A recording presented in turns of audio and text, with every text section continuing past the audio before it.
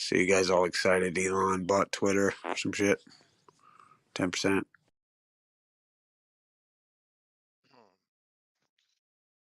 That's old news, Elon. Yeah. He I guess, but he just bought like 10% of Twitter. Now he's the largest stakeholder. he's like Yeah. he's like he's asking, like, he's putting up polls like, does anyone want to have an edit button, an edit thing. Like, he's gonna and then if he lets Trump back on, that'll just be so epic. And Oh man. dude, and you see like all the tweets from all like the tranny fucking people who run Twitter. They're Yeah, all like, yeah. they're all freaking out because they're like, he's a transphobe, and like one of them retired, like, quit the company. It's fucking great. Oh man. I tell you what, if it, I'm sure when Trump got kicked off Twitter, their stocks plummeted. I'd like to actually see how much they went Yo, down. they went. How about this? Just yesterday, they went up like 20 something bucks each No stock. way. Right, Really? just Yeah, man. because he bought back. He bought it. I don't. Yeah, I'm wondering. I I do wonder what happened with Twitter there. Yeah, yeah, yeah. But Insider trading at its best. but Right. Trump was able to, in his own way, bring um, American politics probably into the realm of reality TV. With what he did, he made it more interesting on a voyeuristic type of front. Right? If it wasn't I just, if it man. wasn't for him, you go, man.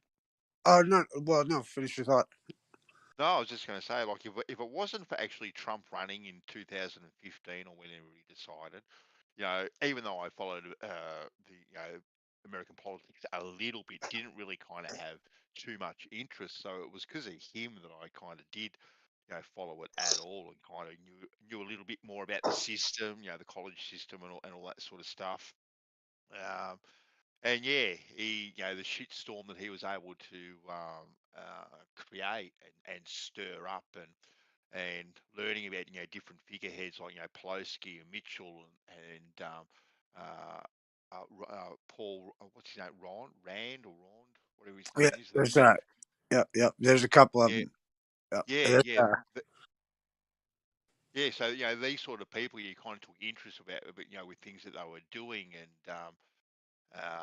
and then you had characters like Callaway Conway and whatnot, coming into it, all over the news and stuff. But yeah, it became kind of more interesting. Still, really only, like I said, being an outsider and whatnot.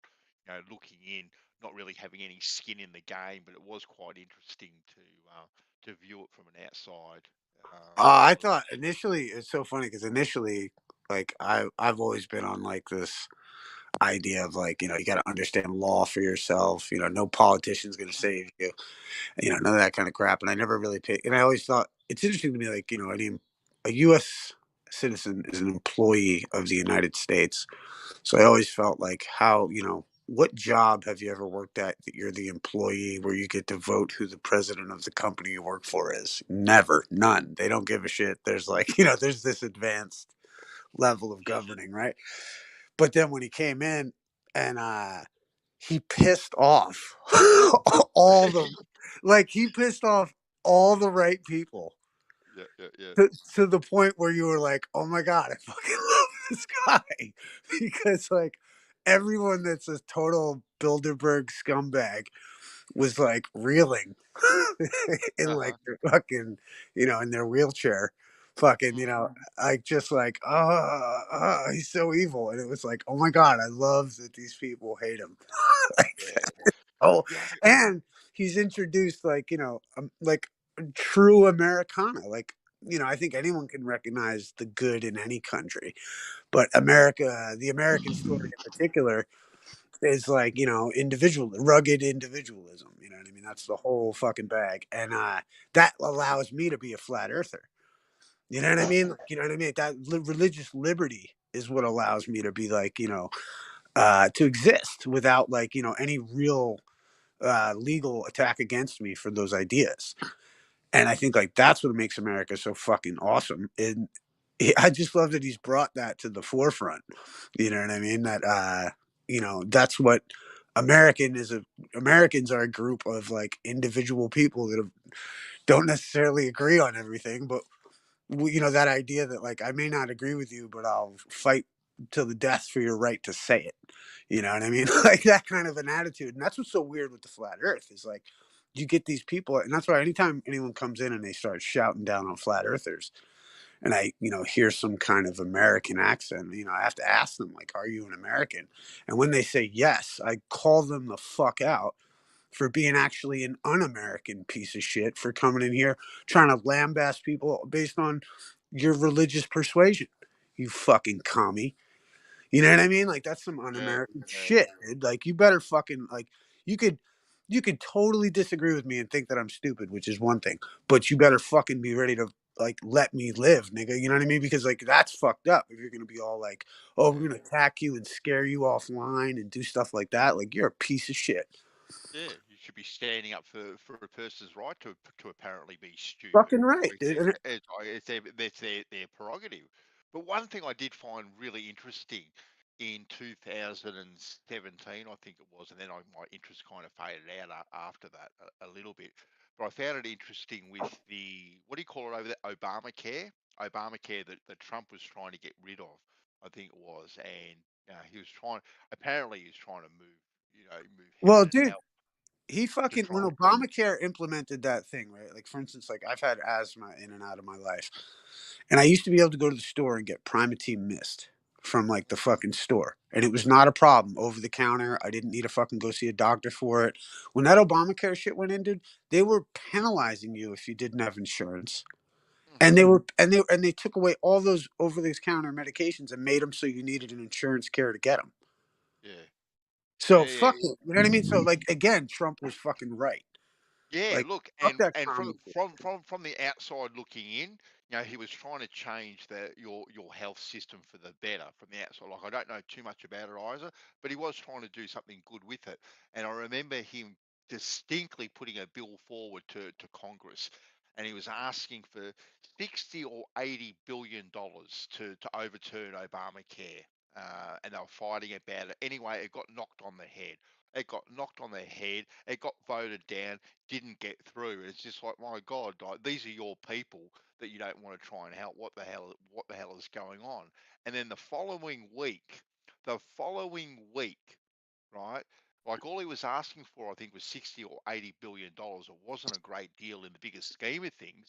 And the following week, they pass a 1.1 trillion dollar budget increase for the military. And it was right there that I just gone, man, this system is just so corrupt.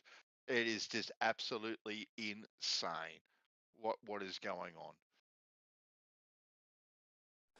Yeah, I think what's so interesting too is that like through Trump, like they've exposed that like there has been an agenda, of infiltration in our system. And I think that's what's so interesting to me. Like even some people are like, politics, don't even pay attention, da da da da. It's all whatever. But it's like we're literally watching like humanity go through this great debate, and like it's interesting because we have the means to do it. Facebook fighting. You know what I mean? Like, you know what I Oh mean? Like yeah, the exactly. threads of like, people disagreeing and you know what I mean? Like and all the rest of it. Like granted they're not at the pubs like they used to be. But like it's just interesting to watch like the almost like collective consciousness like have these discussions of liberty versus communalism fucking bullshit that never pans out. Because either you have individual liberty or you know what I mean. Like it's so weird. Like I used to always think like it's like for like I used to be such a into the revolutionary idea of like communism, even like anything against Bush and this fucking war. You know what I mean? Like back in the day. And and it's like but deep down I was always raised with American fucking values and shit. But at the same time, like, You know, I saw my boys going off to war for no fucking reason other than oil. And we knew back then. And people were like, no, it's because 9/11. And you're like, no, dude, it's because of fucking oil and the lithium. That fucking, it's like, I know. It's and insane. then, dude, think about it. Like, they go to Iraq and fucking, or they go to Afghanistan in fucking 2003 or whatever it is. And then fucking, they, what do you call it? Oh, the iPhone comes out in 2007. You know, it's like, wow. You know, like, I don't know. And it's kind of interesting. Like, I always think of how no weapon formed against us shall prosper, kind of a thing. Like, here they are going to buy all this lithium, and now we're using all that technology to rout them out.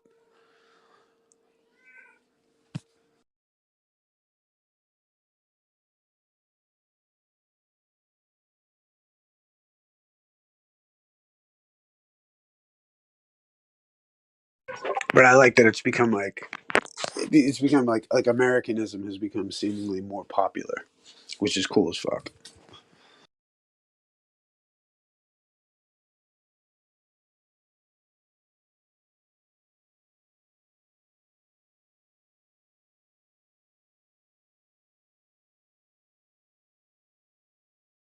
Undoubtedly.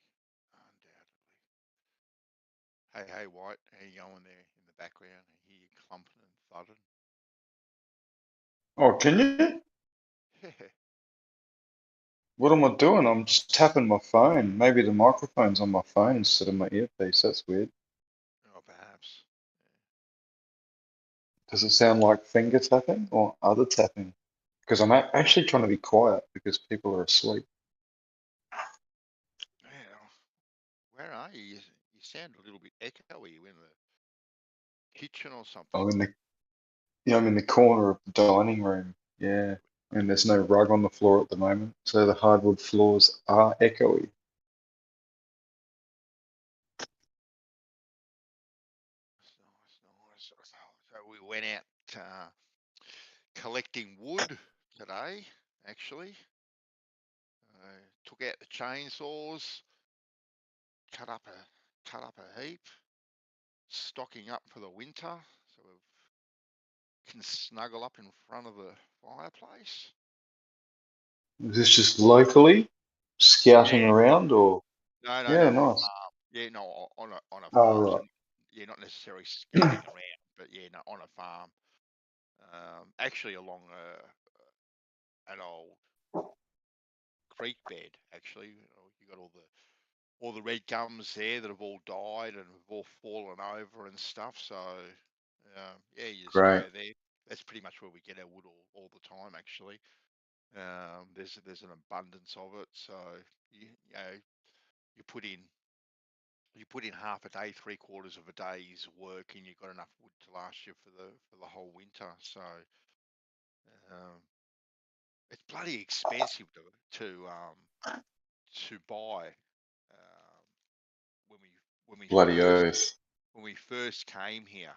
Um, there was no wood here, so didn't have the contacts when we first got here. So I thought, okay, look, I'll get some wood just to get us through until we build up a little network or go and try and scavenge some, whatever.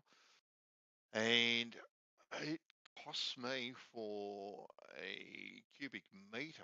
What did it cost me? Now I think it was near on $300 actually, 280, $300 for a cubic meter. Now you know how fast you burn through a cubic meter of wood, right? Doesn't Oh, it take long. depends on your fire, but pretty quick, yeah.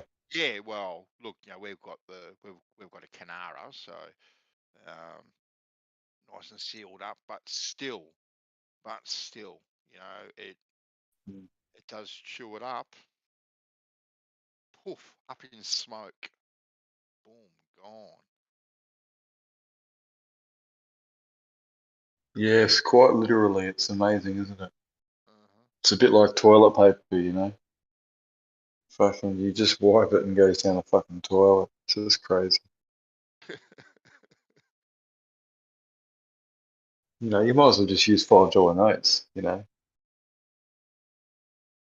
I'll tell you what, you'd only use one. You'd go from using fucking 5 squares to one, wouldn't you? One $5 square. Very economical. I know we were talking about toilet paper a couple of months ago, and I just happened to Google the most expensive toilet paper in the world, and it's $51 a roll.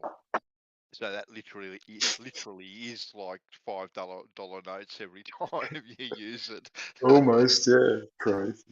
Like I can't even believe there is a market for toilet paper that is $51 a roll.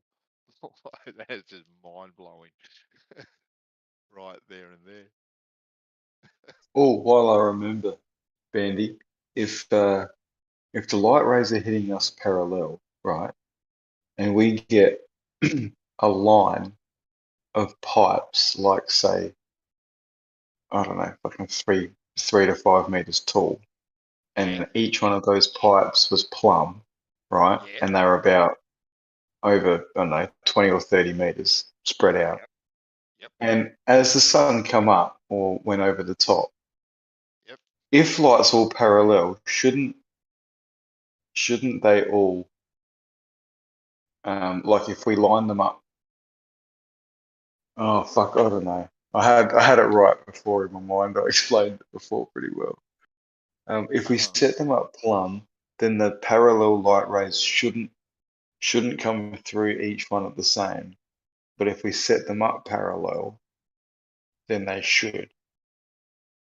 Like, Jeremy's fucking sub-solar fucking experiment that he was talking about? Oh yeah. Yeah, so if you're on the equator and you get the sun right over the top of you on the equinox, you could fucking like mark that time and the next person could do it, etc. So picture like a pipe at that point. And so obviously as the sun comes over, the sun would be going straight through that pipe directly on the ground below, right? You'd be able to tell the sun's right above. Now, if light is parallel, that should be the same on the pipe next to it, and the pipe next to it, and the pipe next to it, and the pipe next to it. They should all have the sun coming right through them exactly at the same time, because the sun truly is much bigger than all these pipes put together. And if the sun truly is parallel, like the light rays, then it should be coming through all at the same time. But that is like that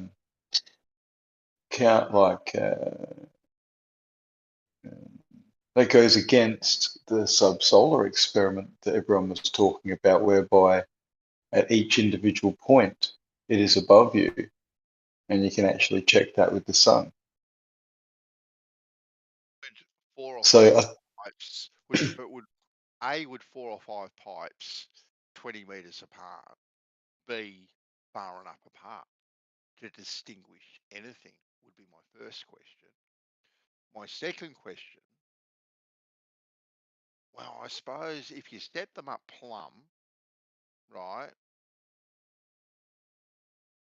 it probably goes against the ball, because if you set them up plumb, those pipes are going to be diverging, aren't they?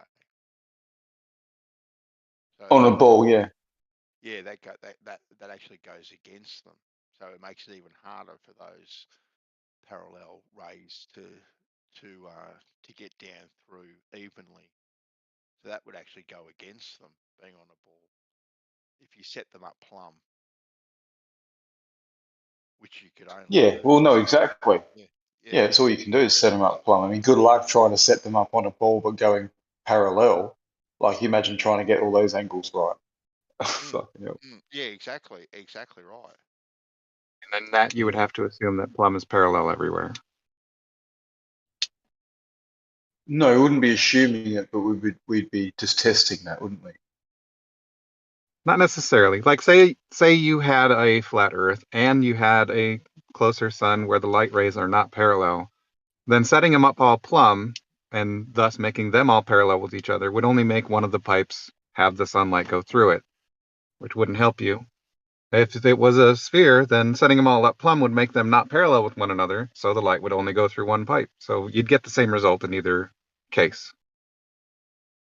Yes, but if it's a local sun and we're showing that with the way that we've set the pipes up in a particular way you're looking at it, then we could also measure the distance to the sun because we'd have a clear indication that it's going from one pipe to the next and getting aligned with it. Right, but you'd get So the we'd same actually be able to, result on both. You'd get the same result on both a globe and a flat Earth. well, no, because if it was so far away on the globe, it couldn't be angled light. It would have to be parallel. So we're essentially ruling that out. The sun No, because you has to have to be more assume plumb is local. parallel everywhere. So if you assume firsthand that plumb is parallel everywhere, then you'd have a point. But that's an assumption.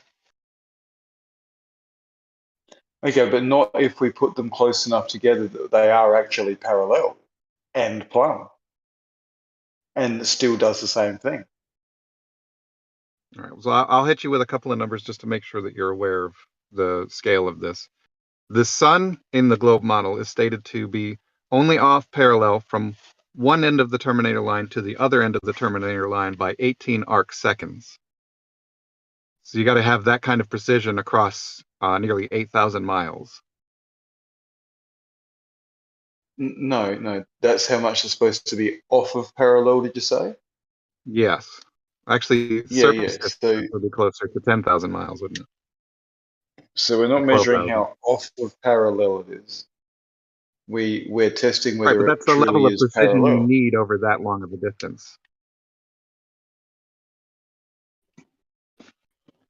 Like if you don't Well, have a way of no, determining no. that level of precision over 8,000 miles or 12,000 miles, I should say, then there's no point in doing it really.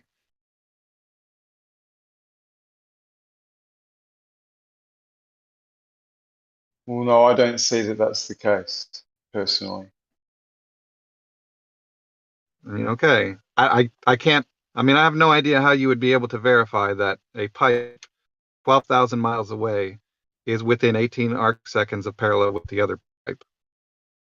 Well, I never proposed that. I would say that's ludicrous. If you're suggesting to do that, yeah, good luck. I didn't say that. I've got a different idea going on. All right. Who was I don't know the if you fella heard me that say that. who was the fella that did the experiment in the well, presuming the light rays were parallel? Who was that fellow? Well, that was an observation locally by multiple people, but Eratosthenes basically has the credit for the observations, spawning forth the idea for what he wanted to do. Yeah, so he made this observation and presumed that they were parallel. Yeah, right. And a And number of people ahead of time had already come up with that observation, and yeah, that's how he knew about it. well, But okay, yeah, the yeah, measurement yeah. is what is closely associated with him. It doesn't matter whose idea it was first. The fact that he was accredited for it, so we'll go with that. So, but I'll take it on face value that he wasn't the first to think of it, or anything like that. But that's the experiment that kind of everyone goes with to Hmm. to assume and to reinforce that all like that sun rays are parallel. That's the one that they fall back to. They don't fall back to previous people or anything like that. They always fall back to that particular fellow. So yeah, And and those wells that he had, or tubes or whatever they were, like how far apart were they that he did this with, this observation with? How far apart were they? let's see, he ended up with roughly 1/7 of the circumference. Let's see, what is that exactly? So That's a little over 3,000 miles, or 300 miles rather. so these wells were 300 miles apart. 1/70th. Okay, yeah, there we go. Something closer to that. I think it was like 500 stadia, which is like 300 miles or something. Yep. Right. There's not exactly an accepted standard for a stade either, but Mm-hmm. And these basically the end wells, result of his calculation was what he. yeah, and these wells were apparently observed at the same time to to give this observation. Yeah. It's not necessary to observe them both at the same time, but you do have to observe them both during their local solar noon. So if you don't observe them at the same time, you're just observing them to your local time.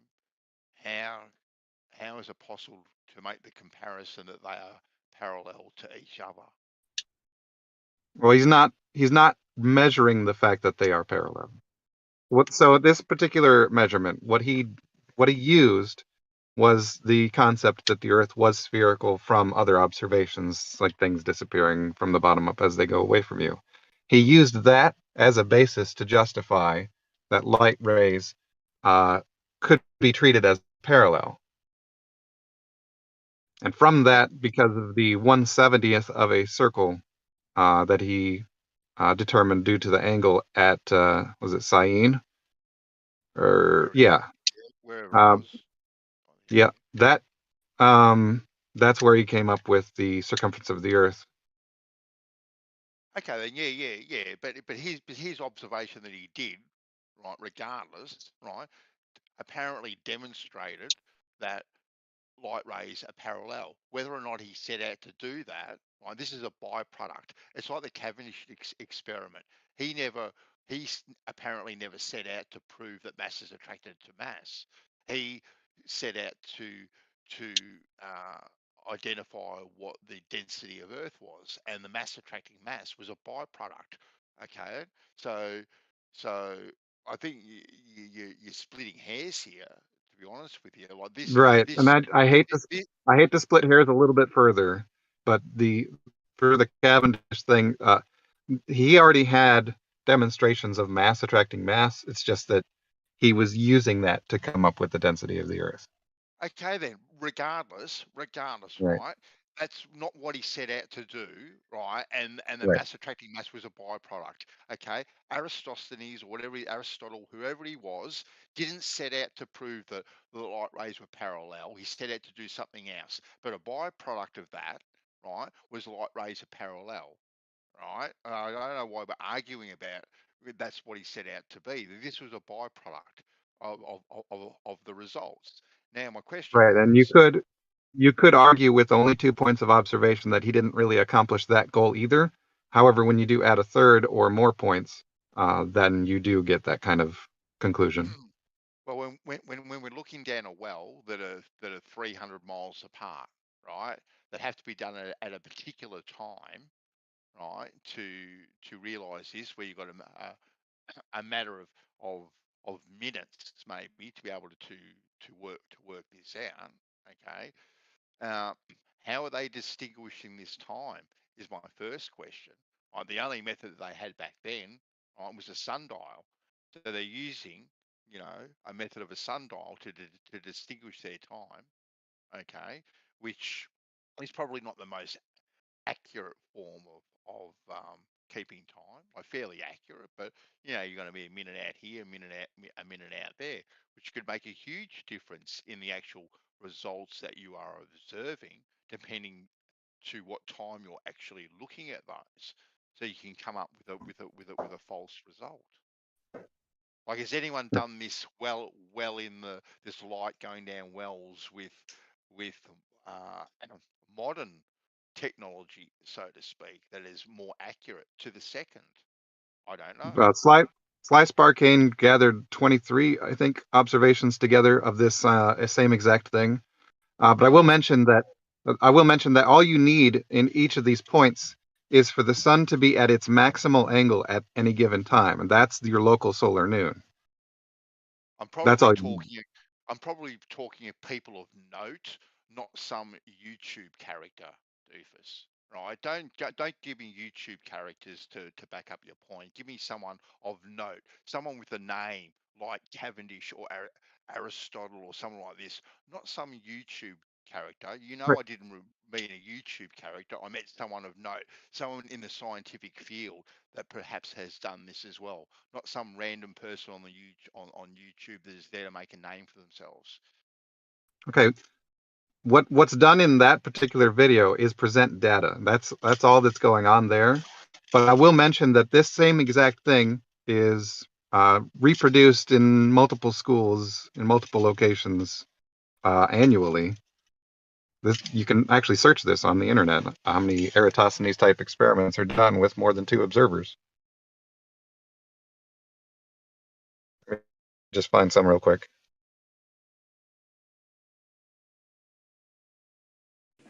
Can't that also work with like a flat surface and a local sun? If you use more than 2 observers, no.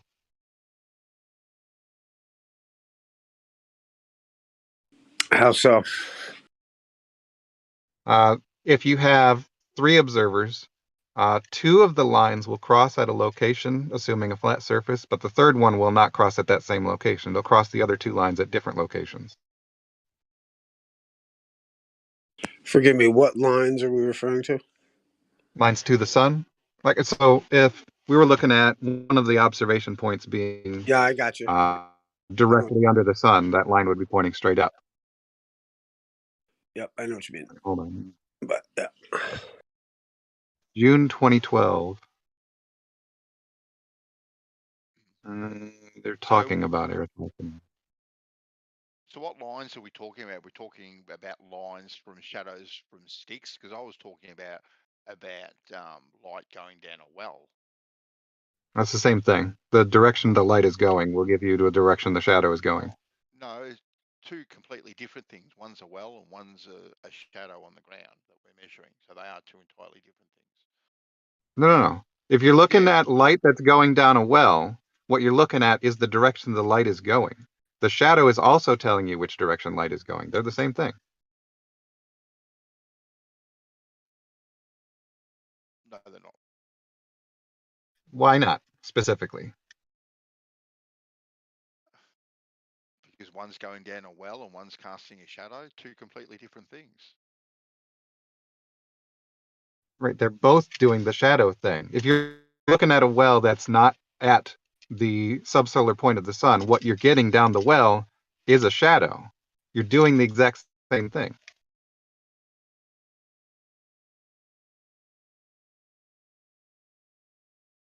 Oh, did my internet cut out? No.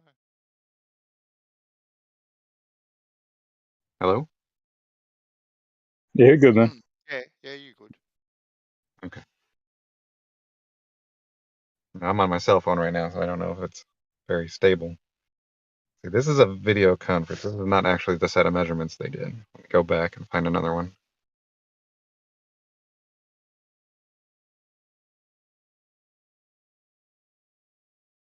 Couldn't you just say that those lines to the sun eventually start to curve? You would need the amount of curve at different locations to vary based on your location and the time of day. Yeah. I don't know why the lines would change how much they're curving based on what time of day it is, but I suppose if you want to try and do it that way, you can. But it would work, right? Mathematically, but there's no justification for it. In fact, hold on. I'll get back to that other search I'm doing. I'll show you what the mathematical justification really would be.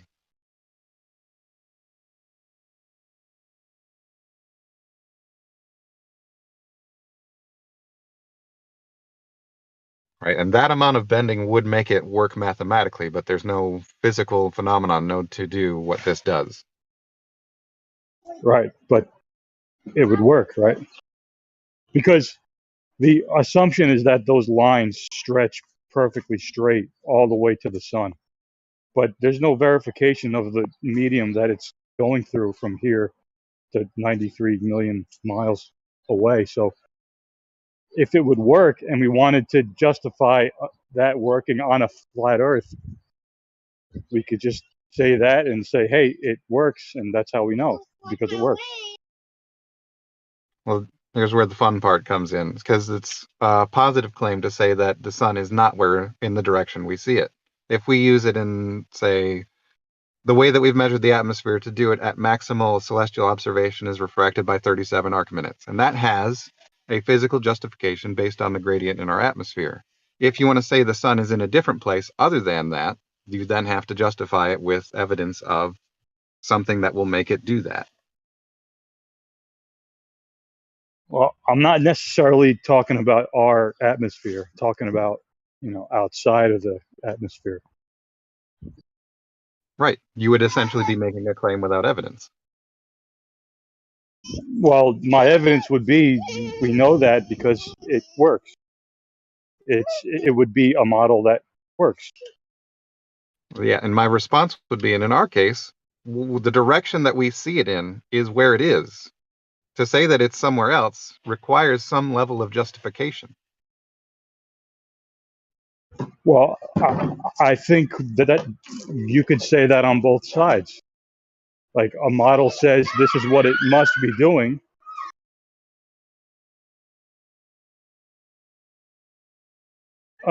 Because it works, but then the flat earthers say, well, I don't really see any justification for that. Right. I'm not just saying because it works. Like I'm saying, I see the sun, it's in this direction. I don't need any additional justification to say it's somewhere else because that's where it is. Right. Just like we say for the sunset.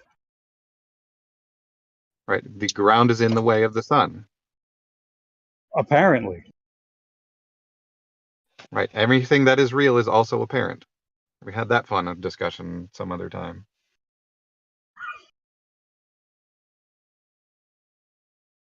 Apparently, my car is in my driveway, which is true.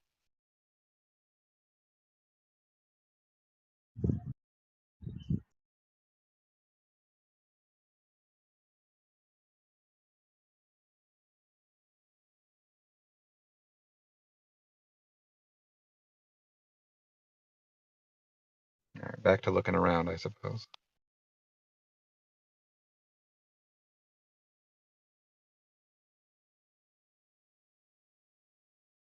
These guys are Canadian and their server is slow. Aggravating. And this is what Ruhif brings up all the time. He says, just make a model that sorry for the noise. That's fine. He says, That's just absolutely make fine. a model that works, and then we could talk. And it's like, well, if you understand that I could make a model that would, quote unquote, just work, then what's the point of even making one? If at the end of the day, it would still just be a model. Right, but we're not just asking for only a mathematical model. We're asking for the physical justification behind that model. Well, so are we. Exactly. It's actually a good thing, Jerry, to hear the background noise that you have there, buddy. Hold on, I'm getting a phone call. Yeah. Yeah, we're outside and he's running around. Yeah, no, good stuff. Good stuff.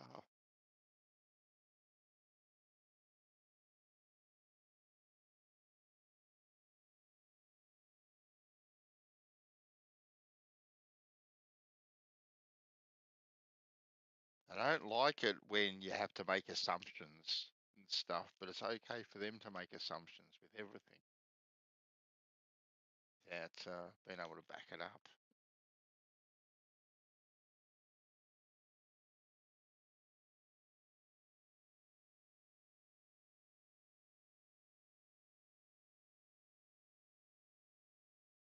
Right. That's my point.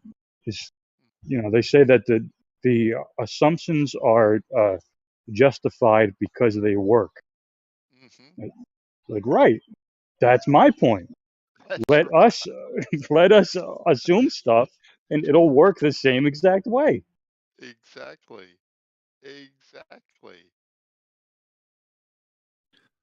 Well, yeah, I'm kind of curious with the gentleman was saying how if you had a flat, local sun, flat Earth local sun, how your lines would intersect, how that would mean that it's not, you know, flat Earth, and I wonder if there, like, if somebody could show me when they did that experiment with the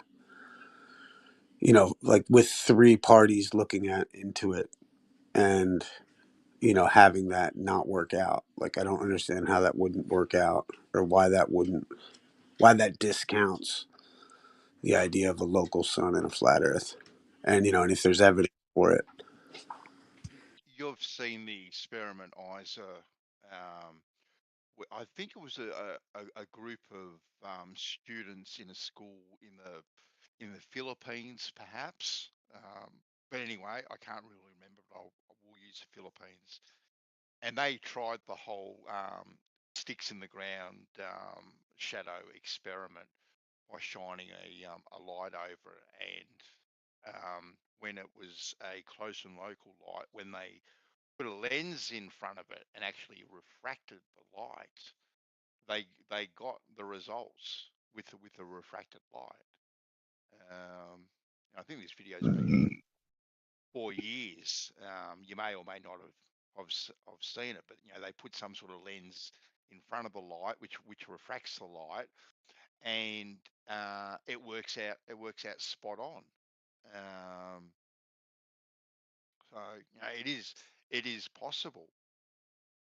Right? We know that the atmosphere does refract things. So to Well, did they use, let's say, three observers? Is my point, or did they have three lines to the? Because that was like, I don't think it can be discounted. Like he was saying, that it's not discounted using two positions, but it's discounted when you use three. they they actually had multiple sticks. I think it was more than three. I think it was about Cool. I think it was about half a dozen, Isa, off the top of my head. And I wish I had saved the video. Like, I saw it a couple of years ago. I thought, oh, that's really interesting. And I remember I remember showing it to someone, and at the time, well, show me the lens that is in front of the sun moving around the sky type of thing, which was just completely retarded kind of rebuttal to the point that was being made. The point that was being made is with refracted light, that is close and local, we can get the same results as something that is far away. And yeah, it was done. It was done with multiple sticks. I think, like I said, I think it was 5 or 6 sticks at all different distances apart, and whatnot.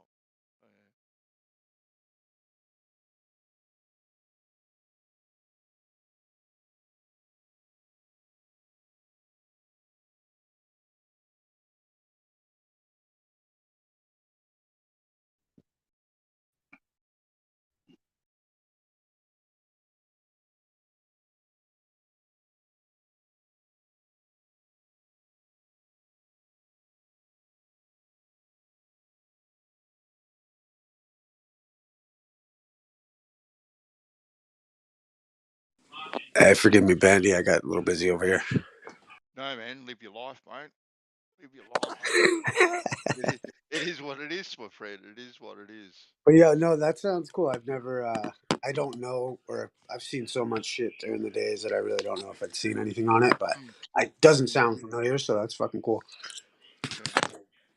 Pretty cool. Like I said, I've definitely seen something like that now, and I wish I could find it. I have searched for it, but I've been unsuccessful.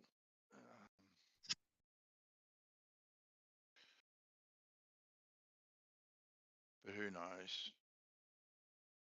I may come across it one day again. Yeah, it's interesting. There's so many. I always think of like the social experiments that they've done. Like how like have you ever seen that one social experiment where it's like this lady, like they show up to a line at a door, and then like when the lady comes out, everybody stands up and sits back down all the way until like Oh yes, yeah, and they everybody. all do the same thing. Yeah, yeah, And yeah, then the yeah. one person who like walked in is left alone, and they come out, and she stands up and goes upside down, and then like somebody else comes in who has an appointment, and she tries to show her. It's so stupid. Yeah. People are so silly, man. Yeah, that was quite eye-opening actually to see that um, taking place in real time. The craziest one is that fucking line experiment with you know, you got a room full of people, and there's like 4 lines on the wall, and one of them is clearly longer than the other, and and one's clearly shorter than the other, and the guy says, "Okay, which one's the longest one?" And everybody in the room raises their hand at the wrong answer because they're in on it, and then the person will, like, despite the clear evidence that the line is longer, they will vote with the consensus that they see the shorter line. It's like Earth curve to me. It's like everyone's just like, yeah, I see it. Isn't there a similar experiment where they induce electric shocks on someone, and they get people just to shock someone just by fucking with Yeah, people? they got to see. Yeah, they would see if people would listen to authority Yeah, if they were told to do something. that's the one. And a lot of the people did. There was like something like 15% were the only people that didn't do it. Mm. Like, it's shocking, Yeah, dude. it's crazy how people, act like sheep and just follow. So with very little encouragement either, like very little encouragement. That's a good point. It doesn't take much. I remember seeing something a while ago. Um, it was once again after Trump was elected, and there was a lot of protests going around. The from whatever group, and uh, clips of apparent violent events happening, um, or looting, and all these types of things, and people being the way people are, they kind of pull videos apart, and whether or not they is what they were saying was true. It was an actual interesting concept. If you get a lot of people um, that are there for a peaceful message, a peaceful protest, right? You can actually yourself, um, or a group of people, have a big influence on how that group that was peaceful, had all intentions of being peaceful. If you get a couple of players, say, picking up random rocks and throwing them into shop front windows, and starting what they perceive to be as looting, and then other people, these innocent bystanders that were there for not that purpose at all, then join in, and then it becomes big news coverage that you got hundreds and thousands of people looting shop front windows, and how Trump is a bad guy and all that sort of stuff. It does that whole being able to sway people into doing things even if they don't particularly want to do it will Well, follow a lead. when the BLM was doing their thing, dude, there was literally pallets of bricks being dropped off Hmm. at street corners, dude. Okay. Yeah. Like, this thing was like, and that's what I think is so interesting to get back to on that issue, is that, like, so many people have seen that and know about that, I would hope, and, like, they're just like, wait a minute, this is like a controlled attack. You know what I mean? On Yeah. Yeah. an elected official. Like, these people are not. This is like some, like, attempted coup shit on behalf of these lefties, man. No.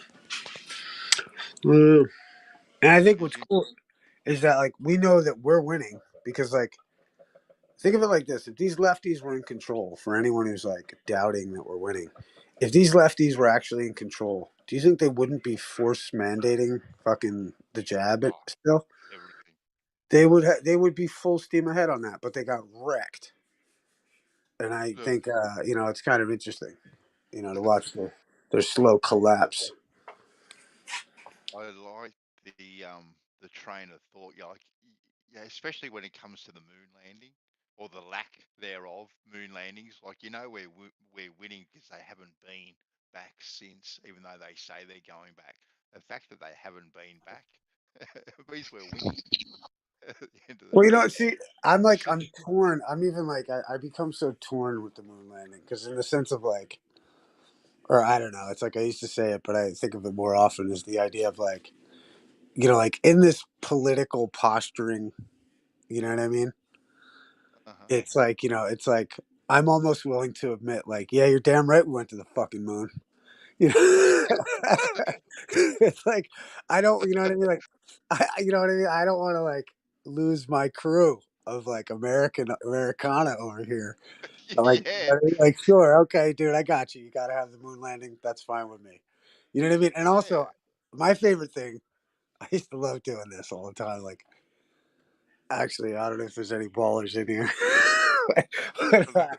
but especially if they're from another country, you know what I mean? I always remind them that, well, America went to the moon, right? And they're like, yeah. And then you're like, well, then we're the greatest fucking nation that ever existed. You Yeah, know what I mean? And then you watch them reel into nationalism. You know what I mean? Just and then they're there arguing that America is the greatest nation in the world because we went to the moon now. yeah, You know? exactly. And look, it's a damn good feather to put in your cap at the That's end of right. the day. That's Right? it. Like I'm not gonna disagree with that one whatsoever, Isa. Not so ever. But and cling on to it, with all with all you've got, really. Yeah. But Yeah. yeah, we're gonna join you. We've got our space program up and happening here in South Australia, Right. Isa. Exactly, bro. Exactly. And you should be proud of it. You know what I mean? Yeah, and very soon, All from right. my vantage point where I actually live, right, I will be fortunate enough to watch these rockets sail over my head. I'll be watching them all the That's time cool. because that's exactly the direction they'll be going, straight over my head, and I can watch them splash into the ocean. Yo, I tell you what was the coolest thing though, man. I've seen a rocket take off. I was in north of New York, and it was a launch that day, and literally I saw the rocket in the sky Hmm. from all the way that far north, which I thought Yeah, was that'd be it a almost cool thing. it It'd be almost a made me cool think thing to see. what's that? It'd be a cool thing to see, actually. I must say, It seeing was something like very that. cool. It was Yeah, very cool, But I mean, I also you've got shit like Project Bluebeam and the rest of it going on. So who the fuck knows? You know what I mean? But I don't know. It was cool as hell. Looked legit as hell. But I don't know what the fuck. You know what I mean? It's interesting though. most definitely, most definitely. Oh, look, and they definitely launch things up. They definitely launch things up. No doubt, no one can deny that these. I was watching someone that was suggesting that every single rocket launch that we see is a hologram. And it's like, come on, man, you can't be going there. Like, that's just, I call bullshit on that. To be honest with you. Well, I guess I publicly call bullshit on that, but at the same time, I privately question it. You know what I mean? Yeah, Because you're well, is it a hologram? I mean, they can fucking make Shamu jump in a fucking gymnasium. yeah. You know what I mean? It's I don't know. How close can you get to these self-landing rockets to view them? Do you know how Uh, close you can actually get, like, to view them? uh yeah, I did. What Elon's double landing rockets has got to be the most hilarious fucking Oh God, bunch of bullshit in the world. But that shit's crazy. So stupid.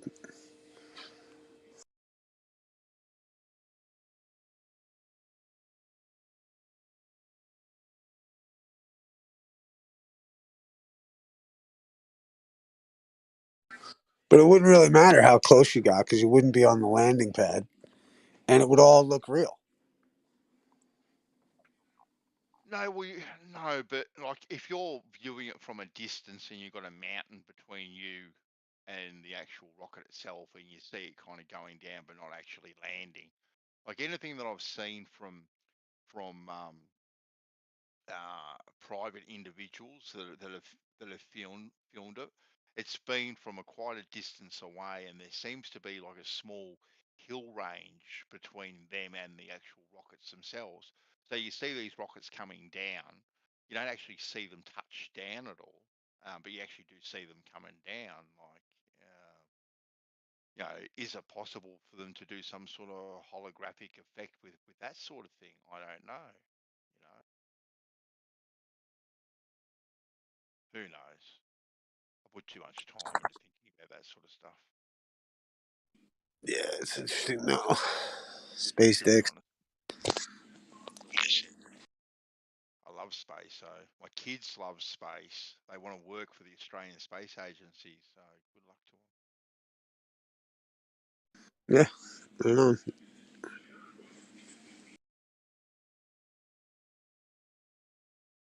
I'll get some inside information from them.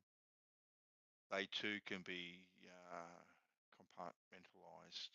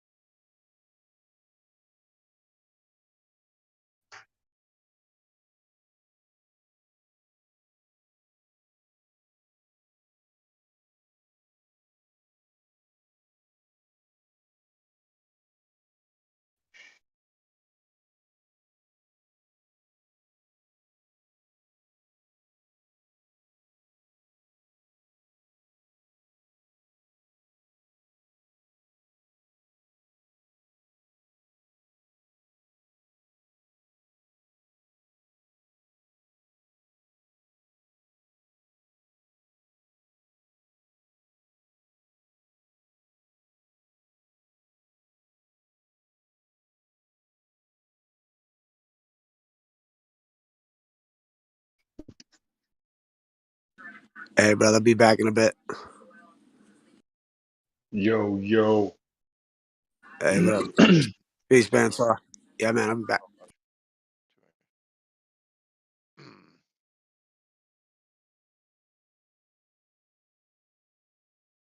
Have you put any more thought into your gyro thing? Right? Not really. No, not really, mate. No, it's a good thought, but there's yeah, several things going on. I really put that out hoping someone else would run with it, or Wolfie would actually fucking catch wind of it and go, "Hey, that's a good idea. I can prove it's a globe with that," and go out and do it and prove that it's flat. Yeah. But he didn't. So your idea was And basically there's a your idea basically was to get two of them. I presume these are aircraft gyros with the false horizon on them, yeah, or the yeah, artificial, not false, the artificial horizon. And one yeah. was to disconnect the pendulous vanes on one of them. That's it. Mount them in a frame together so that they're the same, and off you go. Yeah. I actually spoke to IB Hunter. I think I mentioned him to you maybe a week or so ago. He's the gyro man. He rebuilds them and whatnot. But he only You did mention that. yeah. He only does ship gyros, not aircraft gyros. So he doesn't deal with pendulous vanes and whatnot. Yeah, a bit different. Yes. But it has actually opened up a train of thought that he never actually thought about. So he's going to go away. He's going to think about it and see if the idea has any merit. Well, He that's said, good. yeah, he actually said mucking around with the pendulous vanes and whatnot. That's going to be the biggest one, and disturbing them. That could create more dramas than it's worth. But it has got yeah, seeing as he's the gyro man and he is a globe earther too. He didn't poo-poo the idea straight off the bat. It has got him thinking about it, and he's going to go away and hopefully come back with a more informed thought on it. So we'll see what happens there. Yeah, that's nice. That's an honest thing to do, isn't it? You know, Oh, go away definitely. and put some serious thought. Yeah. Yeah. Have you by chance watched the video from Wolfie 6020 about the horizon indicator? No, I don't watch Wolfie, to be honest with you, man. Don't watch him. No, that's fine. I've only ever watched this one video of his, and it was just because it intrigued me. Yep. And if you were to watch that video, he literally pulls the gyroscope apart in his lounge room, shows you how it's vacuum operated, like he spools it up in his lounge room. He shows exactly how the pendulous vanes work and how they're attached, and you can clearly see how you could just take them out as part of the mechanism. You could just literally remove them, put it back together, and it would be none the wiser. It's not like you've got to cut them out or do anything Right. bad to it. You know what I mean? Uh-huh. And that's what gave me the idea, because it's just like, well, fuck, just take those out, and you would have something that doesn't correct for the curvature, and you'd be able to very quickly prove curvature, wouldn't you? Like shit. Well, yeah. Well, on first thought, yes. You would. I think IB's biggest concern was, I found it. Damn. Let me send that to Isa.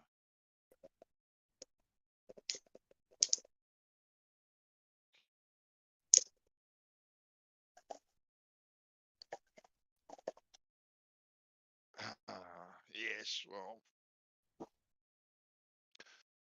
I am enjoying as we speak too, White. You're doubling down on the doobies. Good work. Oh yeah, just had to roll another. As you do.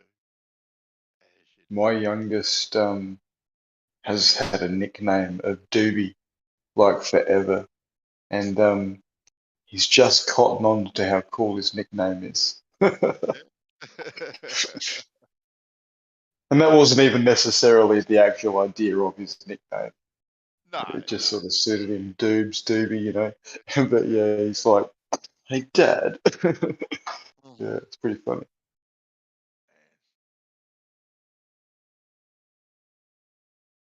On the back of his basketball Guernsey, it's got Doobie. Nice.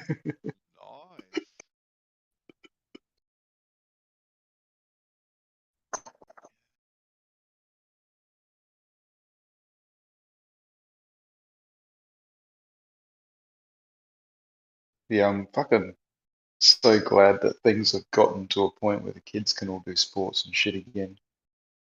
That was devastating Oh, for a get back couple to of years there. some normality. Yeah, fucking oath. The kids need it. Oh, with everything, mate. With everything. You know, I know with the with the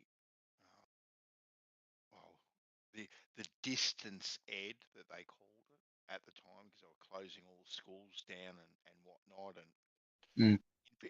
in Victoria they closed them down for for quite some time, which was shattering for them. And then they'd go back, and then something would happen, and they'd be closed down again and whatnot. And my youngest son, uh,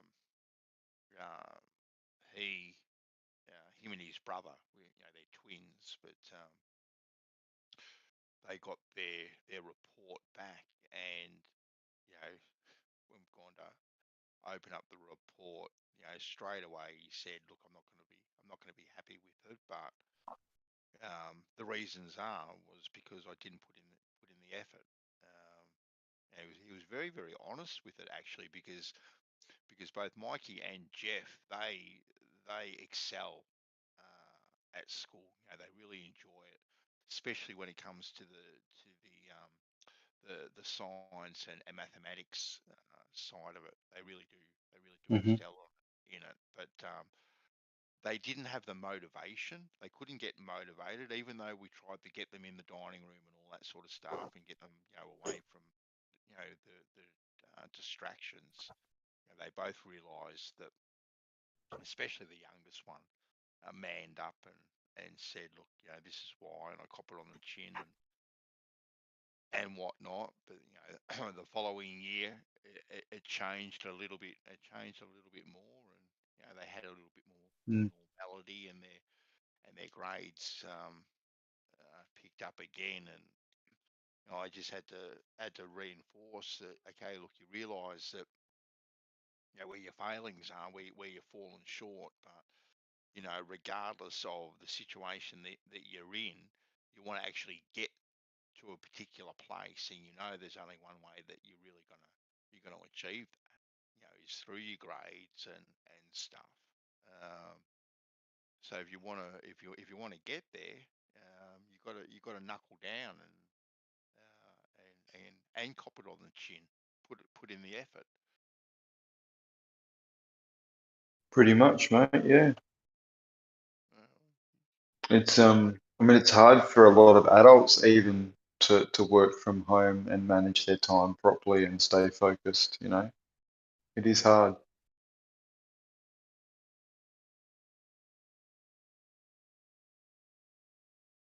Yeah, there's certainly certain personality types that just can't do it. Like they need the constant feedback from people all day.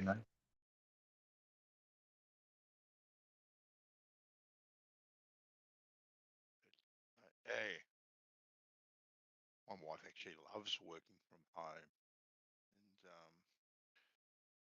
and they've actually changed the whole work structure, that it's not going to change now. It's going to remain a constant. That's good, yeah. Well, it's good that she Especially likes if it. she's enjoying it and it suits her, yeah, exactly. Yeah, most definitely. She gets to listen to all your ramblings more. That's nice. Flat Earth Radio. When she chooses to. When she chooses to. She surprises me occasionally, and she'll pop into the room when I least expect it, and then I'll see her name here in the room. So I start sending her DMs, fucking spying on me again. You bastard. That's pretty funny. Yeah, and then because I've got the power to, I fucking I deafened and muted her, so she's sending me DMs going, "What the fuck is going on?" That's pretty funny. Did you change her fucking server name too? No, not hers. No, I should have put her. I should have changed her name to Inside Spy. That would have been funny. That's funny. Yeah, no, but she's been here. She's been in a couple of the other ones as well. Spy Bandit. She had a baptism of fire with one of the other more notorious channels. Oh, really? Yeah. Well, she So wanted she's had a bit of a dabble. Oh, definitely. Definitely. But she doesn't want to debate the topic, and she doesn't want to justify why she believes what she believes either. Mm. She's gonna believe what she believes, and Is that a bold belief, Bandy? no, it ain't actually. It ain't. Believe it It's or not. not. She's got her own thoughts. Yeah, yeah. Well, she had her different thoughts about many different things. Anyway, Mm. she's very spiritual. She's into karma. She loves her. Well, she calls them angel cards. Other people call them tarot cards. And she likes all this Hmm. sort of stuff. Her crystals and stuff. She's all about a person's aura and whatnot. So she's got a bit of a trippy, dippy, hippie side to her, which I obviously love. Um, Hmm. and yeah, she'd obviously never thought about where she actually was about things, and we've had many discussion about things, and she's pretty much happy to just be where she is, right, and not really put any thought into it Yeah. at all. Right, if I'm being perfectly honest, but Well, it takes effort. It does, yeah, doesn't it? but um, she's definitely on board with the local observations and the local demonstrations and whatnot, and she's definitely on board with basic little things, how water behaves and how plumb bobs behave and all that. She's definitely on board Government lies. with all that. And she hates the government with a passion, right? Yeah, nice. That helps. Which is a good thing. She is anti enchilada, all that sort of stuff. And Hmm. anytime I get her to watch anything, whether it's especially when it's more government involved and powers to be, not really the flat Earth, but how we're being manipulated and things aren't quite um, what they are. Hmm. She takes that on board and she sees it, and it makes her look at things with a whole different set of eyes. I said to her years ago, I said, babe, I said, whenever you watch the news, I said this, God, so many years ago, it's not even funny. I said, whenever you watch the news, whatever they tell you, think 180 degrees the opposite. I said, that's probably where the truth is. 180 degrees the opposite. All right. And, things are played out pretty much like that. Not necessarily straight away, but things come out in the wash eventually that go, what? They said this X amount of time ago and now it's that. Yeah. Yeah, very true. What she does love, though, if we're just talking, say, flat Earth stuff, she loves watching the dodgy clips of the moon landing and the ISS and stuff. Oh, nice. She loves watching that sort of stuff. Yes, it's a very, very suspect, a lot of that, isn't it? It's Yeah. hard to deny. Hmm. But she ain't going to come in these rooms and debate any of these things because she's non-confrontational. She doesn't like confrontation whatsoever. Yep, Right. yep. Which is fair enough. You know.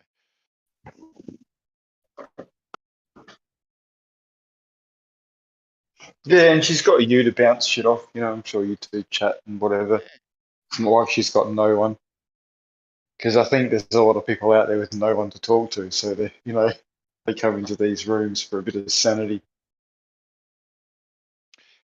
I think it's really good to have a partner that's on the same page as what you are with it. Fuck yeah. Like not everything are we on the same page with. Right? Yeah. We disagree on things, but then obviously you sit down, you talk them out, and you come to a compromise or a resolution or whatever, or you remain to agree to disagree. Which is fine. There's nothing wrong there, but it is. It's such a good place to be in that you do see eye to eye with a majority of things. It makes life so much easier. So much easier. I couldn't, in all honesty, imagine going through life without an actual solid partner. Mm. Like it must be like obviously the people who are doing it aren't necessarily feeling lonely, but if they knew what it was to actually have someone versus to not have someone, they couldn't help but feel lonely. Like I would feel super lonely. Like Mm. I do like really empathize for those people that have been together for a long time and they lose their partner, like a sudden heart attack or a car accident. Like I couldn't imagine going to bed that next night with no one there. Like that to me is just fucking like, yeah, that's just a crazy thought. And yet there's people who never have anybody there. And it's just, yeah, it's very sad. It's just very sad for these people. Even though they don't see it like that, they're just missing out. Uh, my well, the grandparents that I was closest with and basically grew up with the first part of my childhood. It was there. It was my grandpa's dairy farm, and we grew up on that. Um, Hmm. my grandparents met when they were 15, right?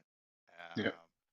And they ended up getting married, and they were together forever, right? Forever, right? And you know how when you see old couples and and you can just tell, you just look at them and you can tell like how deeply in love they are with each other.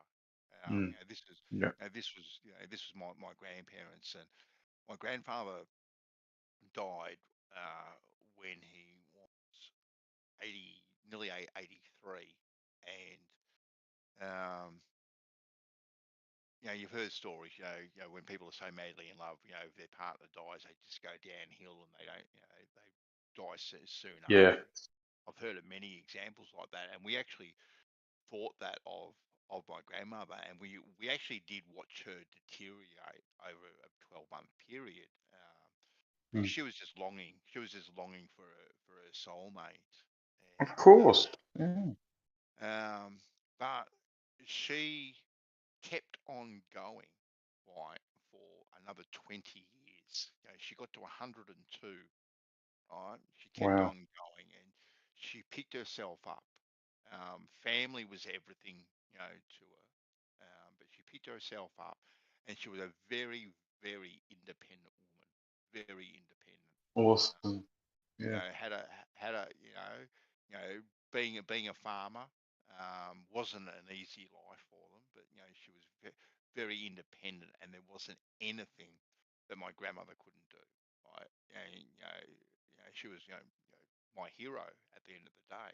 My grandparents were my heroes, but especially Mm. my grandmother, and it was sad that the last 3 months of her life that her health did go downhill. She got pneumonia a couple of times, and she had to be put into a nursing home. Mm. Much to her disgust, but her health was, it was just too much. The family just didn't have the time nor the resources to be able to look after her full time. Mm. And so we had to put her into a home, which there was always someone there. One member of the family was there with her every single day. So there wasn't one day of the week where someone wouldn't go visit her. So she always had someone. And it was actually really sad to see, like when you went and visited her, that there were people there that didn't have any visitors whatsoever. They were just kind of plopped there and forgotten about.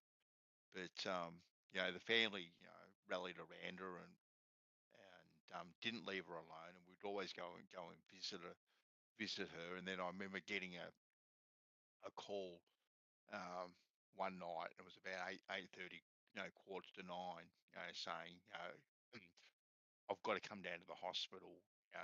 It's the time has come. So I've got to Mm. get down there. So I jumped in the car and an hour drive away, and I get down to the hospital, and thank goodness anything hadn't happened there just yet. And I was actually the one of the last people to speak to her. I remember sitting next to Nana, just holding her hand and telling her that that I love her and whatnot, and just holding her hand and leaning over the bed, giving her a hug and whatnot. And she just looked at me, just tilted her head to one side and looked at me and said to me in no uncertain terms, she said, Chris, it's time to go and see Ivor Awesome. now. And yeah, that was like such a moment. Like it is such a sad moment of my life, but such a happy moment of my life too. It's like a double-edged Yeah, sword. she was content in that Yeah, moment. Yeah. exactly Yeah. right. Like her time had come. She knew her time had come, and she wanted to be back with her true love, back where her heart was. So it kind of, it made it easy to let her go, but also to, in a selfish way, very difficult because you know, all at the same time it was mixed emotions there. But Yeah, yeah, you um, should be quite happy that you actually got to experience that, because there's obviously a lot of people that might not get the opportunity to hear just even that little statement and then mm, think that someone died without being at peace, when yeah, there is a possibility that everyone actually finds peace before they die, but just don't get a chance to express it to someone. no, But yeah, exactly. that's good. Yeah, and I actually, remember being in the hallway, because I walked out of there and just remember seeing my mum, and you just have one of those moments where nothing was said. We just embraced each other, we just held each other, we just squeezed each other tight, um, told told each other that that we love you and whatnot, and um, yeah, I ended up leaving and basically sitting in the car for an hour, just bawling my eyes eyes out, to be honest with you, is what I did. No, no doubt, mate. Yeah. Yeah. But yeah, it was a beautiful moment, actually. Yeah, it's part of life. Unfortunately it is, and it's glad that 102, mate. Fuck, it's a good wicket.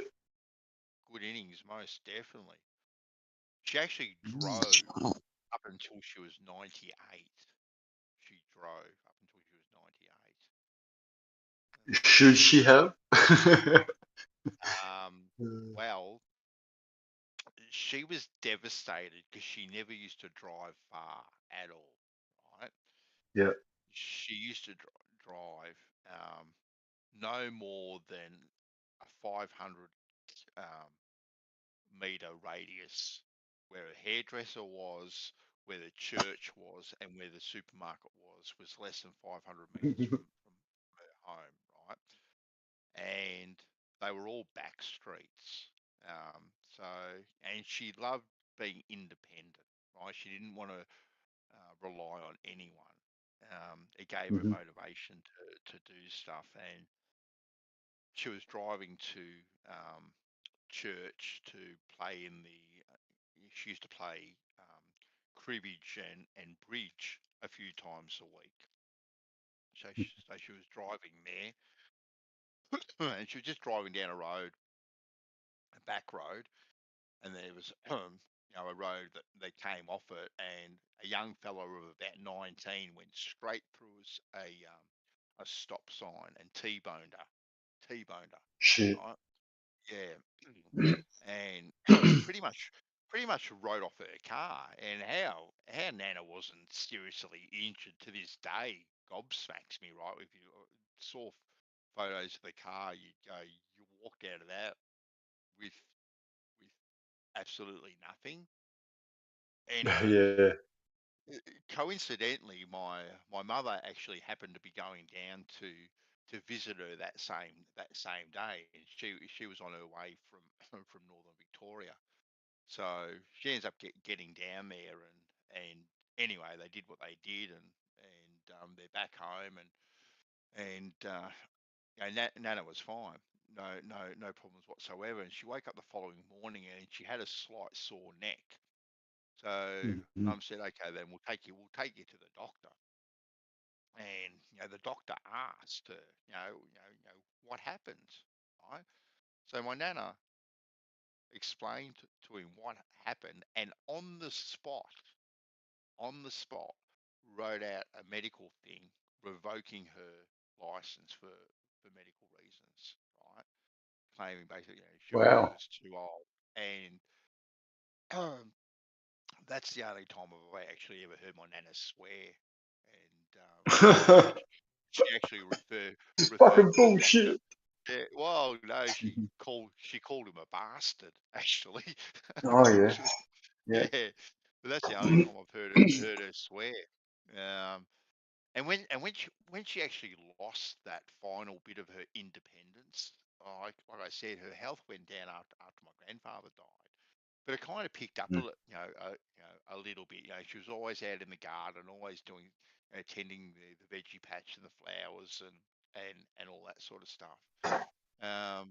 But yeah, when she actually lost her license, she became very much a homebody. Like, she didn't engage in the garden anymore. Like, it was, yeah, it was kind of sad to see that for a couple of years. Her not kind of getting out and about, because she'd have a little, her walking stick, and she'd go out there, and she had this little frame that she used to tow along with her that she could kneel on, and have her little tools Yeah. and till the soil, and trim the whatever and pick whatever and whatnot.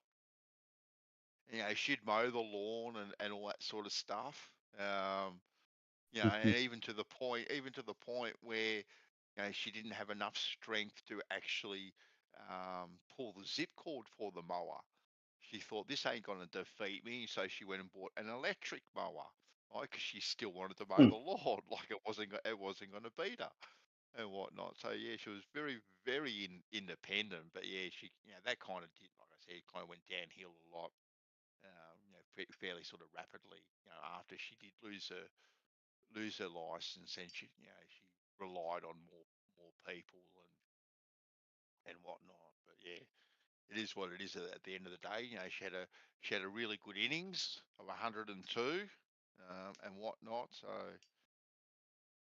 hopefully, touch wood, I'll beat her with a bit of luck.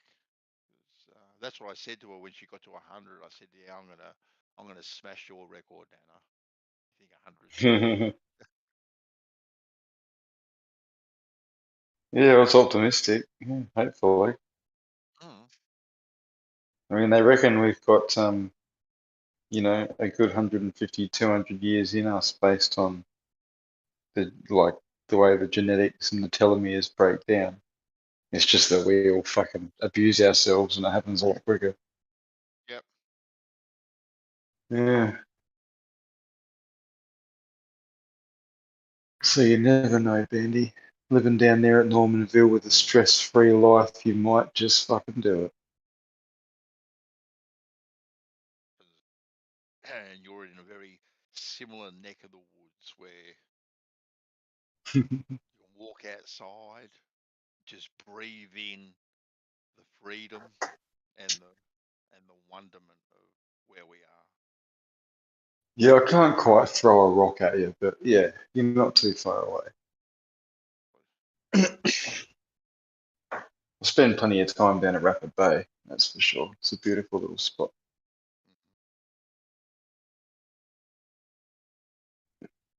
Kids love it. Yeah, well, we've got our private little beach right down 200 odd meters away from us, so that's where we go. It's so good. We go there so much. Like, Oh, I bet. just walking along there in your bare feet, having the waves just lap up over you. It feels so good. Just sit on the sand, or you perch yourself on a rock and just sit there and take it all in. Just look. Quite often, we go down there and just don't even talk to one another. You just sit down there and Look at the flatness. pretty much flat as a Yeah. tack at times, mate. Flat as a Hold the tack. beer up, close one eye and have a squint and fucking go, yeah, pretty level to me. It's funny. It doesn't matter what angle you tilt that beer on. It always lines up with the horizon. I can't I get it to love it, bend or yeah. curve or fucking go any other way. You should start a YouTube channel where literally just at 5 p.m. every night you go down there and take a photo of your beer still being level with the horizon and just post, yep, she's still flat. Actually, I'm I like, actually used yeah. to we used to do that quite a bit on Brandon's. I'd go down there and um, turn on my phone and jump in there and turn on the video and just have the video going, right, and just pointing it at the ocean everywhere around and asking people, can you spot the salmon for me? I feel like going fishing. Can anyone see the salmon? Mhm. Nice. Yeah, no, I used to do that quite a bit actually. Just go down there and actually what I wanted to do was actually just set up actually on the beach, with my phone or the laptop going and have a little camera pointing out there and whatnot, chatting to people. But unfortunately, it's in a zone where you get absolutely like up the top of the beach, no problem, right? But when you go down to Yeah. the beach, absolutely zero internet connection. Yeah, that sucks. Yeah, it does a little bit, but anyway, not to worry. Doesn't matter. It's kind of a bit of a mean thing to do, to rub it in people's noses all the time. Now that's awesome that it's a dark spot down there, mate, or a black spot or whatever you call it, because that means when you're down there, you're never going to be bothered. You're just always at peace, and that's good. Mm-hmm. But yes, you can't rub it in even further to all the people on the server.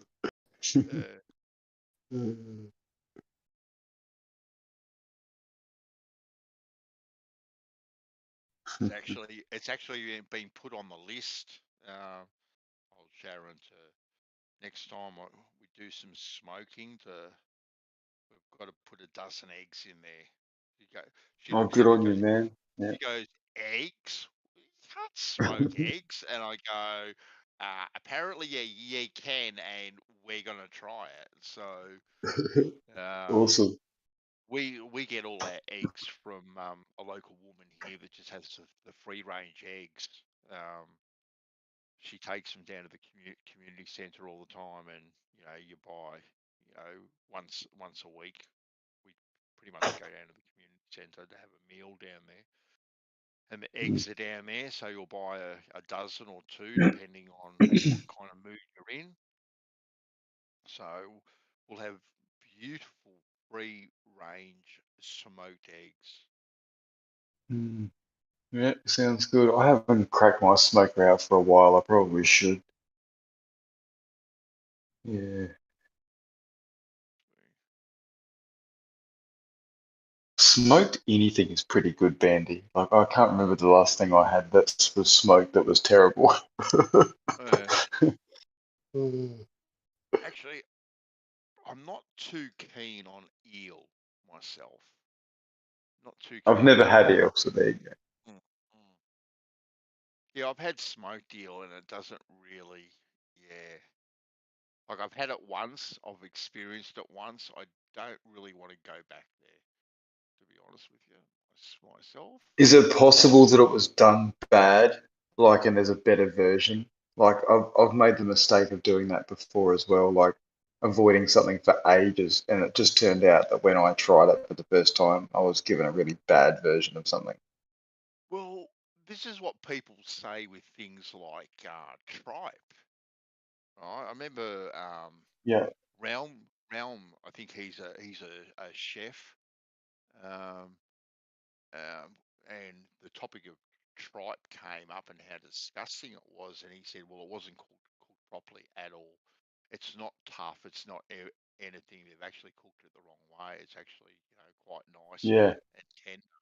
So that is a possibility, definitely. And if someone offered me eel again, like just to try it, but not as a meal, because I wouldn't want to try it as a meal and probably not want to eat it. But to try to say, well, Yeah, yeah. Understood. sample this, and tell me what you think. Yeah, definitely, I'd give it another crack. Yeah. But I wouldn't go to a restaurant or round to someone's place if they were just okay, eels on the menu. It'd be like, nah, sorry, I've got to go to church today, sort of thing. Yeah. Yeah, I've certainly experienced like liver, for example, when it's been cooked, where I've literally been put off just by the smell of it. And yet I've been in a kitchen where it can be being cooked and it smells delectable. So there's obviously, well, maybe not obviously, but there's even a potential for the individual organs to be flavored slightly different depending on maybe the lifestyle of the animal. Yeah, definitely. But also even like heat, if the heat's up too high with liver, it goes a bit tough and shit real quick, and that might alone change the smell a bit. I don't know, but That's quite. I've certainly Well, yeah. it's the same with meat. Go on. Quite like you cook a steak, you can destroy a steak, in my opinion, by overcooking it or too much heat too quickly, or fucking not enough. Oh yeah. Too slow, or whatever the case may be. You can absolutely destroy it. But when a piece of meat, piece of steak, whatever cut is cooked right, it's beautiful, absolutely beautiful. Yeah. Um, Definitely changes. Yeah. And me, I've always been a medium rare, where you know, a partner, she is rare herself. She likes her meat rare. Hmm. Um, um, The when you go, longer I'm carnivore, mate, the more I go towards the fucking borderline of raw stuff. Once or yeah, twice a week, I'll have raw meat, but it's it's literally it's strange because my body wants it, but then when it's had enough of it, it doesn't want it anymore. Like it doesn't appeal to me. It's yeah, strange. It's a strange feeling, actually. yeah. And I hope it when doesn't it's end up with me wanting to eat people because that would be weird. that would be a little bit weird. Yes, most definitely. Um, I tell you what, she is such a good cook when it comes to cooking meat just right. Yeah, Both to how I like it and how she likes it. Like I said, I'm medium rare and she's rare, but when it's served up on the plate after she's cooked it, right, and you slice into it, right, there is zero blood at all, right? Absolutely zero, because she cooks it and it gets rested, right, for a good length of time before it goes on the plate to be dished up for dinner. And yeah, we'll go out to dinner, and you'll order your meal, and generally now I would say probably a good 90% of the time, easy, if we go out, we do not order um, meat dishes at all, right? Because they'll come out. Hers will be rare, mine will be medium rare, and you look at the plate and it's swimming in blood, and it's just like, what the yeah, fuck have you guys done? Do you not like you're supposed to be qualified here, guys? Like, it's not yeah, rocket science. It's cooking meat 101, and my meat is swimming in blood. How is that? How does that even look appetizing at all? It doesn't even look appetizing when you, when you got your meat swimming in a soup of blood. yeah. It's the same when they send out like a hollandaise or something that's split, Mm, and you think, mm, aren't you guys fucking professionals? Like any amateur can see that the sauce is split, and yet you've still sent it out like that. It always makes me go, fucking hell, amateurs in the kitchen. yeah, You know, but but yeah, I hear you, mate. the one thing I've never done, right? I learnt this so early, right? You never, Mm. eh, if they come around and they say, look, are you happy because you might not be eating your meal? It's just like, no, terribly sorry. There's too much blood on the plate for me, so put it to one side. And Mm. so the waitress or the waiter will come over and say, oh, I'm terribly sorry. We'll take it back. We'll get you another one. And it's like, no, oh, no, that's all right. Look, I'll just have dessert or something, completely different. Don't worry about it at all. Oh, no, no, no, no. I'll go tell the chef that you're not happy with it, and I'll get him to do another one. It's like, no, no, no. I insist. I do not want another one, because I know Mm. that if that message goes back to the chef, he's going to be pissed off, and what he's going to do to that meat before it comes out to me, I don't want to know. Yeah, I don't want to know at all. yeah. There's been too many examples of that Yeah, being very true. look, I Yeah. remember back in the day, I used to watch that show, Hell's Kitchen. You know, the one Gordon Ramsay used to do with the Yeah, yeah. he had the contestants vying for the top dog, and Uh-huh. so they opened it up, and anyway, whoever the maitre d was, I can't remember his name now. We'll say Jean. 'Cause I think it was French, but Jean brings back a plate with the meat on it, and the customer wasn't happy with the meat. He wanted it medium, not medium rare or whatever. And I remember Gordon Ramsay having a hissy fit, basically telling Yeah. Jean that the customer doesn't know what they're talking about, and the customer is going to get what I give the customer, type of thing. That prima donna type of attitude is just like, I know how to cook it, and you are going to have it the way I cook it, not the way you want it, type of thing. Yeah.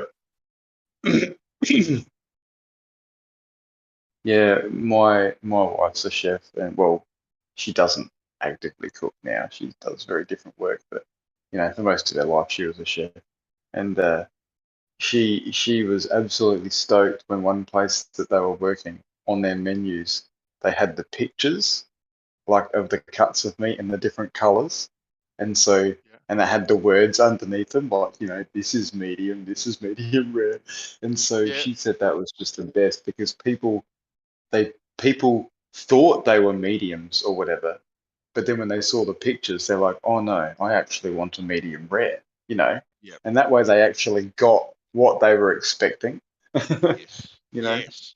Um, Yes. yeah, he said that was the best.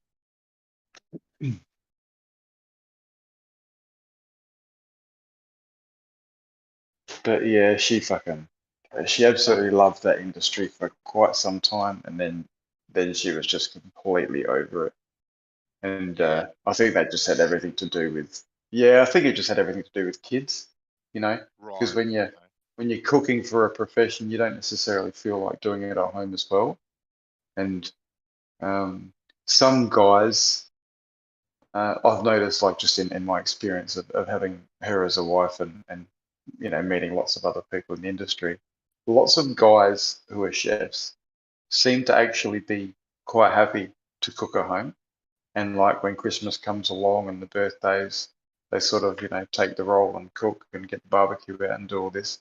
But I find a lot of the women that when they're cooking in a kitchen commercially, they tend to want to come home and not even want to touch food or smell food or, you know, which I can understand, you know, both sides of it. Yeah. Yeah. It's usually an ego thing with the guys, you know, they want to show off, you know, their skills, Yeah. and no one else, Yeah. nah, don't touch the barbecue. I touch the barbecue. You know, where the chicks are like, fuck, you want to cook the barbecue? Yeah, please do. You know, it's pretty funny. But yeah, she she can't fathom getting into the industry now. How anyone would make that choice to get into the industry. You know, it's just funny. Unless you're in a high-end restaurant or something, somewhere where you get to be quite creative, like Mm-hmm. most places these days are just basic pub food, you know? Yeah. Yeah.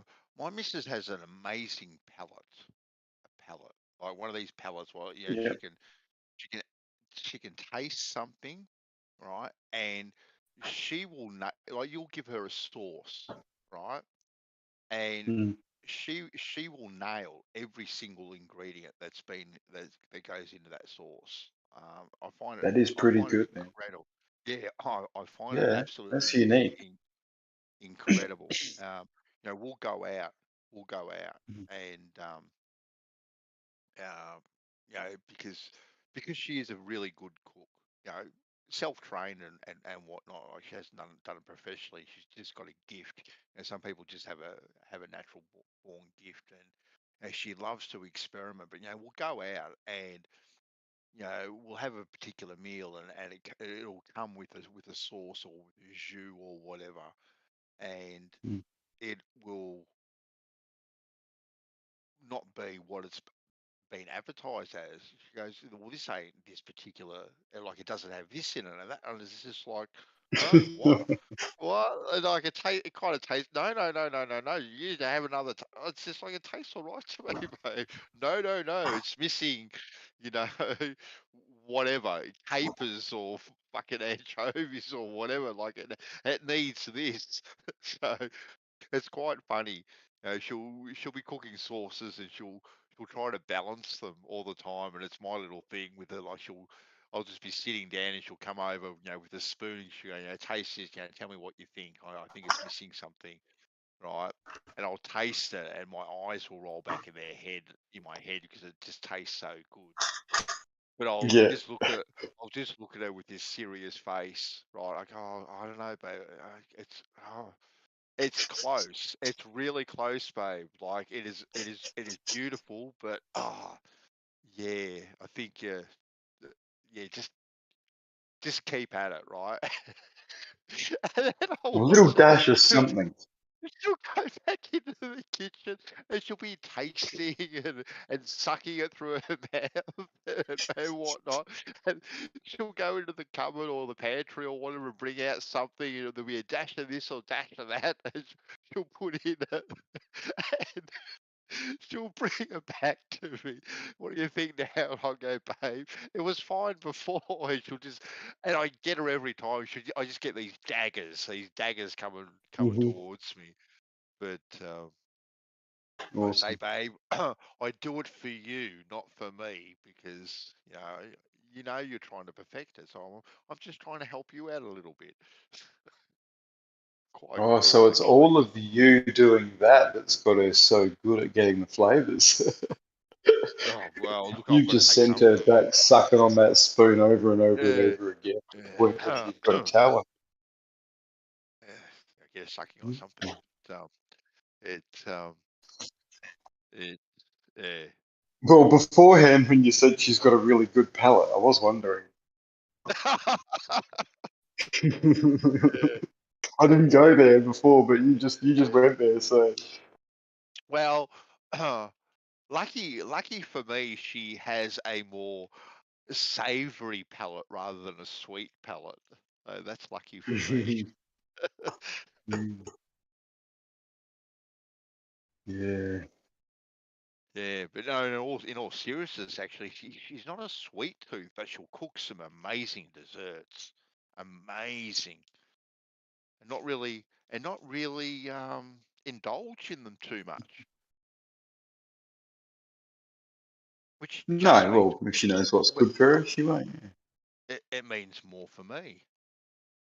Yeah, Which because which you don't know probably what's good for you. I was going to say, which probably ain't good for me. But hey, come on, you can't let good food go to waste, my friend. Come on, that'd be a bigger crime. No, look, if it wasn't for shit that I'd learned, mate, I'd be exactly the same. Don't you Uh, fucking worry. and we are fairly. She's getting into this uh, whole sugar-free way of cooking desserts too. So Okay, yeah. and using substitutes for it, which might not necessarily be well. It's probably better. The substitutes that she is using is better than the refined sugar that she used to For use sure. in the Yep. cooking. Now the sugar still may not be good for you, but it's a better badness than the badness that she was cooking. Without a doubt, yeah, monk fruit is the best if you want to tell her that, unless she's already using it. Monk Oh, fruit. yeah, You only need to fucking use a tiny bit of it, man. Like, and it goes a really long way. yeah, But yeah, it doesn't. It's not, not toxic at all. yeah. Um, yeah. It's funny because I mean, the more you go without it, the more things without sugar are naturally sweet enough anyway. But like, yeah, fucking, there's some people who just can't eat anything without some form of sweetness.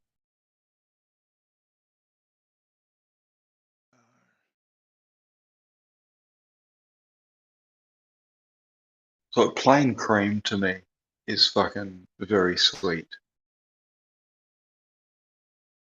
Mm-hmm. Just plain old fucking cream. That's like a dessert to me. A spoon of cream is like, fuck yeah. Yeah. Well, see, I suppose the natural sweetness of things would be intensified if you've stripped sugar completely out of your diet. Like that natural sweetness would be heightened. I Oh, definitely definitely, yeah. I definitely Yeah. can imagine that. Now, to me, because I love cream myself, but to Mhm. say it is sweet, I probably wouldn't categorize it as that. Not saying, I'm not saying that to you it doesn't taste sweet, but I don't taste the Hmm. sweetness in cream myself. Um, but that's obviously, No, I that's never used to. yeah. yeah, I've got way Yeah. more sugar in my diet and stuff. So which probably counteracts that. But when we if she is making something with whipped cream and stuff like that, where she used to put refined sugar in it to give it a bit of sweetness. Hmm. She's using, I think it's cane. I think it's cane sugar now. She'll grate some cane sugar into it. That's the And same, Bandy. Essentially the refined same, unfortunately. Yeah. as refined sugar. Okay, then, well, whatever. Yeah, But I mean, I've unless you're talking about bleached sugar when you mean refined, but no, cane that's sugar and raw sugar is exactly the same. no. I am talking about bleached sugar, white sugar. Yeah, fair enough, mate. Yeah, Yeah, yeah, get yeah, rid of yeah. that. No, we don't have that in the cupboard at all now.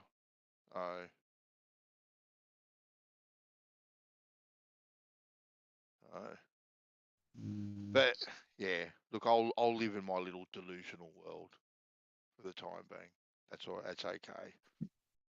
No, and that's what I mean. I was talking about before. If it wasn't for what I'd learned, I'd be the same, and that's where the ignorance truly is bliss. You can go along quite merrily, um, doing whatever. If you don't know any different, Mm. and that's just how it is.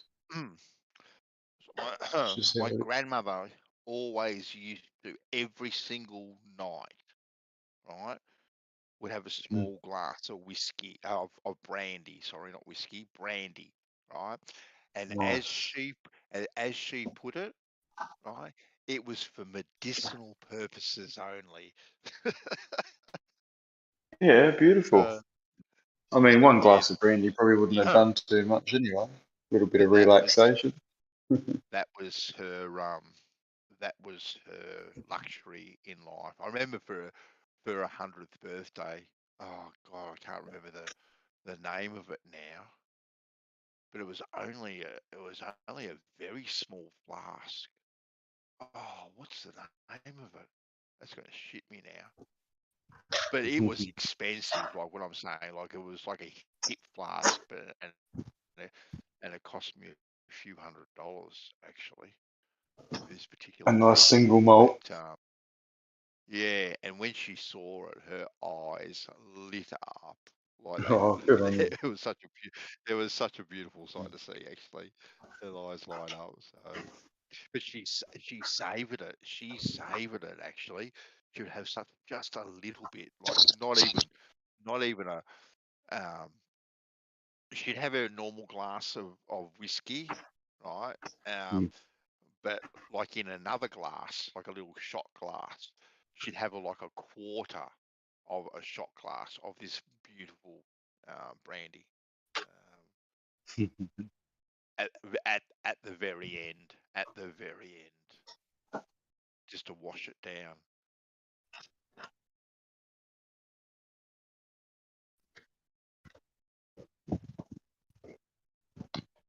There used to be a really good steakhouse in Normanville. Um, going back a number of years now, like fucking a really good one. Big Yep. open kitchen. They cook it all to your liking. And they had all the best whiskies and shit fucking available. And if you ordered their nice premium steaks, they'd give you a glass of single malt of your choice fucking complimentary. And Nice. my wife and I would go there, quite often. Just because of that situation. They knew how to cook, the meat was all local, and you got that drink, you know. um, and it's a shame. It's a shame there's nowhere fucking really like that anymore. Even though it'd probably be $100 a steak these days, but yeah, we're really lacking on fucking places sort of like that down here. To be honest, there are a few good places to go and eat, but like I said before, most everything else has got that pub feel about it. Schnitzels and shit like that.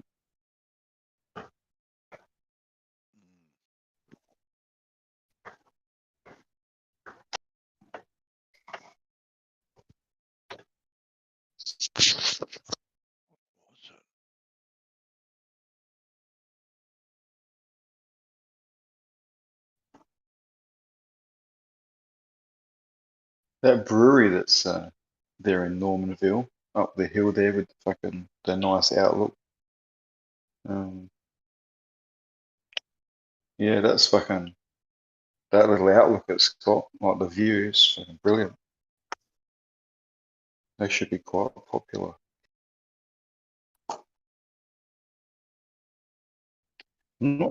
Is it a gin shack, that joint? Bandy, that brewery in Normie? Yeah, I think it's gin. Yep. Yeah. What's the name of it? Oh, now, oh, Oh, I can't remember either, mate.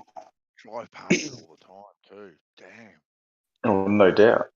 Yeah. they're not going to get any. They're not going to get any free shout outs at the moment because I can't remember the name. Could have been a nice free advertisement for them. Yeah, they're off the beaten path for most people, but I suppose you probably could order a bottle.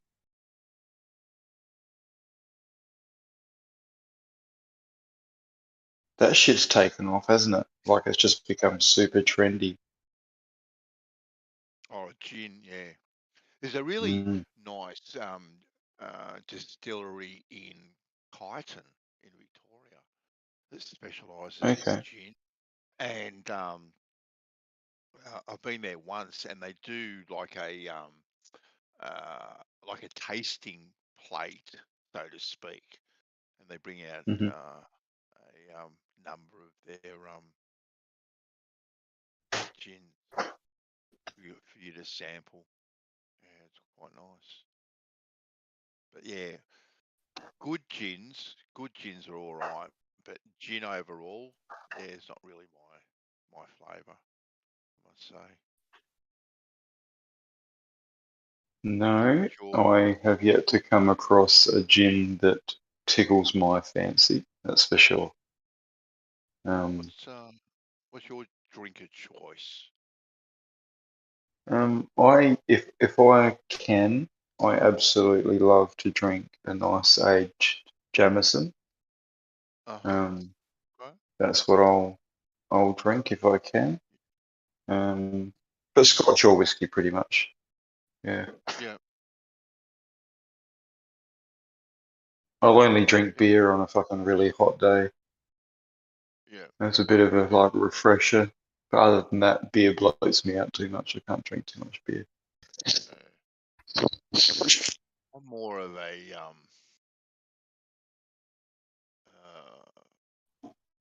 see, it's my sweet tooth here, but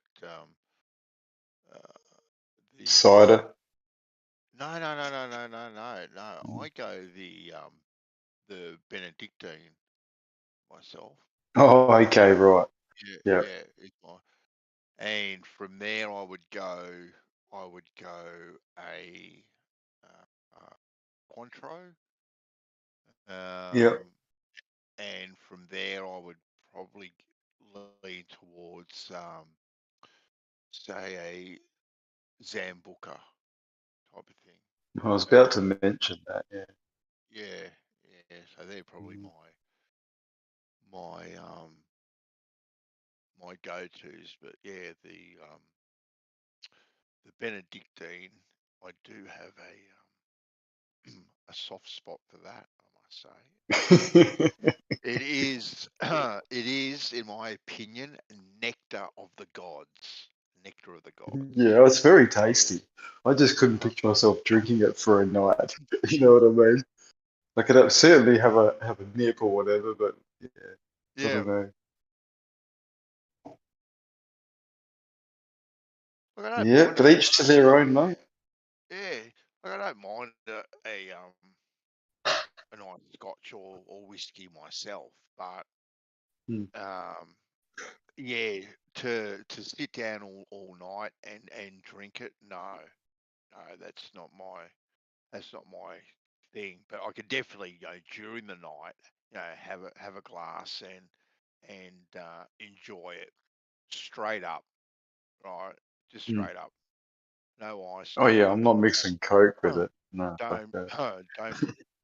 don't prostitute it with anything at all. No.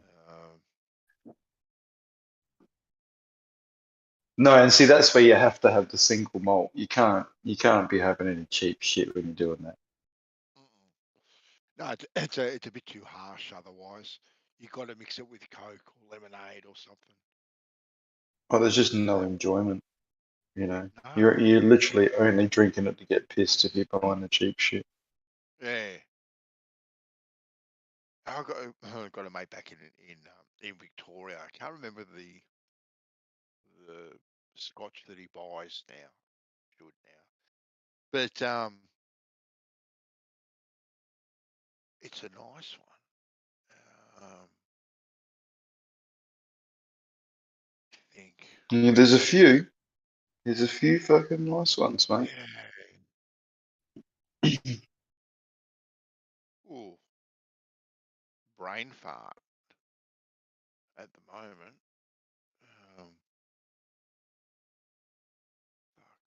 Is it Glenfiddich? Glenfiddich, Or, there is, yeah, there yeah, is. or Shivers or something like that. Maybe I can't remember. But Shivers anyway, Regal is a nice one, without a doubt. yeah. But anyway, he drinks these things, right? But Hmm. only with Coke. And it's a running gag. So like, mate, just go out and get yourself that 69. You won't be able to tell the fucking difference. Oh, I can tell the difference. Yeah. I said, you're mixing it with Coke, mate. You can't taste anything other than the goddamn Coke. You're insane. But anyway, each to their own. Like, you know, each to their Yeah, own. no, exactly. Yep. But it does seem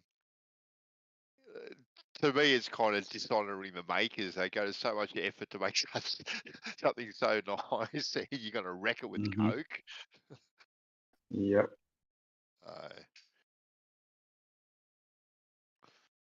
Pretty quiet here tonight, isn't it? Open to everyone. Yeah, the greats and crypto are on deafen. Cheeky buggers. What's the point? We run everyone. Oh, we're both taking a phone call. Yeah, we did, mate. Oh, well. They didn't want to listen to you and your fucking private beach talk.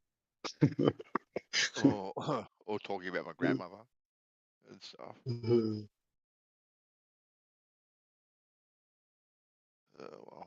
Oh no, everyone's got to deal with that reality, mate. But not everyone has to listen to someone have a private beach.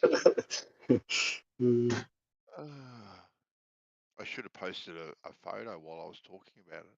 That's what I should have done. Yeah, exactly. Just to rub it in a bit more.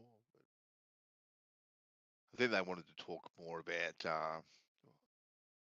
parallel pipes and sun rays going into them, which they could have. Yeah, let them talk about it. Let them nut it out.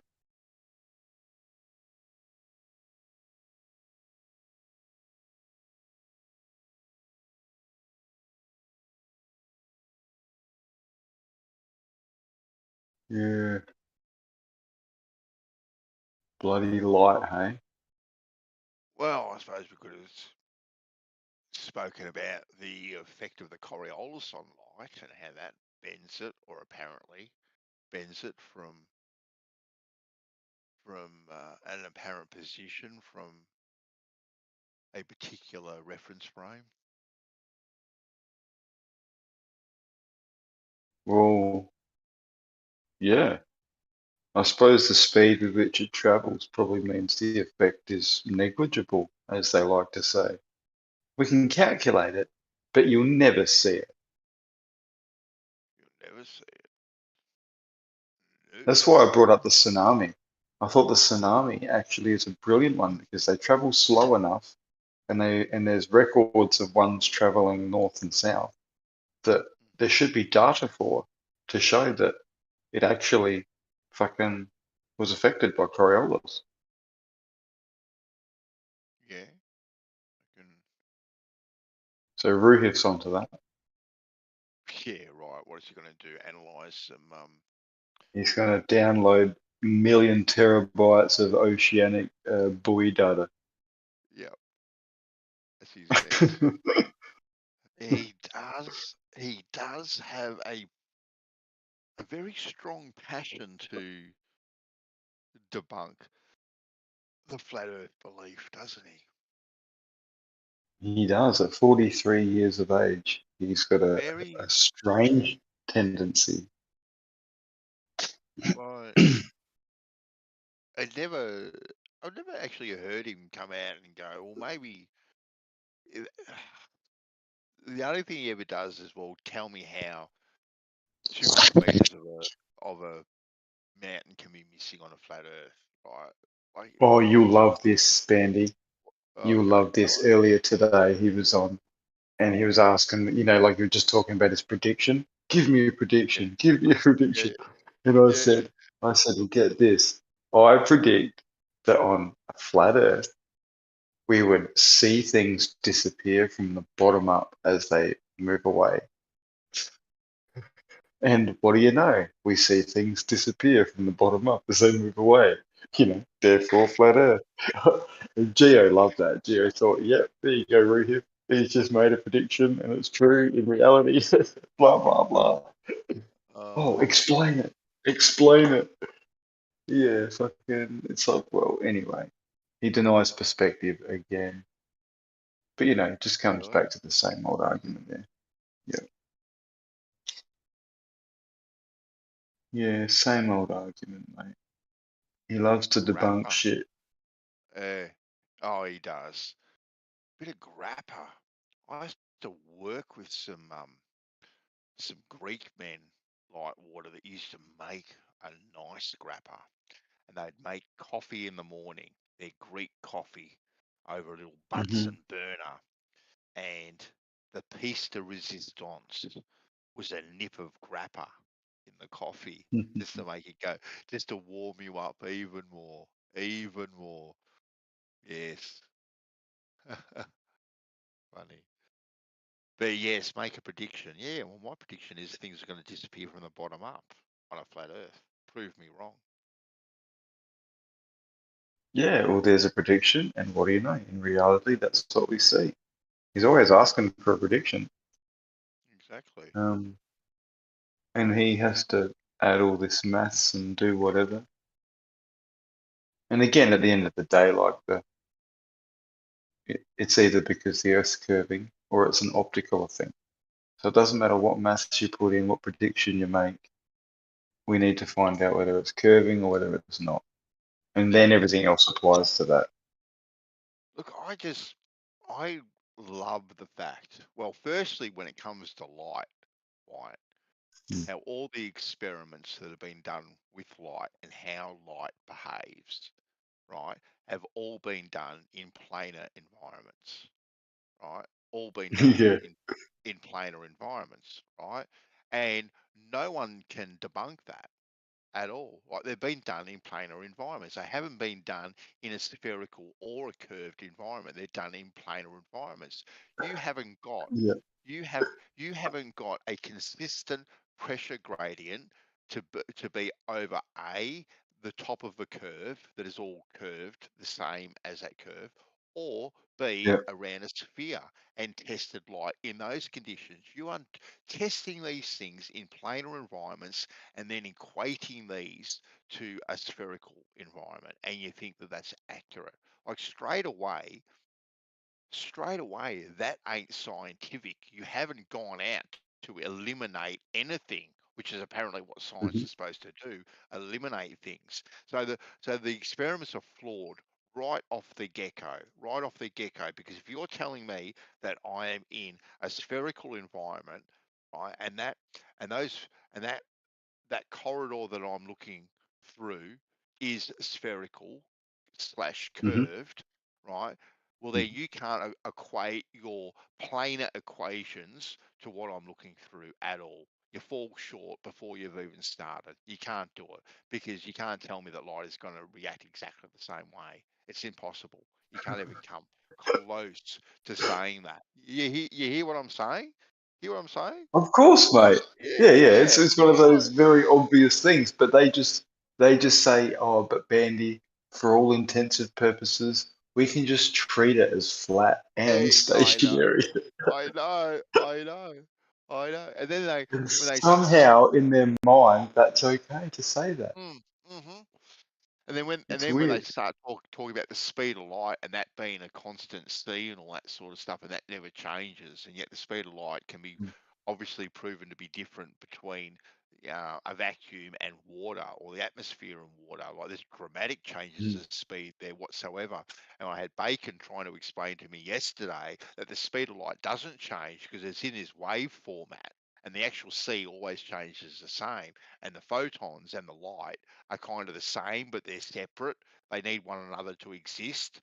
I go, well, so are photons light? He goes, yes. Well then, okay then. So if photons are light, then what? And light is photons. How can they be two separate, completely different things? They're one and the same. Now you're trying to split hairs here and saying that they're two separate things. They have two different waveforms. Because he was trying to explain it to me like waves on an ocean. Like you put waves across an ocean, and then you make more waves, and they kind of interlap and overlap and all this kind of crazy sort of mathematical stuff, which when he opened his mouth, to be honest with you, Wave, he lost me, right? He lost me because it sounded so complicated, like light is photons and photons is light, but they're two totally different things. Light ain't photons and photons ain't light, but they are both still together the same thing, right? And light doesn't slow down. The photons stay the same speed, and yet the light actually slows down. Like you can't have your cake and eat it too. You can't have a distinct measurement of speed difference from one medium to another and say that something stays the same speed. You can't have it. Right? It doesn't make logical sense. Now that wave pattern may be exactly the same, but the speed of the distance that it's travelled, right? Because that's when he turned around and goes, we don't worry, we don't work out the speed of light anymore over distance over time. That's not how it works. Oh, I'm going, huh? What? That's the only way you can work out the speed of something is distance over time. That's the only way. Right? Well, how do we know what measurement to use, like meters or kilometers? I said, well, you get your standard, right? Whatever that standard is, an inch, a millimeter, a nanometer, a meter, a kilometer, a mile, you name it. That's what you judge it on, right? You're not judging it on anything else. But no, they have to now measure it in wave frequencies or something, or whatever fucking he was talking about. I don't know. Like I said, he lost me, and he made it sound so complicated it wasn't even funny. Wasn't even funny. But I'm sure he knows what he's talking about, White. I'm sure he knows what he's Of talking course. about. Right? Yeah, in Narnia, there's a story, Oh. and he knows the story well. Yep. And it makes sense to all those that live in Narnia. Yep. Well, yeah. I think they actually just think it makes sense to them. To Well, they be have honest to. with you. Right? Well, even like So, evolution, Dandy. Of course they have to do that. Don't get me started on fucking evolution. Yeah. Well, it does not make sense. So anyone who tries to support it obviously forces themselves to try and make sense of it, even if they can't, which no one can because it doesn't make sense. The fucking hell. Like I said, like I told Sean G that night, show me a butterfly that's evolved into an elephant and you'll have a case for evolution. Until then, right, you showing me two lizards being on an island and are breeding together to make another lizard isn't anything to do with evolution whatsoever. Whatsoever. Because that was his defense for evolution. Having two lizards on an island making a slightly different lizard. It's just like, yeah, oh my God, you've got to be joking me.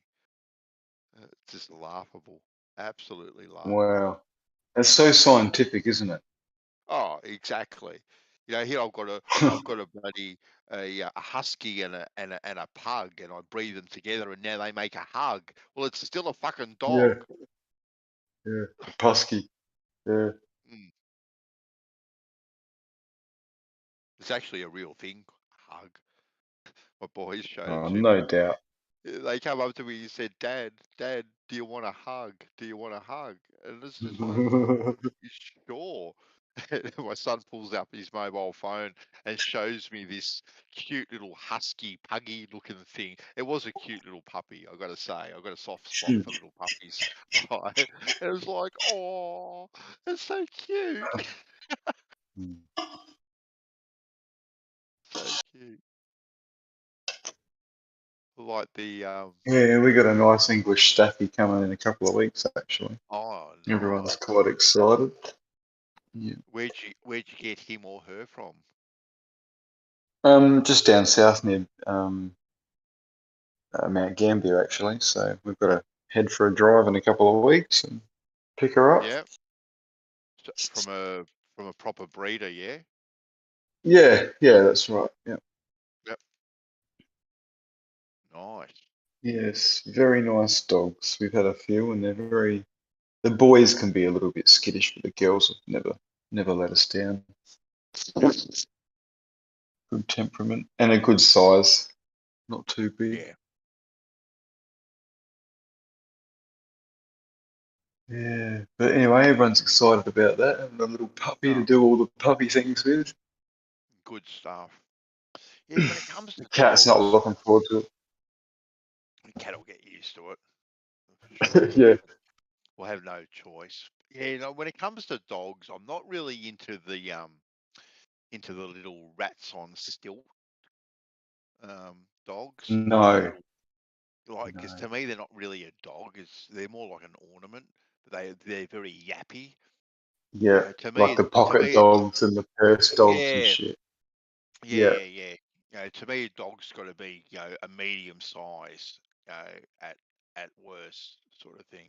Oh, it needs to be able to keep the fucking foxes away from the chickens. It needs to be able to fucking look after the backyard.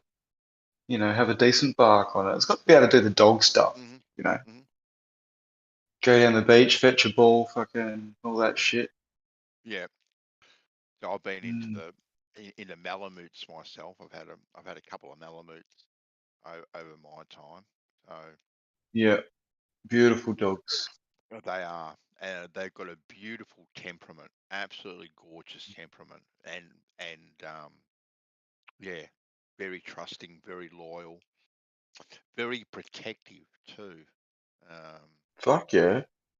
I think because Oh, of that oh yeah. that pack mentality. Um, Well, they're not domesticated really yet, in all honesty. mm, Yeah, I think they're very much fucking. It's just one of those unique situations where man has learned to work with them. hmm They might be somewhat domesticated, obviously, like they're on their way to being domesticated, but yeah, that whole pack thing, that is still very much in them, definitely. Yep, yep. And anyway, for the last one, Max, um, I actually built a billy cart and a harness system, and he used to, tow us around all over the place, and he Yeah. loved it because they love to work. Working dogs love to be busy. They love to be busy, um, and he'd love it. Go around this, get pulled around the streets and all that sort of stuff, or around the block. He'd absolutely love it. But yeah, very loyal, very protective and whatnot. Um, um, it was, quite funny, to see him in slightly different situations in that mode, because being the pack animal, when he's part of the pack and he knows. Well, I don't know. This is my theory anyway, where they know their pecking order. Because obviously, Hmm. people come first and animals are second, sort of thing. But he knows that he's kind of last in the chain. Mm. Um, but they are loyal to that pack, and anyone messes with that pack, right? They will defend that pack with their life. Uh, Yeah. and yeah, That's how it stays strong, isn't it? That's how the pack oh yeah. works. Yep. And yeah, we had an incident years ago when um, someone came round to the property, and they were uh, quite irate, and young Max at the time, I tell you what, it was only by good grace that I was able to actually grab onto him, because he came out of nowhere, Mm-hmm. um, and was launching himself, towards the neighbour. Like I said, he was quite irate and whatnot. It was being fairly aggressive, over just bullshit, really, at the end of the day. But it doesn't matter why, he was. But the Not fact worth that being attacked by a fucking dog. no, but Mm. the fact that where Max came from, and he kind of launched himself from behind me, and I was Yeah. able to grab onto him. But they're a big dog, Wyatt. They're a big dog. They have Fuck a lot yeah. of power, and it took so much to hold him back. I was amazed at how much power that he had. And um, when I told the neighbour to get off the property, because he's about to be ripped to shreds, he could tell instantly that he was about to be ripped to shreds, and he had to make quick sticks and get out of there. Um, but yeah, no, as soon as he kind of got off the property, I felt his whole body just kind of relax and whatnot, and I gave him a big cuddle, a big pat, and whatnot, and good boy, and whatnot. Um, but yeah, it was this instinctive kind of behaviour to see it, because it definitely wasn't something that was trained into him by ourselves, because we had him since a pup. It was just something naturally, he it was something naturally he did. And I'd never seen that behaviour when I'd seen, say, the kids fight between themselves. Like they, especially the boys, they'd blue between themselves, and get quite irate between themselves and whatnot. And Max never acted that way, to any of the boys. It was this complete stranger that wasn't part of the pack that he had issues. Yeah,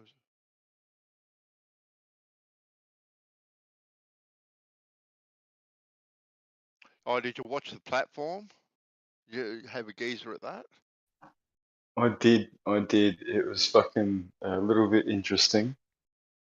It Mm. was, yeah, I don't know. It didn't keep my attention the whole time. I must admit, I was zoning in Oh, and out of it a little bit. oh, obviously. Yeah, yeah. It was one of those sort of B grade movies. Oh, look, it But was yeah, no, it definitely, was interesting. yeah, yeah. Look, it wasn't a blockbuster or anything, but like I said, I thought it was.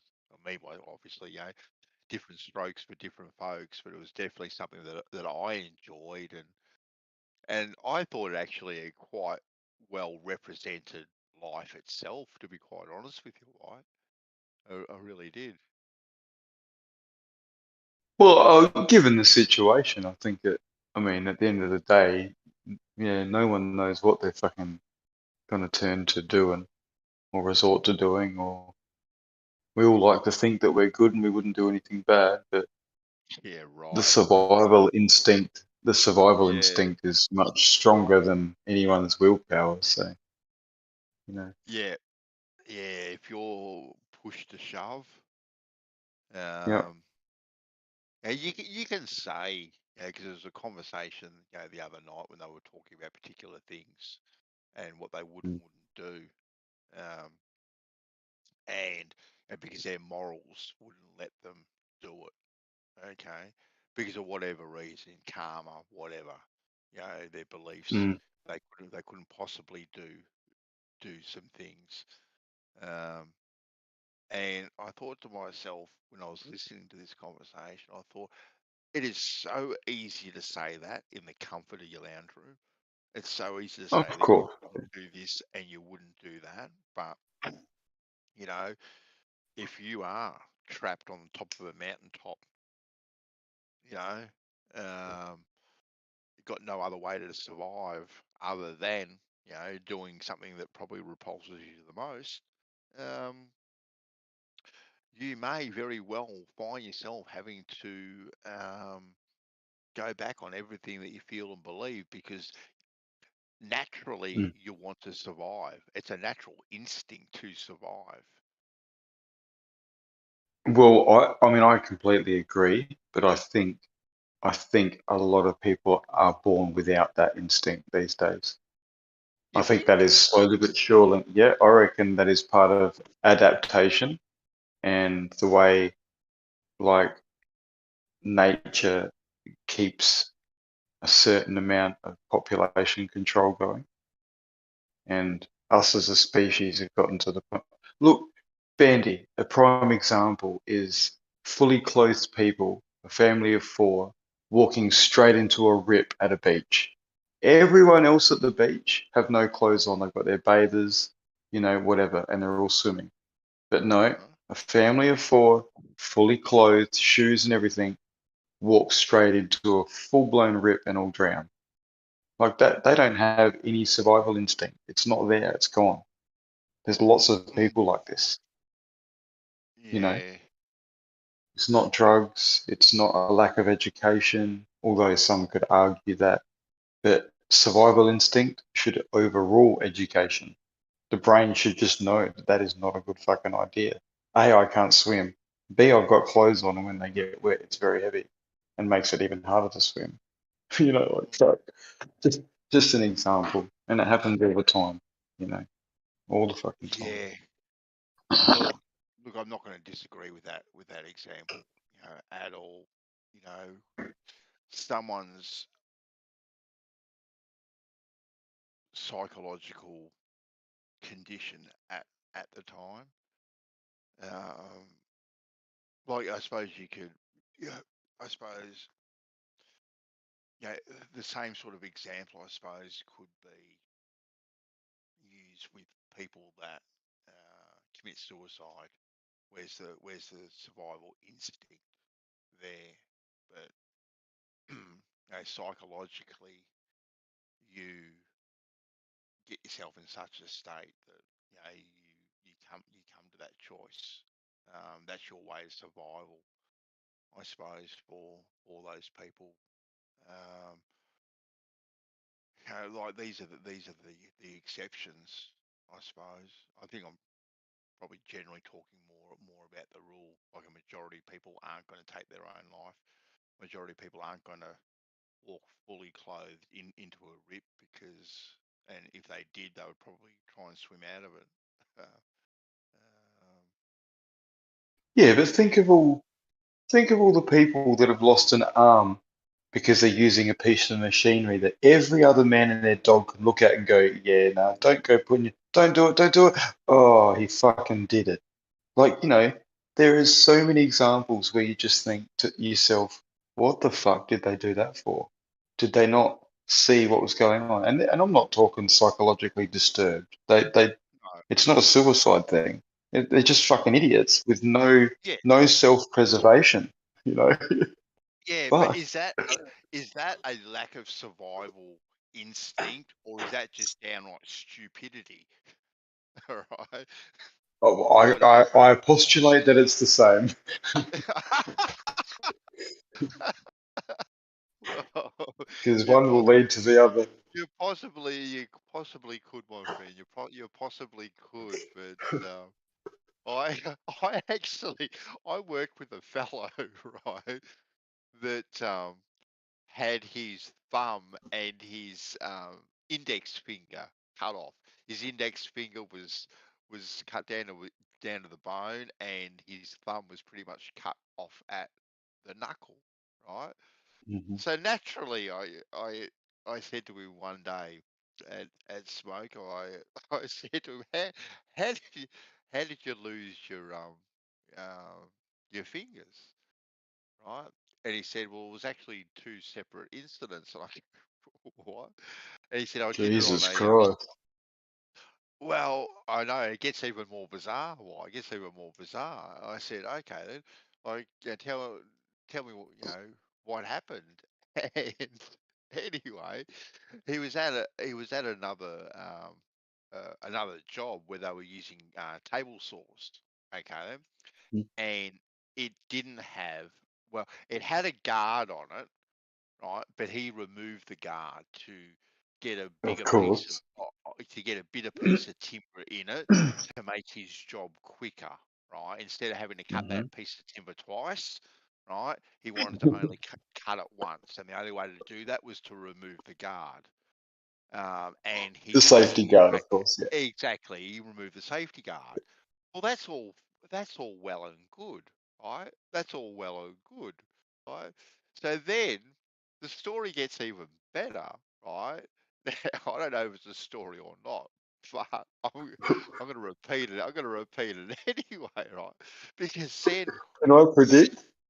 work Can I quickly work just have a quick prediction? no. Okay, go. Workplace health and safety come out, right? And they do an inspection of the workplace, right? And they interview him, right? And they ask him, right, what happened. And he went to show them what happened, right? And he turns everything on, turns on the saw, removes the bloody safety guard again, and in front of workplace health and safety, cuts his index finger off. And it's like, you gotta be kidding me. Oh, Oh my fucking god. oh, I That's a know. I thought great that was story. now. I thought that was absolute gold, right? I thought that was gold. Now, Oh, whether or not he did it in the one instant or two separate incidents, it's still equally as ridiculous how he did it at the end of the day. god, dude. That story is almost as good as Gravity. That's fucking gold. Yeah. Oh, shit. Funny. Bendy Space Time has me laughing just as hard as that. Bendy Fucking hell. space time. I want a bucket full of bendy space time, please. Give me a bucket full. Just, just a cup of it. I'll be happy with a cup. I'm not greedy. I won't go for a bucket. I'll go for a cup. Imagine being the safety inspector and heading I back know. to the office at the end of the day and just fucking going, "You never guess what happened today." I know. But yeah.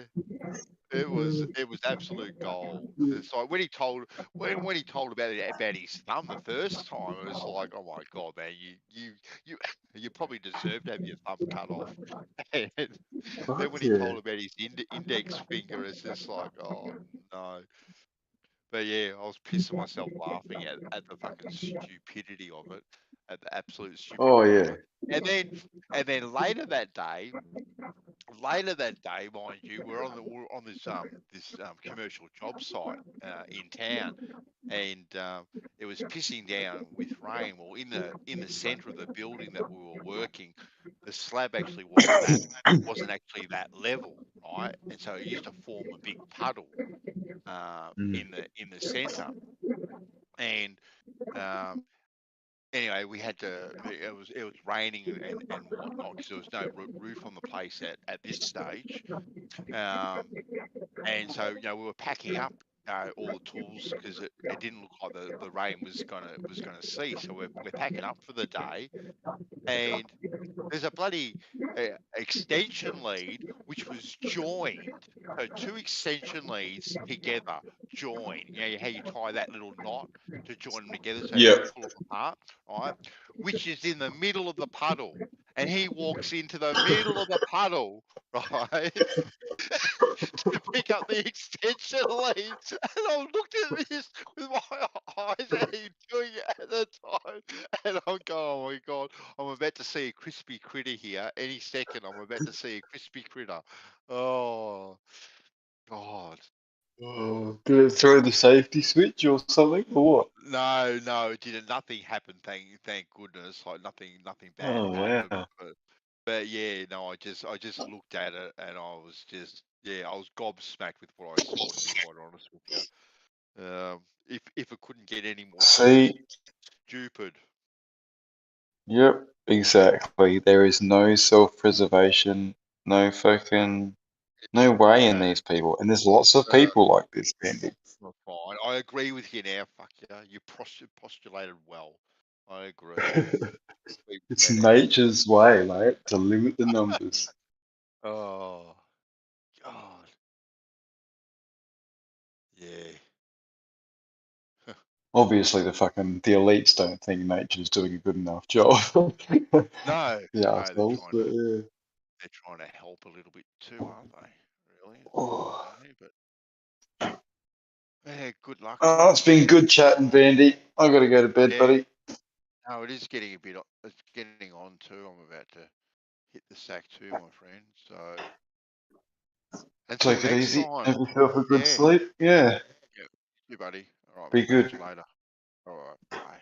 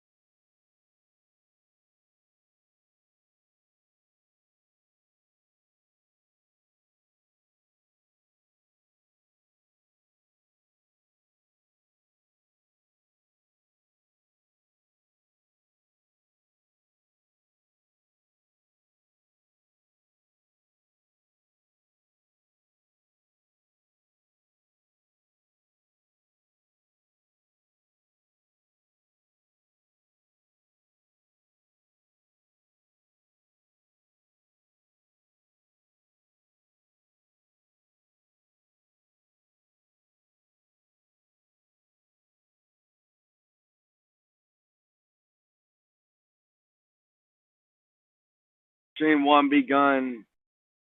I am the only one. Livestream one begun. Oh my goodness. Mod me now. I'm going through it. Wish the earth wasn't moving.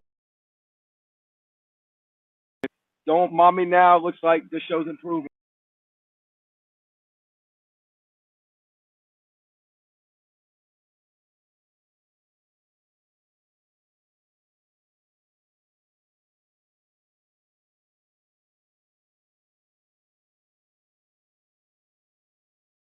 Sketches and blueprints of Earth realm improvement.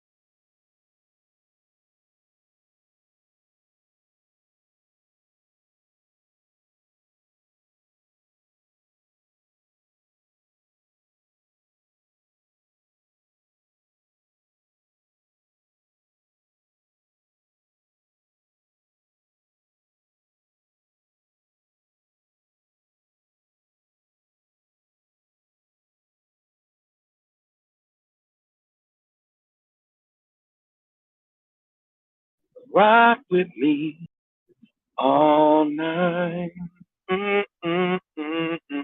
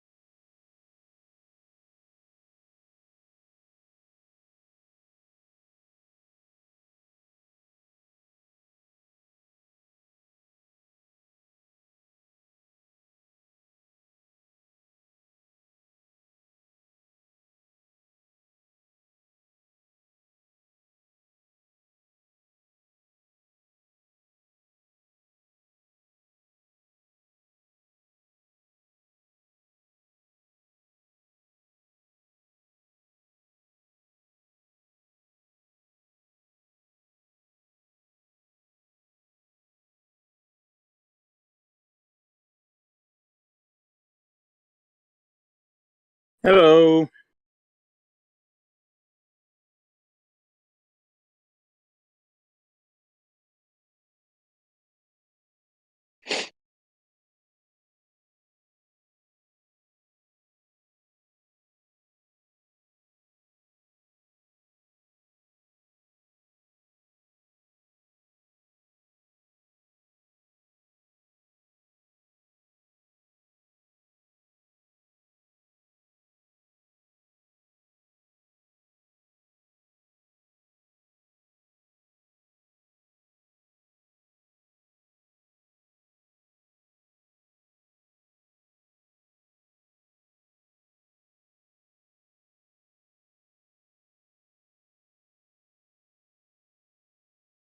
Were you listening to Ruhif last night?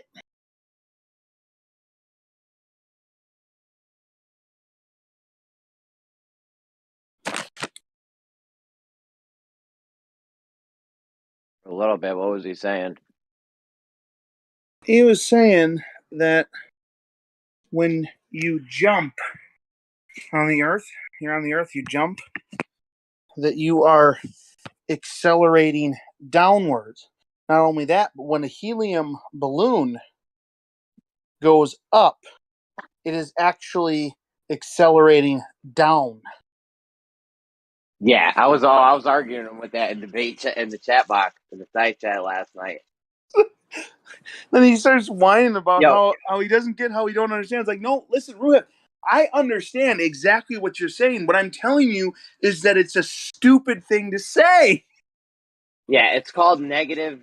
It's not actually accelerating. I mean, it depends on what fucked up language they use. Because okay, if something stops going forward, like if I'm in a car braking, accelerating, right? I'm not accelerating anymore. I'm decelerating. They call that acceleration. Right, I get that. But the whole concept that he was trying to invoke, basically, pretty sure it relies on already having the established basis of gravity is pulling you back down. These guys tell me my refrigerator in my kitchen is accelerating downwards. I heard that. Before. I heard that. It was Yeah, good. I just want to. I'm like, yo, are you? I'm like, because I was arguing that with him in Gems like a year ago. I'm like, yo, my refrigerator is not accelerating downwards. I'm like, this shit's not moving. Like a joke where is the refrigerator running? Ha, better go catch it. My fridge is not moving. Yeah, but it's called deceleration. Technically, up words they use. They made a shit show out of physics. Well, I did learn in high school, physics, that what I think the thing you're referring to as deceleration, like according to my high school physics teacher, that actually isn't a thing, and acceleration is just a change in either direction. So that if you're slowing down, it's technically just acceleration. It's just a slowing down instead of a speeding up, which I mean, I Well, guess. It's called negative acceleration. Yeah, it sounds dumb. It is. It's very. It's like he was arguing with me on the stupid vacuum chamber thing. It's like, it's fine if they want to say vacuum means there's still a little bit left. That's okay with me. It just means that the thing you're saying it proves, it doesn't prove because there's a little bit left. Oh, with the whole vacuum thing? Yeah. It's just it's really dumb. It's so dumb. I can't stand arguing with them about the sky. It's like, yo, you don't know what's in between us and the stars or us and the sun and what's going on. You know, it could be just like you say, yo, if the sky is everything exactly just like they say it is, we're probably on a globe. Right? But if their presupposition isn't just like they think it is, then we might not be. So they can't handle that second part, though. They love when I say that first part. They're like, they get boners. But then when I say the second part, they're like, it has to be, we know what's. I was arguing with Jem one day. I'm like, dude, you got to admit it's a presupposition about what's in between us and the stars. He's like, nope, there's no presupposition there, no guessing. We know. I'm like, we've never been to the in between us and the stars. It has to be a guess. It can't not be a guess. Right? To any If logical, me and you reasonable were in a room, person. you were in a room, over to you and touch you. All right, I know what's in between me and Bob Dole, the supposed real Bob Dole. But if you're fucking miles away and I'm looking at you through a telescope or something, there could be something in between us. You know what I mean? You ever see those invisible shields? I might not even see you. You could be standing there and I might not see you because you could have one of those invisible shields. Yeah. It's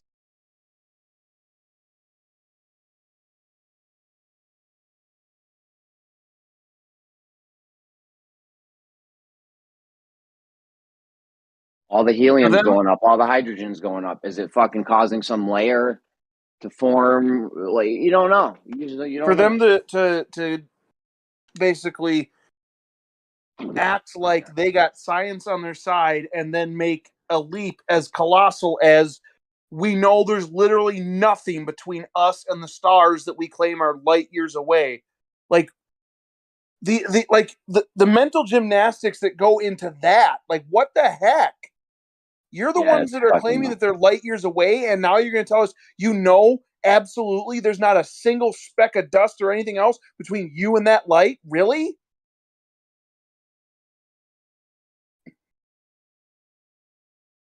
Yeah, their whole shit don't even. Their whole shit's nuts. Dude, they got galaxies going away from each other at faster than light speed. So how the fuck does the light get to us? Shit's moving away from us at faster than light speed. You have inherent problems there. Either A, the light's moving faster than light speed, or B, the fucking galaxy's not moving away from us at faster than light speed. So something in your model's fucked up.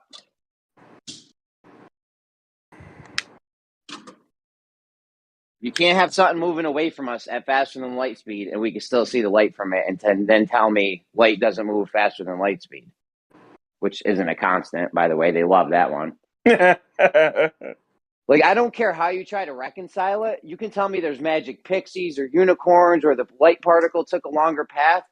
Great. I'm happy for you. Now we both know that it's not moving at the same speed over a meter.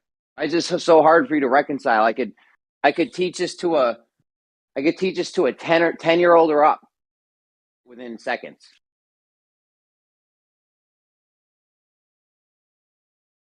And they think I think that they're under the impression that it would matter if it took a different path, but it doesn't matter to the point that you're making, because all that means is that, hey, it's possible for light to take a different path and still reach your eye, which means you can't assume that it's constant and going in one direction. Yeah. But it's like they either can't or won't put that together. That it doesn't matter if it takes a different path. They still can't handle your point valid. Yeah, I'm fine with it taking. They don't even know if it's taking a different path. That's a guess, and I'm willing to give it to them.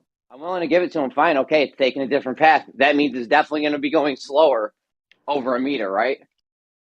Like, this isn't hard to. With.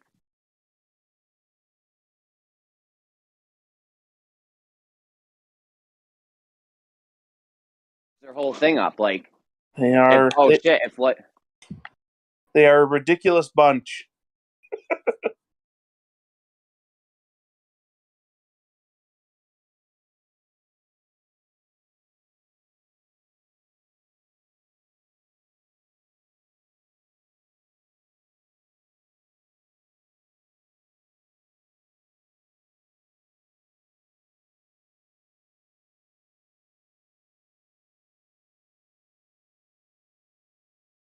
Absolutely ridiculous. They have an excuse for that whole galaxies moving away from us and we can still see the light from them. They say, oh, that's the light from before. Yeah. Like it left behind, like the light shone and then like as it's moving, the light is still on its way to us or whatever. Yeah, but then even then, it's like, well, when did it start moving away from us at light speed? Like, did that just happen, or started speeding up? Like, what? They're when they do that, now they're boxed into this thing where did that start happening? It wasn't always moving away from us at light speed, or like what? I don't know. These guys are fucking goofballs. Keep believing fantasy space shit. I love when Crit says, you know, these guys grew up with dreams of fucking an alien or something. You know what I mean? Like all those Star Trek, Star Wars fantasies. Oh, I don't know that. Well, I guess Star Wars sort of did have some of that. They had like the Twilight dancers and stuff, maybe. So something, maybe. Yeah, no, Yeah. it's just the thing. You know, they were obsessed with this whole space thing, and I was too at one point in my life. Oh, I love dude, listen. I still am like, I still like the idea of getting in a spaceship and flying to a different place to explore it. Like I don't think that's ever going to go away for me. But that's like, I like not getting in a spaceship and going to explore another area. Like I like playing video games where I'm just on regular old land exploring a different place that's kind of like Earth but is different. You like, so like the exploration part is just kind of there for me. But like there's a game coming out later this year that it's like my most anticipated video game for this whole year because it's made by a company that I like that makes games that I like, and they're making a new game. And the new game is like they've themselves called it NASA Punk. It's like slightly futuristic maybe, but it's like supposed to be kind of grounded in reality according to them, which I know is obviously bullcrap. But basically, it's going to be pretty sure a whole bunch of space exploration. The idea is awesome. Okay, it's just a matter of understanding like that. It's awesome in the same way that exploring Middle Earth would be awesome. Yeah, it'd be cool to go meet Frodo or other hobbits or see dragons or whatever, but that's not real.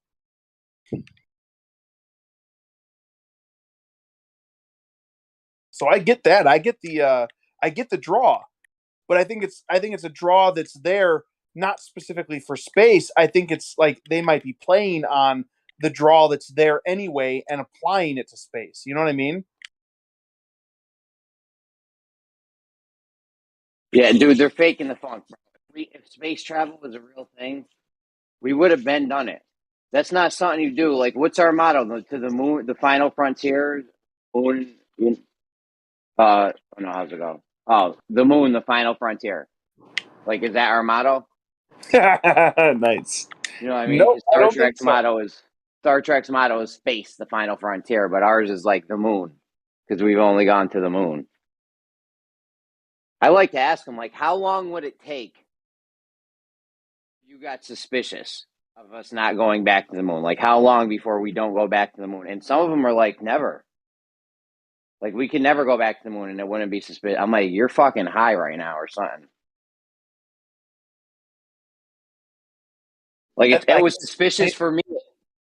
That kind of gives you an idea of their mindset, though, right? Like they're not interested in reality or like what's real and what's not. It seems like then if that's really their answer is there's no amount of time that would make them suspicious that we aren't going into space or going back to the moon. It's like, oh, you want the trick, you want the story, you want the pretend, right?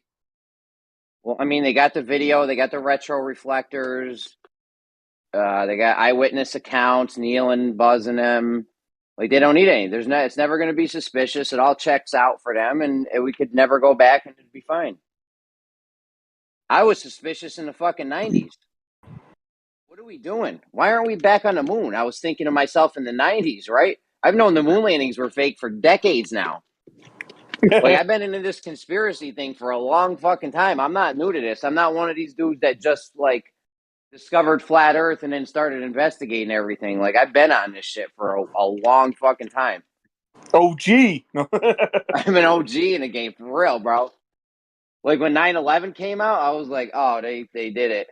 You know, I knew instantly. Didn't take me 10 years to figure it out. I knew there was an elite group and the Freemasons and shit for forever now.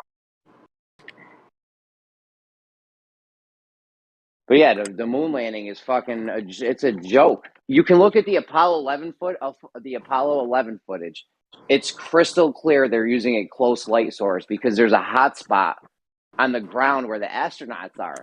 It's like, yo, they're supposed to be in broad daylight. They fixed it in the later Apollo missions, but it's like, dude, you're supposed to be in a place where the sun has the whole area lit up. Like the ground next to you, the ground under your feet, 1,000 feet away, should be the same on the fucking moon. If you're using a little lamp or a giant football lights, you get hot spots. A hot spot where the light's shining, and it's going to fade out, and it's exactly what you see in the Apollo 11. I believe it's 11. It might have been 12. I don't know. I think it was 11, and then they fixed it after because I went checking after, and I'm like, oh, it looks legit in this one. Like I don't know how they faked it on the next ones, but it definitely looks way better in the later missions. But the 11 one was obvious. But I think it might be like, I don't know if it'll be useful or not, but I brought this up the other day, and I might want to start getting them to commit to like just agree that like even if you believe that the moon landing is real and all that stuff is legit, all the pictures and the videos, all that's legit, can you at least just be intellectually honest and agree that any video after 2012 cannot by itself be proof of anything, because at that point we do have the technology. At that point we can make things look real that aren't. Like, can you at least agree intellectually and honestly that after 2012 that's the case?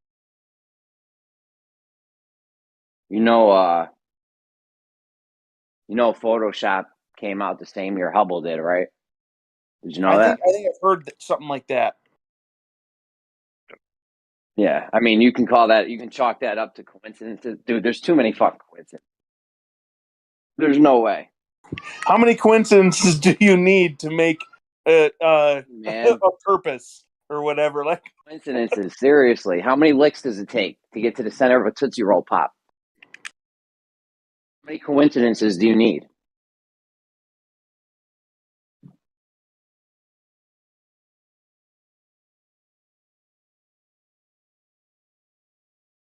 I'm telling you, man, my uncle was the biggest scam artist in the city. He always had excuses for shit. It was very hard to catch him out there because he would always have an excuse locked and loaded and ready to go. Nice. So it's like, I know how these people operate that are trying to like scam you. And they do shit that's mad scammy. It seems mad scammy, the shit they do.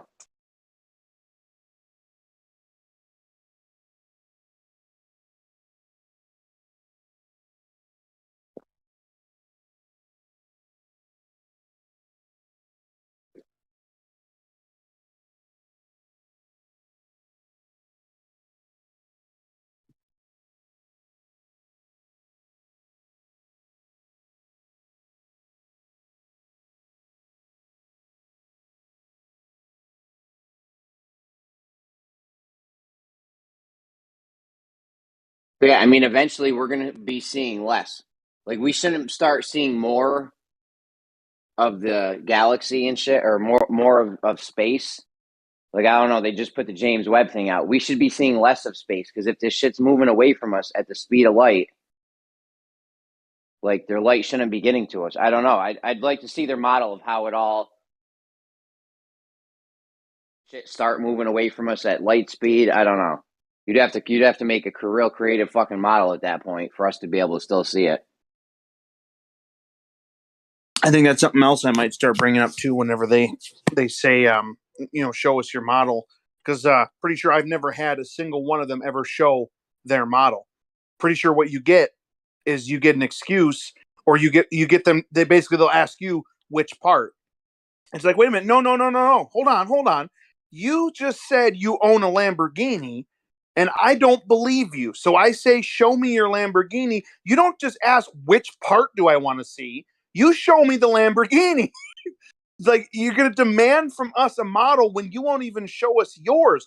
You say which part. No. Yeah, all of it, the whole You thing. got to I don't show want. it working. You can't show me a Lamborghini key or a tire, doorknob, or whatever the fuck they use, or a windshield wiper. You need to show me the whole Lamborghini. Right. You I'm can't not show gonna me. believe You you can't have show a me a Lamborghini. tire like spinning and then say, "See, the tire works, so the model must be legit. The whole Lamborghini must exist and be mine because I showed you a tire that spins." Yeah. Like what?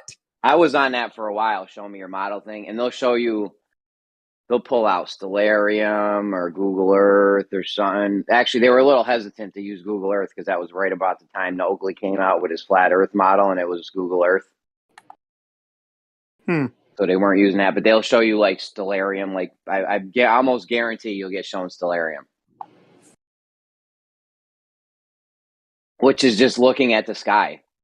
That's all that is. It's just you're looking at the sky. Like I could go do that right now. That's not nothing.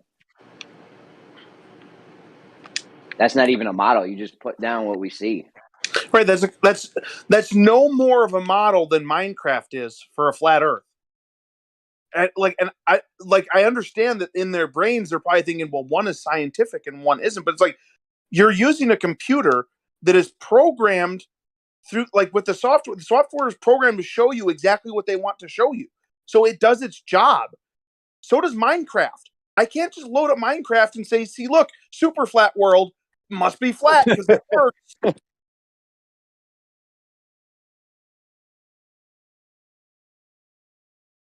I mean, it's like, More if that's hype. the case, look at almost every video game in existence is based on a flat level plane to start from, and then they adjust things from there. Pretty sure.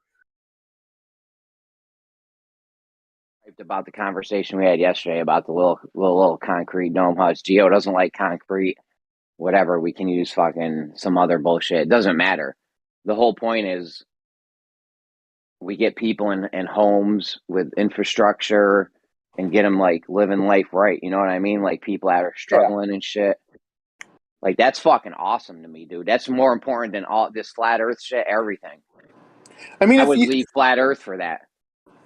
If we could come up with, like, there's those Tesla shingles or whatever, like, that allow it to like absorb sun, like a solar panel, right, or whatever. It's kind of like, I don't know exactly how they work, but basically it's kind of like a solar panel, but it's your roof. It's, instead of shingles, you use these things and they give energy or whatever. Okay, if we could, like, either like reverse engineer that or figure out what's going on there, the systems that are at play there, and somehow make material that's sturdy and lasts long, but does that, and just make the houses out of it. Think of what we could possibly accomplish. Like, they could possibly be houses that basically generate their own power. Oh, you're saying instead of like siding, instead of like aluminum siding, you just use that? Right. If we can find a way to like make I don't know It how wouldn't even sturdy and stuff it is, but if we could figure out a way to make it that way. My shit wouldn't even have none of that though, because you want to have the home, like you can put the solar panels off to the side or something or whatever. Like that's not even an issue with the solar panels. My main focus, always going to need homes, right? So you want to build this shit Great Pyramid style so that it's fucking there. You know what I mean? And it don't go nowhere. No hurricane, tornado, nothing takes it out. Yeah. Fire. My main concern is fire. We're absolutely reckless when it comes to fire. You're in the house smoking weed. Your wife's got a candle lit next to the drapes. You're cooking on the oven with a giant pot of oil next to an open flame. Like, absolutely ridiculous when it comes to fire inside the house. But I would want it to be like a setup that allows people to like stay away from the system if they want to stay away from the system. You know what I mean? Like, if they don't want to engage with all the stupid bullcrap, then they don't have to. They don't have to rely on them for power. They don't have to rely on them for water. They can just be like, here, this is our home and this is us and we're going to do our thing. Let's crush. Absolutely. Absolutely. There's definitely going to be solar panels involved. But definitely going to be solar panels involved, but main thing is the home. We're always going to need homes. Yeah. I want to hand this home down to my kid, and then he hands it down to his kid, and he hands it down to his kid. or something like that. You know what I mean? Yeah. Or like maybe my kid grows up and wants to move out, and I build a house, another dome for him in the back. He has a kid. Now he's in a dome in the back. He has a kid. I die. My home when he's 18 or something. You know what I mean? Like I want the homes to keep being perpetrated through time. Not like burn down and get flooded out and shit.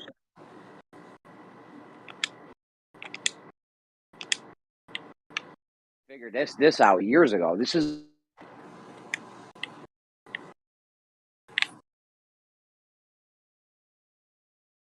like if the stuff in your house burns down, okay, fine. Buy new drapes and a new couch. Right, great. At least your whole fucking house didn't burn down. You know what I'm saying? You go stay at a friend's house or a hotel for a couple days while you get the shit cleaned out and clean out the inside. And then in a few days, you're back in the house. You don't have no stuff in it, but whatever. Buy some of that cheap crap from Walmart and you're all set. Nice.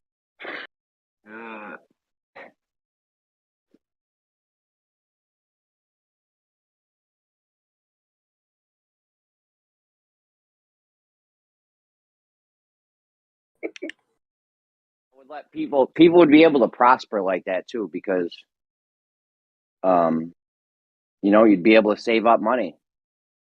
Like I got 5 kids. If I could save $1,700 a month from not paying my mortgage, and then another $200 from the electric, another $100 for the internet, we're at 2 G's already.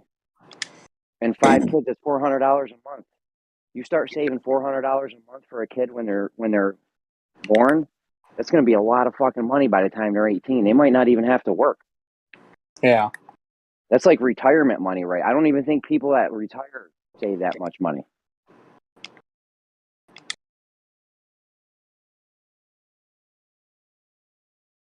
Like it's not that I don't want them to work. I don't want them to have to do work they don't want to do. You know what I'm saying? No, I do want them to work and be a productive member of society, but I don't want them to have to go do some bullshit they hate or don't want to do, or work long hours and get bullshit pay. You know what I mean? I think that's one of the big problems with the Republicans is like they conflate, or they and I don't know if they do this on purpose or if they're actually like this ignorant or dumb or like unconcerned about humans or whatever, but it's like it's not a matter of, at least I'm not convinced that it's a matter of people being unwilling to accomplish work. I don't see that. That's not what I see in the world. What I see, like my experience tells me, is it's people don't want to go to a job that doesn't actually in a real and good way benefit them, to do work for somebody else that isn't like fulfilling or makes them happy, all the while spending hours and hours and hours a week away from their family. It's like, yeah. Contrast that with somebody who planted a garden and owns some goats. Yeah, they're out there doing some manual labor, and maybe it's even a little bit more tedious than pushing papers, but you're at home and your child is sitting right next to you while you milk the goat. Your child is walking along with you while you plant the seed. You can teach them things. In the dirt with you. You know what I mean? Yeah. Yeah. Like it's just Absolutely, it's such a huge difference. Absolutely.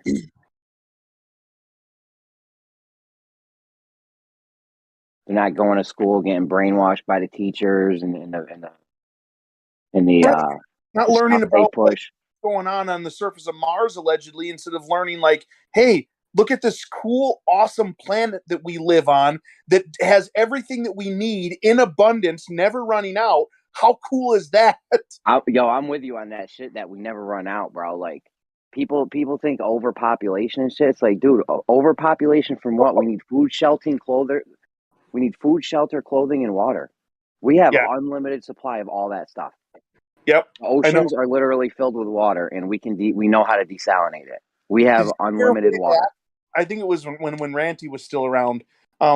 Whenever I had, it was SC Montreal, I think, that was arguing with me on this because of the fish. Yeah, our own people don't like this. Yeah, I remember that.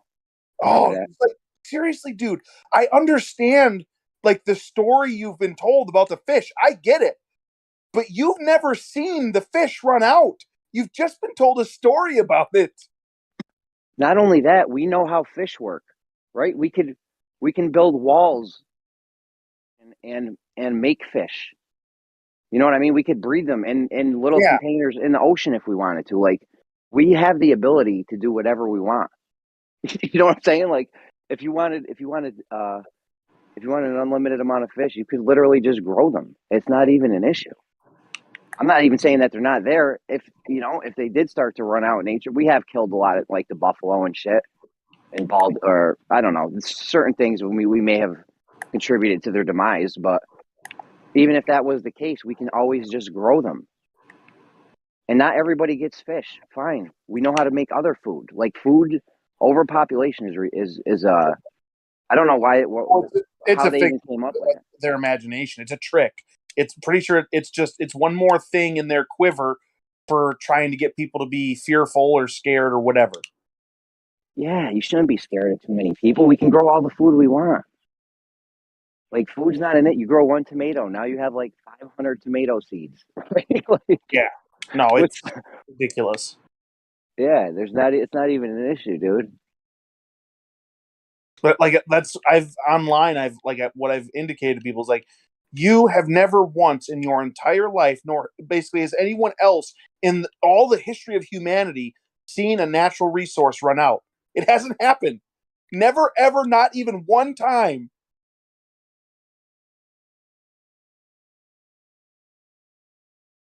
Yeah, and like I said, even if something did, like, let's say we caught all the fucking tuna in the sea or something, and we still had a couple tuna left, we could grow tuna. That's not even an issue. Like, I don't know where these people get this stuff from. Yeah, we could, put them in a special place and have them mate and make more, and then just start, like, if we need to. But even the position of we've caught all the tuna is like an untenable position to take, because there's no way we know what's in every inch of that ocean. We don't have that ability, pretty sure. Yeah, all you know is you have a nice fishing spot you like to go to, and there wasn't tuna there last year. Right. You didn't get any tuna this time. Okay, then so what? We ran out of tuna or what? We're not running out shit. I mean, the oil. Look what they did with the oil. We're running out of oil. We're going to be out of oil by 2020 or so. I don't know what date they used to put to it, but they definitely used to put a date to it, and it's not looking like that's going to happen now because the fucking oil wells are filling back up. I guess we suddenly found some more dinosaur bones. I guess the oil wells are just filling back up. Yeah, yeah. I guess there's more dinosaurs dying down there underneath the earth, providing more fossil fuels, I guess. It's so stupid. It is so dumb.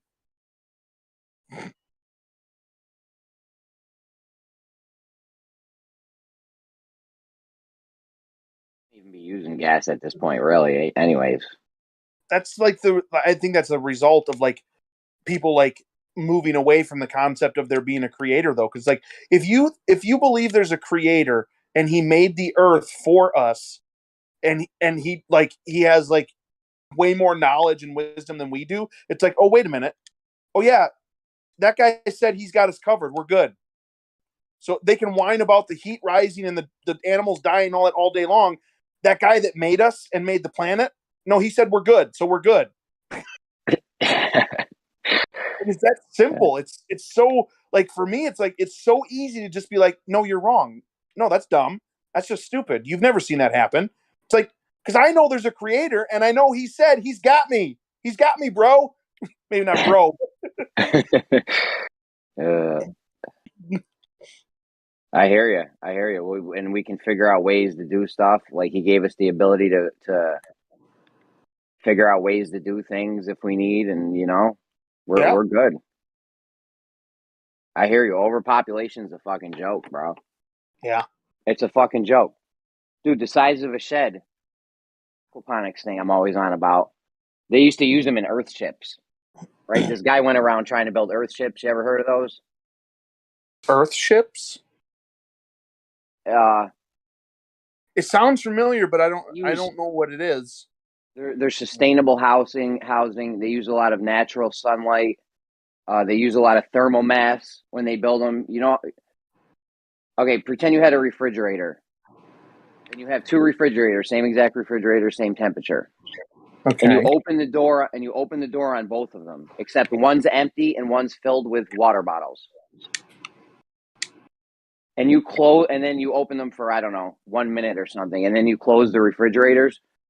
The one with the water bottles it retained more of its, because all the air flew out of the other one. You know what I mean? All the air. Yeah, I get that. That's would be my guess. Is that the one with the water bottles would be able to more effectively retain its temperature or whatever. That's what they do with these Earth ships, right? Instead of how we do now, like heating air is wildly inefficient. That's a joke that we shouldn't even be doing, but that's what they do with these Earth ships. Some of them will have a lot of thermal mass, so they'll use a tons of concrete, and more than that would even be needed. You know what I mean? The walls are thick. Some of them put 2,000-gallon water tank in the middle of the house. You have water and you have a thermal mass. So another thing that he was doing was he had the aquaponics thing that could feed a family of 4. He had the thermal mass thing. He had solar panels, natural lighting, just all kinds of good stuff, right? So that aquaponics thing, though, it's like the size of a shed, normal shed in somebody's backyard with the snow blower and a lawnmower and shit in it, and it feeds 4 people. Do you know how many of those we could put up? I'm looking out at my yard right now. I could fit about 50 of them. Nice. I could feed 200 people with my little land here. Think about how cool that would be. Like just going along with our idea. Like you have this whole community who's just got like 50 of these things just sitting there, just like, oh, your kid's hungry around breakfast time? I'll just have them take a walk out there, grab some fruit or something. They're good. Berries, there's some peach trees going. Yeah. Grew some grain. We made waffles out of them or something, whatever the fuck.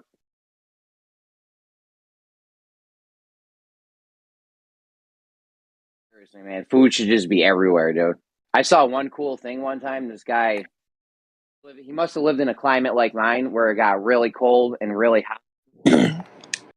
And what he did was he took a small shed, he carved a hole out the side of it, refrigerator, so you could open the door from the outside, but most of the refrigerator was inside the thing. You know what I'm talking about? Can you picture Say that? it again. It's like you Okay, like you open the door from outside, but it's like a refrigerator on the inside of the building or whatever. A shed, you cut a hole in the side of it, and you stick a refrigerator in far enough through the hole. Just open the door from the outside, but most of the refrigerator is like inside the shed. Okay. So he did that. Then in the wintertime, he filled up a whole bunch of 5-gallon buckets. You're cutting out a little bit every so often. Hold on a second. Hold on. Fuck. It's almost like you're bullshit. Walking away from your mic or something. All right, check. That sounds all right. Does that sound better? All right. I don't know what the fuck's going on. All right. So he had the fridge in the shed. Then he took climate like mine, so it got really hot, really cold. In the wintertime when it was freezing out, he took 5-gallon buckets, filled them with water, let them freeze. Put all those frozen 5-gallon buckets inside the shed all year long. Refrigerator. His 80-degree summer. You know what I mean? For a little work. So it started doing the cutting out thing again all year long. What? Son of a bitch. Hold on, let me restart Discord real quick. I don't know what the fuck's going on. Yeah, I don't know what is going on.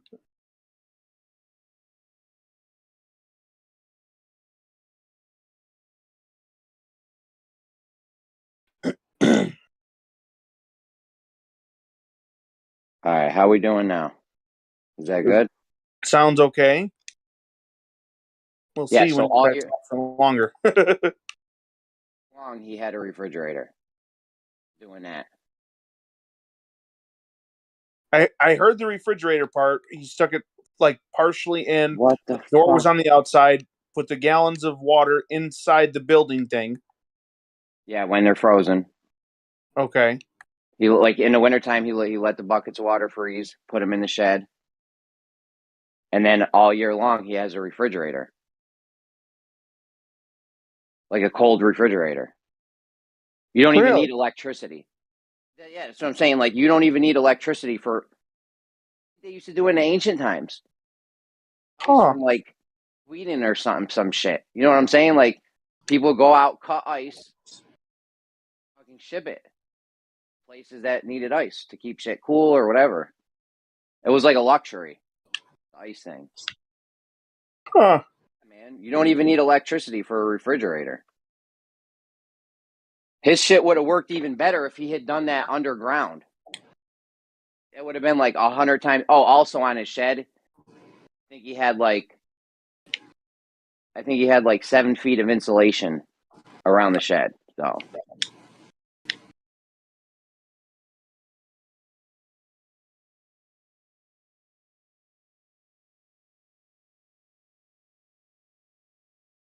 but yeah, that's what I mean. Like, if we were to set this thing up, I'd probably set a dome up like that just for the refrigeration. Like, guys, why would we pay electricity shit cold when in the wintertime everything around us is gonna fucking freeze, and we can just go get some water, let it freeze, put it in this fucking little thing, and we'll have refrigeration all year. We won't even have to use electricity for it.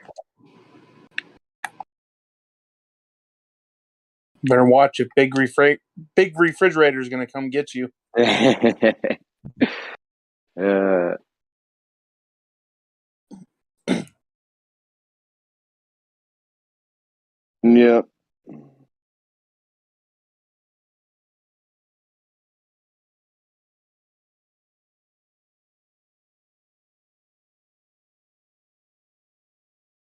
Yeah, man, just once a year, just fill up your thing with buckets of water, buckets of frozen water, and you got a refrigerator. I would have one dome be a Bitcoin mining operation.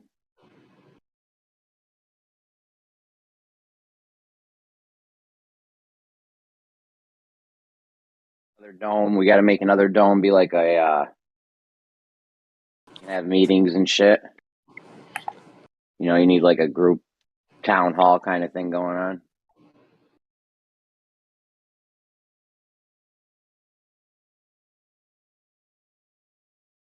I'll go live in a dome. Or whatever they are. I don't know. Geo likes those adobo ones, and I'm fine with that. Those are like, I'm pretty sure those are fireproof. It's made out of like clay or something. So like, I don't think they burn down.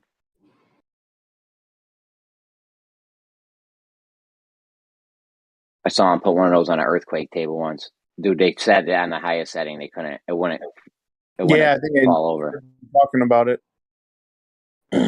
Yeah, you couldn't knock that thing down with an earthquake, which is dope because we get earthquakes. We also get fires, and you don't want to have either one of those things fucking destroy your whole house. I don't know how those hold up in a hurricane now. Well, I don't think in all the time that I've lived in Wisconsin that I've ever gotten hit by a hurricane, so. They have to build these for area specific. I would even build anything in Florida. Things under the fucking water table. Or just above it. Is And they Florida get itself like under the water table, like the state? super close though. They're walking a fine line. If sea levels rise like an inch or two, like Florida's fucked. Bro, I would never move to Florida.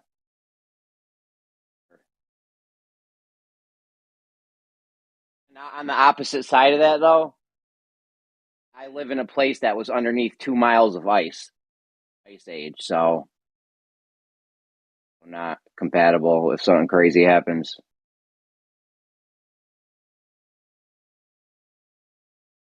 Like, America got rocked.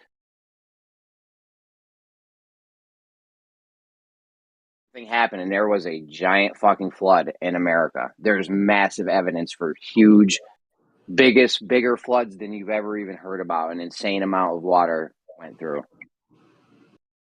Thousands of times Niagara Falls for that. Well, not bigger than any that I've ever heard about. There is one that I've heard about that I'm pretty sure would be the biggest. Yeah, I know. That was probably it, though. Like, that was probably the thing that they were talking about, where it flooded the whole Earth. Because everywhere you go, there's years back, I either read or heard about them finding this like petrified forest. I think it was down somewhere near Chicago or somewhere in Illinois, but I'm not sure. It was like this whole section of petrified forest or something like that.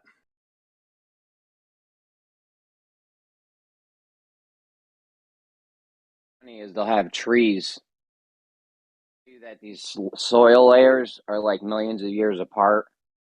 You know what I'm saying? They're like, oh, this 6-foot section is from the Pleistocene era, and it's 3.5 million years old, right?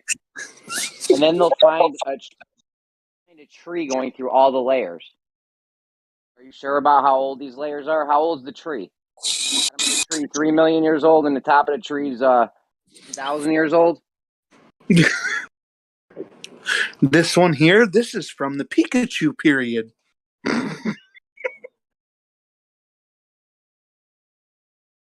It is not cyclical, circular. Because they'll find stuff in the dirt, and they'll be like, oh, we found it in this layer of dirt, so it must be from this age. But then the guys that are trying to label the dirt, like, oh, we found this in the dirt, so it must be from this age because this stuff was here. Like, it's mad circular. Oh, dude, it's the whole concept is retarded because, like, the only, like, it doesn't matter what system they come up with for classifying what dirt came from what age. There's literally no way that we can humanly possibly verify that their system was set up accurately, because we can't go back and confirm, oh yeah, that's where the dirt came from, so we know the system works good. We can't do it. There's literally no way to verify the system at all, no matter what they come up with. We can't verify whether or not they're, like, there's no way to verify that, like, carbon dating. I've looked up carbon dating, like, pretty sure that thing's, like, real suspicious. I don't know that they've ever gotten anything. I think that, like, the tests or something like that were, like, maybe several decades or something like that at most. Like a really short time span. And then, like, I think from there they've possibly leaped to, like, they can carbon date things for thousands or millions of years or whatever. But it's like none of that is even remotely close to verifiable, so you can't determine that your system is working. Kind of like, yeah, they can't. When you go to carbon date something, if the shit worked, hand them something and they would say, oh, it's X years old. Carbon dating would work if it actually worked. Yeah. What happens is hand them something, ask you about a million fucking questions about what the thing is, where it comes, why. Just date it. Right. I shit it out last night. Don't worry about it. If I poop, just fucking carbon date it and tell me how old the thing is. Right. Point your scanner at it. All right. Make it beep and tell me what is my words. The words gonna have to do with the fucking little procedure, chemical, whatever fucking thing you do. I got that shit from Candyland. Is that going to change what your little instruments read? Yeah, it's really dumb. Against them for certain things. So if you ever hear me going along with carbon date, like, I use carbon dating in some of my arguments for, like, architectural, ancient, megalithic shit. I'm like, yo, this shit's carbon dated at, 11,000 years ago. So if you ever hear me quoting carbon dating, don't get too fucking excited. No, it's fine. Like, I'm okay with you doing that. Like, I brought this out the other day. Like, it's okay for you to take the other guy's standard and hold them to it because they said they use it. So that's on them. You get to use their standard against them that they claim. That's 100% totally okay. All the time with NASA. Oh, so you believe NASA now? So NASA's a globe? NASA's your. I love your art. You have great arguments, dude. For real, heads are sleeping on you, bro. You have, like, basic, but very good to explain. I'm not saying you're basic. I'm just saying like. No, I like to break it down to like the minimal amount of logic, basically, just right down to the absolute principles and rules of how logic has to work for us to like move forward. That's what I like to do. Yeah, no doubt.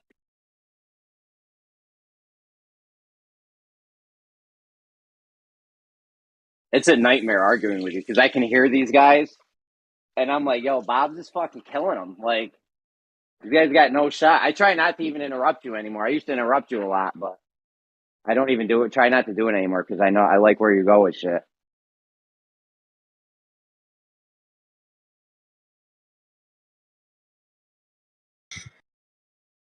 Last night I got Ruhif to lay out his rules for how we make this determination, and then I dropped the whole jump into water thing on him. He's like, "Oh, but buoyancy and whatnot," and it's just like, "Oh, okay." So your rules don't actually seem to work. They don't hold up. Oh, I do that with them all the time. I'm like, "Listen, how do we get weight?" Like, and then you get the weight. I'm like, "Okay." So if W equals mg, and I can put a balloon on a scale, it has a weight, and then if I add more mass to it, it should have more weight. And that's where they're like, "Oh, no. You got to do it in a vacuum." So I'm like, "Okay, this W equals mg thing only works in a vacuum now, you're telling me. It doesn't work on Earth." You know what I'm saying? And they get caught up in this weird thing where, have you ever heard me run them through that? It sounds familiar, so I'm guessing I've probably heard it. Is that the one that spun out into like a longer argument with Bacon or whatever? Because it takes forever. Where he argued with us on what a scale does. Yeah, that's what I mean. Now they're arguing about what scales do. Dude, you told me it gets weight. You told me that's how we get weight from a scale. What do you mean? We know what scales do. You just told us at the beginning of this. Scales give you weight. Absolutely obnoxious, bro. You couldn't make this shit up. I feel like this can't be real sometimes. I'm like, this can't be real. I'm like, this is like, my whole life is like a troll at this point. But like, I wonder if he's like ever even considered where the concept of a scale came from or how it worked way back when they had basically two sides to the scale and they would put something on one side and put something on the other side. Pretty sure it had nothing to do with mass or gravity or any of that other stupid bull crap. You took one object and you compared it to another object. That's it. Yeah, and then you get the weight. Like, oh, this thing weighs this much. This much wheat or whatever. Well, that's going to cost you this much weight in whatever they're using as their money or whatever, or if you're trading something else, whatever it is. That's the comparison. That's the scale. It's a whole bunch of, it's everybody that's using that system agreeing on a standard, and then that's the standard that's used. It has nothing to do with looking at reality and reality somehow speaking to us what the standard is. But I really be running them in loops, like with the light speed thing, the weight thing. Like, it's like, you guys made a shit show out of this. It's not my fault that you're in this predicament now. Don't get mad at me. Right. That you now have to run in circles with me about what mass is, or your formula doesn't work on Earth and only works in a vacuum and all kinds of shit. You heard Kosho, they get out and they're like, that's the net weight. I'm like, yo, it don't say none of that shit in the W equals mg formula. It's weight and mass and gravity. You made this drug-addled psychedelic bed, now sleep in it. Yeah. Fucking psychos.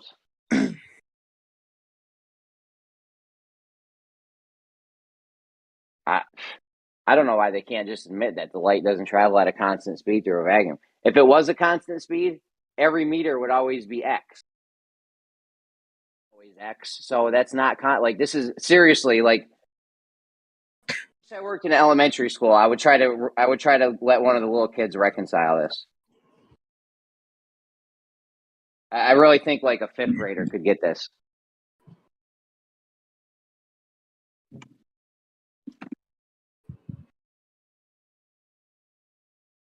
But it's taking a different path. Yeah, okay, that's why it's slower. Slower means not constant.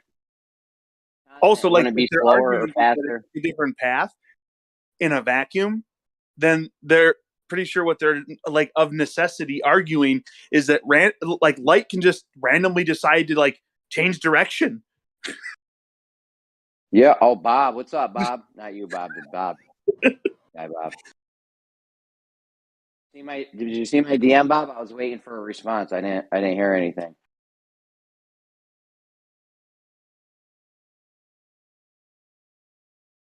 What DM?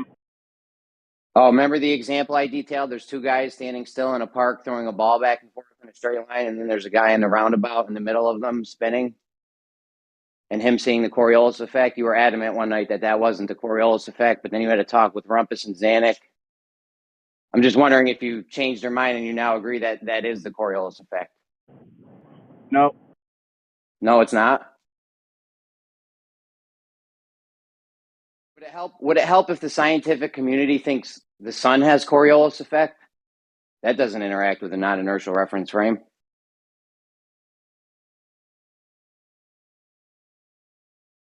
Mainstream science thinks. Go ahead, If Bob. they want to talk to me about that, I'm more than happy to talk to them about it. No, the mainstream science thinks that the sun has Coriolis, like there's papers on it. Or is it that you think Main Street science thinks something? No, it's mainstream science. I mean, I'm not a science denier, you know. I love science. Yeah, actually, you are. No, you are. Well, Can you have an angle to a curve?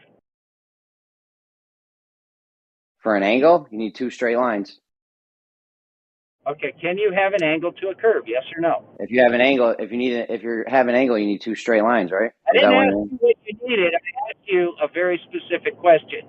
Can you have an angle to a curved line? I don't know. Maybe. Yes or no? Maybe. I don't know. I'm not sure. Yeah. I'm not sure, Bob. Is that important for something? Yeah, is that important? It's very important. For what? Like you've been asking me that for like months now. I don't even know what is that for. I don't have to tell you what it's for. I just asked you if you realized you can have an angle to a curved line. Yes or no? You said maybe. Well, you still have a ways to go, but you're making improvement. I always thought an angle, you needed two straight lines for an angle.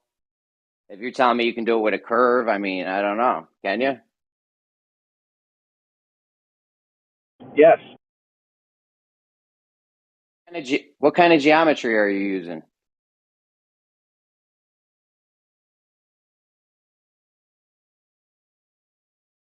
If you had an angle that involved a curved line, wouldn't that result in an infinite angle as it continued to curve? No. No? No. Hmm. The angle comes from the point on the curve that it's drawn from. Doesn't have anything to do with the rest of the curve. It has to do with the point that you're taking the angle from. An angle is a point? Did I say that?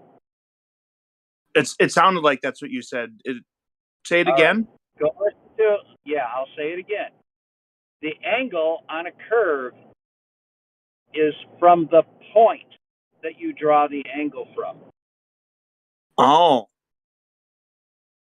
So every point on a curve will have a 90-degree angle to it. And if you have a 90-degree angle, you can have any other angle. So unlike other angles, it doesn't continue to be the same angle on into infinity. The angle is measured from the point it's taken from.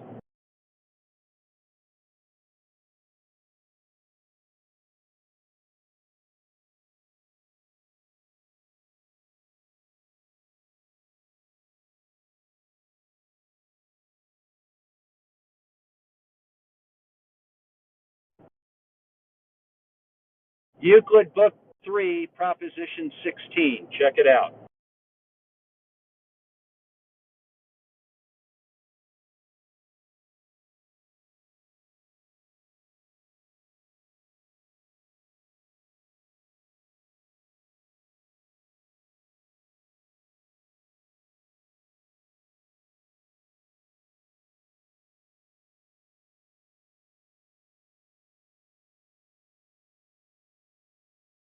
Hang on, Bob. Hang on. I'm trying to find you this sun Coriolis thing.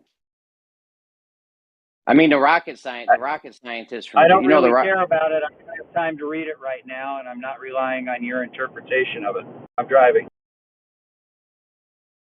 I hear you. Even the rocket scientist, rocket scientist from GEMS, he even agreed that that example that I detailed is the Coriolis effect.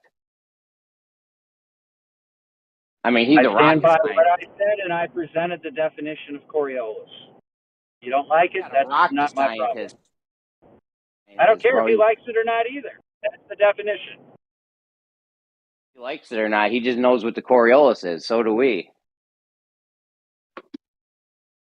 I don't know. I'll try to find the papers and I'll DM them to you if I get a chance.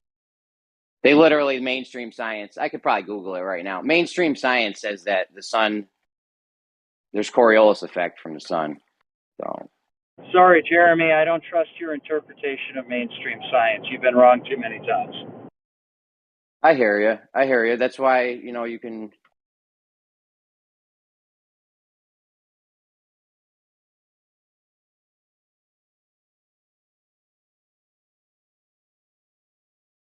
If you want to send it to me, I'll look at it.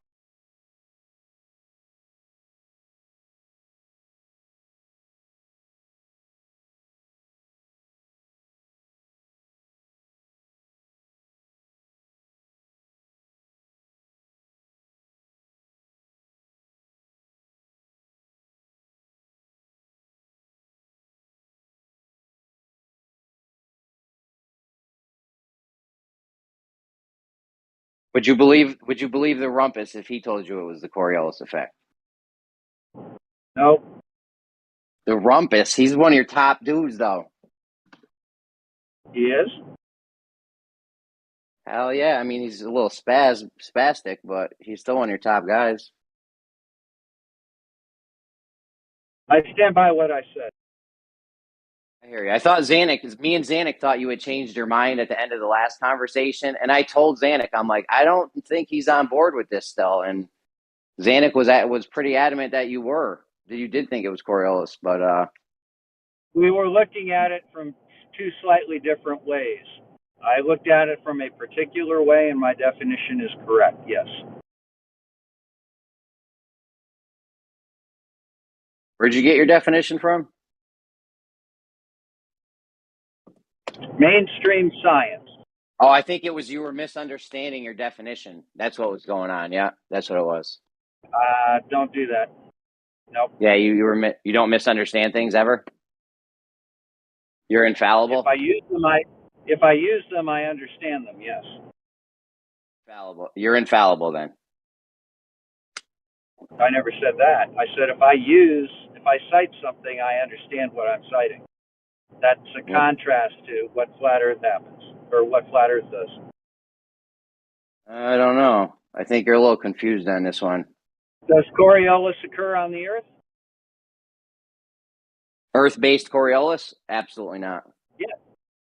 Okay, well, you need to study that a little bit more because that is responsible for a lot of things that we see on the Earth. I've heard a few of them, yeah. Well, then, why is it that you choose to ignore the facts then? Well, two of the things you guys claim is hurricanes and Foucault pendulums, and they're spinning in opposite directions in the same hemisphere. And it's the same effect, the Coriolis effect for both. No. No, they're not. I could post a citation real quick. Pendulums in the north. Your misunderstanding of a citation, which argues against your point, all you want. Dude, this isn't in the northern hemisphere. Pendulums deviate clockwise. Understand that, or you know the mathematics behind a pendulum? Yeah, I've heard of them. There's math behind it. Do you understand that? Go ahead and explain us the mathematics behind a pendulum. How do you adjust for the latitude with a pendulum? How do you interpret that? This is going to be tough because right now you don't even know which way it spins. I do. You don't. Why don't you go ahead and tell me how to adjust for latitude on a pendulum? How do you compensate for that? I don't know. How are we going to know which hemisphere we're in? Okay, good. If it's deviating Okay, good. if it's deviating clockwise or counterclockwise, how do we know which hemisphere we're in? What way is it supposed to deviate in the northern hemisphere? I know which way it deviates. You just disagreed with me. No, I'm asking you, which way is it supposed to deviate in the northern hemisphere? Way it does. Okay, well, Clockwise. there you go. There you go. Why would it deviate at all on a flat, non-rotating plane? That's not the issue right now, and I don't have to make up Yeah, bullshit actually, because we it is the debunked your. issue. Why would it Is my mic deviate cutting in at and out? all on a flat, non-rotating plane? I think I'm having mic issues. Hold on, let me fix my mic real quick because you keep talking over me. I'll be right back.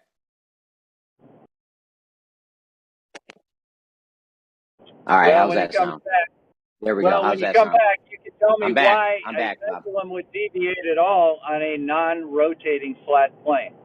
Yeah, I don't have to make up bullshit to replace your bullshit. I'll be right back. I There gotta you get my kid go. up. Yo, stop talking over me, Bob. Very rude. Is this how you act in your professional life?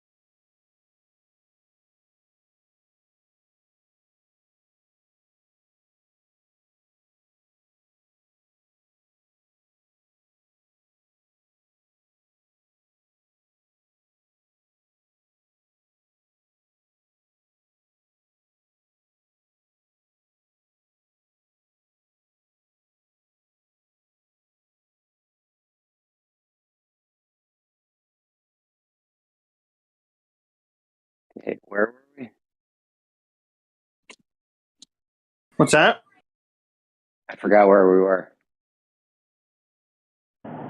You were going to explain why a Foucault pendulum Aha, I rotates on remember. a flat, non-rotating Earth, and why it rotates in a consistent direction, and why that rotation varies with latitude. I remember where we are. Now I don't have to make up some bullshit to replace the bullshit you made up. That's not my job. Okay, so then My you're job is dismissed. pointing out. Hold on, Bob. I'm not done. My job is to point out the inconsistencies in your shit, where you have things rotate. You have things deviating in different spin directions in the same hemisphere. We don't. You have the Foucault pendulum. Which way in the northern hemisphere does it rotate, Bob? The fact that it rotates disproves your entire case, so we're not going Okay, to go into it. which way does the Foucault pendulum deviate in the northern hemisphere? The fact that it deviates disproves your entire position, and I don't So need you're to go any scared. further. This question scares you. I know. It would scare me too if I was you guys. Hold on, kiddo. What way should it rotate? Bob, I have a simple question on the table. It's If you want to rotating from answer it, west to east. I have a What way simple. should it I have a rotate? simple question. What way should it rotate if the Earth is rotating from west to east? What way would you Bob, expect it to rotate? I have a simple question on the table. It's an A or B answer. I don't know why you can't answer that, and then you think you're going to ask me a question that doesn't even make sense. Are we going to just ask each other questions that we never answer? Is that what you want to do? What color are your bed I'm sheets? not going to address your answer until you address why the Foucault pendulum rotates in the first place. Okay, don't know why. I don't have to make up bullshit to combat your made up bullshit. That's not my job. Okay. Well, then the Foucault pendulum demonstrates rotation very nicely. Well, Thank you. I'd love the detail. So does changes in weight by latitude. I'd love to detail the contradiction you have going with the Foucault pendulum. I realize you don't want to address that right now, and it scares you. That's fine. If we want to move on to something else, we can. Is that what you want to do? You're scared and you want to move on to something else? I've already addressed it. The very fact Which that way it does rotates. I have a simple question on the table. Yeah. So I've already addressed it. You haven't answered the question. The fact it rotates at all demonstrates the Earth is not flat and stationary. There's no mechanism by which it would rotate if the Earth was flat and stationary. Okay, so which way does it rotate in the northern hemisphere? Last time I saw one, as I recall, it rotates clockwise. All right. Again, Which way do hurricanes deviate in the northern hemisphere? Counterclockwise. And this is all the Coriolis effect. And which way do anticyclones rotate in the northern hemisphere? I don't know why you brought something else up. What is the rotation about a high pressure zone? I don't know why you brought something else up. We're talking about hurricanes and Foucault pendulums and how one deviates clockwise and the other deviates counterclockwise. Do you have a third spin direction? About anticyclones. Do you have a third different spin direction that you wanted to? Do you have a third different? Anticyclones. They don't go clockwise or counterclockwise. They go in a third spin direction. They go clockwise. We have clockwise. Are they due to Coriolis? Is that Coriolis effect? Absolutely. A major contradiction here because the Coriolis effect is supposed to make things deviate in a clockwise. No, it's not a major contradiction. It's a major misunderstanding of the entire effect by you. Why do anticyclones, which are a rotation about a high pressure area, why do they rotate clockwise due to Coriolis? Well, you think about that for a while. I got some business to take care of real quick. I will be expecting an answer for that. I don't have an answer for that, and I don't care. My point is you have things deviating because of the Coriolis effect. Hold on. My point is you have things deviating in the northern hemisphere, clockwise and counterclockwise, due to the same effect that you claim is happening.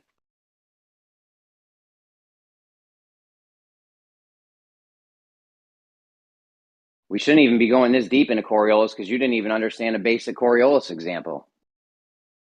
You thought the object had to interact with a non-inertial reference frame. It's crazy. Who are you talking to? Oh, what did he leave? Yeah. Ages Well, ago. he said he had stuff ages ago, or was it like 10 Yeah. You seconds knew ago? he left and you knew who you were talking to, right? Ah, I got him. Aha. Uh-huh.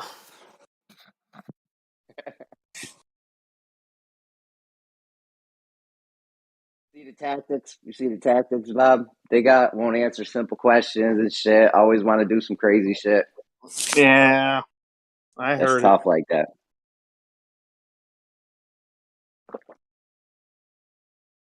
it. Listen, they don't like it when you take away their binky, okay? It might be that, or it might be that Jeremy is just wrong. I didn't say anything wrong. I literally said nothing wrong that whole time.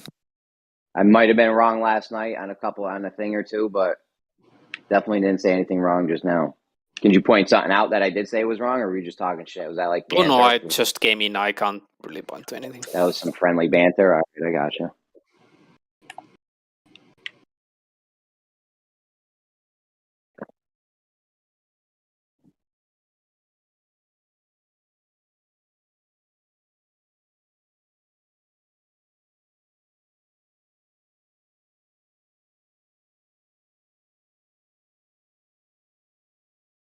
Look at that, whole bunch of people jumped in. What's up, everybody? Welcome.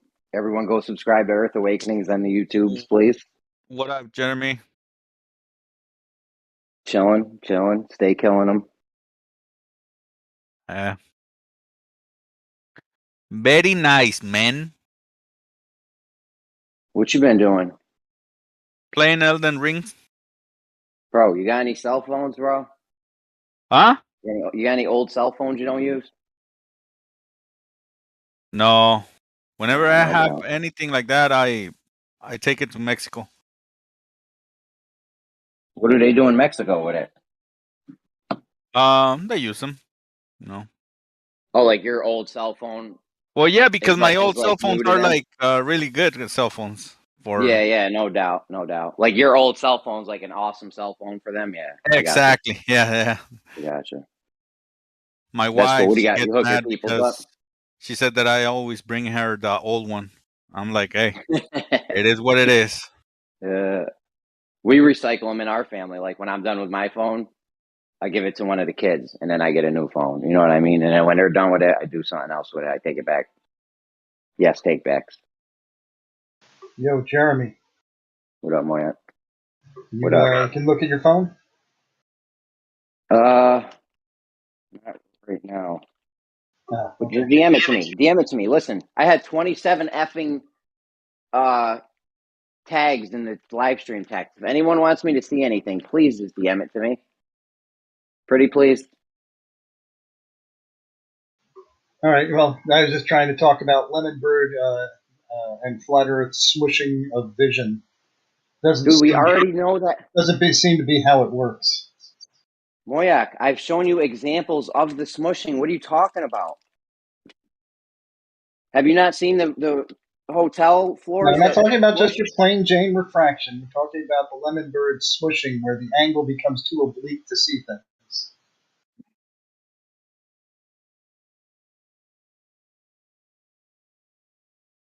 Well, I like the way Oakley exemplifies it. If you have bricks, right?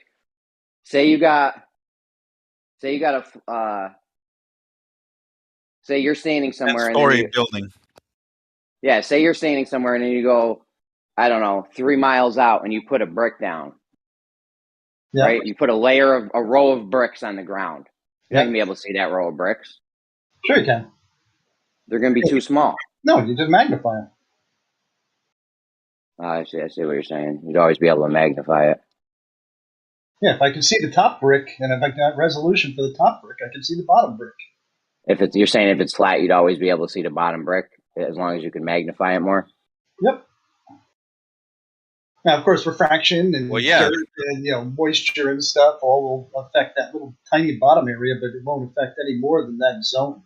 You're correct. Just like in the beach thing, we don't have a magnifying thing strong enough to see the bottom thing. Well, no, see the bottom thing. Does If refraction. I can see 6 inches on top of the boat, like I can see somebody's head. No, because on the building example, okay, see, this is what you're missing. Hold on. Yeah, This is what you're missing, right? In the 6-story building, you don't need a magnifying tool to see the top of the building. Yet you're not gonna be able to see the bottom part. Then you. There you go. He left. There you go. I know he left. Might have been. I don't know. Did you interrupt him? I wasn't really paying attention.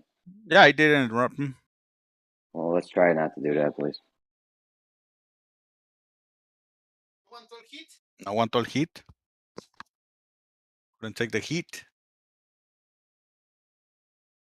I know we're really trying to not overtalk people. Like we want to make it a priority that people get to finish. I know it gets hot and shit, and I was doing it to Bob a little bit even, but I need to be modded when I'm talking to these guys. Like I need a mod here to mod me because I can't.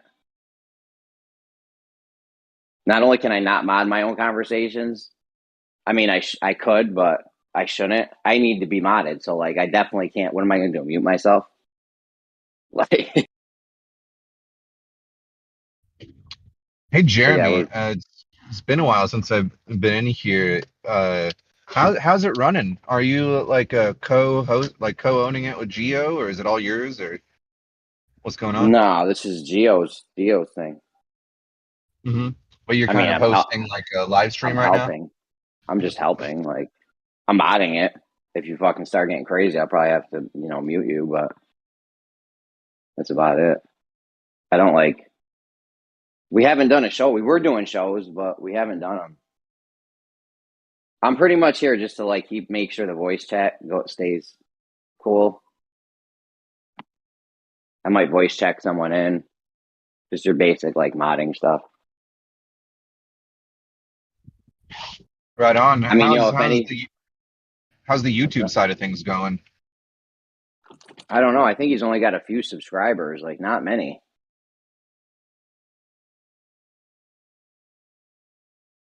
Maybe time to switch up the game plan. I don't know. Yeah, no, it is. He made we're gonna get on TikTok soon. Because there's tons of TikTok is like YouTube before they change the algorithm. I think what the YouTube channel for Geo needs is a little more visual things, because it's always the same screen. But I know he will need to be on top of it, right? Like changing screens and Well, he's just got the live stream text chat up there, right?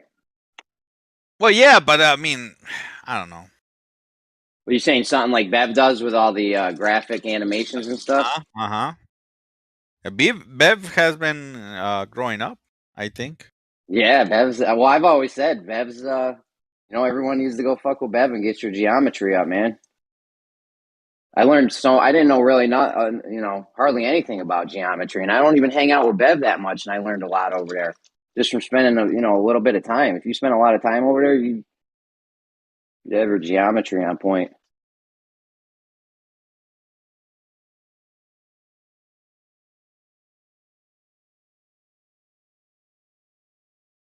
Yeah, he gets a lot of action over there. As he should. Geometry is a big part of this. And of course, we're always going to be using Euclidean geometry because we live in 3D, spatial 3D space. So you wouldn't use anything. You wouldn't use like 2D or 4D geometry or anything fucking crazy. You're just making shit up at that point.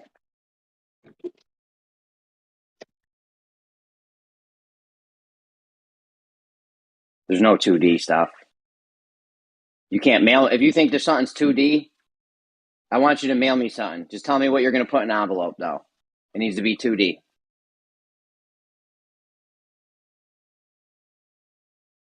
Mail me the surface of a sphere. Just the 2D surface of it.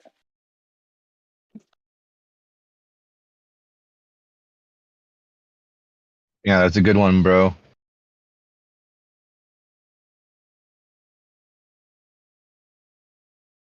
Ain't like some boobs 2D?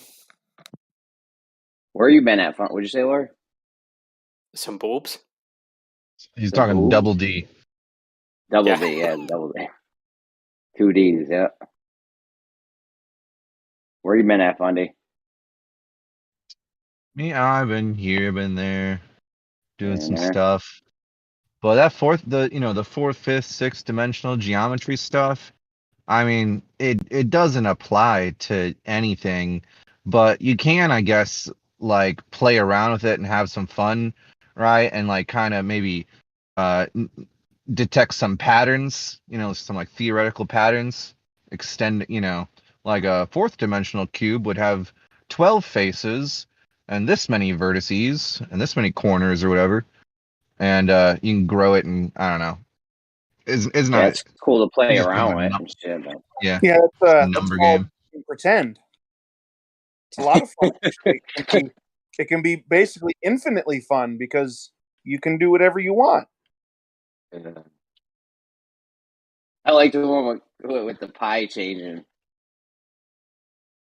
The pie could change. I don't know if Kosho ever retracted that or what, but I think I'm not sure, and I may be wrong on this, but I thought Brenda was saying this too on Bev's one night, that pie could change.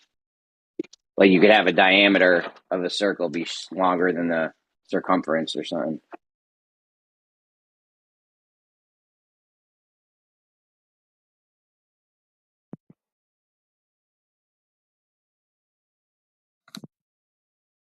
And I don't know what Bob's on about this straight line to a curve. He's been asking me that for fucking months. Or an angle to a curve or something he wants to know. I don't know. I always thought I like what you said. Like if you put a protractor to measure the angle at the beginning, you're going to get one thing, and then if you put a protractor 10 feet down the line, you're going to get a whole new angle. So which angle is it? Can I just pick whatever I want, or? Yeah, it's like that's basically what I was pointing out. Is like if you have a curved line as part of your angle, allegedly, then the angle is just like it's infinite. It'll just keep going. Because the curve, if you assume that the curve is moving away, otherwise, if that's not the case and it's curving towards, then what's going to happen is it's going to get smaller and smaller until it's now like Touching. bisected the other line. Intersect another line, yeah. Or intersected, yeah. Not necessarily bisect, but intersected with the other line. So it's like he's ignoring like what angles come from or what angles are in relation to or something. Like does he understand that angles only exist in relation to a circle, imaginary or actual? I don't know. Yeah, that's what an angle is. It's a piece of a circle. Right. That's the whole concept is that it is a section of a circle. So like you don't get to have an angle without a circle. That's not actually a thing. It's you have to either have a circle or imagine a circle so that you can get the angle. So it's like I don't even know if he understands that. I don't know. Some of these guys are very confused and borderline science denying for some of the shit that they're on about. Like mainstream science thinks that the sun shows Coriolis. Like he can say I misunderstand that all I want, but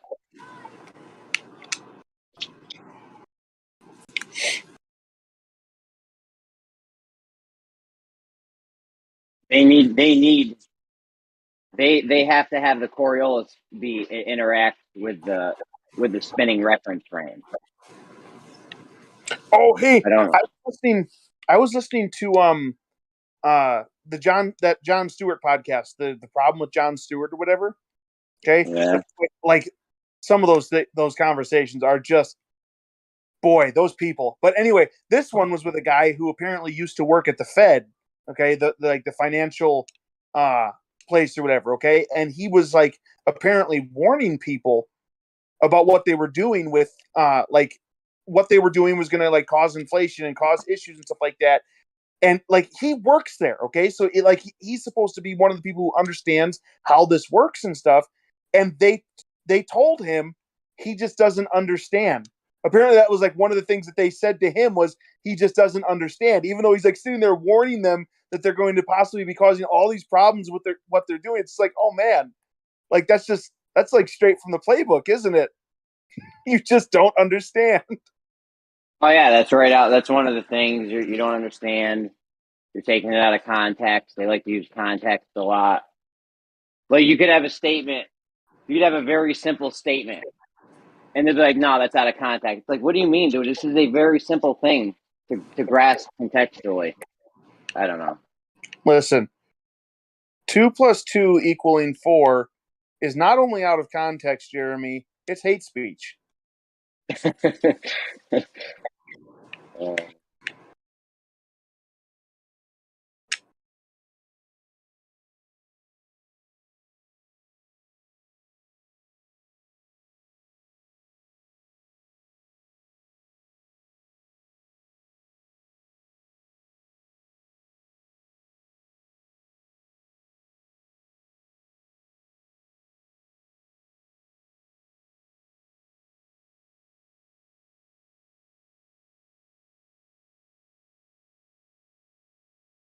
I don't know if I'm even interested in debating with these guys anymore. Like, it's just not. It doesn't get anywhere, and like you could agree to their point, and then they won't agree to your point, and it's ridiculous. Things that are easily agreeable, like the distance, time, speed equations. Those are easily agreeable to. Like, there's no people. That's how we figure out how fast something moves. With that formula right there, and we can tell if something moves a constant speed or it doesn't using that formula.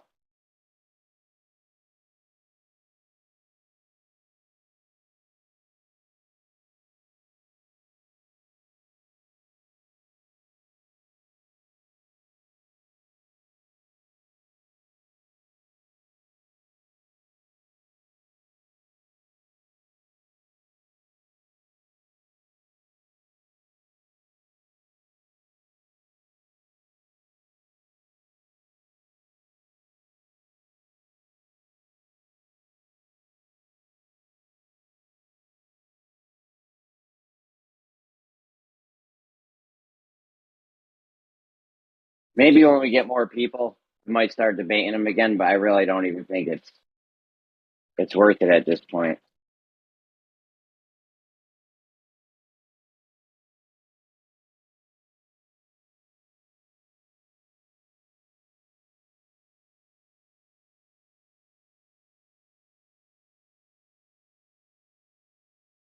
Ah, shit.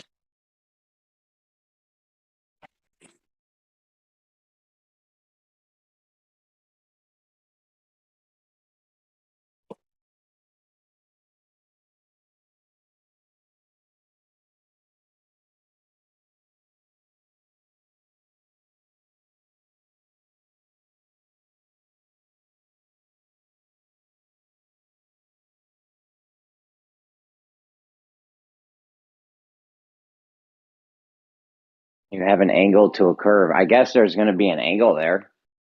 It's going to be anything you want it to be because you put a protractor up to it and see, oh, it's 60 degrees here, and later down the line it's 61 degrees, and then it's 62 degrees. So I guess there isn't technically an angle there. I always thought you needed straight lines for it. That was my thought. I mean, I could Google it right now. Angle definition. What do we want? A geometry one?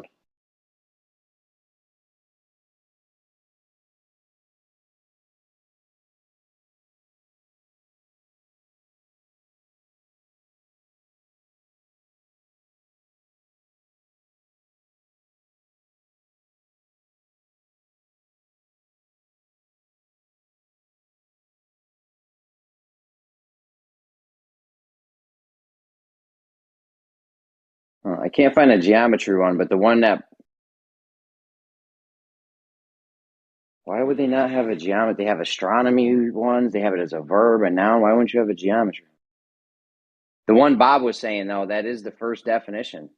The space, usually measured in degrees, between two intersecting lines or surfaces at or close to the point where they meet.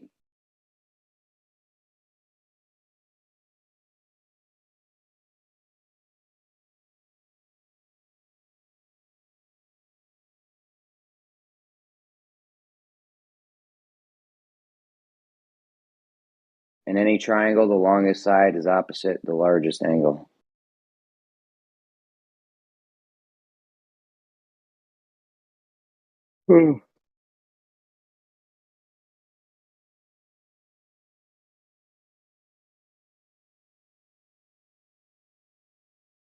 That was pretty bold of him to use any triangle right there. I'm pretty sure I could put one on a pseudosphere or some shit that might not fit that sentence.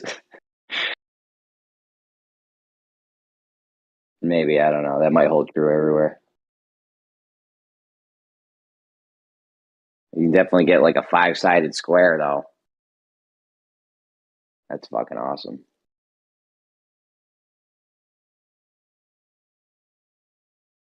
Oh, that actually was the geometry one, the one Bob was saying. The space usually measured in degrees between two intersecting lines or surfaces at or as close to the point where they meet.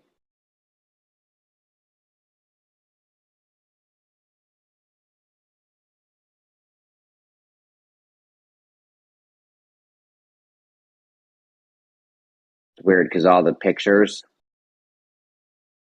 they're using all straight lines.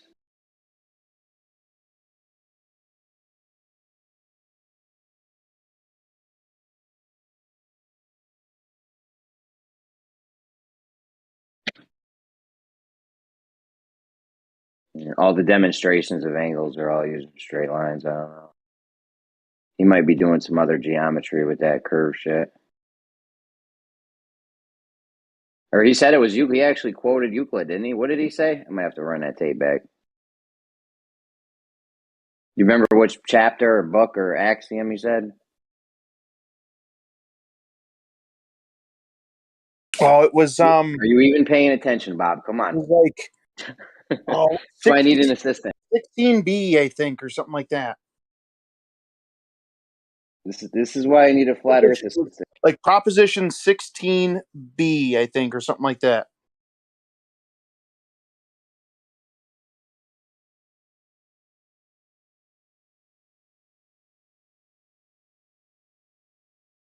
Maybe not.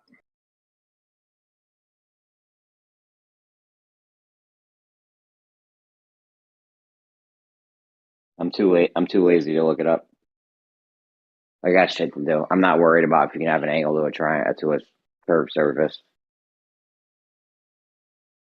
If he wants to do that, fine. I can always pull out a protractor and measure. Actually, they said you couldn't do that. I actually won an argument with Moyak in that one day. It was me and Moyak were talking. He's like, you got a basketball.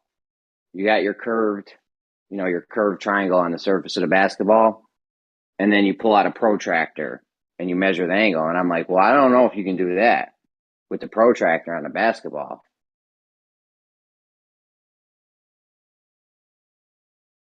And then the math teacher was like, yeah, you can't. She heard me talking. Like, I used to debate these guys right in front of the teacher. I would just be careful to not like use the words flat earth or anything. And the teacher was like, you're right, you can't do that. I was like, I know, thank you. Same thing with flattening a sphere down. Because I used to debate them all the time on if the surface of a sphere is 2D. And even the geometry even the math teacher was confused on that. And I would make sure I knew who I was talking to too. I'd be like, because I could see all their stuff on the board and they'll have all the angles and shit all up there all the time. And I would ask them, like, you do teach geometry? And they'd be like, yeah. The one of them was the head of the math department. So they must have known what was going on. But even the one that taught geometry, she was like confused on if you could flatten a sphere out on a 2D plane, because that's what you would need to make a sphere 2D, right? You need to be put on it. In order to have anything 2D, it needs to be able to be pressed onto a 2D plane. Otherwise, you now have the third dimension and your shit's not 2D. Like, that's Right. That's not like a question or idea. That's just how it is. Like, that's how 2D works. If it's not on a 2D plane, you don't have a 2D surface. Debatable, right? Yeah, that's not even debatable. Like, if you can't put on a 2D plane, you don't have a 2D surface. If it comes off that plane, you've now entered the third dimension. Right. That's how dimensions and planes and geometry and 3D works. That's why 2D objects don't fucking exist. You can't have anything on that plane. That plane's infinitely small. Like, there's nothing even to that. That's why you can't actually have a triangle in reality, because we don't have anything that would allow us to make a triangle that didn't have the third dimension. Once you add that third dimension, it's not actually a triangle anymore. There's way more angles than 3. Yeah, you couldn't hand me a circle or something. Yeah, you could hand me something that's circular. Exactly. You could hand me a poker There's chip. one place. There's one place where it actually does come into play, and it's just a sight, the appearance of something in your vision. But of course, that's not physical. That's that's part of your fucking consciousness. You know what I mean? Right. It's a concept, right? Or an Yeah, idea or exactly. Yeah, you could see something and be like, "Oh, that looks like a circle," and you might even be able to like trace a little circle around it. Yeah, but that's not like something tangible. It's a matter of understanding how reality works, and like accepting it, not trying to argue against it or fight it or whatever, maybe.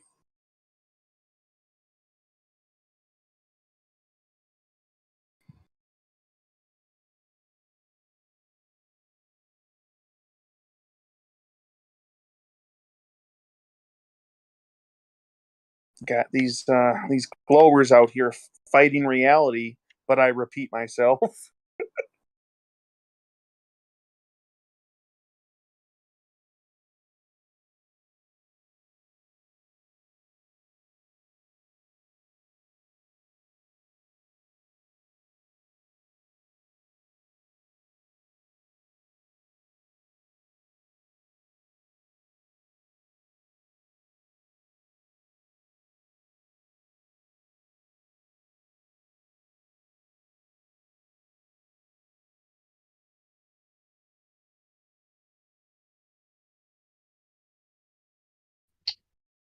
I'm always interested in etymology and language and words and stuff like that. And there's been one thing that has been in front of my face for my whole life that I just finally worked out. And see, I've understood for a while that G and C or K are like interchanged when like making words that are related to each other. And so I was thinking of the word right, and someone said the word rectangle with an accident.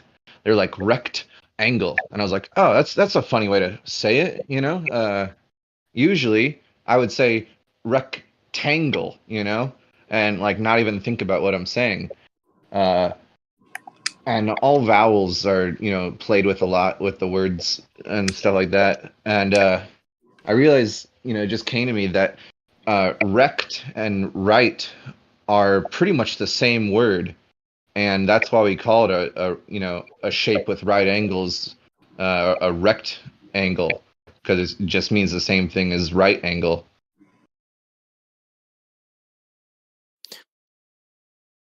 I'm not sure if that's where the word rectangle comes from. I'm not saying either way, but yes. What do you say? Yes, the words right and rect, like right is rechts in German, and they both come from Proto-Germanic, like they have the same root language. Totally, man. Thanks for sharing that. Right's a Germanic word. Yeah, that's cool. I never know. I don't have any tricks that I'm aware of where like I see something like a spelling of a word and I know it has Germanic roots, while there are some you can know are Greek, like whenever you see that silent K at the beginning of a word, like no or night or whatever, you're like, probably Greek origin, Yep. Or like when you see like EUR, you're like, oh, that we totally took that from the French people. But as far as the German ones, I never know. Maybe you could tell me a trick. Well, I'm not sure if I have a trick, but I have something that might interest you. At least two words that I know that are from Proto-Germanic are ring and king. You wanna guess what the? Well, I'm not actually have you guess, but what the actual Proto-Germanic versions of those words were? No, Those what is were it? both. I will type these also in the side chat. The Okay. Proto-Germanic root for the word king was kuningas with a Z, and then for ring, rengas with a Z. Guess what those words are in modern Finnish? Kuningas No with clue. S and rengas with S. Yeah, there you go. And Yeah. would that mean REIGN rain would also be a like, because king's reign, you know, and it's one ring to rule them all, one ring to reign them all. Reindeer, you know, I don't know. Possibly. That could be. Mm-hmm. Possibly, yeah. Funnily enough, because I actually looked into this, I'm Finnish, so I kind of looked into Proto-Germanic roots of Finnish words. And there are some words like that, not many, but some that actually survive in Finnish in the almost original form, whereas in English they have changed quite a lot for some Yeah, that's a reason. lot. That's a lot of fun, man. When you Yeah, see those like old roots that are just so freaking old, and then you see like that they really haven't changed over all this time, and they're pretty untouched. Those are always super fun. Like one yep. of my favorite ones is the Proto-Indo-European word for break. It's just break with a G, or BREG, pretty much breg, and now we say break, and I'm just like, wow. After all this time, that's the only slight change that's happened to it. Incredible. It makes me want to try, you know, like finding some old books. I don't even know if books would be the right thing, right? Or like try to read Beowulf or something Yeah, in like old yeah. English and be like, I was thinking about that. Yeah, uh-huh. that's Dude, I actually went to kind of watch what that. led me. Go on, Jeremy. Go ahead. No, I was gonna say I went to watch that movie Beowulf. The shit had me all fucked up. Yeah, I haven't liked any of the movies. Beowulf was actually what got me interested in this Proto-Germanic shit, because I read part of it, like I read it completely in Finnish and then parts of it in Old English when I was studying Old English by myself, and I came across, like, in the very first like verses, there's this word kuning, which is king, but it's much closer to the old Proto-Germanic origin, and I guess I bumped into some source that hinted that there's actually a connection between the English word king and the Finnish kuningas, which, like, they don't sound same. So I've known English for almost my whole life and Finnish for my whole life, and yet I would have never guessed that there's a connection there. Yeah, yeah. There's a few tricks that I know that just like that I've picked up myself. It's like even if words don't sound related, uh, if you like apply the technique of like what letters are interchangeable with each other usually, and then also, you know, apply that, like G is K, or C, S and Z, F with V, and P with B, and T with D, and stuff like that, and V and W, and L and R, and then you say, well, what if I flipped this word backwards? Would it be more similar if I like spun it around backwards or jumbled the letters a little bit? And the last one is just taking out the vowels, or just not considering like a one word has like four vowels in it, and this other word that you have a suspicion about only has one vowel in it. That doesn't, that to me, I've picked up that doesn't really matter when it comes to if they're related or not, because it's surprising, you know, adding vowels is one of like the most popular things you see with two words that come from a same root and almost mean the same thing or in different languages. Just one of them says it with a few more sounds in it.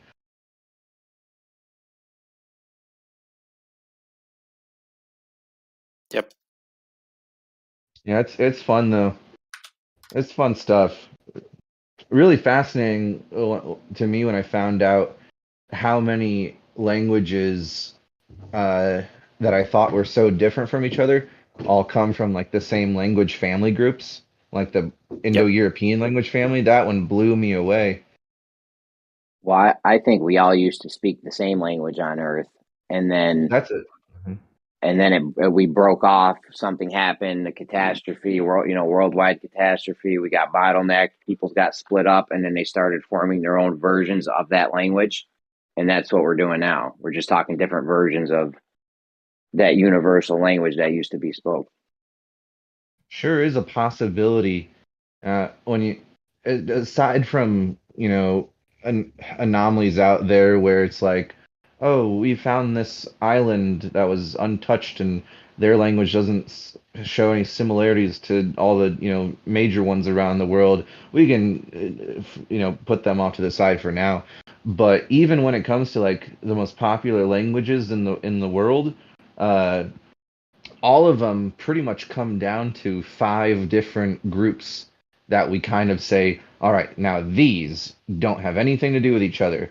But there's research that I guess isn't, smiled upon or smiled at or whatever, not looked at too kindly, where you're actually saying, all right, I know we're pretty certain that language seems to break down to these like 5 different families that you're saying like probably started independently from one another.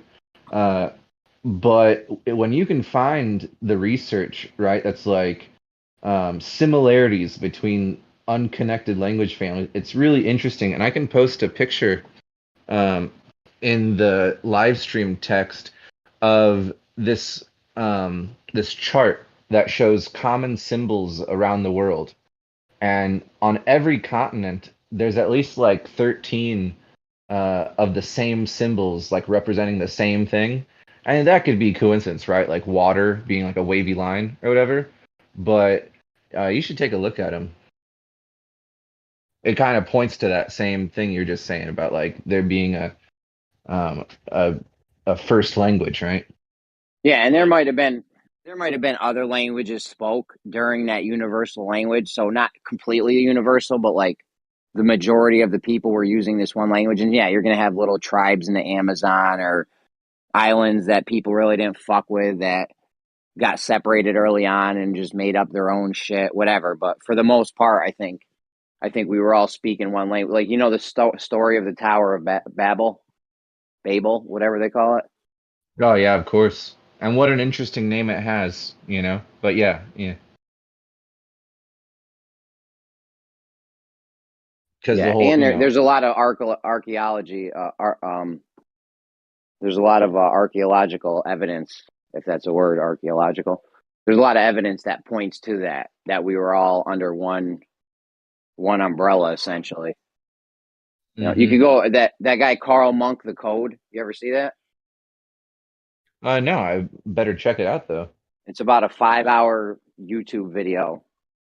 It's the most boringest thing you've ever seen in your life. You're probably not going to ever have seen anything more boring than this. But he can actually like pinpoint other megalithic structures from the dimensions of a megalithic structure. So he could take like Stonehenge or the Great Pyramid or the pyramids in Mexico, all types of shit. And based on the dimensions of that, he can figure out where there's going to be another megalithic structure. It's crazy. It's fucking crazy. Sounds like some ley line point sort of stuff. Not that I'm about that, but yeah, like a grid sort of system to it all. Like how would he make his guess? Well, I guess I'll just have to watch it. Yeah. Yeah, you'll have to watch it. It's pretty in depth. He actually claims to have figured out the actual date the Great Pyramid was built based on how long the length of days and due to precession and shit, the days are getting longer or shorter or something. So based on some of the numbers for the geometry and math built into the Great Pyramid, he can figure out the day that it was, not the day, but what year it was made in if you roll the clock back. Mm-hmm. Did A you lot of say cool shit. Carl Monk? Was it? Yeah, I think it's CarlMunk.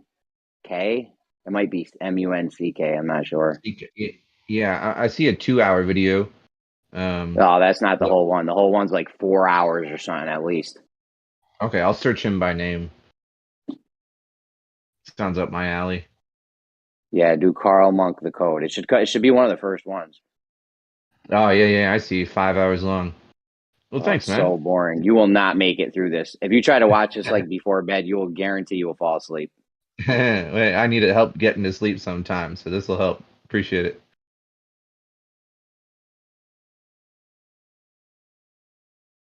You ever heard of a guy named William Herschel? I've heard that name before. What does he do? Is it the guy that He does the stone circles in Africa? No, that's oh man, it's crazy you brought that up, but no, that's not him. That's Michael Tellinger, which I mean, I don't trust Michael, but I won't deny that like there might be something to these circles because like I've never looked up their reputation for myself. I don't know what like Wikipedia or whatever says about these things, but he says, oh, just leftovers from some nomadic people trying to keep their cows from running away, put them in some pens or whatever. But the way Michael Tellinger presents those stone circles, right? He's like, there's literally billions of them, guys.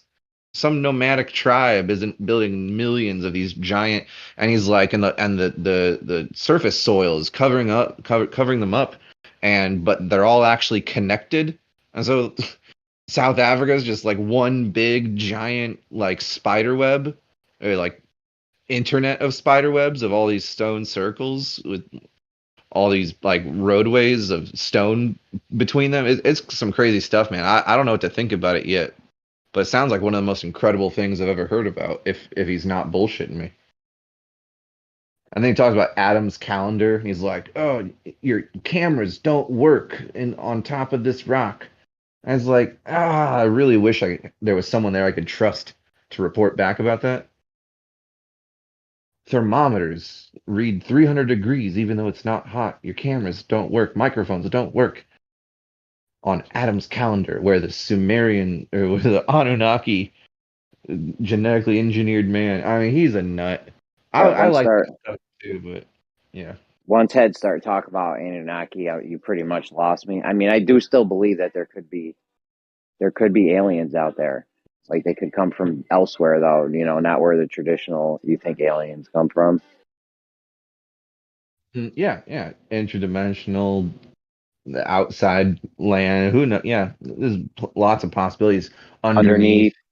Yeah. Yep. Lots of options still for aliens. Above in some other way. But yeah, man. Well, that William Herschel, he's what you might call. Well, what he does is, I guess you'd call astroarchaeology. So his fascination is in how ancient structures, in their designs and layout, might have something to do with the layout of particular sky or stars in the sky, sort of like the pyramids being Orion's belt in Egypt or whatever, or the Sphinx looking at Leo or whatever at some time in the past. Just that It's an sort of stuff. equinoctial marker. Yeah, the Sphinx is an equinoctial marker. Oh, there's stuff to it for sure. Yeah, I mean, have you ever heard about this? Go ahead. What's up? I was gonna say a lot of those structures, you'd be hard pressed to find one that didn't correlate to the stars somehow, or to the what's going on in the sky in some way. Yeah, and like you said, the equinoxial marker. I've only heard one person say this, and I had a hard time like verifying this. I haven't verified, but I hope it's true that the Egyptian year didn't start at like the spring equinox or the winter solstice or anything like most people consider the year to begin. That the Egyptian year, whatever era of Egypt, I know they were all different or whatever, but at some point, you know, the oldest ones, the ones who built the oldest shit, their year, I've heard, was where Leo ends and Virgo begins. And so Virgo would be the first like start off the year and Leo would end it. And there was like this idea put forth based on that about how the Sphinx had a woman's face originally and a lion's body because it's Leo in the front of the year and or Virgo in the front of the year, the woman in the front, the head of the year, and Leo as the tail end of the year. It made sense, but you know, no one really knows. There's all sorts of ideas about what the head of the Sphinx originally That was was. deep right there. I like that though. That was neat. I appreciate it, man. Yeah, I'm fond of that idea too. I just can't put a lot of Well, as you far know, like go ahead. as far as Orion mimicking the Orion's belt or the pyramids mimicking Orion's belt, it's actually inverted. So it's upside down, kind of. So, like, I think it was built in the time when, you know, if the stars are precessing like they say they are and all that, or the stars are changing over time, you know, tens of thousands of years or whatever, it could have been built in the age where that actually matched. You know what I mean? That could have been a marker for the date of the building of it. Would have been that day, you know, the year or whatever, where that like perfectly lined up. And like I said, that guy Carl Monk narrowed it down that to the Great Pyramid being built when the days were like 23.3 or 23.2 hours, you know, where the days were that long. Because right now they're like 23.9 or something, right? A lunar day is like 23 hours and 56 minutes or something. But he did some math to figure out it was actually the pyramids were built, or it suggests that the pyramids were built during a time when the days were only, 23.4 hours or something, you know? Mm-hmm. Yeah, and I think, you know, when you're talking about procession, like the ages that we're in, that, you know, in a simplified manner of speaking, all last like 2,160 years.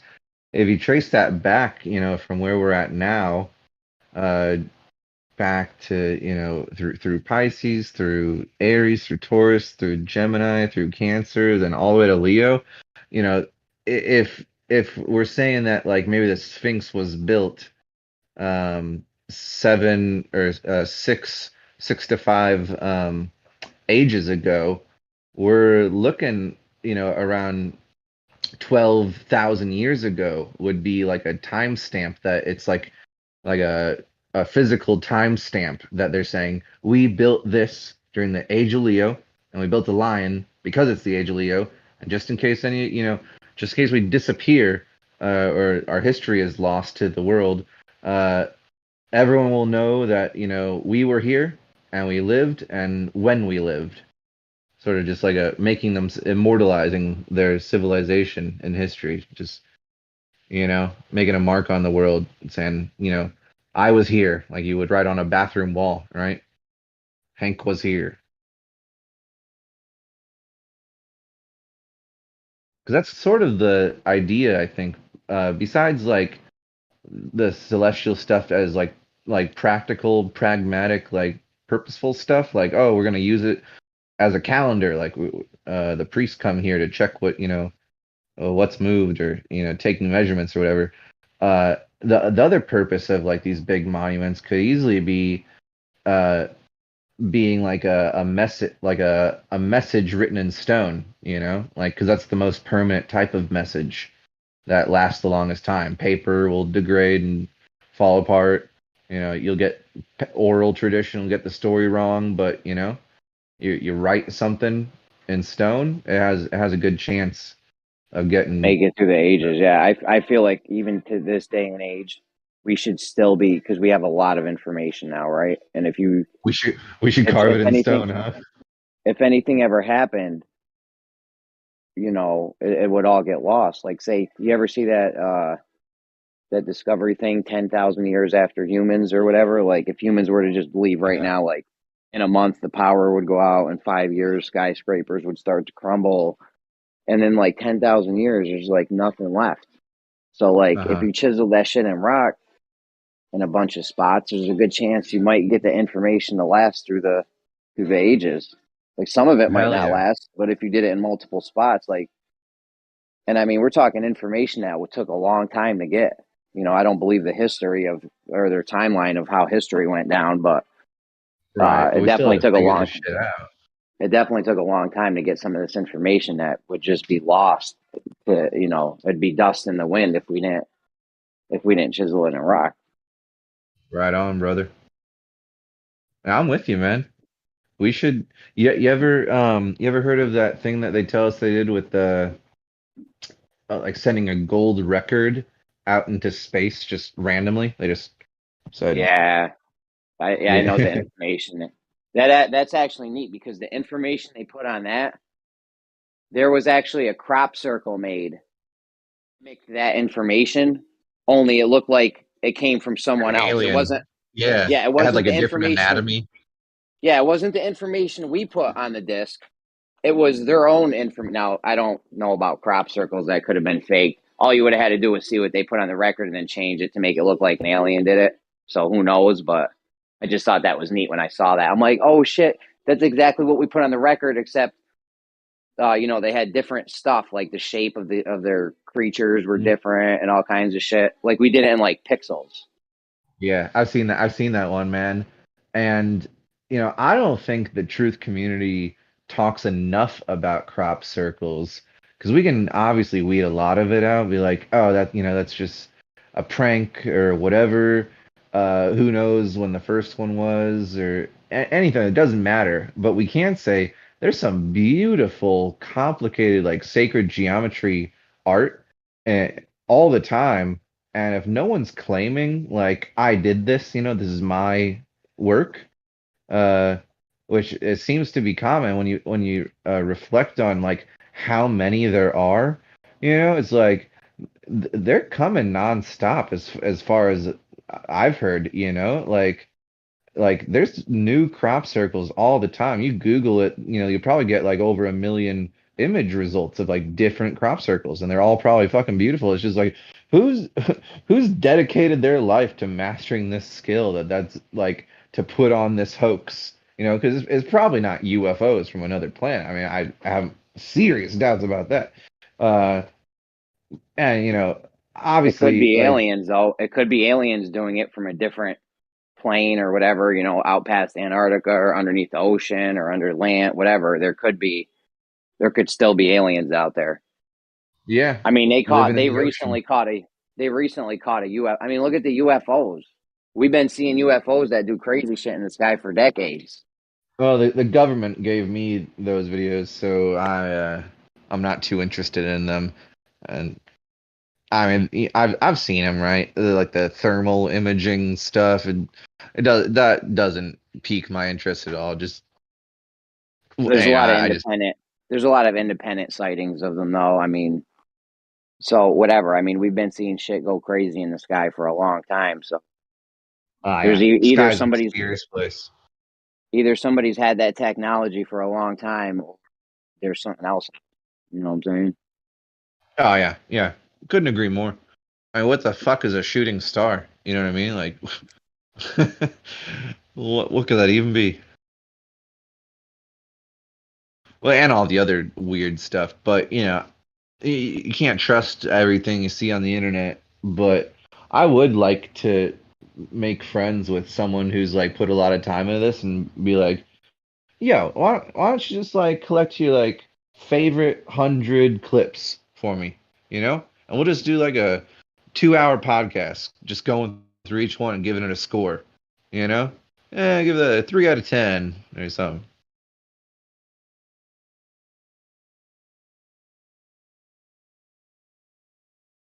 Fortunately, I don't really know anyone interested in crop circles. not to any large or UFOs really. There used to be a YouTube channel that I watched that would kind of talk about this stuff called like Secure Team 10, but then I watched him for like 6 years straight, and like every single clip he got sent from a viewer was just pathetic. And I was like, after all this time of this guy dedicating all this time to his channel, all about UFOs and stuff like that, like there's never once been a single episode of him after 6 years of like uploading 4 times a week that seems like even worth ever seeing. It's just always a disappointment. And then it ends with could it be, let's keep our minds open, guys. Is like, who's got the good videos? Does anyone have a good UFO video besides the fucking Pentagon or something? I don't know, man. I've seen some decent ones. I've never analyzed them or anything, but I mean, it could be. There could be other beings with crafts out there that could do shit we don't know how to do yet. They would claim it's breaking the laws of physics, or it could just be them being able to manipulate, the physical world to where you can do that. If you had told 200 years ago, if you went up to somebody and said, "Yo, humans are gonna be able to fly someday," they'd be like, "No, it's not Yeah, physically possible." And now we're flying all over the place. or talk instantly at a distance from each other, like we're doing now. Yeah, people would have been like, "That's fucking dumb." Yeah, if you would have went back to like ancient Rome and told them we'd all be walking around with little things they would probably would have burnt you on a cross or whatever they did. Really is such an amazing technology, though, how fast it transmits our voices to each other. I mean, it's borderline immediate, you know? Talking to someone in fucking Australia from here in America. It's like, I can't, if I close my eyes and I had a speaker in the room, I wouldn't even know that they're all the way in Australia, you know? Be like, oh, it's just right in front of me.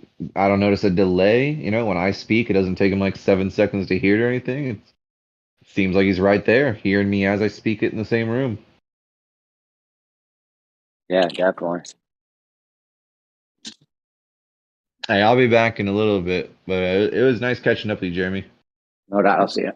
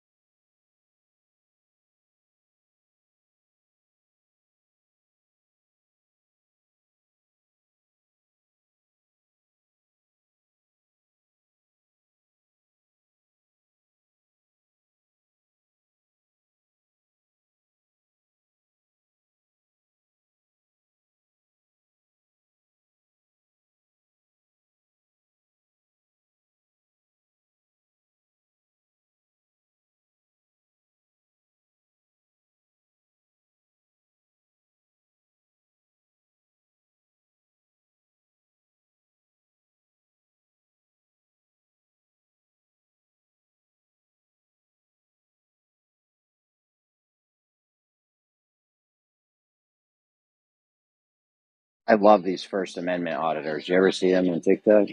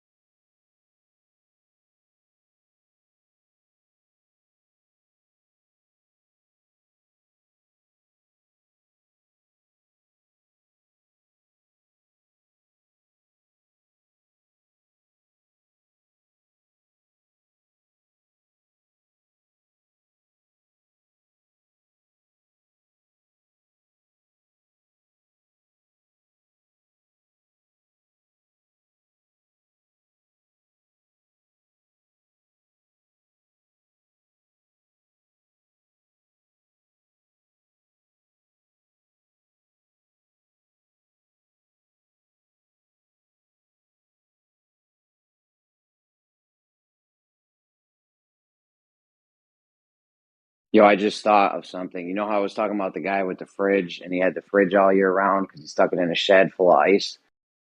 You could literally do that with your fucking house, right? If you had a place to put the ice that was well insulated, you know, underground or some underground would probably be the best one. Just dig a hole out and put tons of fucking ice in it. And then have a pipe or something that led to your house, the actual inside where you lived. And then you fucking just put a little fan on one end of the pipe, and now you're gonna have free AC all year, all summer, from just the energy from the fan. That's way less energy than AC uses. It's like nothing. You might as well. That's basically free right there. They actually make. Are you there?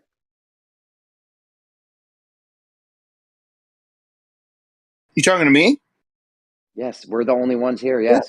I'm here. Did you hear what I said about the free air conditioning?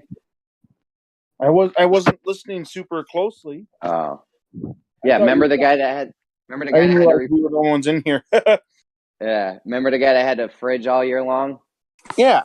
What you would do if we were to build these domes or this community or whatever, what you would do is you would build a giant thing like underground or something with a lot of thermal mass and a lot of insulation from the outside. It'd probably be better to do underground because that would help even more keep the ice, make the ice last. But what you would do is you would just build this giant thing. This only works in a climate like mine in upstate New York where it gets really cold and really hot. But any climate like that, you could make some structure that you could fill with ice and then just run a tube into your house, have a fan on it, and just blow the air in. when you needed it to get cooler inside your house. They actually make shit like that now. Like if you have a giant box fan or something, and what you do is you take a 2-liter bottle, you take a 2-liter two 2-liter bottles, cut the bottoms off them, and then poke mad holes inside the 2-liter bottle, and you attach that to the fan, and then you freeze some 20-ounce bottles of water or soda or whatever. You freeze some 20-ounce bottles, and then once they're frozen with water, you put that inside the 2-liter bottles. So now when the fan's is blowing mad cold air from the ice. Like that's like a ghetto air conditioner right there. Huh. But Or having it like attached to like your home cause the ice in the shed or whatever to like melt faster? It probably would, yeah. You'd have to have way more ice than the guy with the fridge because he wasn't opening the door like that, and he didn't constantly have the air coming out. It probably would make it melt faster, but you just put more ice in the thing. You know what I mean? Like you'd figure it out eventually. Like, oh, all right, that wasn't enough. I need to dig a deeper hole or a bigger hole or something. That way we can fill it up with more ice. Yeah. Huh. You know, because water, you could just use rainwater. And maybe have some sort of a seal set up so that like you can open the seal to cool things down, but then close the seal again so that it's like it's not just sitting there as a way for air to go back and forth or whatever maybe.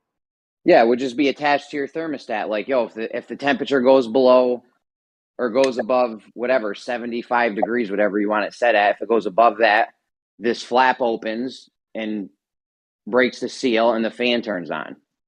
You know what I mean? Something easy like that. And then you just need a ton of ice. You just let a giant thing fill up with water. It doesn't even have to be anything complicated. Like you wouldn't even need buckets for that. You could just let a hole fill up with ice basically, or water, and then let it freeze or something. I don't know.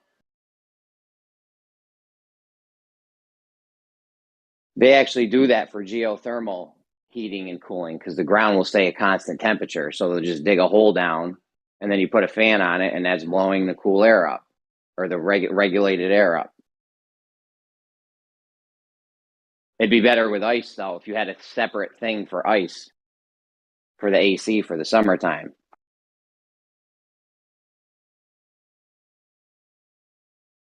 Definitely something to look into.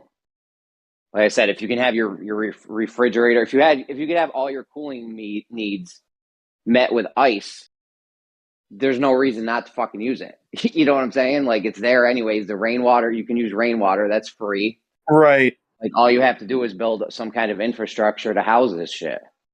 Once the infrastructure is built, you now have free cooling and free cooling shit for indefinitely until the infrastructure breaks, and hopefully build it out of something that lasted. So.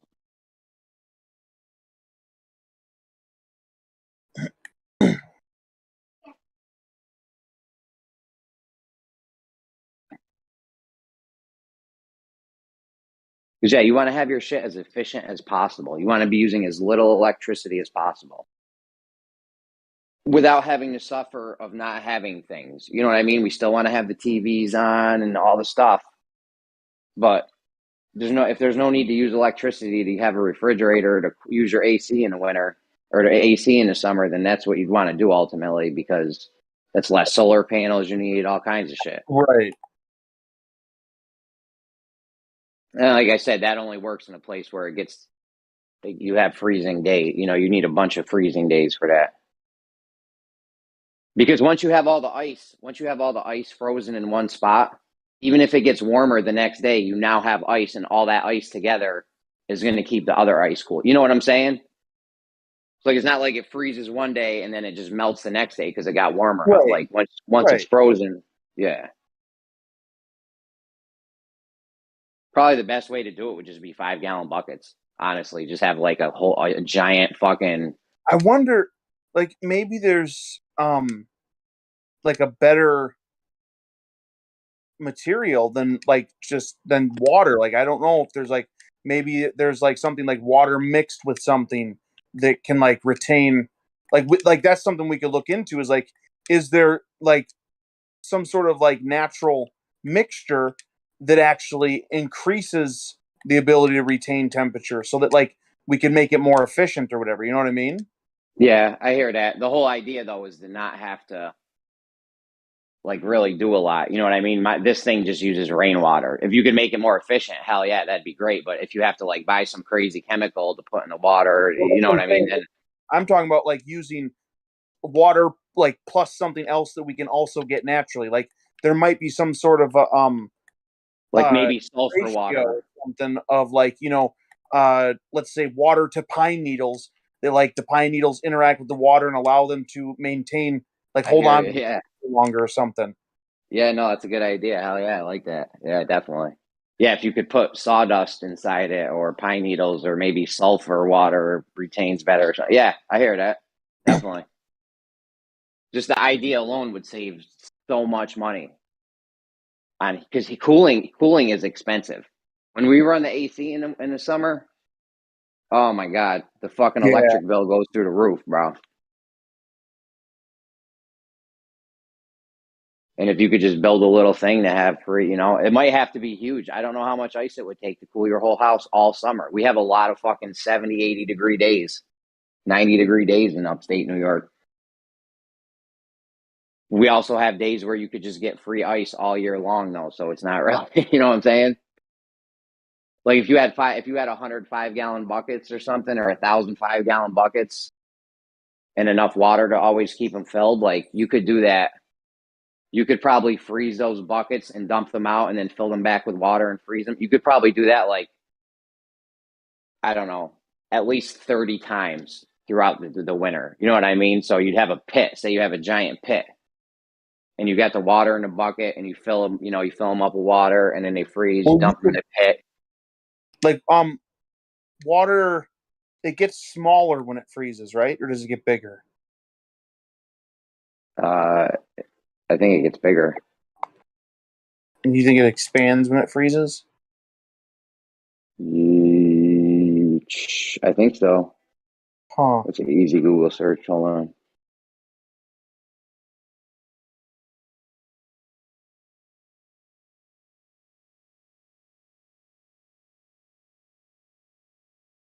Water is one of the few exceptions to this behavior. When liquid water is cooled, it contracts like one would expect until a temperature of approximately 4 degrees Celsius is reached. After that, it expands slightly until it reaches the freezing point. And then when it freezes, it expands by approximately 9%. So, yeah, it expands. Do you ever freeze a water bottle and like the bottom will bulge out? So, like, if it's frozen, then it's already in the expanded state. Yeah. So when it melts, it would get smaller. It'll shrink. Yeah, you're not going to blow your thing apart if if you fill it to the tippy top. You'd be all right. I was just wondering, like, if it would be better instead of using water and then freezing the water, could you take like snow and just pack it as tight as you possibly can? I don't know Nah. if one's better than the other or not, but like snow is basically just like, as far as I know, it's just frozen water already. But you might be able to pack it tight in a way that maybe you couldn't get water to work as well. It's just, yeah, just an idea. You could use snow because I know you've seen the Walmart parking lots or whatever where they'll push all the snow into one spot and that shit takes forever to melt. I still have snowbanks up in my area. Yeah. Because it's all in one spot. So yeah, if you were to get enough snow in one spot, yeah, you could do that. You're going to need a way bigger hole though, because ice is way more dense and it'll just keep it's better to just use straight up ice. Like if you could figure out some kind of system to constantly fill the hole with ice. Like if you just fill the hole with water, it's not going to freeze. The top of it will. Like my pool's not a solid ice block right now. You know what I mean? The top of it was at one point, but hey, where's your pants? Come on, kitty. All right, you're staying outside. Listen, where'd your pants go?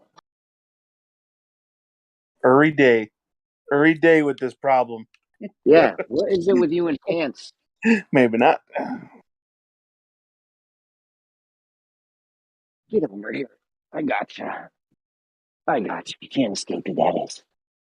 Give me the foot.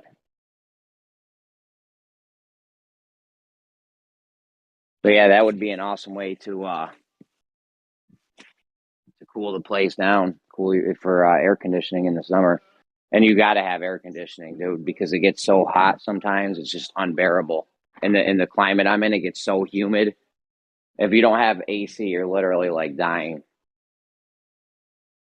I mean, the other things are neat too, where you have that thing I said with the fan and the 20-ounce bottles of ice. That's neat. You could have a bunch of those around your house and probably keep it at a nice temperature. You'd be constantly replacing 20-ounce bottles, though. You'd have to do that fucking 10 times. No one wants to do that 10 times a day. It's better to just get all the ice in one spot and be done with it for the year. You know what I mean? Yeah, I get it. Like, I'm picturing a field of 5-gallon buckets. And then winters come and you fill them up with water and just wait. And then you have a hole somewhere, a giant fucking hole, fill it with ice throughout the course of the winter. You keep it insulated from the surface, and then you just have a little conduit. You run into your house with a fan on it with the thing.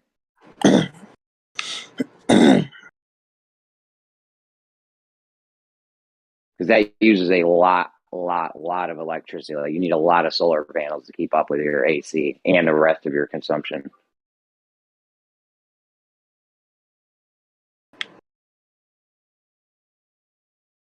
Yeah, I used to get excited over solar paint. I don't know whatever happened to that, because I'm like, yo, once that comes out, it's fucking over. Your whole house in solar paint. Or the sides of your house that matter. You know, I mean, obviously you're not going to do a north-facing side if you're in the northern hemisphere or whatever. But is that a thing that exists? Dude, they've been talking about. Okay, listen. What's that scientific magazine that used to have all the cool, goofy shit in it? Popular Mechanics, maybe? Popular Mechanics, yes. Okay, I read all this awesome shit in Popular Mechanics growing up, and I love that magazine. And I was like, oh, this is awesome. We're going to have all this neat shit. And then all that neat shit never came. Like, all the stuff they used to say we were going to have, it just never came.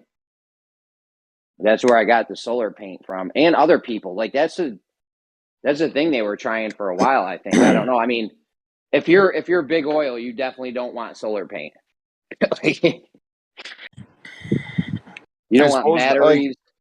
Yeah, if you got if your car is able to run off of energy that it gets from its paint or whatever, maybe. It still amazes me to this day that the whole car is not covered in solar. Like, if you have an electric car, why is the body of the car not made out of solar panels? I don't understand. That doesn't even make sense in my mind. Like, why wouldn't you have the hood, the roof, the trunk, the doors, the panel, all the panels just be solar panels stuck to the side? Like, why aren't you doing it? It doesn't even make, you could trickle charge. It may not be enough to fully charge your car, while you're driving it. But if you go to a place and then park your car in the sun for 8 hours, it's going to do something. It's going to give you some energy. Yeah.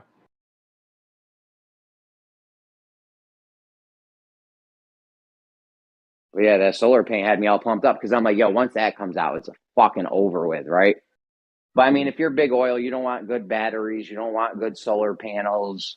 I have no doubt in my mind that they've stifled solar panels and battery technology over the past decades.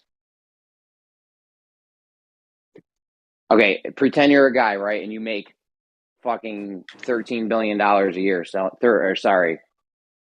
Big oil makes $9 trillion a year collectively. That's their profit. So, okay, let's pretend you're with a group of people that are making $9 trillion a year. Some guy comes out with a battery the size of a fucking AA that can power your car for a day. How much do you spend to make that go away? Either by getting, buying the patent, whatever. Like, how much would you spend out of your $9 trillion to make that go away? Well, yeah, I mean, probably not even that much if you get to the person who's trying to use it, because Like if you're making 9 trillion or whatever, and they're just some regular dude, you could offer them 10 million. That's life changing money to them, Yeah, and like not even a big deal to you necessarily. that's what I mean. You could go $5 billion on that, and that didn't even touch your shit. You know what I'm saying? You could do $1 trillion on that, and it's still all right. That's a little chunk of your money, but now next year you're still going to make $9 trillion. Whereas if these batteries come out and they're in all the Right. fucking cars now, if I have a 10-pack of AA batteries in my car, and I'm good for the fucking week, you're not going to sell a lot of gas next year. And think about this: like if the system is set up so that, let's say, you want to patent an idea that you came up with because you want to be able to make money off of it. Oh well, now you're basically, if you want to guarantee that you're the one that's able to make money off of it, you need to go tell the government about your idea. And who's got access to that information? Who now knows that you have this idea that might end up producing energy that they don't want you to have or whatever? Like, it's just like, it's really easy for me anyway to see how it could be stifled really easily. Somebody came up with a really efficient thing, and they were hoping to sell it. Of course, they're going to try and go get a patent for it, right? And then if they want to do that, they're letting the government know. And then who all's got lobbyists and things like that or whatever in the government that be like, oh, hey, this guy came up with this idea, so you better get on that. You know what I mean? That's why I've always laughed at these guys that claim to that if you're that smart to where you came up with some kind of perpetual motion machine or 0 point energy thing, if you're that smart to have come up with something like that, you got to be smart enough to know they're not going to let that shit come out. You need to just put that shit on the internet right away. The plan. Don't worry about trying to make $1 zillion, dude, because they ain't going to let it get that far. Yeah. Or like, I mean, just basically, let your friends and family know about it. Let it spread like that. Like, maybe don't even put it on the internet because that might be way too quick for them to shut down that website or take away that video or whatever. Like, even that's in a way giving them easy access to stop you from spreading it. If you tell your friends, build one for your friends. Tell your family, build one for your family. Like it spread naturally. Yeah, something. Exactly. What you don't do is go down to the patent office and apply for a patent and wait for them to fucking, do something. Yeah, wait for them to disappear you. Yeah, he shot him back in the head 13 times. It's really weird. Clear cut suicide.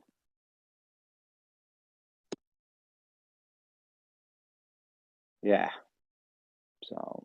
Yeah, every one of his security guards sneezed at the exact same time, and when they turned back, he was gone.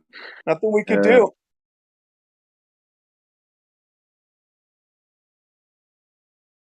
What are you, a conspiracy theorist? One of those nutter conspiracy guys, yeah.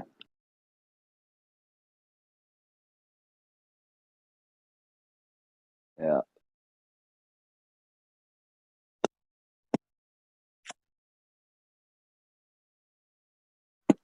Yeah, that ice thing's huge. I wonder why aren't we doing that now? That seems like a no-brainer. Like how hard is it to let water freeze and then dump it in a hole? That's really all that needs to happen. I would think that the AC makers probably wouldn't want that. The ones who are selling the power to run the AC units probably wouldn't want that. Like, I think there's probably plenty of reasons why we don't have simpler, more efficient systems, maybe. Yeah, no doubt. Yeah, definitely. If you sell ACs, you definitely don't want that to happen. Or if you're selling power, you don't want that to happen. Or if you're the people that are taxing the amount you spend on power usage, you definitely don't want that to happen. Yeah, I guess there's a big group of guys that don't want that to happen. I don't know what they're gonna do with when all these cars go electric and shit. I don't know what they're gonna do because right now the government makes a lot of money from taxing gas purchases. Like when you go buy $20 worth of gas, the government gets a nice. They'll probably just switch to like jacking up the prices on recharging your batteries and stuff. I would think, just like, Maybe, but there's nothing. We're running out of fuel to run the factories that make the power to recharge your car now. So now we got to charge more for that because we're running out of that stuff. Like it's like actually kind of a pretty They'll get easy you. switch, I would think. Yeah, they'll get you. I'm just saying, if I have solar panels at my house and I can charge my car at my house every day and I never have to charge it anywhere else, like they can't really. I mean, they could charge more for the solar panels, more for the car, I guess, whatever. Yeah. Yeah. Or I mean, like they wouldn't even need to do that. They could just, you know, they come up with some bullcrap reason why you can't have personal solar panels. They're too dangerous for the birds, or you know, some stupid bullcrap. Basically, like you're not allowed to have solar panels in a residential area because this, and this. It'll, you know, kill the birds, or the kids could get burned, or you know, just whatever. They could come up with something that they would be able to sell to a bunch of idiots and be like, oh yeah, no, that makes sense. We can't have solar panels in the yard. That tracks. Obviously, you need to follow the science. Of course, we can't have solar panels around the neighborhood. Come on. Next thing you're going to suggest we use nuclear power, have kids with 16 arms crawling around. Come on. There's really Elon Musk I've seen video of Elon Musk talking, and he's like, we only need like 100 something square kilometers. He's like, just a little corner of Utah would power. I think he said the world. Just said America. I'm not sure, but if you could power America by covering a little tiny corner of Utah, like that's what I mean. Like if you have a solar panel factory, how many square miles of solar panels do you make a day from just one? Like the biggest solar panel factory, I'm wondering. Like, do they make a quarter of a square mile of solar panels a day, an eighth, a tenth, a 16th? Like, how many years before we have that little tiny corner of Utah covered? I do not know, maybe.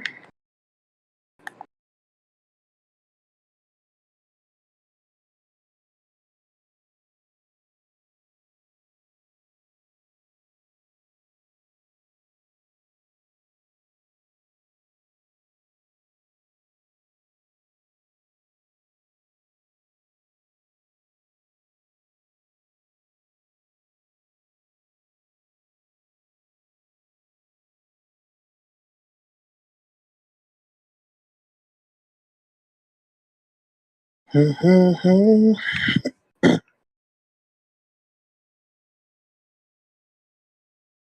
we go. I got one. How many solar panels are made in a year? Some guy asked how many solar panels are made in a day, and they gave him a bullshit answer of how many solar panels you need for how much kilowatt hours and shit. Didn't even answer the question, but this one is good right here. The production of solar modules worldwide reached approximately 140 gigawatts in 2019. A significant increase from 238 megawatts in 2000. It's not giving it to me in square miles. It's giving it to me in megawatts. I don't know what the ratio would be.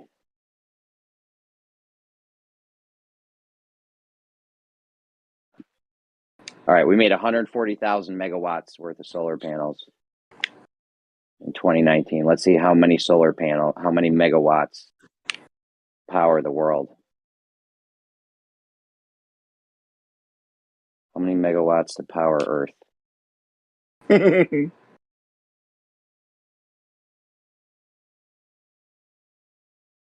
Megawatt, how the world's energy and electricity.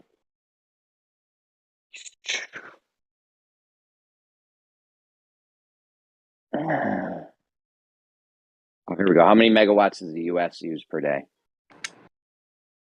How much power does the U.S. use in a day?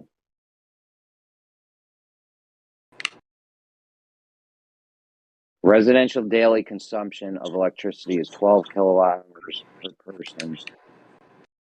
Very convoluted answers. Oh, here we go.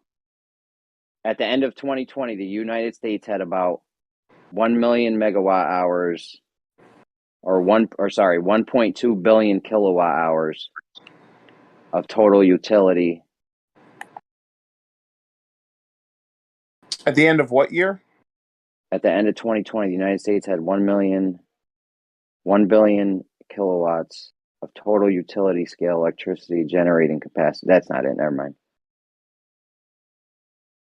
Yeah, for your here for we how go. much I found it.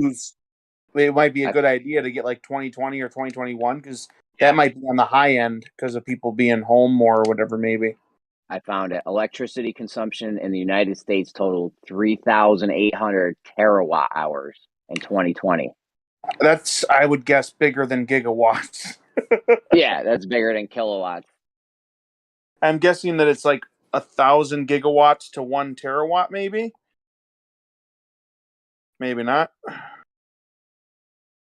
All right, now we got a new search. How many terawatt? How many kilowatts are in a terawatt?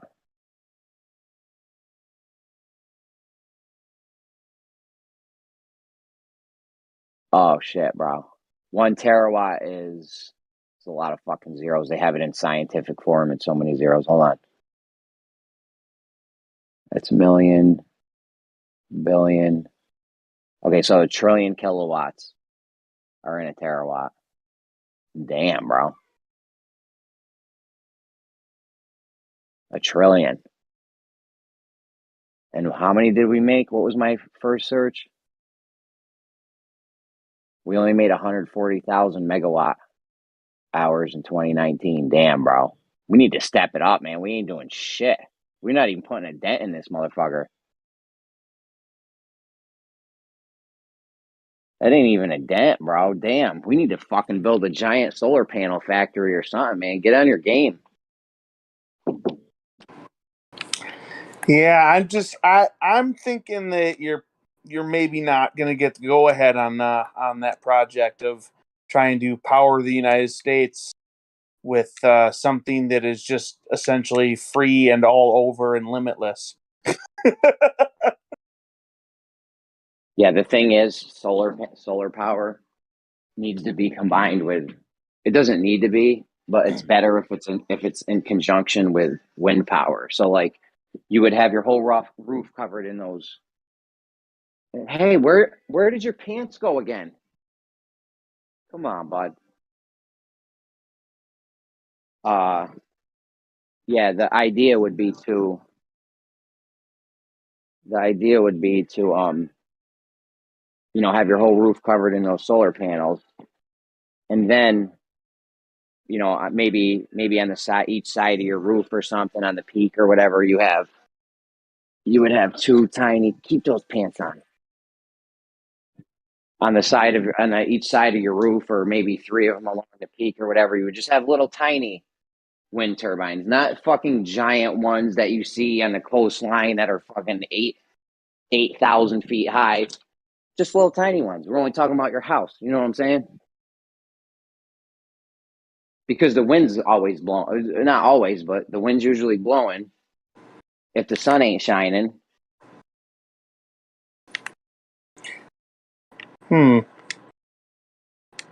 Yeah, I But don't then, know. I'm not sure what it. Well, you could. You could use those the ones that maybe that spin no matter what direction the wind is blowing. Like they're oh yeah, like they got those. straight up, whatever. Like they're like these like I don't know, like these fin things that like spiral up or whatever, or something like that, maybe. Yeah, there's all different types. There's horizontal wind turbines and vertical ones. They're called Vaughts and Hawks. Horizontal axial wind turbine or something. I forget the name of them. And vertical axial wind. But yeah, you have the ones where it doesn't even matter which way the wind blows. They automatically it just can get it any way. You just have a couple of tiny ones of those on your house. If you're worried about the birds, cover it in a screen or something so the birds can't get through. And boom. So like, there's something to do with like warm air and cold air that can cause movement, right? Yeah, it's called a Stirling engine. You can get that out of a Stirling engine. Like, you spend winter getting all of your cold stuff together, like you said, inside your house, and you use that with the warm weather of the summer to cause movement of the turbine to generate electricity. Yeah, that's a real thing. It's called a Stirling engine. Normally, you'll see little tiny ones. Oh, there we go. There's the kid. How we doing? I'll be right back. Okay.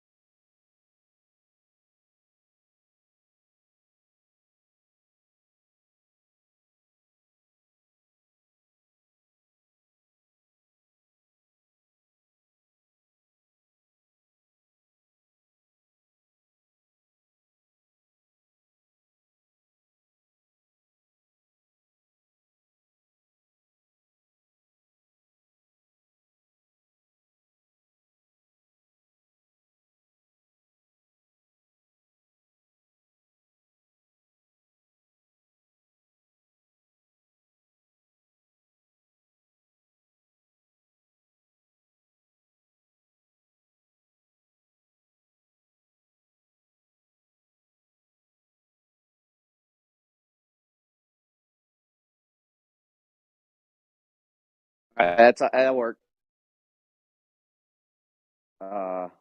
Yeah, so a Stirling engine, right? Normally you'll see them on a desktop. It'll be a little tiny one. The guy will put a little tea light candle under the thing, and that's how they'll get their differential, their heat differential. But you could do it with anything. Like, it doesn't have to be that drastic. You're just not going to get that many rotations per minute off it. You know what I mean?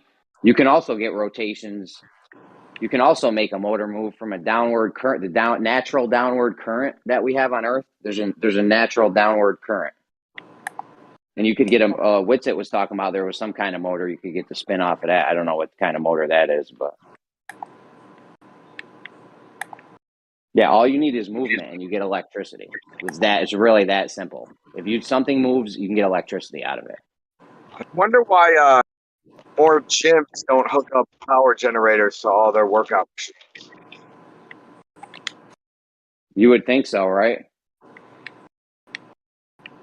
Right? Why not? Yeah. Oh, I don't know. no bottom line. Like hamster wheels. If you had a hamster wheel, you could probably like power a cell phone off of that, just from like a little hamster running on it. But yo, those Stirling engines are dope, because if you had a giant one and you had like say you had like a lot of woods behind your house, you could just fucking put that thing out there, start a fire, and keep that shit going nonstop as long as you kept putting wood in the thing. That'd be a great way to get like free electricity based on, I mean, just the woods just growing out there. I could go pick up, there's mad woods in the back of my house. I could just go back there and just pick up the shit on the ground. I wouldn't even have to use an axe or anything. And I could keep a fire burning all fucking, probably for 5 years. There's that much wood just laying on the ground out there. Like fallen trees and just all kinds of shit. I might need to use an axe to chop it up a little bit, but other than that, it's just laying there. You won't even have to cut a tree down. You just use the dead trees. That's definitely how you want to heat in the winter time.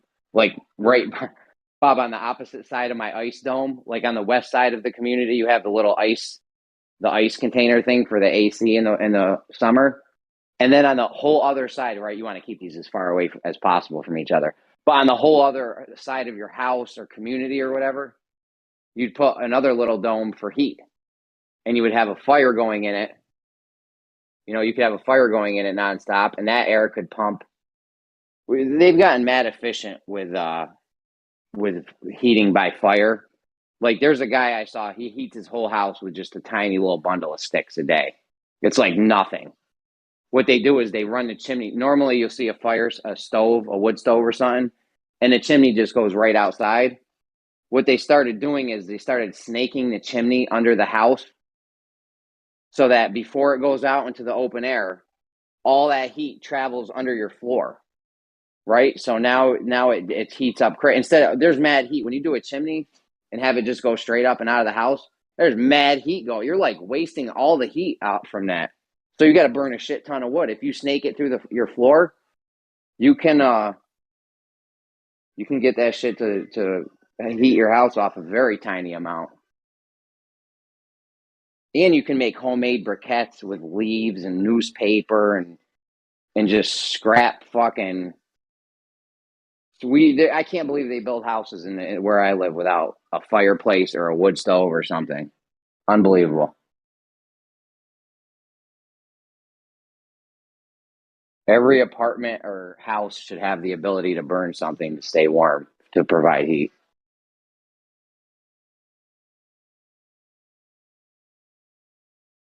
They don't want you doing that, though. They want you buying natural gas or electric heat or whatever. They don't want you just being able to go out and burn stuff, pick up wood off the ground and heat your house. That's fucking crazy. Why would you want anyone to do that? Better to ship a fucking giant truck over here filled with propane and fill up your tanks or whatever than just to let people go outside and just pick up fucking leaves and organic material to burn, or all the junk mail. I've seen people make homemade briquettes. It's awesome. Like, even if you don't have wood, like say you don't have woods behind you, you can still make them from like Just water and like newspaper, or water and newspaper and leaves or something. Like, it doesn't take a lot to make these little briquettes.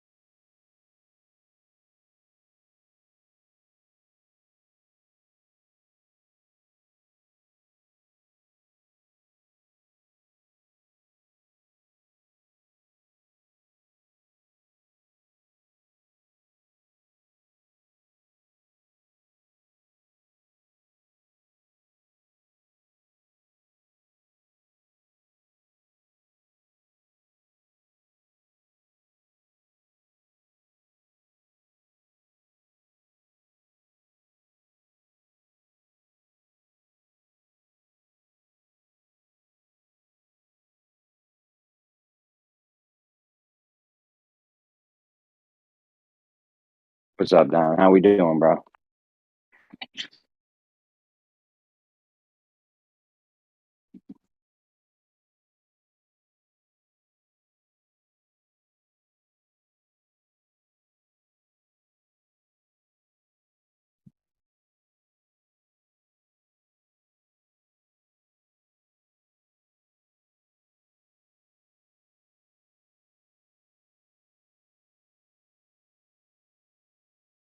You know, it's funny. There's a rapper.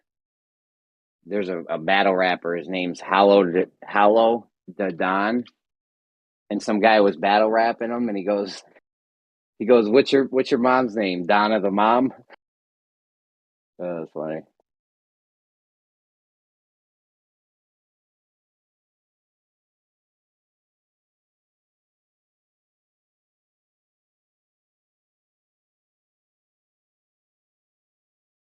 Scroll back to when nobody was in here. I dropped some bars. Scroll back. Y'all couldn't mod me. Was no mods around. Had the whole room to myself. That's right. I think it was like 2 hours ago. I don't know. Maybe more than that.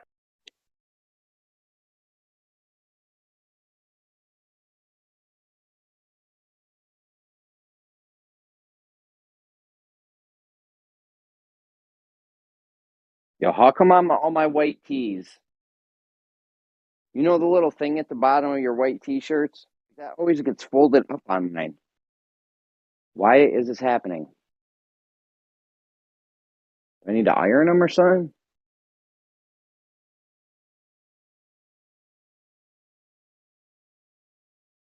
I gotta figure out how t-shirts work. Classic flat earther.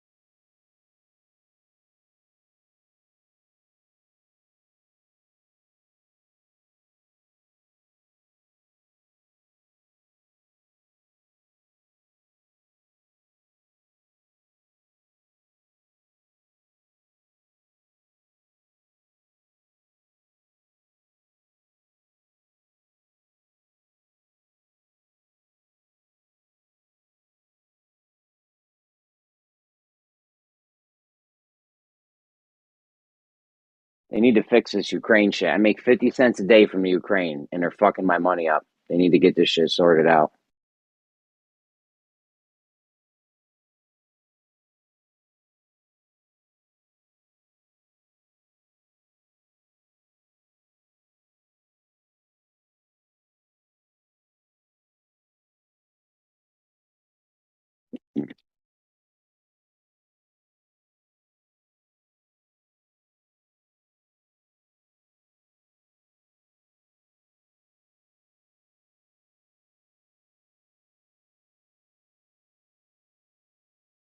Yo, what is PayPal down? Why can't I go to their website?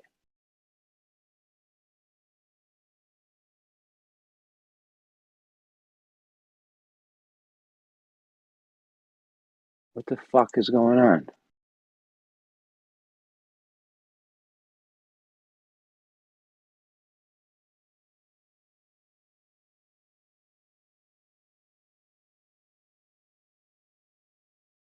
Yo, can any of you guys get on PayPal right now?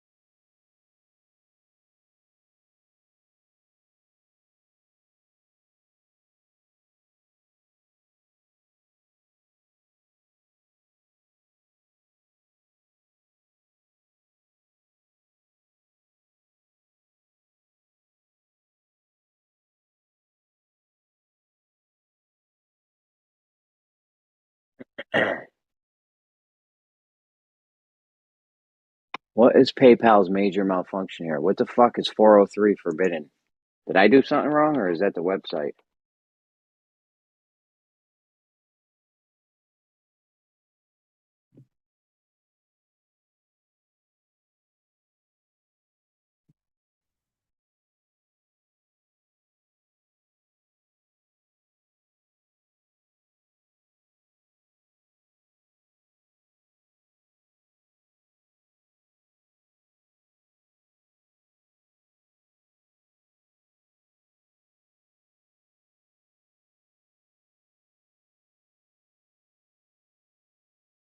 All right, I gotta just get PayPal on my phone. I don't know why it's not letting me access fucking PayPal. Cocksuckers.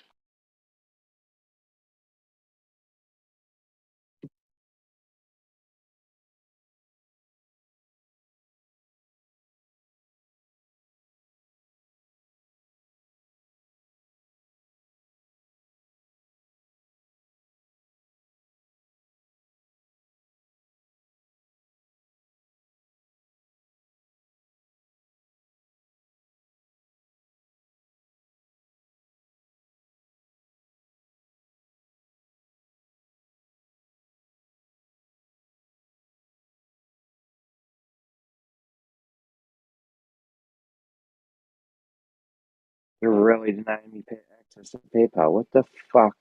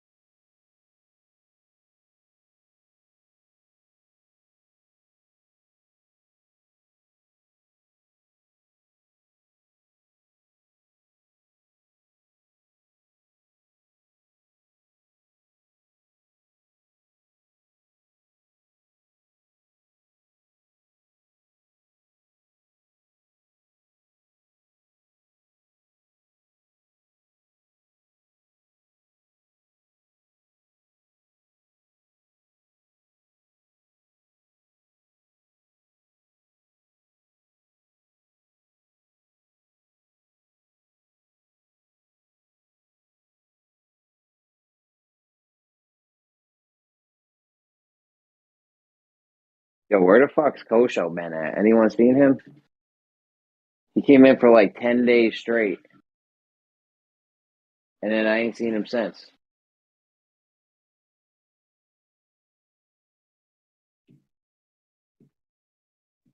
That dude be making me nervous. He be driving around all crazy trying to interact with us on Discord and fucking drive.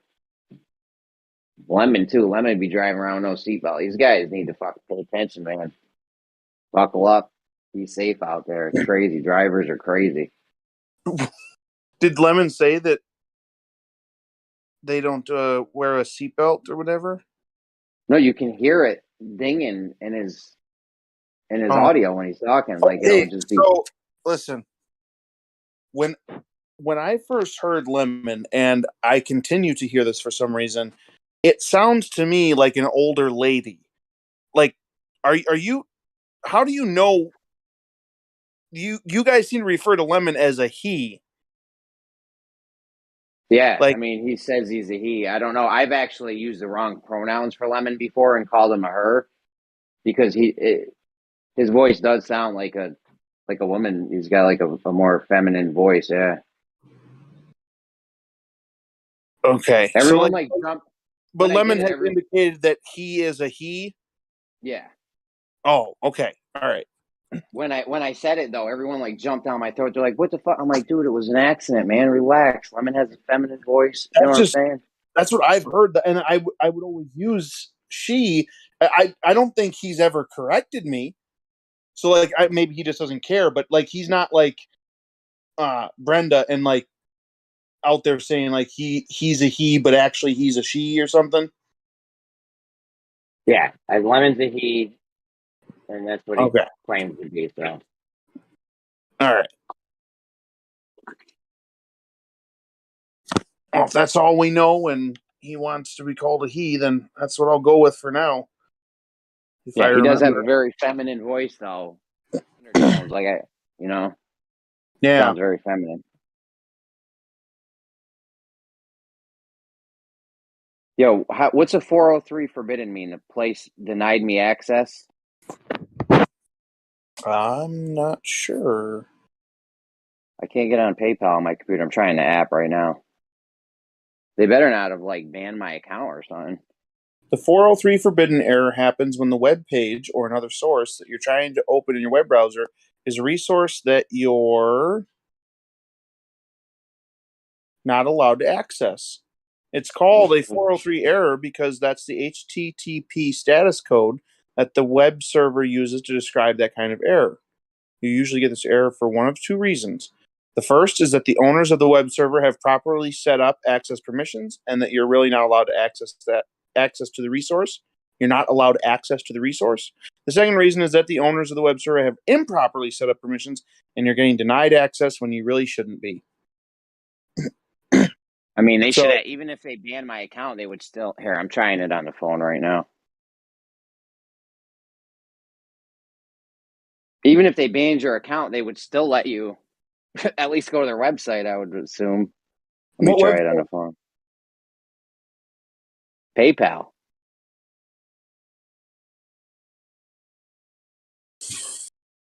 Where were you trying to access it from? My computer, where I always do. Okay. I would guess that it's probably a situation that they're having trouble with. I would think. Maybe not.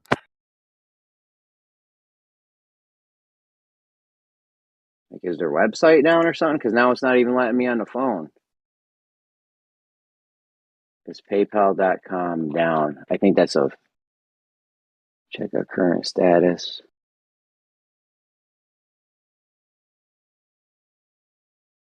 It doesn't look like there's a problem with it.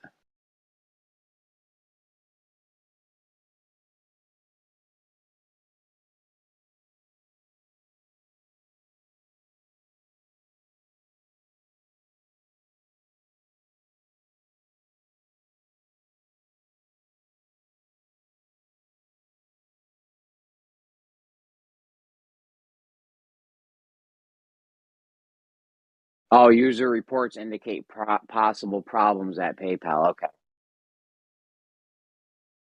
They're probably just having an issue with their thing. Yo, how fucked up would you be if you're like at somewhere trying to buy something with PayPal right now? Like, what the fuck, dude? Somebody's getting fucked a hardcore right now from this, I bet. Hardcore fucking. What'd I come in the middle of? Yeah, hardcore, bro. No, it's PayPal's down. So the Dude, chances it might not be PayPal. It might be your ISP. No, it's PayPal. I just checked there's a website you can go to see if websites are down, and they said user reports indicate there's a possible problem with PayPal. Catch what's on.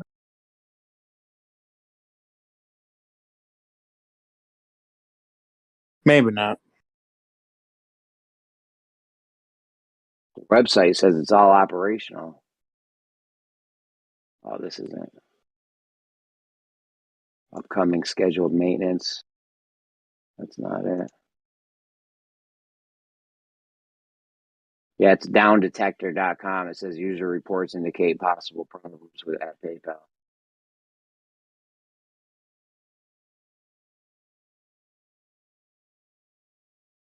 Oh, this is PayPal outages reported in the last 24 hours, and it's peaking right now, so.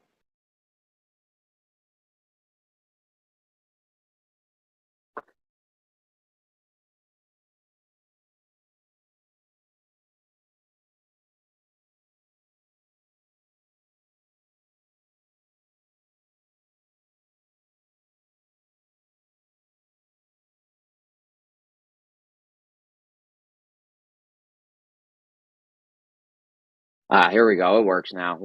Technical difficulties on their end. It's going in their file, and we can put a pin in this. All right, guys. Don, you were no help.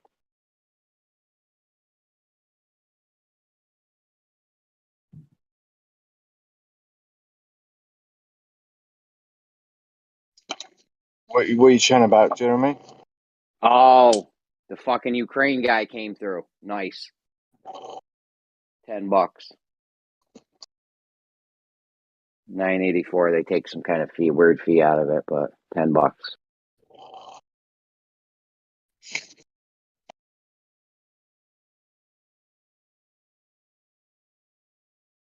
Nice. I was worried for my guy in the Ukraine. I want more for my money in the Ukraine, but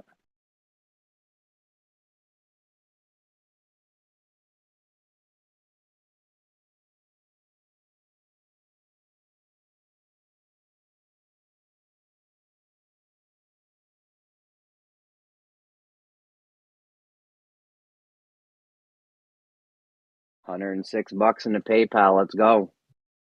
That's all from phones.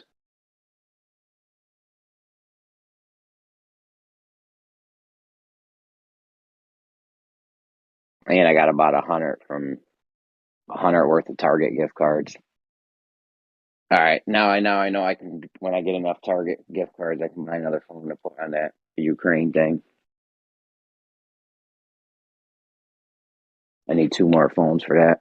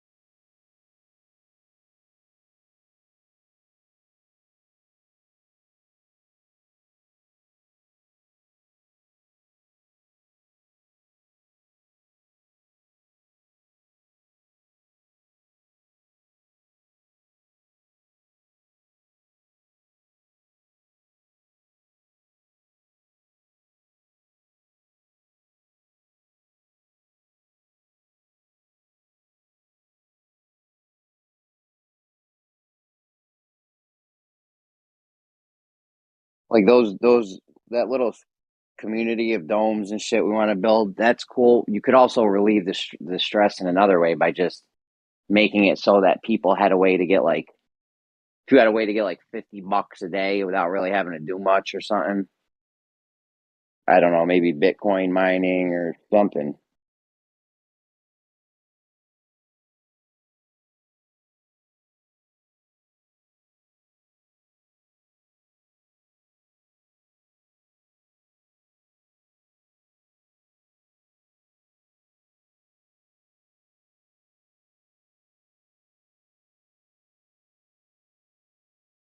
Like you wouldn't even need to. That'd still be neat to set up all those domes and shit. But if you had a way for just everyone to get $50 a day, like that'd be fucking huge for people. You know, they go to work. Maybe it takes them a half hour every night when they get home from work or something, and they get an extra $50 a day. Like that's fucking huge for a lot of people. Like there's a shit ton of people out there that $50 a day or $30 a day would relieve a lot of stress, financial stress, and financial stress is tough too. That'll really put a beating on your emotional status or whatever, on your mental status.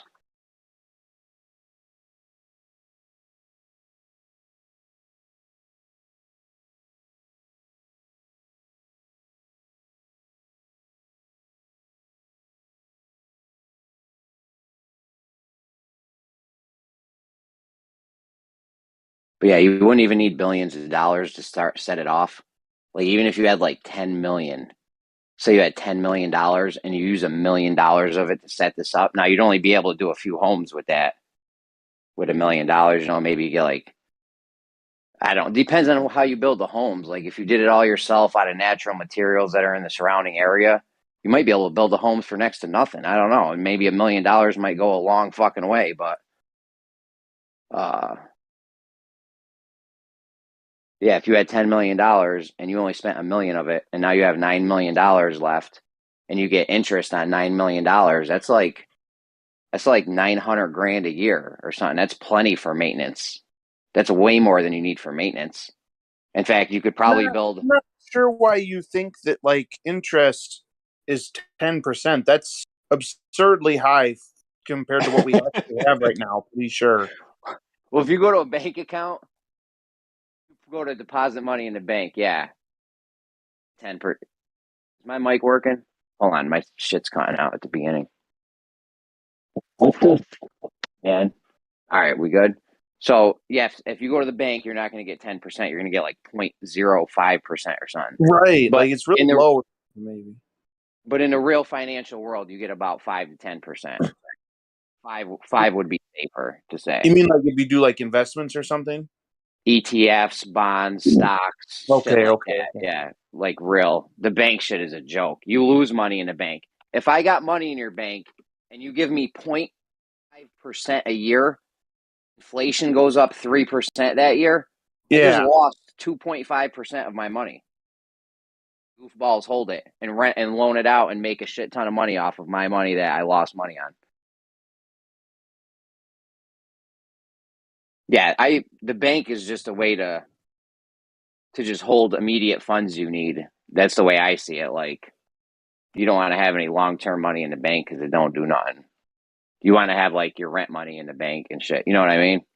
That's all the bank's good for. I don't even use a bank. I use a credit union, and I think they end up being better than a bank. For one, I don't have to pay fees on my account or anything. I got to make sure I have at least like $10 in the checking and $10 in the savings. Actually, I don't even know if the checking has that. It might just be the savings, but to keep that one open, at least $10 or something. But I use a credit union. That seems to work out real nice. Maybe.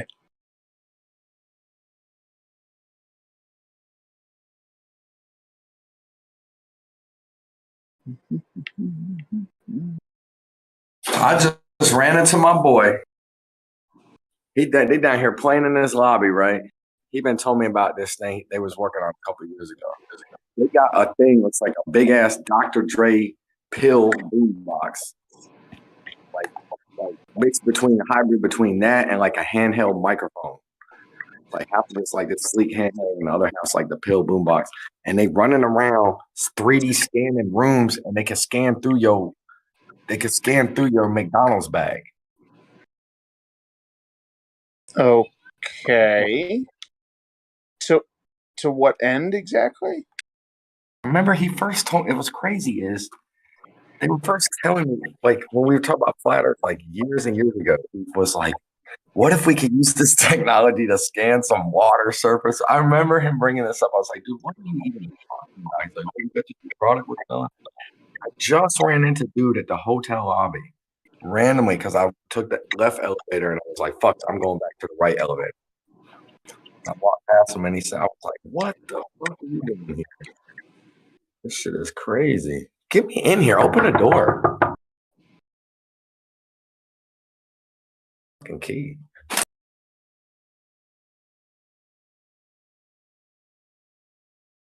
Yo, mama.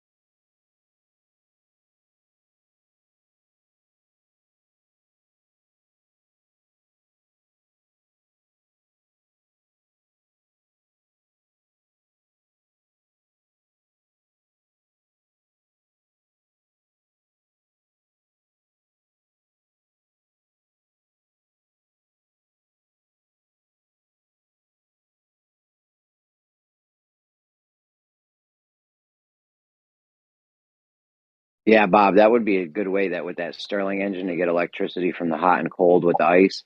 I've never seen it reverse though. I've always seen hot on the bottom. I don't know if it could work in reverse. If it could though, that might be a good way to get it though. All you need is a temperature differential, I think, for that. So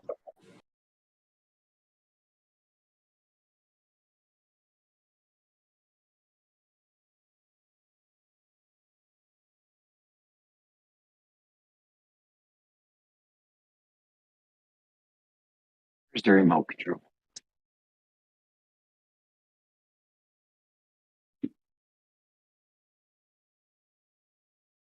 This guy Zanuck is delusional. I DM'd him earlier. I'm like, yo, your boy Bob told me that the example I detailed is not an example of Coriolis. He's like, no, he already agreed to it. I'm like, well, why did he tell me today it's not?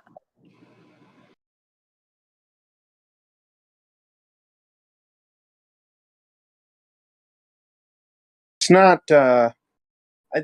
I think it might be more morally questionable for you to toy with an old man in this way, Jeremy. Okay. to I'm play not. off his age and his mental decline in his later years. I'm not sure that that's okay. I mean, we just got to get the shit ironed out, dude. I don't know. It's like a basic, simple kind of thing here.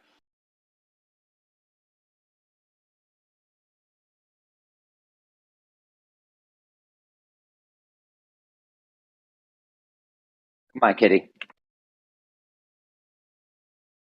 Don't meow at me.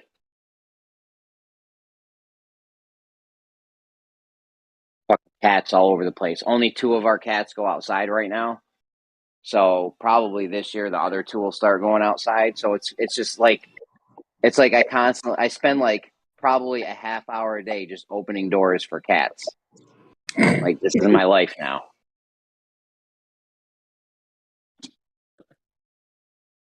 Sometimes I'll open the door to let one. I've let my wife and kids know, like, I refuse to live with animals. I don't want animals in the house. I don't want to live with animals. They have some like gerbils or hamsters or whatever they are out on the porch. They're allowed to have those. And we did have chickens for a while that we kept in a different location. And I'm okay with having pets, but they're not living inside of our house. That's not happening. Chickens are dope. I'd love to have. Oh, chickens are great, dude. I like eggs, and I like chicken. Oh, have you had like fresh chicken, like chicken eggs from your chickens before? No. Oh, dude, like the best eggs I've ever had in my life are the ones we got from our own chickens. Oh, the difference. Oh yeah, I could imagine. So crazy between, like, for the taste. Oh, they're so good, dude. They're so good. Yeah, if we end up getting like a plot of land and a nice house like in the country or something, pretty sure I'm like definitely gonna do like some more chickens. Oh yeah, like our little community, we'd have a whole bunch of free range chickens running around. There'd just be chickens everywhere. We'll build a little dome for the chickens.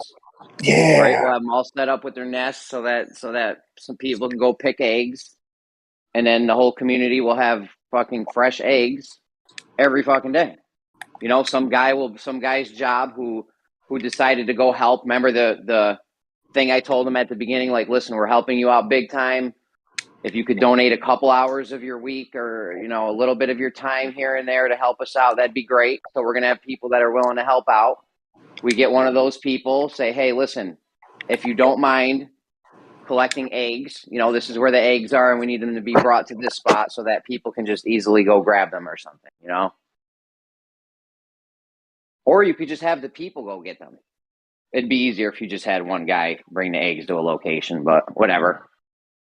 You know, as long as the eggs are there, people can get them. It's not a big deal. But yeah, everyone has free eggs. We got all these fucking chickens. Oh, never mind.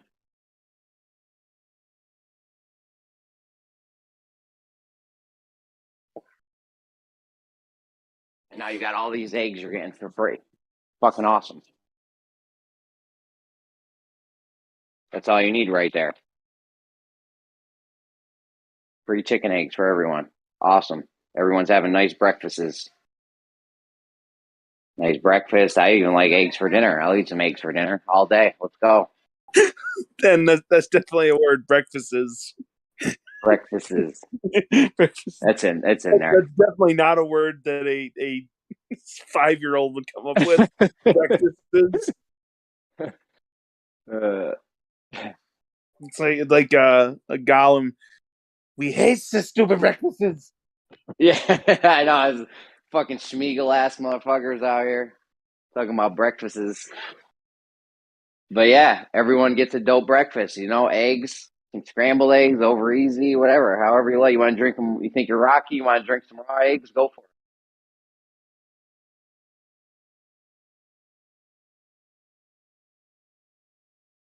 Everyone starts their day off with a nice big breakfast. We could even have a guy that fucking cooks it. You know what I mean? Like, there could be a little cafeteria dome now where the food's just, now you don't even got to fucking cook an egg. The shit's just there, ready to eat. Like, oh, I got a big thing of fucking scramble. How you want your shit? You know, if some guy could donate his time, like, I'll cook for people, and then people just come in and they're like, "Oh, let me get four scrambled eggs," and the guy just whips up 4 scrambled eggs for him. Boom. You got a little wood stove with a frying pan on it, or an electric stove with a whatever. We got the guy cooking up eggs.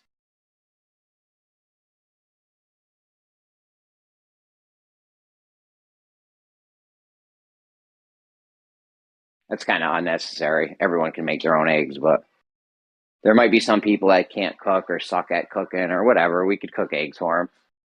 We could we could grow the pepper ourselves, the black pepper, and we have pepper, ketchup. We growing the tomatoes. What else you like on your eggs? Toast. We grow the grain for it. All kinds of stuff.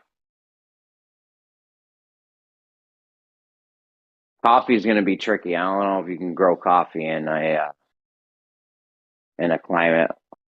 You need like a tropical climate for coffee, ain't it? The thing is, we can recreate a tropical climate in your backyard in New York if you wanted to in the middle of winter. Like that's not even it's not really that. It's not impossible.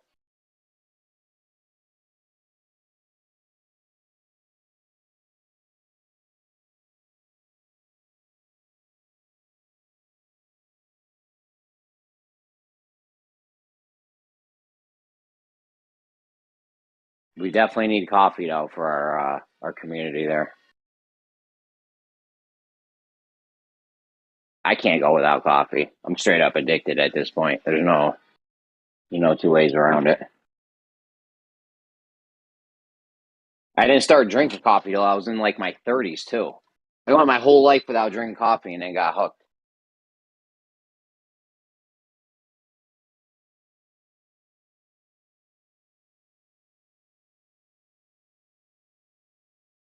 And the communities could work together. Like you would have maple syrup getting made up north, or I don't know where the maple trees are, but So we got maple stuff up here. We got like a maple syrup folks up in this area. Pretty sure, maybe. Yeah, I'm just saying if there's something that grows in one spot, like okay, let's say oranges or something, we just fucking distribute. They grow extra oranges for us, and then we grow extra potatoes and send them to them. Whatever, like.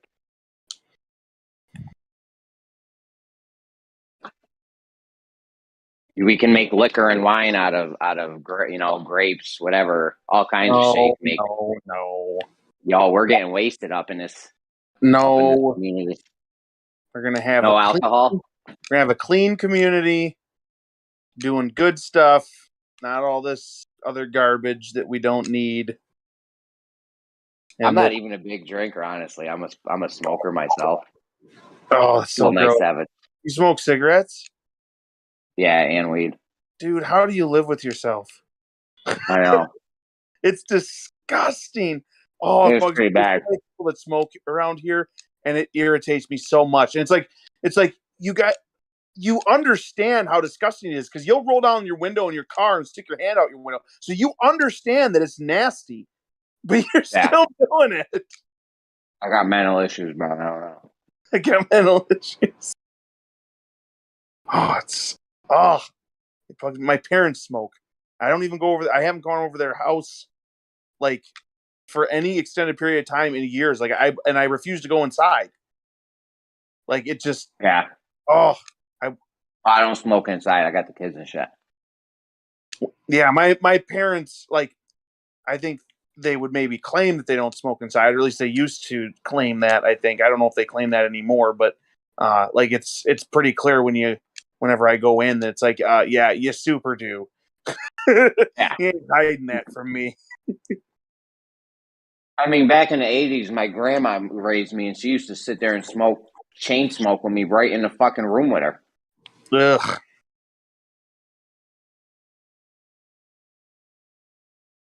That would be like one thing. Like if I'm going to be living in the community, that would be like there would be no concessions whatsoever for that. It'd be like you're not allowed to smoke within miles of this area. Yeah, we can do a smoke inside and a non-smoke inside. That's fine. it can't be sides. That won't work for me. Sides won't work. There needs to be at least 2 miles between the area where you're allowed to smoke and the community that I'm living in. Oh, it's nasty, and it gets to me so we'll work bad. out the kinks. We'll work out the kinks. We'll work out the yeah. Here's the details. You're gonna quit smoking. Them's the details. We'll have a specific no smoking one for Bob. That's right. There'd be a lot of other people that would be down with that too. Oh, I think so. Yeah. We need to end smoking. I'm with you. It's terrible. And it serves no positive purpose whatsoever. Like people will say oh well, car exhaust and McDonald's, and it's just yeah, but at least there's something that you get out of those things that is technically a positive. You can stay alive if you eat food, even if it's not good food. And car exhaust, the vehicles serve a lot of positive purposes aside from their pollution. Cigarettes, none of that. No good thing whatsoever, and all negatives. Can we smoke weed in your side? I don't know. So here's the thing. I've never done drugs or anything like that. I have no intention of starting or trying or anything like that.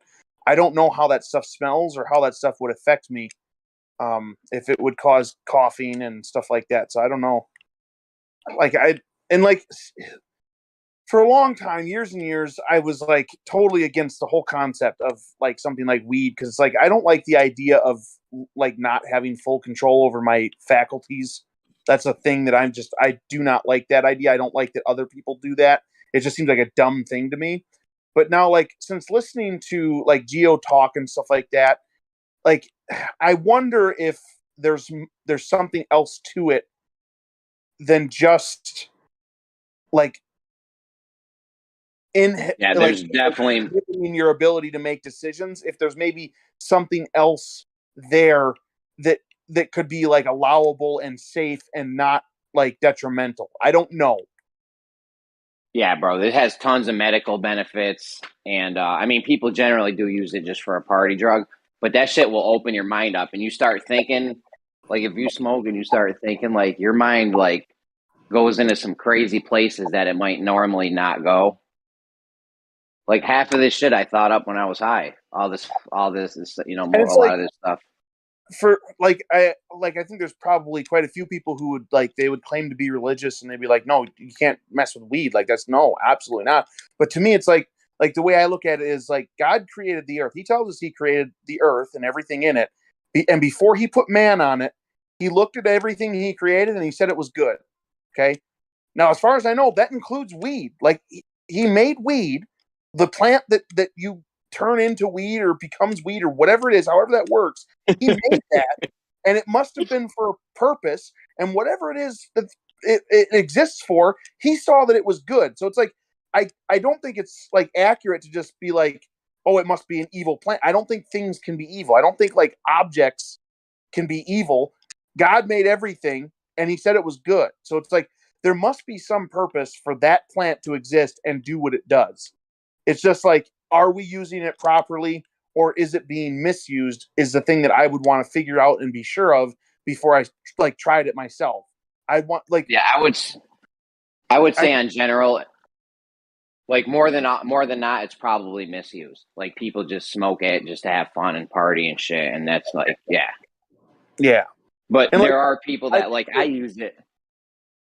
Alcohol is a big one that I think is I think that's totally misused. I don't have any intention or desire whatsoever to ever consume alcohol as we know it today. But that's not to say that's that strictly the concept party. of alcohol couldn't be used for something. Obviously we can use it for medical purposes, right? So there's that. But then there might be something else that could be used for. But as far as drinking, it's perverted or something. It's not being used for the intention, maybe. Yeah, as far as just drinking alcohol, I don't know. I think that's strictly a party thing. That's not with weed. I can justify weed because weed helps. I have chronic back pain, right? So instead of taking painkillers from Big Pharma, I smoke weed. It helps with the pain. It's not as good as the painkillers, but it's probably way better for you than taking whatever. I know it's way better for Yeah.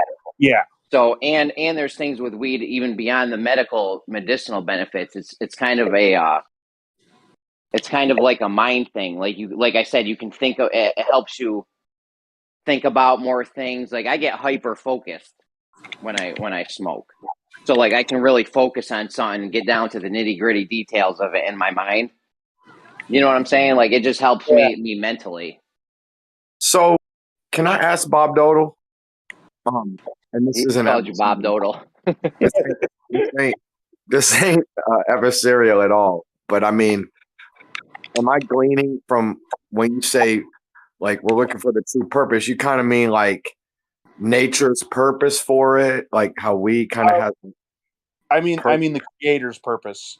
What was well, the creator, sure. Okay, so I'm agreeing with where you're coming from, and I guess I mean like, are we saying because it's kind of like, all right, it kind of comes from a rotten product, but maybe there's still a divine purpose for it type of situation? Are you talking about weed or are you talking about alcohol? The alcohol. Yeah, so like the alcohol, from what I understand, it's yeah, basically it's not just like, oh, it's been sitting out for a while. It's like someone actively attempted to make it go bad and like distill that down even further to like an even more poisonous thing because it has these stronger effects in that way. And it's like, well, if your whole goal for making the product is to like literally damage your brain temporarily, like to me it's like your goal does not seem to be like for the positive of humanity or anything at all. It seems like you're trying to unsober yourself. And to me, it's like, well, the scriptures make it clear you're supposed to remain sober minded. Now, can you remain sober minded and have alcohol? I think that's probably possible. I just don't think it's something that happens with today's version of alcohol. Right. Do you think it's, and I believe I totally see where you're coming from. Do you think, even though, yeah, we have the man-made thing where we're like trying to get not sober, I have anecdotal evidence that like, I know that grapes will ferment on their own, kind of. Like, I mean, I've had grape juice at school that's been bad and you can taste the alcohol in it and get a buzz off of it. So, I mean, in some cases, we would assume that like man doesn't have to do anything and the creator just has kind of some of the alcohol in the fruit. Is it maybe that's just a warning mechanism for us to find healthier food? Maybe it could be. Like, my understanding is that that's exactly what they used to determine what was the good wine and what was the bad wine. The stuff that was fermenting, the stuff that was going bad, that was the bad wine. And so it was the stuff that wasn't as good as the fresh, good wine. And when they said wine, from what I understand, they weren't referring to the alcoholic thing that we sell now at the store or in the liquor section. It was grape juice. It was juice from grapes. The good stuff was the stuff that was fresh from the grapes. The bad stuff was the stuff that's been sitting for a while and is starting to ferment. Makes sense, man. And then people started abusing it and blah, blah, blah. They started wanting. Right. Okay. So, I mean, today's version. Go ahead. Today's version of alcohol is pretty much strictly for party purposes. Like, I don't know any kind of spiritual or anything purpose that you would use, alcohol for. Think of it, I guess, kind of like what Big Pharma does. Like, it's not like they have extraterrestrial chemicals that they're putting into their drugs. They're getting all of their ingredients and things from Earth, but you can see clearly that they're putting them together in a way that isn't good for humanity, isn't good for human beings in general for consumption, right? It's obviously not helping people. It's making them sick or keeping them sick so they can sell more of their pills that they put together. So I see it in a similar fashion as that, is that, like, obviously those things exist on Earth in a natural state, and I think there is some purpose for them. I think the purpose is perverted so they can make their pills and sell them.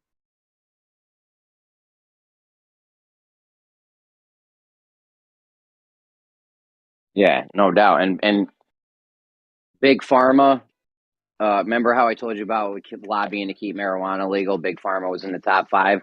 Alcohol was right there with them. Big alcohol. was right there with them lobbying to keep marijuana illegal. Because Yeah. they don't want people. They didn't want people, you know, partying. Like I said, a lot of people do use marijuana to party off of, and they didn't want people partying off different drugs. They want people partying on their drugs, just like Big Pharma does. You know, they don't want you taking this weed that grows everywhere for free. They want you using their chemical pills that they sell for $3 a pill, and they're going to make, you know, keep you fucked up on them. You take one pill that causes the side effect from that pill is constipation. Oh, it just so happens we sell a constipation medication. Here it is. Buy this too. Oh, our constipation medication causes this. Stomach problems. Oh, we sell something for that. You know what I mean? Like there's so many side effects. They keep you hooked. And is there even any additional process with weed, or can you just grow the plant and then use it? Yo, you just grow it and use it. That's Yes, it. You just that's the grow thing, it. it's It like- dries out. You let it dry out, and then you smoke it. Like there's a whole. From what I understand, like with the hops and stuff, like there's this whole process of like having it ferment and stuff like that. It's like, so there's steps to get to it. So like if there's something out there like weed where it's like you grow it and you can use it and it can be super not dangerous or anything, and it could just be kind of cheap. Like, of course they're going to fight against that, right? Because it might help solve problems. It's natural, and it could be easily accessible. Like, it's just, of course they're going to fight against that. Yeah, weed is. I forgot what I was going to say.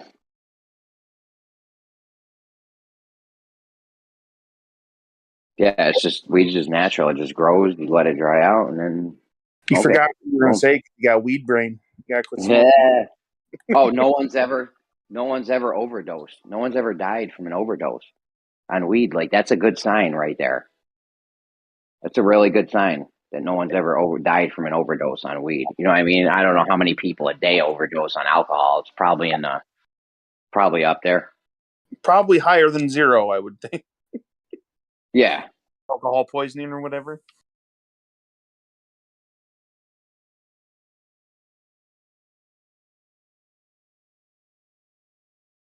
Got to think how the pirates used to get their teeth pulled out. They'd drink a big bottle of whiskey. You know, there's 2,200 alcohol poisoning deaths in the U.S. each year. So that's 2,200 more than weed a year.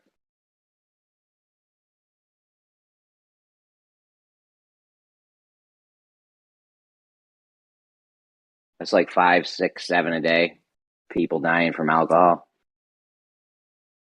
Now, if big alcohol didn't lobby to keep marijuana illegal, those people might not have been even drinking. They might have been just smoking weed because it's probably cheaper. A 12-pack in the store is like I don't know, what's a 12-pack these days? Like $10 for the cheap shit. I mean, I know if you want Coronas or Heineken's, it's probably like 15 or 20 or something even. I don't know, but say you get a 12-pack for $10, right?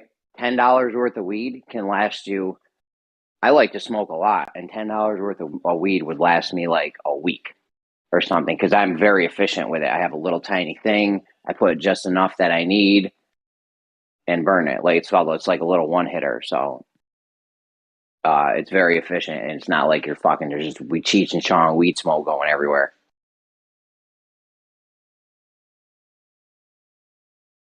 How is the effect of the smoke compared to like cigarettes? Because like cigarettes, I know like it gets like there's basically like third hand smoke. It gets in the clothes and stays in the clothes, and you can smell it later and stuff. It's real nasty. Yeah, you can do that with weed. It lingers. Ugh. See, like that all by itself would make me not even want to be anywhere around it because it's like we're gonna have a smoking section 2 miles away from your house. Okay, you're gonna have a little concrete dome 2 miles away is gonna be the smoking section. Yeah, right. The liquor of weed smells way better than cigarettes. You're right. Yeah, I love the smell. I love the smell of weed, dude. If you get some nice skunk weed, it smells fucking great. I love walking into a room. If somebody was in a room and they smoked a blunt in a room, and then I come in like 2 hours later. I love that smell of like that. You'll notice it a mile away, man. My That's dad why used we gotta go 2 miles for Bob. I like the smell of pipe tobacco. That might just be mostly or entirely nostalgia though. Like because when I was a little kid, sometimes my dad would smoke a pipe. I think so. I don't know if I had that's an uncle that used to smoke a pipe. I used to love it. I watched him pack it up and light it, and the smell of it was awesome. But see, like tobacco, like that's just a regular plant, right? That's not like necessarily even the thing that's problematic in the cigarettes. I don't know how bad tobacco is, but like it's the nicotine and the chemicals and crap that's really the big thing from what I understand inside cigarettes. I actually smoke pipe tobacco. I roll my own cigarettes because it's super cheap. Like a pack of cigarettes will cost you like $10, and I could go buy a. I could go buy a. What's up? I think that's what my parents do is roll their own or whatever. Yeah.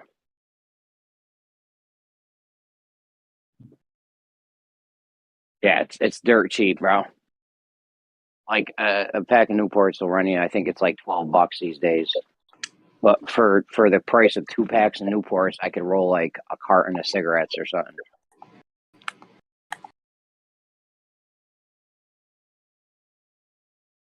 You get like 10 times as many more cigarettes if you roll them yourself. I bought an automatic. I got an automatic rolling machine. It plugs in. All I do is dump some tobacco in, put the tube on, hit the button. It does it. I pop the tube pops off. I pop a new tube on, hit the button. Mad easy. Is like pure, just natural tobacco all by itself addictive, or is it only the nicotine and stuff that's the addictive part? I think it's from all the chemicals. They do add a lot of fucking chemicals to it. I'm not sure. It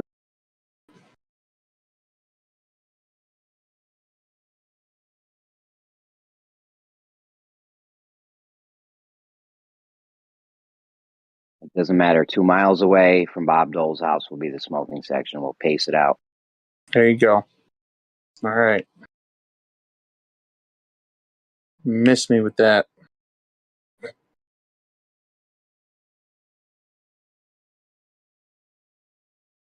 That's a good idea because there's going to be some people that don't want to be around cigarette smoke or weed smoke or something. So you just have a different section. Like, yo, this is the smoking section.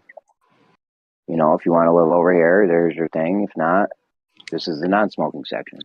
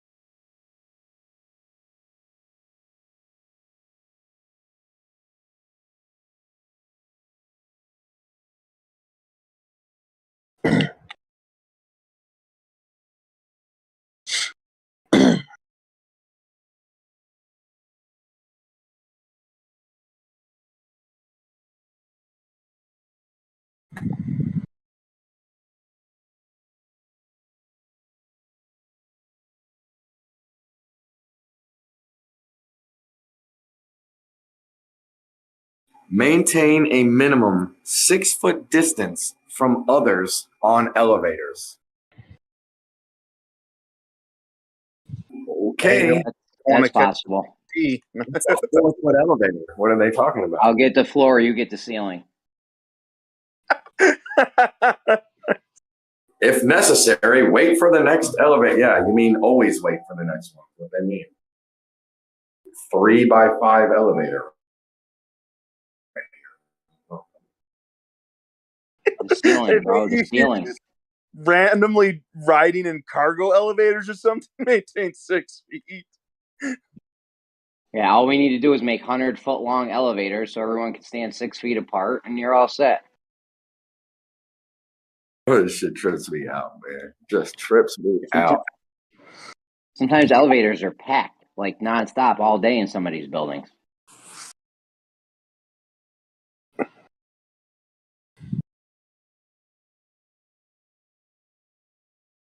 If you ever go to like a Six Flags or a indoor water park thing, like the elevators would be packed all day.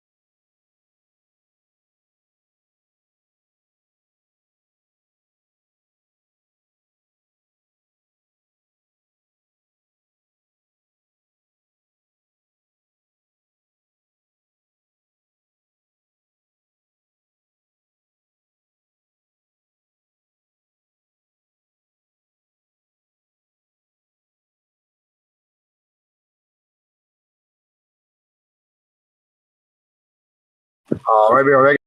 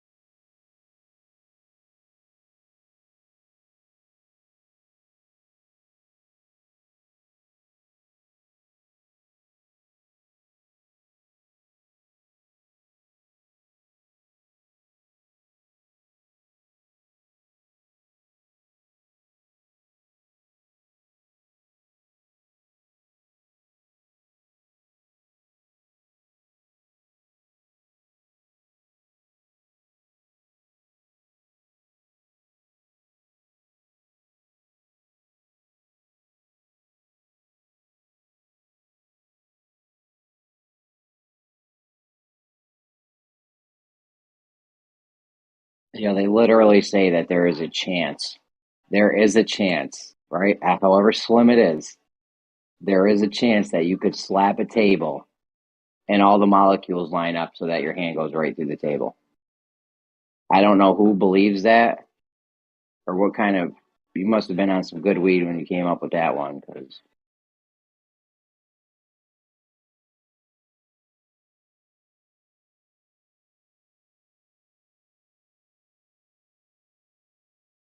it's 5.1 to the 61st power. That's your chance of that happening. So you'd have to slap a lot of tables. You probably couldn't even slap that many in your lifetime. The fact that people think that's even a possibility is insane.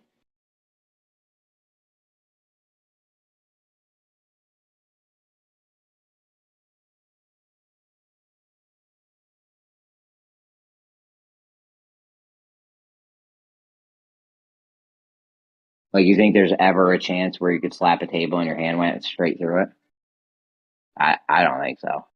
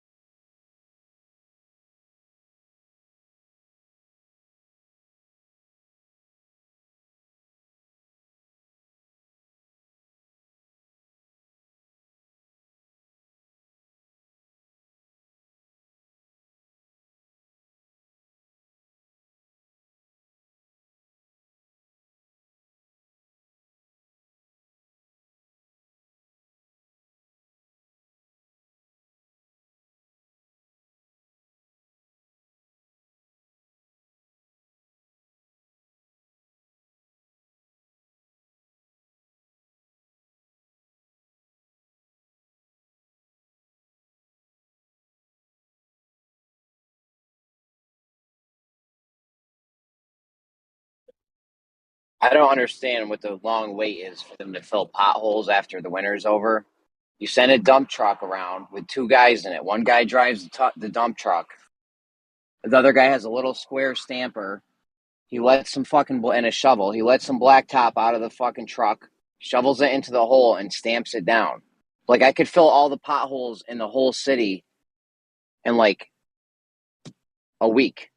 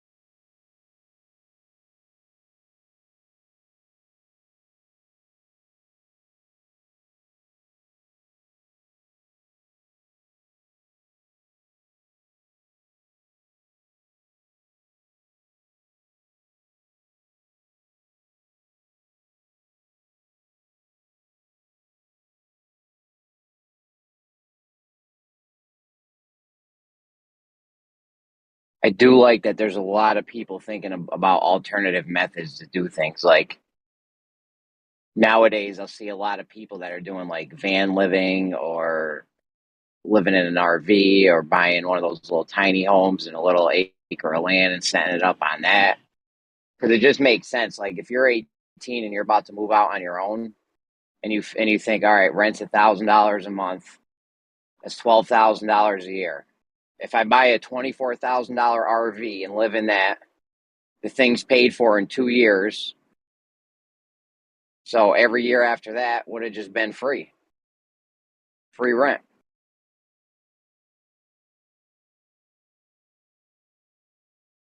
Especially nowadays, like Walmart will let you park on their shit indefinitely.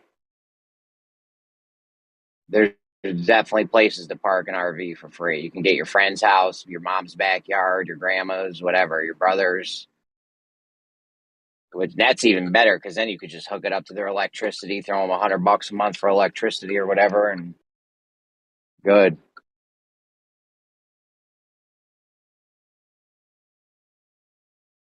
You don't have to pay a landlord $12,000 a year. You go buy an acre of land for like $2,000 or something, $3,000. Buy the RV, a couple solar panels. 3, 4, 5 years that shit's paid for, and you're living free.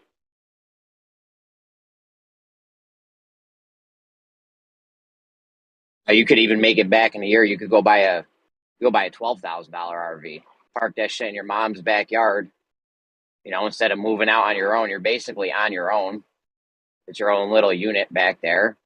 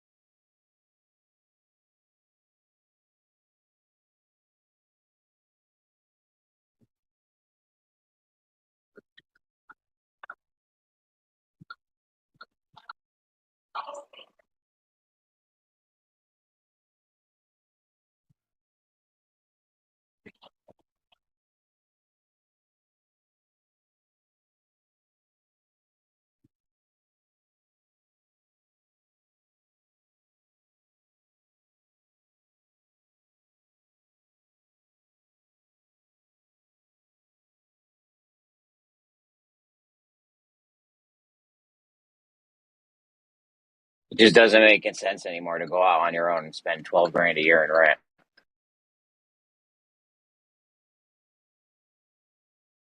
Especially if you go get a job at Walmart or something that's paying like $15 an hour, even $20 an hour these days. You're gonna be working after tax going to go to rent. I'm not sure if it ever made good sense. Maybe. Yeah, but I was saying people are figuring out alternative ways to do that. You know, there's a lot of people, if you check like YouTube and TikTok and stuff, there's a lot of people that live in a van, they live in an RV, they bought a tiny home and bought a little plot of land. Like, people aren't doing that $100,000 rent anymore because they know it's bullshit.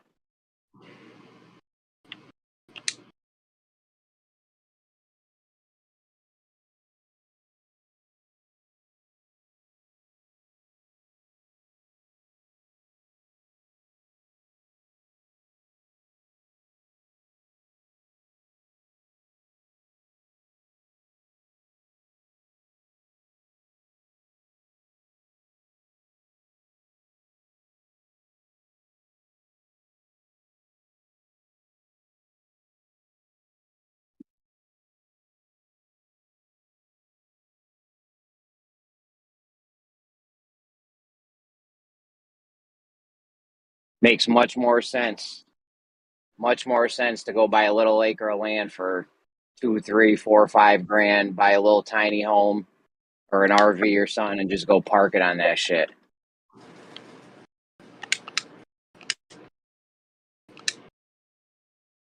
And then in 2, 3 years, all your solar panels and houses and land is paid for, you know, from what you would have paid off of rent, and you're home free.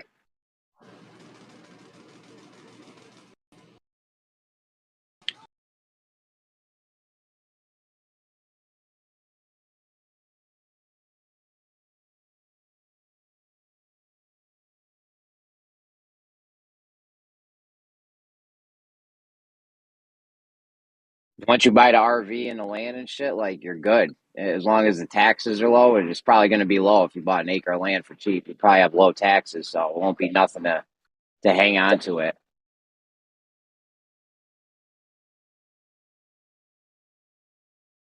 Like, raw land with nothing on it on an acre is going to be like a few $100 a year, maybe, if that.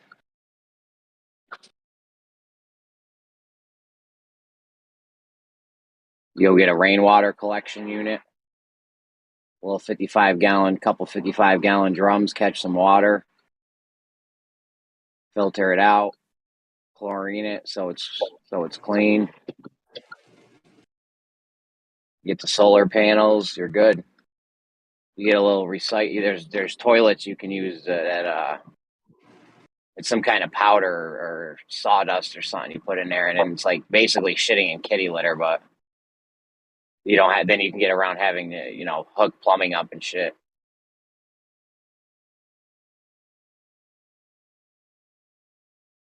Because that's a huge expense.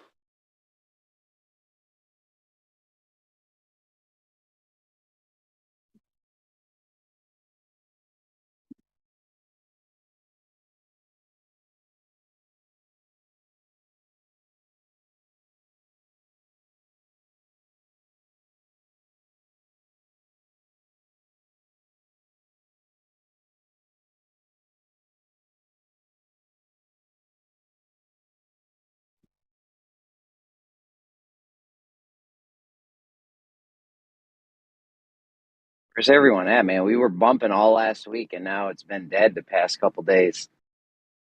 I don't know. Maybe You scared them off with your simple arguments. don't need none of that logic up in here. Go somewhere else. Yeah, you're getting crazy on us.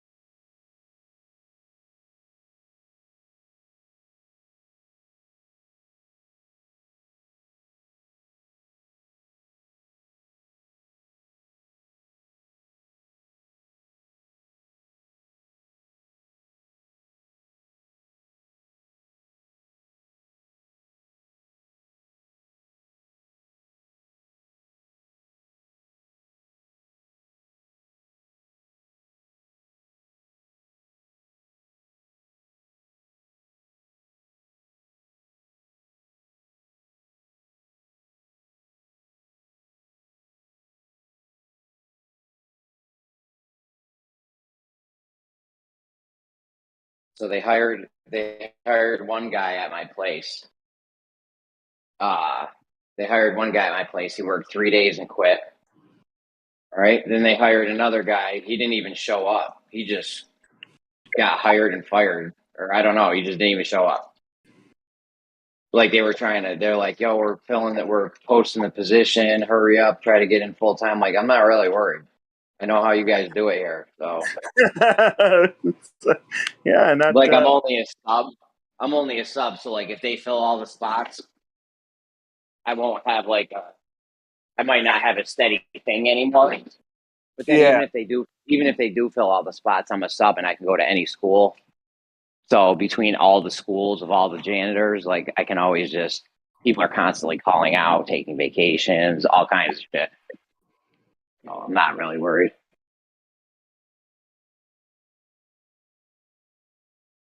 You're not shaking in your space boots. Yeah, they're like, we're gonna fill this position. I'm like, all right, go ahead, that's cool. Even when you get a good crew, there's people constantly calling out. So it's like, whatever, go ahead.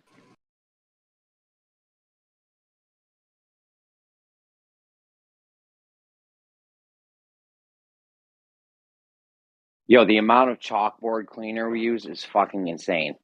Dude, get a smart screen in the fucking classroom.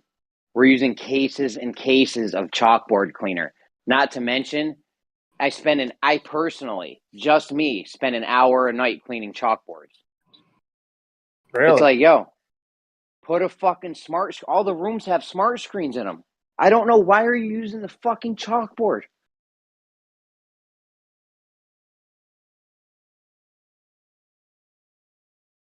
The amount of time and energy that goes into cleaning chalkboards at this point is ridiculous. With the technology we have available. Like, dude, you can get a television screen for like $300 at Walmart. We probably use $3,000 a year in fucking chalkboard cleaner. I'm not even joking. I don't know how much this shit costs, but I go through like 2 cans a week. Just me. And there's 5 other guys, there's 5 or 6 other people that are going through that much just in this school. If you added up the amount of chalkboard cleaner that gets used throughout every school in America, it's probably crazy. Except for the schools that are smart and actually use fucking smart screens. Man, why are you always trying to get people to do math? All right. Listen, how many gigawatts are in a fucking terawatt?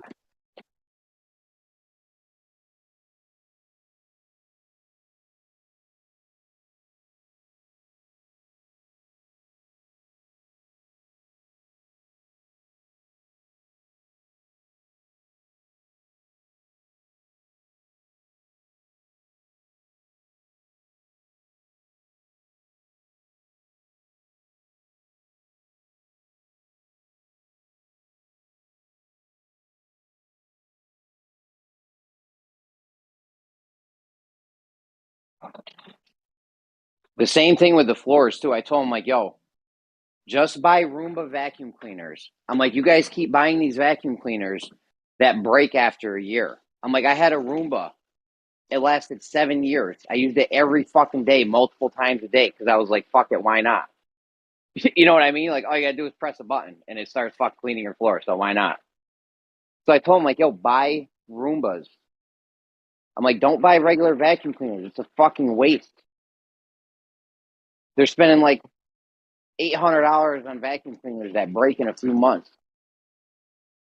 Oh. It's like, yo, go buy a $400 Roomba, and that shit'll last you fucking a year.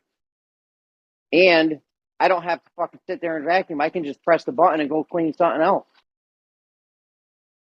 I've seen them for shops, like wood shops and machine shops and shit. They're like more diesel ones. They might cost more, but like you can get industrial floor cleaners like that. Walmart uses them. That not the one near me, but Walmart has one that goes around and cleans the floor, and it like avoids customers. Like if you get in its way, it'll just stop. But you could literally stop all of the floor cleaning in Walmart if you just went and stood around this machine. You're I actually did that. Telling them is, yo, I actually did start automating my job, you losers. Fucking losers. I actually did something like that one time, and there was this video game I used to play, EverQuest Online Adventures, and there'd be a spot in like this main city where you poured it in, but you couldn't walk through pets. Right? You couldn't walk through pets, so you would port into town, and everybody would port in the same exact spot, so you'd be standing on top of like hundreds of people. But the ability to walk, it was you were unable to walk through pets. Like certain classes could have pets. Yeah. So I had this bright idea one day. I'm like, yo, we could fuck this whole city up. I'm like, just spawn into Freeport, turn a little bit and pull your pet out. So that way they would pop up like all around you in a circle, because it depended on which way you were facing where the pet would pop out. I'm like, everyone just pop in. I'm like, everyone just port into Freeport, turn a little bit and pull your pet out. Right? So I got like 10 people, y'all. We had the whole city. It was utter chaos. People like, what the hell's going on? I can't get out of here. I'm like, I don't know what's going on. I can't get out either. I got my pet out. Nice. This is crazy. What? This is crazy, guys. Mad people got not banned, but like I guess like banned for like a week or something, or a couple days or something from that. It wasn't even one of them, and it was all my idea. I'm like, yo, my bad, guys. It was fun though. I don't think so tonight, dear. But once tax season is almost over, and once tax season is over, then remember we talked about playing some Mario Party. Remember? So once tax season is done, dear, then I'll probably one of those nights, then we can probably play some Mario Party. Okay. Okay. Hey, will you find out what your mom's making for dinner? Yeah. Okay.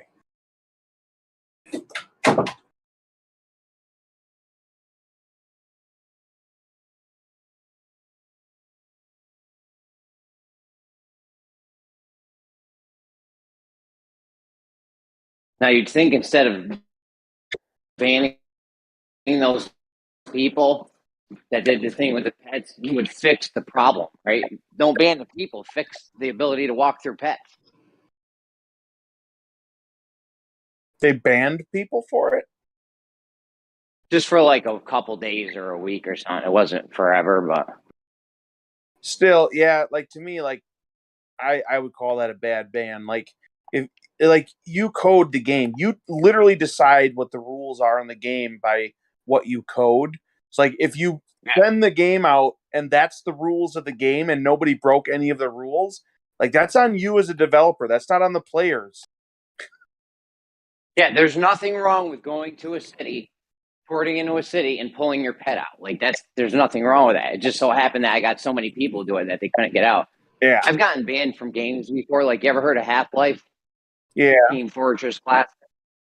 I played that for years. I was playing that at 56K all the way up to cable modems. But I used to be so nasty with the grenades that the guy who owned the server, he's like, yo, man, they made a rule like no spamming grenades. I'm like, well, yeah, you told me about that. Yeah. Yeah. I'm like, you don't know if I spammed them or not. If somebody's there and they died for my grenade, I don't know. That's like your problem. That sounds like a you problem. Maybe why? I don't know. Don't walk into grenades. That's kind of like something back in the day on Halo 2.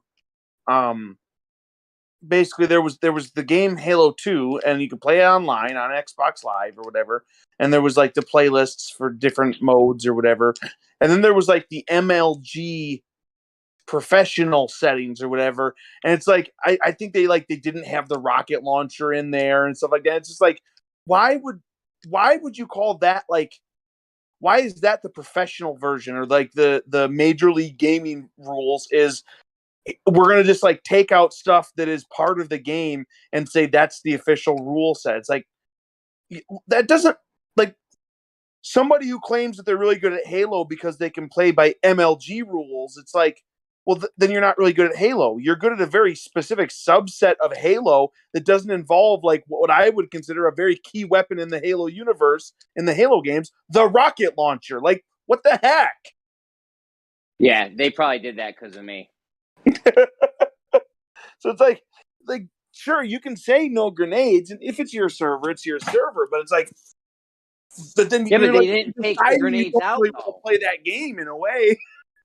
They didn't take the grenades out, and they were still able to use them. It's just you can only use them in this fashion. It's like, dude, what are you talking about, man? You can't just go making up rules as you go along. That's kind of like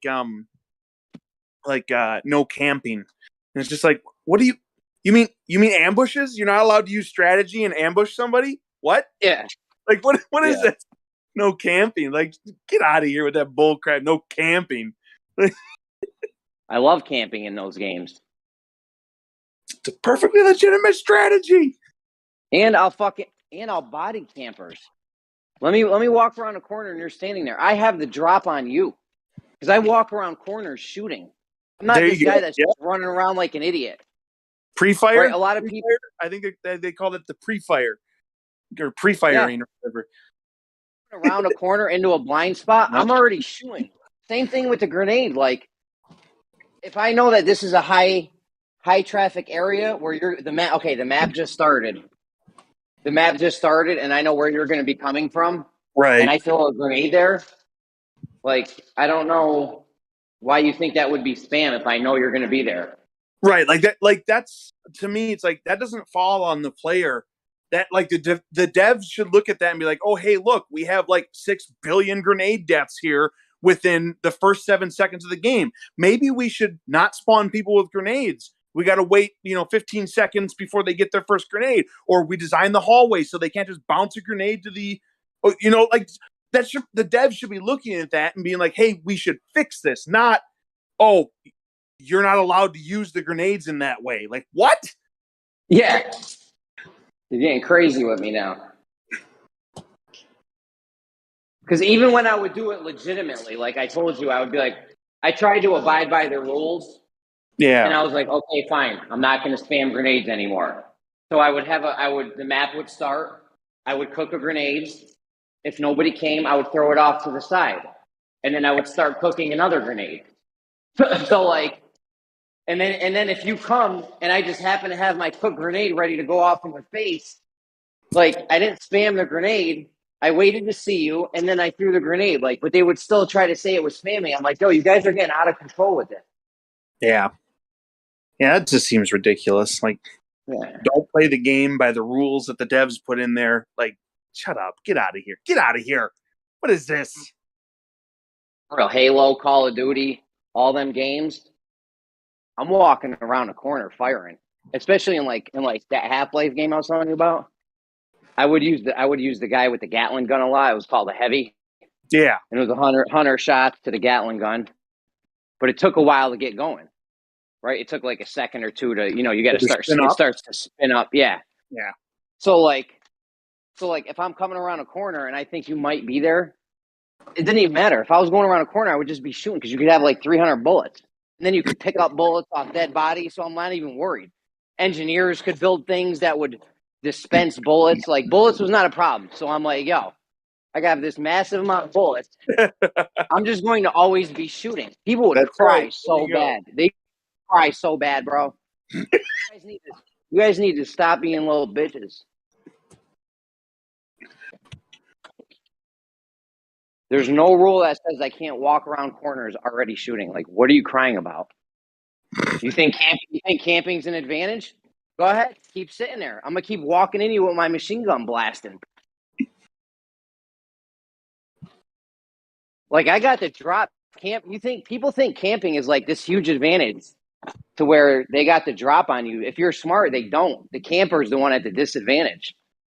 Because I know I'm walking around the corner. You know what I'm saying? Yeah, like if you know a person is camping there, like they're sitting there waiting, right? They're sitting still waiting. So it's like, if you know that they're there, you have the advantage. Toss a grenade over there, come around the corner shooting. Like you got like the ball's in your court essentially because they're waiting for you to do the thing that they're expecting you to do, right? I have the drop. Like, people, it cracks me up because people are like, oh, no camping, these friggin' campers. I'm like, yo, they are dumb, easy to take out. Stop being idiots and just running around like we're in Willy Wonka's chocolate factory and act like we're in a game where people got guns and they're trying to shoot you. I think Bob Dole kind of summarized the winning logic. How, like, they waited for the thing you're gonna do, but you still have a choice. You could or couldn't do it. They automatically stuck in their thing. That's the thing. It's Yeah. like they wouldn't be doing it if it didn't work. Quit making it work. Yeah. They tell stories of real war battles that are similar to that, right? Where the command just keeps sending the meat fodder forward. You know, like oh, what a shame, man. God rest. God bless. Yeah, like I used to body campers in SOCOM, Call of Duty, Halo, anything you got. You want to sit there and be camping? I know the camping spots. Even if I don't know the camping spots and don't know you're going to be there, I'm never walking around a corner not shooting. Because why? You could be there. The amount of bullets they give you in these games, it's not worth it to not be shooting. Like, I've never encountered one of these games where, like, bullets was a problem. You know what I mean? Yeah, listen, Jeremy, we need you to quit it with your bullet spam, all right? We're going to have to boot you if you don't knock it off with bullet spam. I should just wait until Jeremy. I see them. First you spam grenades, and now you're spamming bullets. Because you can't stop me in a game like that. And I used to do that with everything, all the way back to GoldenEye. If I had the RCP-90, I'm walking around corners shooting. That gun had wild bullets. So, Jeremy, are you spamming your movement? Can you stop moving so much, please? Yeah, you're movement spamming now too. Man, you're just a troll, dude. What is this?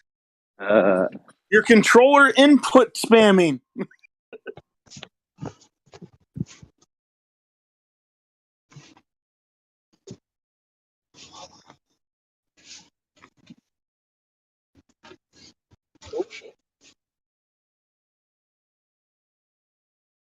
They used to get tight because I would have all the top grenade kills, the top Gatling gun kills, the top shotgun kills, everything. And they'd be like, yo, this is bullshit. We want to be on the top of the list. So we're going to make it so this guy can't shoot grenades ever or something. I'm like, yo, you guys are fucking bullshitting out here.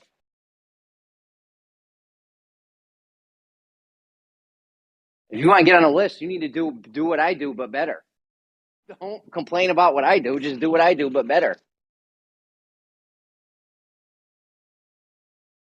Maybe don't run straight forward the second you spawn and wait 10 seconds or something. Capitalist pig thought process. If you don't like it, do what I do better. Yeah, you want to get on a high. What's up, Crypto?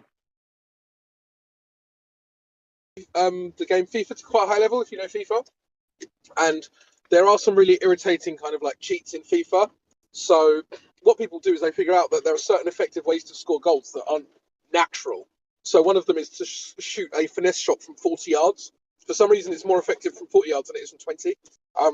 And so people just spam finesse shots, which is completely unstoppable because you can't really stop people shooting from 40 yards because it's so far out, you would need to pull your entire team out of position. So it's not really feasible to do that, but then you have to do it as well. So then what you do is you create a need to get on that and stop that exploit from working. Yeah, that's a developer issue. Right, that's what I was not saying before. Is like, like on the dev side, like if the rules of their game dictate that works, that's on the devs. They need to change the rules. They need to go in and change the code so that the rules are adjusted so that's not being so effective. That's not on the player. They like that would be a bad ban if they banned players from using the game exactly how it's coded.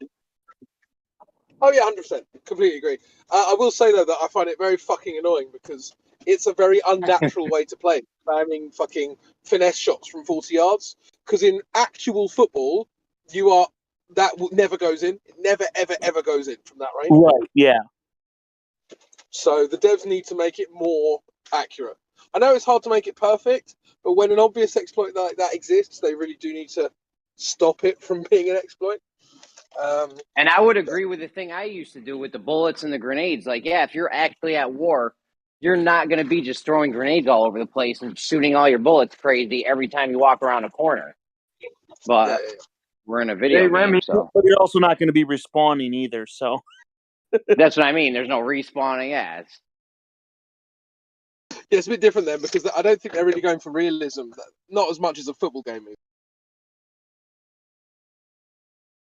What's up?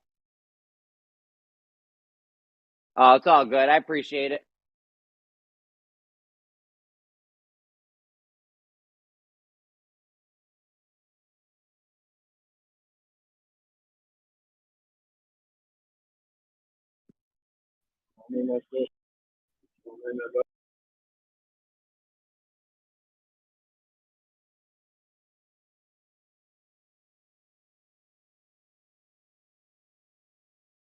But yeah, that game EverQuest Online Adventures I used to play was awesome, dude.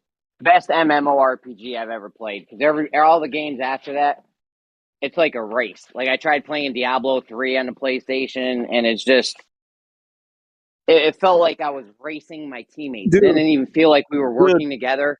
Diablo 3 is not an MMO, dude.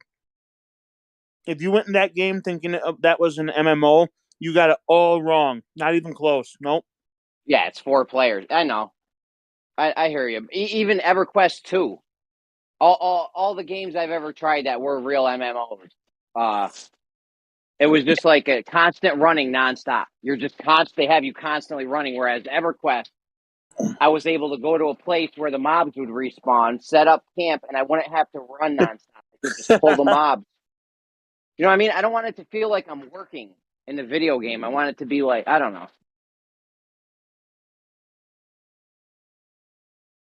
Like when you're constantly moving like that with a team, if you have to stop and go to the bathroom, the whole thing stops. It has to stop. But the thing I used to do where like one of my damage dealers could go to the bathroom and we'd be okay because we're not moving nonstop. And when he comes back, we're still going to be here.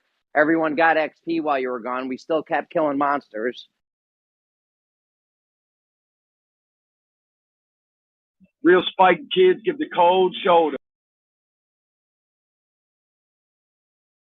Nuclear fizz like a cold soda. That's that flatter brand cola.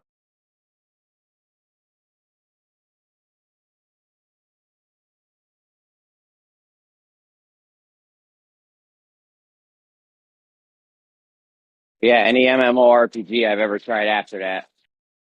Just constant running nonstop.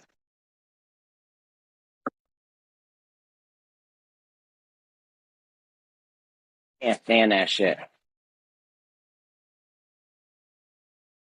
I have a friend that plays, Jeremy, my friend plays a game he leaves on nonstop. It's one of those like click in the middle and just destroy what you just click and it just clicks and gives you points for blowing up whatever gem is in the middle, and like you just put it on autoplay and it gives you money and then you buy a better laser to shoot more and they don't even play it. They just put it on autoplay. And very weird. Honestly, that EverQuest game for me that I'm talking about, I spent about $200 or $300 searching for there's these special controllers. They're called macro controllers, and they're made for Street Fighter, Mortal Kombat style games where I can type, down, diagonal, A, B, whatever. Yeah. You can punch a whole code in. I know what a Mac. Yeah, I got you. Yeah. So I spent like $300 searching for a macro controller that would repeat the cycle, right? Because not all of them repeat the cycle. Some of them will do it once and then stop. So finally, after like 300 controllers, I finally got the controller that repeated the macro, and I programmed my tank and my necromancer and my healer to all like do their thing. So it became more. I was a detriment to touching the controller out at one point. Like it's like if I touch the controller, I'm slowing everything. All my progress is getting slowed down drastically. That's funny. Like when you Yeah, it wasn't even worth me playing. Like,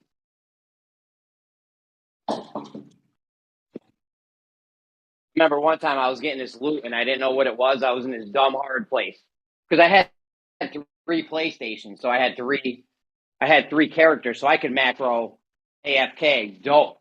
Like I was like the best one at it, and I think I might have invented it because I figured out that you could just pull your pet out and go stand near a monster and get XP because your pet would just kill it nonstop. Anyways, you couldn't get loot and shit though. The way I was doing it, my guys would loot. They were doing everything a normal team would do, pretty much. And I remember I was at this dumb hard spot and I was getting all this weird loot. They just opened a new area up. And I'm like, what is this bullshit? So I was just deleting them. And it come to find out they were worth like, 10 million of the coins, or I think it was called Tunar or whatever. It was like 10 million Tunar. I must have deleted $1 billion worth of loot. Oh man, it's funny, man. It's so funny. Yo, what up? What up? What up? How we doing? Heading home from work, man. No doubt. Waiting for crypto to fucking explode so I can retire. I hear that. You in anything good? I mean, I saw a recent price projection today. XRP. I didn't even hear that. What'd you say? Sorry. Can you hear me now? What'd you say you're in? Yeah, what'd you say you're in? No, I was just saying I'm heading home from work, but earlier today I heard a price projection on Ripple or XRP being worth $270 per token. Oh, that'd be neat. I got a few ripples. Yeah, so hopefully it happens.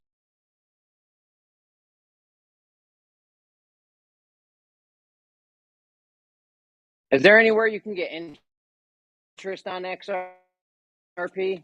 Not Binance. I can't use Binance because something New York State or something. But is there anywhere except Binance you can get interest on your? Like I get interest on my Bitcoin and I get interest on Dogecoin right now at a few spots that I'm in. Yeah, I'd be careful with that stuff, man, because technically in order to do that, I think the exchange has to hold it. And in doing that, I don't know if you've been hearing all this this fear porn of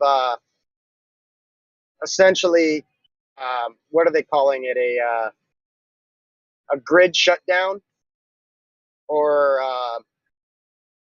Yeah, the exchange or whatever place is giving you the interest, they have to hold your coins. Yes, so you're vulnerable there. But if you're smart about it, like I get interest at 2 different spots on Bitcoin. They've been going for years now. That doesn't mean it's safe, but I would never put a lot there. I'm trying to get like 50 cents a day or something. You know what I mean? Like I'm not trying to get like a lot of money off it, so I would never put a lot of money on exchanges or anything. Yeah, I hear you. yeah, I just to me, I don't think the interest is worth the risk versus the reward. Because if there was some sort of a quote unquote blackout, I mean, you could virtually see all your crypto cease to exist. And that doesn't sound very Yeah, good. I hear you. No, that's terrible. Yeah, that's why I would just put a little bit in and try to get 20 cents a day or something. I wouldn't even worry about that. I would keep it all on like a nano ledger and just wait for this whole transfer to take place. And then after that, when you actually have some earnings, then you can start generating interest off your earnings. And that's when it's going to be worthy to do. But right now it's too risky. Yeah. Well, like I said, I got my shit in some pretty safe places. This one place has been going for probably 7-8 years now. It's not even an exchange. It's a faucet. It's a faucet place. So I actually get free Bitcoin. All the Bitcoin that's there, I've gotten for free. I think I might have put some in. I don't know. But yeah, if you do it, you don't do it at some fly by the night place that could close up shop. I mean, any of them could close up shop at any second. But Cardano's got a pretty high APY. I think it's at like 15.2 Where? Where's that? I'm anywhere. It's through Cardano itself. So It's through their chain. yeah, them and what's the other one? Atom. I know that's their like trading symbol. I don't. Oh, I Atom got some. and I get some interest off Adam. I got a Atomic wallet. yeah. Hey, I appreciate y'all, man. I'm gonna be back. Later down.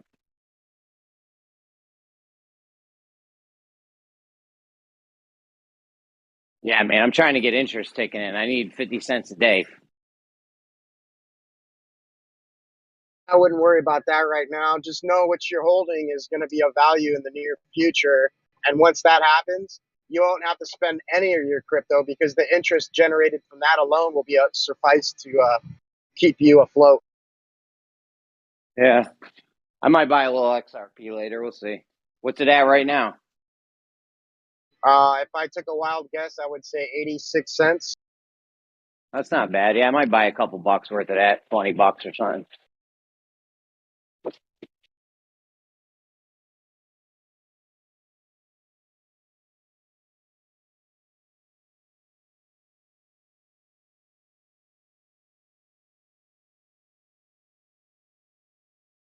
Yeah, I think I'm up in the top 10% of all XRP wallets. Are you serious? Yeah. Dude, no way. How much fucking X? What do you got? 100 grand or something worth? No, 100 grand would put you in the top 1%. I'm like between 4 and 10%.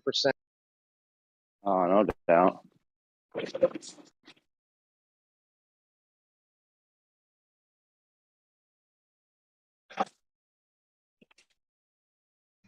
But I also bought in when it was 24 cents, so that kind of helped. Oh, I hear that. That's a nice move. Nice move. What I like to do, my favorite thing is I like to buy a coin, and then when it doubles, I just get my money back. That way, I'm in it for free. That's my favorite. I love doing that with dividend stocks too. There's nothing better than doing that with dividend stocks. Yeah, but you got to be You're careful. telling me now I because get free?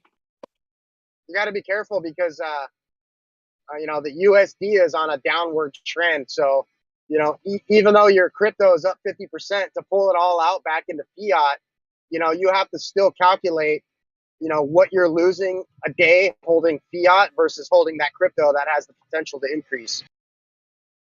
Yeah, I hear that. So I'm scared of cash. I'm scared of USD fiat. I mean, it's a no-brainer that it's just on a downward spiral.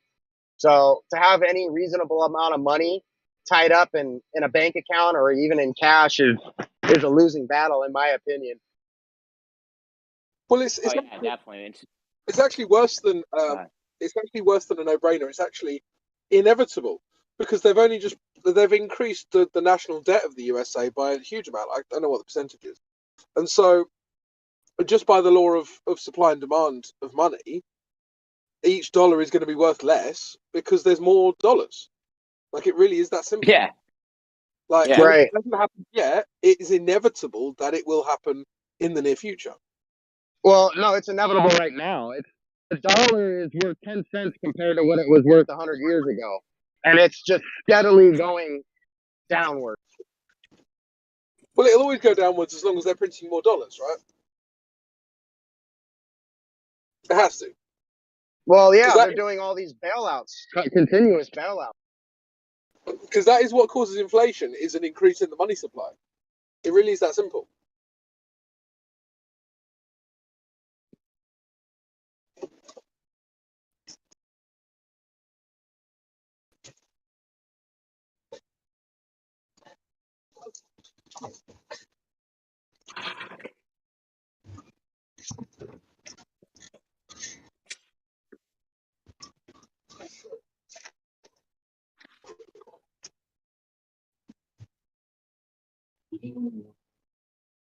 All right, I got to offload glass now. I'll be back.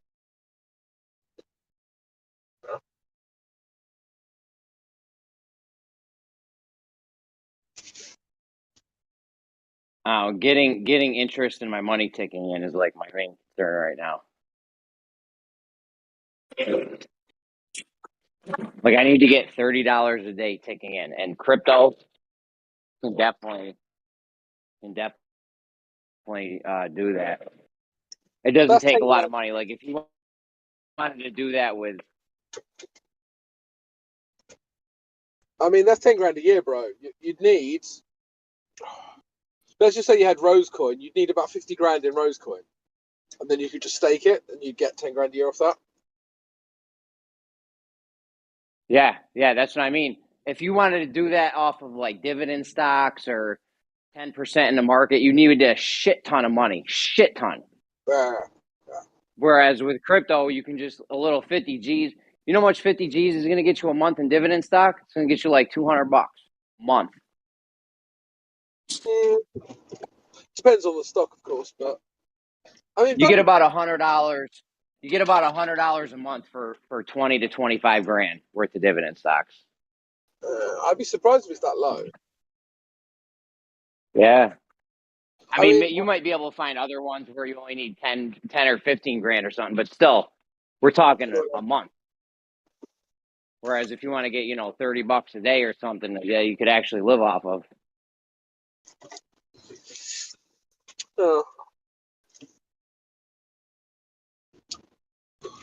Yeah, maybe you're right. But I mean, bank accounts are notorious for giving you terrible returns. Like, I've got about 7.5K in my current account at the moment, and I get about £2 a month interest. So I'm going to invest it in something, but I don't want to just throw it into any old investment, Yeah, I hear that. I got £2.33 interest for having 7.5K in my bank account. It's ridiculous. That's not that bad. I had a bank account recently that had 20 grand in it. I was getting like 80 cents a month. Well, I mean, compare it to when I was about 3 grand in my overdraft, and they were charging me £4 a day. So now they're paying me £2 a month. Nah, That checks out. That evens out. fucking ridiculous. Shysters, that man. A lot of them, they're all fucking assholes. Hear that, bro? I hear that. Back in the day, it used to be good. You used to be able to put money in a bank and get 5% on it. Back in the 80s, maybe early 90s, because you get like 4 or 5% on a regular bank account. Yeah. Nah, no such joy anymore. Yeah, nowadays it's shit. Well, they don't want the average guy to be able to, make money like that. If they have, they're working with billions and zillions of dollars, so it doesn't matter for them if the interest rate is 0.1% or 10%. Either way, they're going to be getting millions of dollars a month. Whereas for us, if it's 5%, we need, $500,000 or something to make a salary. Whereas now we need fucking $5 billion to make a salary. Yeah. Something you can live off. But there's loads of ways of circumventing their bullshit, and I think this is why crypto is. I think people think, oh yeah, crypto is amazing because you make all this money. That's how it's supposed to be, and how this is what the banks have stopped us from having. Yeah. You know? Definitely. Yeah.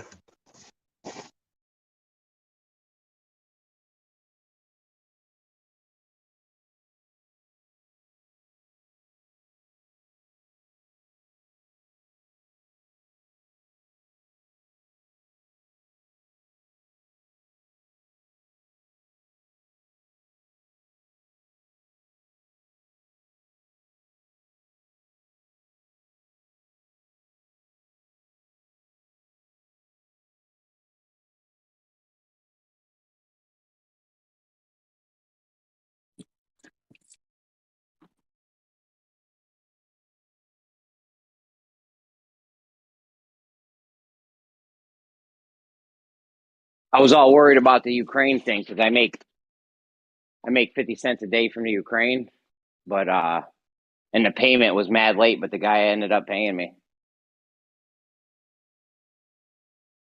Well, that was nice. Not a lot of money. Definitely don't want to lose 50 cents a day. Glad he got that shit all sorted out. The payment was mad late. He usually sends it on like the first of the month or the second or something. And I just got it today.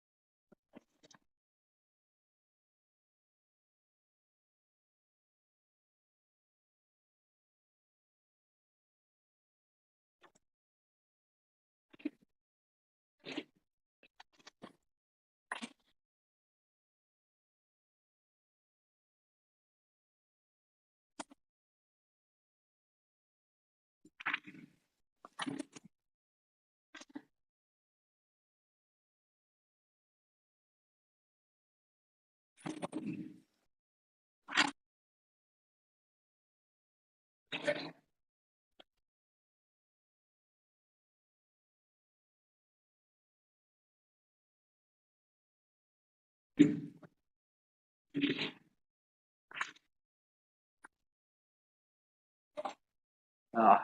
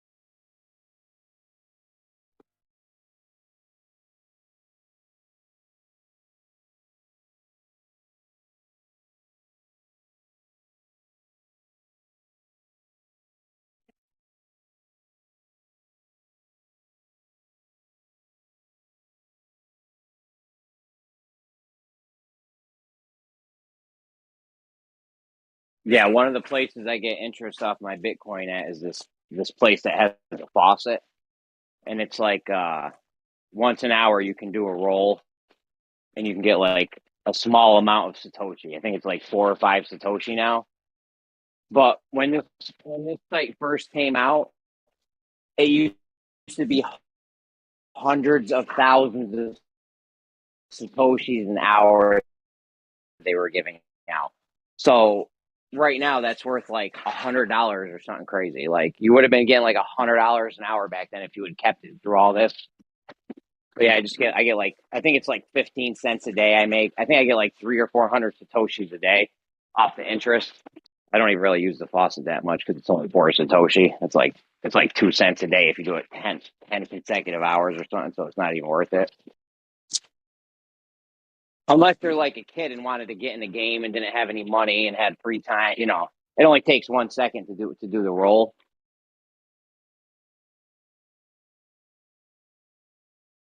I could probably take like a 13-year-old kid now if they did everything I said, they'd have passive and a nice, not nice, but they would have some passive income ticking in by the time they turned 18. Like easy. It might only be a few bucks a day, but it's better than nothing.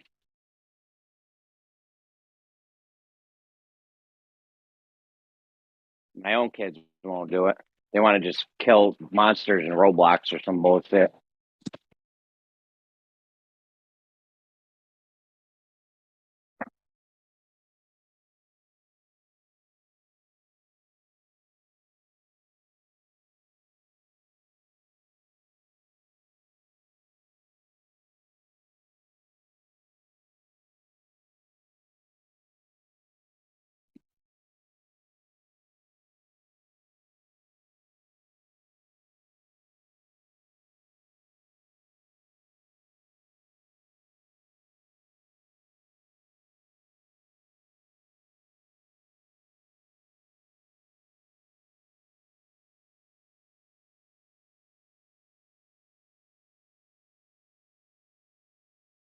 I don't know.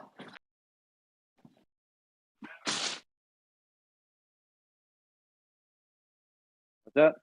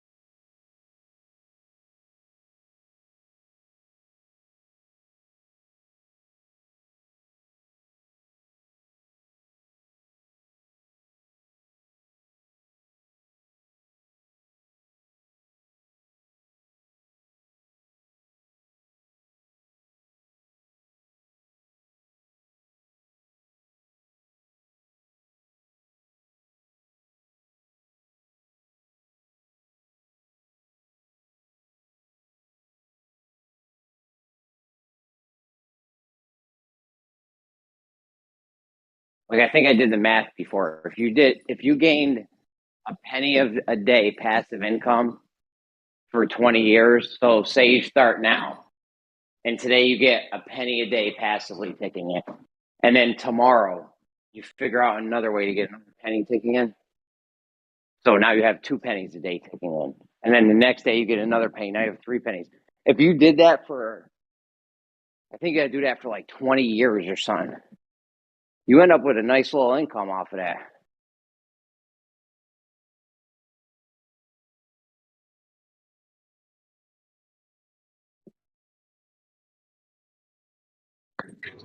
It's only taken me about 10 years to build up $100 a day of passive income. Well, yeah, you must have been doing more than a penny a day.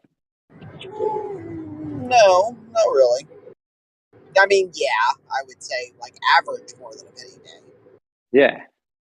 It's about like, I would say 20,000 a year, putting it somewhere.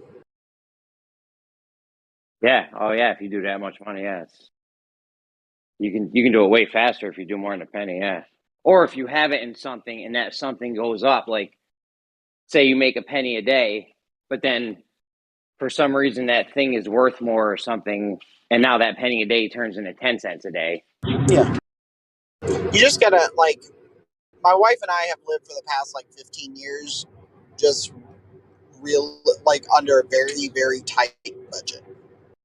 And that's allowed us to invest, like I said, put about 20,000 away, not including retirement, into something that is built up to good passive income. Yeah, that's awesome. And not playing around with shit, like not spending my time on bullshit like crypto, trying to find like the next deal somewhere. Just put it into solid things, right? Put it into put it into real estate. Put it into like solid index funds, ETFs or stocks. Yeah, yeah. Just like, but like you can't spend your time playing around in bullshit. Yeah, oh, definitely. Yeah, you want to get something taken in and then have that shit be on autopilot. But the other key has been I don't touch that money, right? Like I just put it away and it's there, right? Yeah, hell yeah. And like we still don't touch it. Like we don't even we're not even going to think about it for another 15 years. Yeah, and then if you needed to retire early for some reason, it's there and you can do it. You know? Yeah, we're actually like we just passed our point of being able to retire in Mexico. Luckily, like we would have to move to back to Mexico, but we got our permanent resident, like our citizenship, and luckily, like we could do that if we wanted to. But I have no interest in doing it. Yeah, better to. Are you technically Mexican? Say what? I said, are you technically Mexican now that you're a citizen? Yeah, I mean, technically, we're Mexican. My kids were born in Mexico. That's funny. We all speak Spanish. I mean, but we're white, and it's kind of people look at us weird, but because like me and my wife both speak Spanish, I still have an accent. Like people can tell after like a couple of sentences that I'm not natively Mexican, but they just think I'm Mexican heritage, born in the United States. And you play a banjo pretty well too, so that's even funnier. It does not give me points in favor of being Mexican. You're right. No, I know, but it's just funny. Yeah. Maybe you could be the banjo player in the mariachi band. There is actually a place in northern Mexico where in the state of Chihuahua where they do. It's not called banda, but it's a type of folk music that's really close to banda, and they do play banjos with it. It's pretty funny. Oh, that sounds kind of cool. It is really cool. They do. It's actually really close to like northern, like southern Louisiana / eastern Texas style, like bluegrass. It's really close to that in folk music. They do like nice. It's like violins, guitars, banjos, and there's one other it's only string instruments, and there's a stand-up bass that goes along with it. So it pretty much could be a bluegrass band. I don't speak very good Spanish, but I definitely like their music. They got some pretty good music. Yeah, it's good music. It can get annoying if it's like banda, Chicano, like really like heavy, but there's other music that's really good. Yeah, my coworkers like always got the Mexican station on, so I'm like forced to listen to it. Like, yeah, I've been following this Mexican comedy channel on 1170 AM called Chocolate. Pretty cool. Yeah, he kind of fills me in. I will say, like when we lived in Mexico, I would regularly have to go to Mexico City like maybe twice a week, and it's only 60 miles, about 100 kilometers, but it still took me 2.5 hours, and I learned a lot of I would say like news Spanish, but like a lot more like colloquial Spanish listening to the radio. It helped a lot. So I always spoke, like I've spoken Spanish since I was a teenager, but I felt like those 2.5 hours really helped me. Remember, I went to Mexico once when I was a kid. I went to Cancun for a week with my dad. We saw the pyramids. We went to Chichen Itza. That's cool. Saw a whole bunch of the ruins and shit. I And went there when I was a kid. That's cool.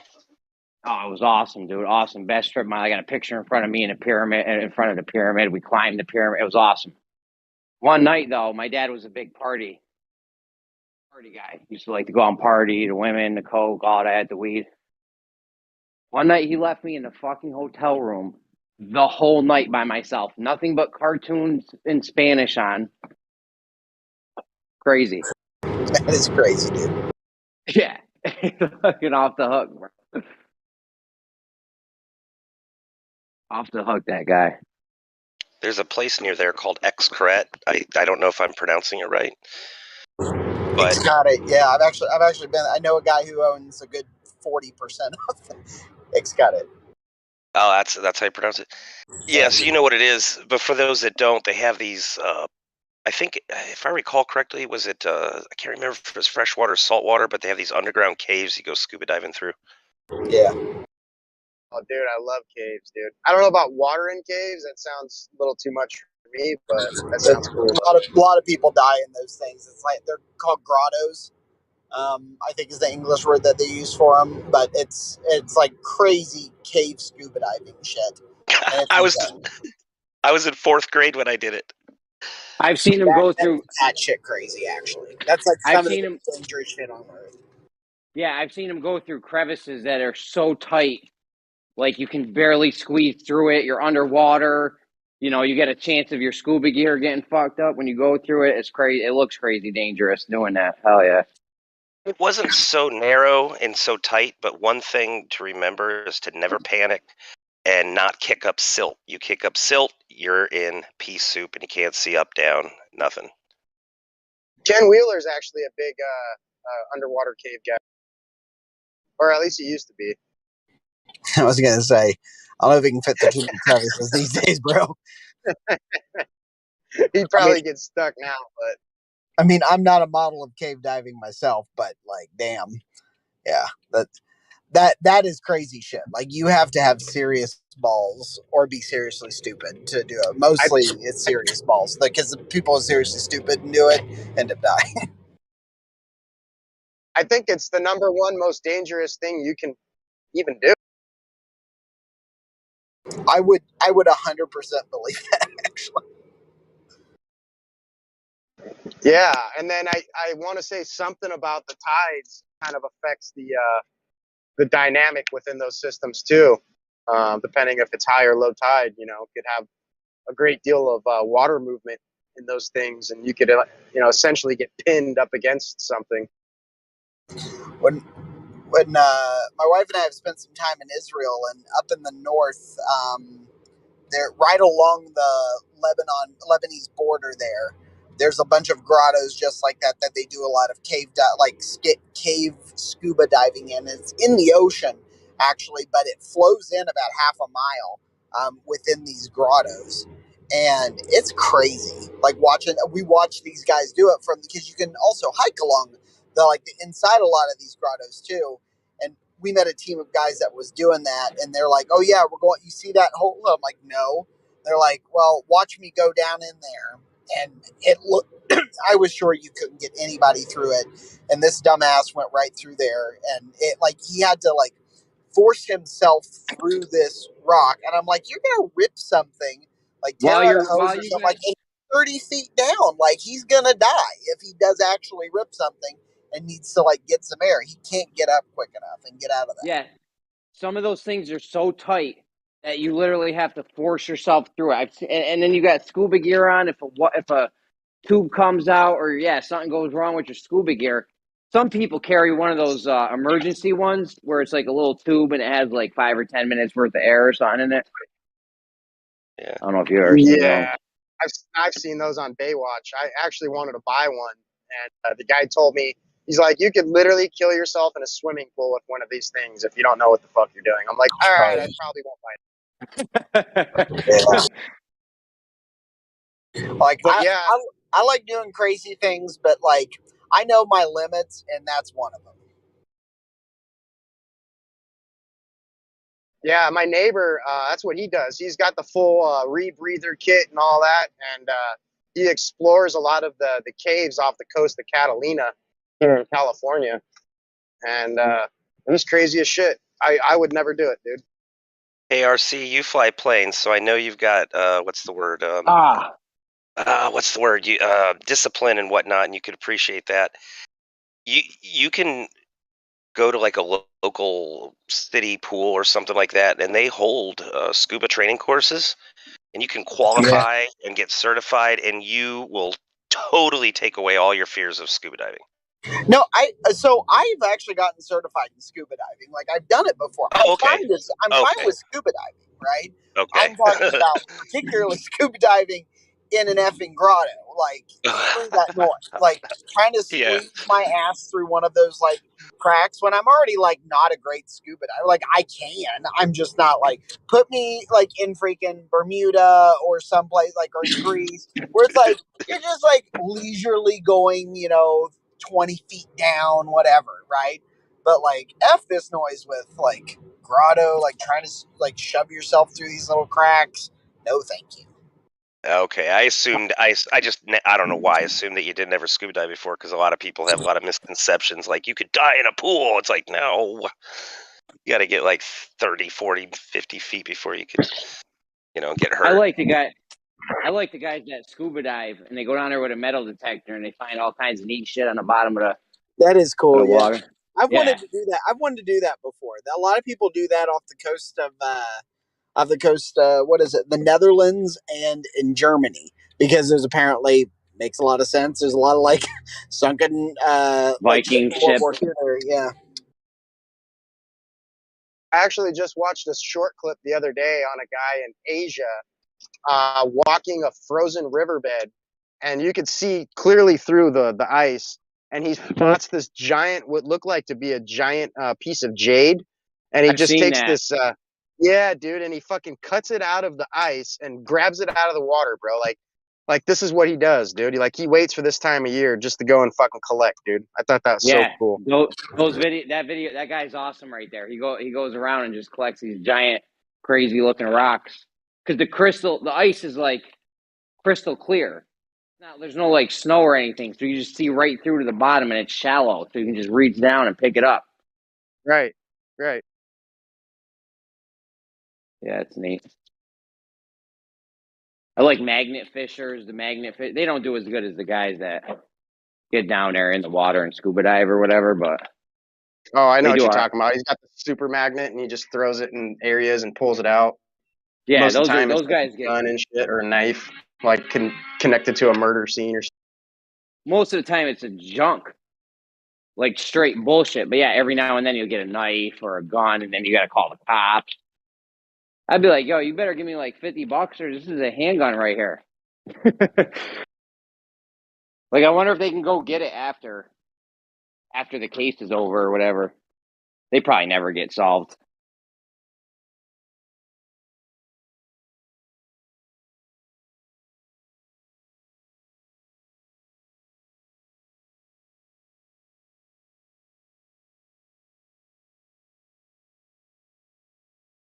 Like, they're not picking those guys with the magnets, though. They're not getting like rings and shit. The guys that get in there with the metal detectors, they're getting the rings and necklaces and shit. The gold rings, the gold necklaces. Because that shit's not magnetic, so the magnet guys have no chance. The magnet guys got no chance at getting that stuff. Well, technically, Ken Wheeler actually created a patent on a sluice where you take magnets and you use them inadvertently to push the black sand through the riffles, and in doing that, it kind of allows more room for the gold to settle, but it also reduces the amount of time it takes to actually, you know, sift through the black sand versus the gold. Yeah, they got a bunch of cool. They got a bunch of sluice boxes like that that'll separate your black sand from your gold. Yeah, but this one just uses a magnet at an angle, which just pushes the black sand out, like instead of allowing it to collect and fall out. Yeah, that's neat. That's definitely neat. I love those sluice boxes, man. Yeah, I do too. I got a couple of them myself. I bought a trommel. It's a complete trommel sluice recirculation thing, and I haven't had a chance to use it yet. But I'm like dying to get out there on some fucking high bank somewhere and set this thing up and just spend a week fucking digging. You start shoveling dirt into it. Well, you got to get on the gold trail, so to speak. Like gold follows this helical flow through the water channel, and if you can pick up where it left off, you can kind of follow it to a degree back to the source. That's the whole point of prospect. Yeah, At least. You go do a bucket here, a bucket there, and you just remember where you got the buckets from. And then if you find gold in one of them, you know, you can sniff out where the gold's going to be from your test sample sizes. Yeah. Right. Yep. Yeah. As soon as you find a gold in one of those buckets, yeah, and then you start going completely around that portion of dirt where you started digging to try to find which way it's going. I mean, obviously it's going to be going downstream, but if you can follow it back upstream to the source, that's even good too. I read this guy a long time ago. This was decades ago. There was a guy in New York City in the Diamond District. He said he used to make $200-300 a day. He would go around with a little duster buster. What are those little vacuum cleaners? He would go around one of those cordless vacuum cleaners and a screwdriver, and he would just go clean out the crack in the sidewalk. Right? He'd just clean the cracks out and make like $200-300 a day just from that. Like if you're in a Diamond District or something where there's a lot of shit going, you know, a lot of jewelry and shit. You just go home, you sift your vacuum bag out, and you see what's in it. That was pretty neat.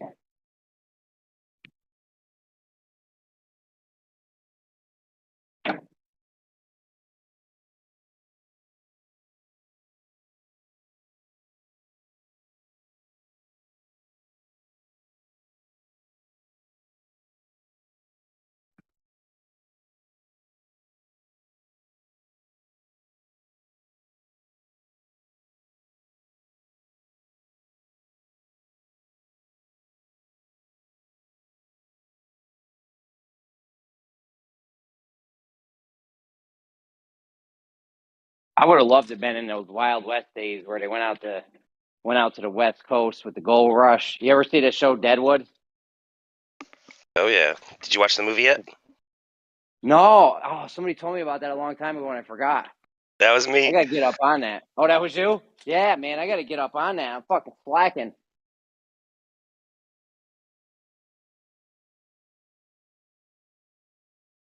Oh yeah, I'll never remember that shit. That was such a good show though.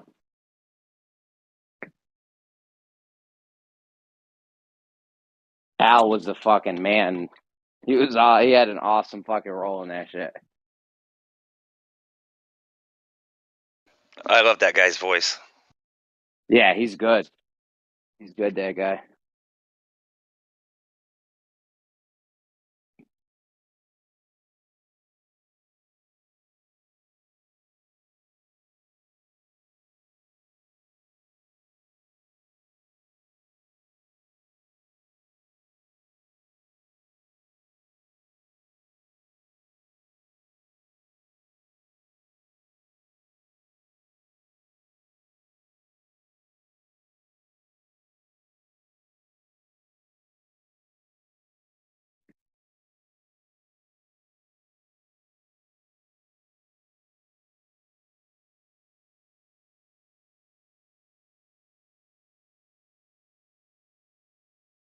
Guys talking about Mexico reminded me of a story.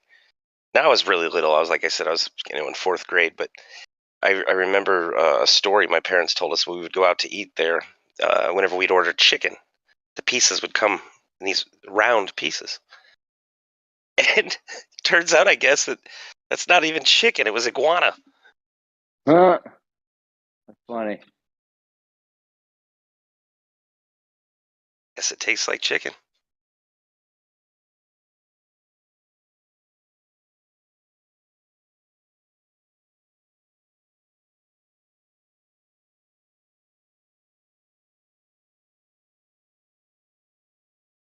Oh, there's iguanas all over the place. Like I went to Aruba once, and they are just fucking. They're all over the fucking place, man. And they're trying, and they know you're like the iguanas know that you just give them food because you're a tourist and never seen an iguana before. So they just run right up on you. Yeah, I remember seeing kids walking around with machetes. Then after a while, you see one with them slung over their back, a giant iguana. Yeah, man. If you're like, oh, I need to eat, just fucking go kill an iguana.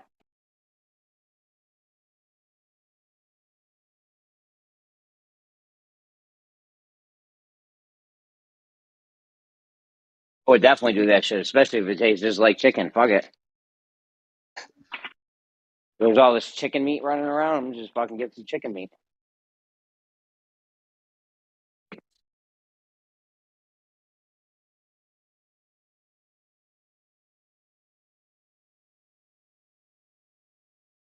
There's a bunch of iguanas all over the place in this Florida Keys. They're just what do they call it? They're not native. They're just people letting them out, letting them go run wild.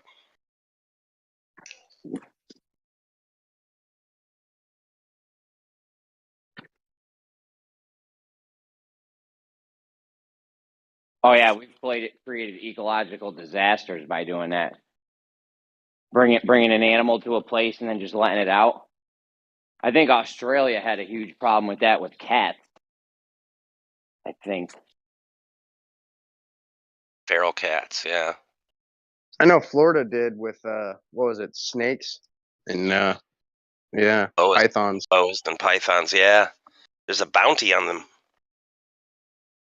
Yep. Dude, I would love to be in Florida and just catch one of those things or an alligator or something and just make like a nice belt or something out of it. Ken Wheeler does. He's got a bunch of gator right now, dude. If you want anything gator, he can make it. Different colors and everything. Yeah, it's awesome. I'm just waiting for RC to say something nasty. I'm wondering, can you just go down there and like go to a swamp and just kill an alligator, or is it like deer in New York where you need like a permit and all that? I think you do have to have tags and shit to fill. Wait, I thought you got off the Ken Wheeler sauce, Dyslow. Yeah, I did, but just trying to create some ruckus. He keeps saying his name. I'm waiting for all hell to break loose with this Ken Wheeler thing. I mean, I'm waiting for RC to I actually think he's one of the most entertaining people on the internet, but for all the reasons that I'm going to hell for. Oh shit. Did you see I think it was like a couple of weeks ago, he openly admitted that I think he said he's only taken a year or two of Greek in college, so there was a definite open admission to his lack of ability in translating Greek for sure. Well, I no, I had not heard that. He's gotten less entertaining lately, but some of his old videos where he just drones on and on about things when he's only on his 50th time of doing one of his things, he's still pretty entertaining. But I'd been harassing him enough in his live stream comments about his Greek knowledge, asking him questions that I think it probably prompted him to finally actually say something. But he did. I'm glad to hear that. And I was thinking of you. It's been a couple of months since I've seen him, probably 2 or 3 months since I've actually watched him. Yeah, I haven't watched too much of him, honestly, lately. I just really haven't had time, but there is a few videos he put out I was wanting to watch. I just you got to be in like the right state of mind to watch him. You know what I mean? It's not like something you can just watch on the road, so to speak.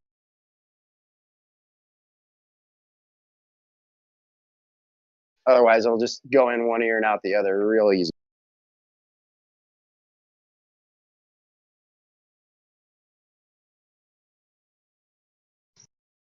I can't wait for the day he gets on Discord and actually debates with us. That'd be awesome. I'd love to talk to the guy if he can. He seems like he might be a little slippery when it comes to trying to ask him direct questions about things. So I don't have my hopes up, but I would love to have an actual conversation. Not to like bust his balls about anything, but just like actually have an in-depth conversation about, for example, like if he wants to. I've heard him talk about Pythagoras and Iamblichus quite a few times. I have done a lot of reading about Iamblichus in particular, who is a Pythagorean, and I'd love to talk to him about like his like how he does mysticism, in particular numerology and stuff like that, because I actually find it fascinating. And not that I believe any of that stuff, but he's a fascinating guy to read, and I've heard him invoke him a couple of times. I'd love to talk to him about it. Yeah, you're gonna definitely get a different version of Ken, I feel like, either over the phone or like off of public viewing. Like, he's totally different. Like, if you look at some of his older videos from like 7 or 8 years ago, even, like, he's just night and day difference, dude, and like how he presents himself and how he talks and everything. He does a lot of cussing, and he was kind of off the cuff a lot more back in the day. And now with like the algorithms, he's just like super conservative on what he's.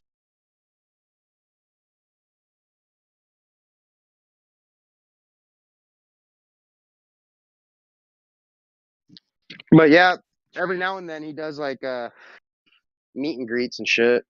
I'm hoping one of these days I can fly out there and hang out for a minute just to say I did. That's like, you would have loved it. Actually, it was actually last Monday, not yesterday, the Monday before. I was actually a buddy of mine who's from between Frankfurt and Louisville, or in Lexington, Kentucky, invited me down to a grass strip that's actually only like 10 miles outside of like Lexington there. And we actually ended up flying over downtown Lexington. We did like a formation flight over there. It took over a couple of places. And I was like, I wonder where he lives here. Cause he said in his live streams that he lives in Lexington. But I was literally flying over Lexington the other day, and I thought about it. I was like, I wonder where this crazy bastard lives down here.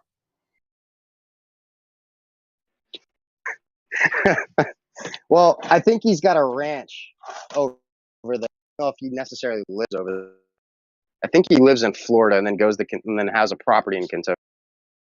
See, I thought he mentions, I could be wrong. I thought he mentioned at some point that like his like weird little corner that he does a lot of his videos from, I thought that was in Lexington. Am I wrong on that? Because I always say him here in Kentucky when he's doing that one. You know, I'm not 100% certain, to be honest. I've kind of contemplated the same thoughts. Like, I'm not too certain on like where he actually resides, but it's somewhere close, at least, to Kentucky for sure. Funny enough, I had never flown down that way to Kentucky. I'd always been to like Louisville area or over in like much more northeastern Kentucky than he is. And I fly this like little Cub that goes down. We go down to a lot of grass strips down there in Kentucky, kind of like within the foothills or in actually Appalachia. This one is more like foothills areas, and that I was at last time. And it's a beautiful area down there. I just didn't realize how close it was for me to get to Lexington because I'd never flown down there, but it was only 40 minutes for me to get down there. Yeah, I mean, I'm completely on the opposite side, but I'm always looking at property out in that area because, I mean, Kentucky's like just fucking riddled with caverns and caves and such, all the stuff I'm into. So, like, I'd love to buy a piece of property similar to like his. I mean, I don't know if you've seen his property completely, but he's got like an ancient Indian burial grounds. He's got a fucking a pond, a cave system with flowing water, a spring, old farm fucking shack. I mean, he's got all sorts of shit out there, dude. Yeah, I've And seen I think some he live picked it up streams. for cheap.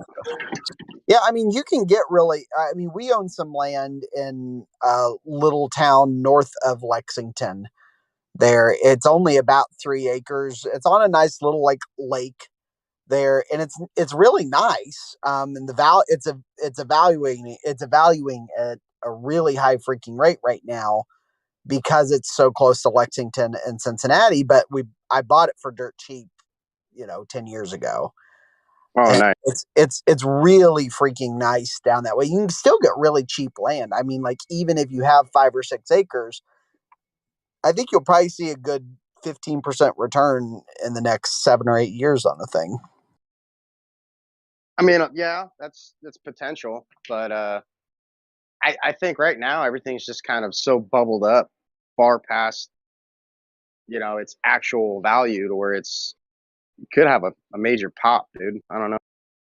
I think that land like that, though, where like it's undeveloped for the most part, I think you're going to get it at a lot better price, and it's not going to be as inflated. It might be right now. I really haven't been in the market down there, but it's definitely inflated in the suburbs where I live now.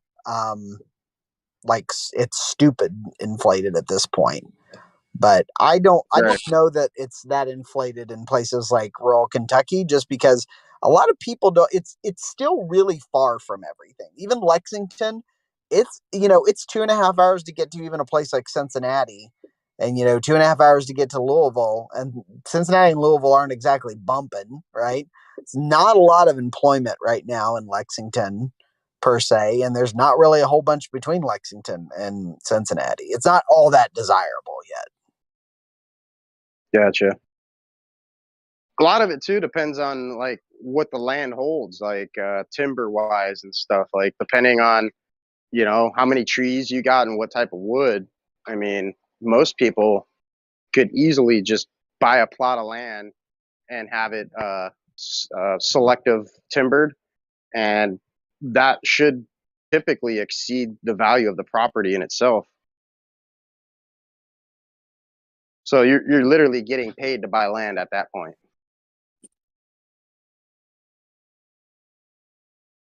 So something to consider.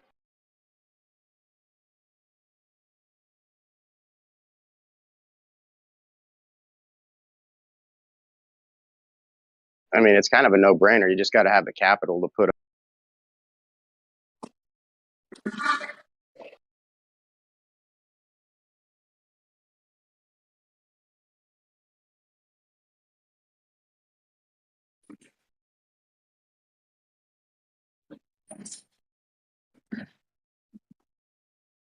I guess we're going to see a movie tonight. It's a Morpheus or something. It's one of them X-Men movies.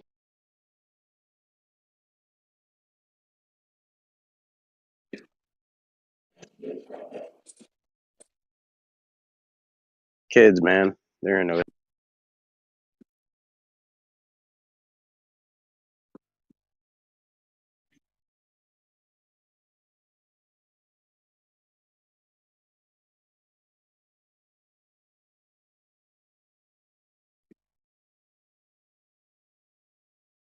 Was it the timber that threw you off? Why it get so quiet? Come on, Branch. I thought that'd be your fucking cue to jump in.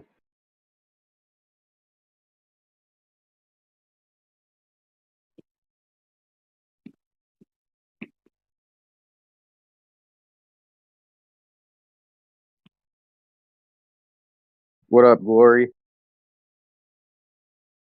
Oh.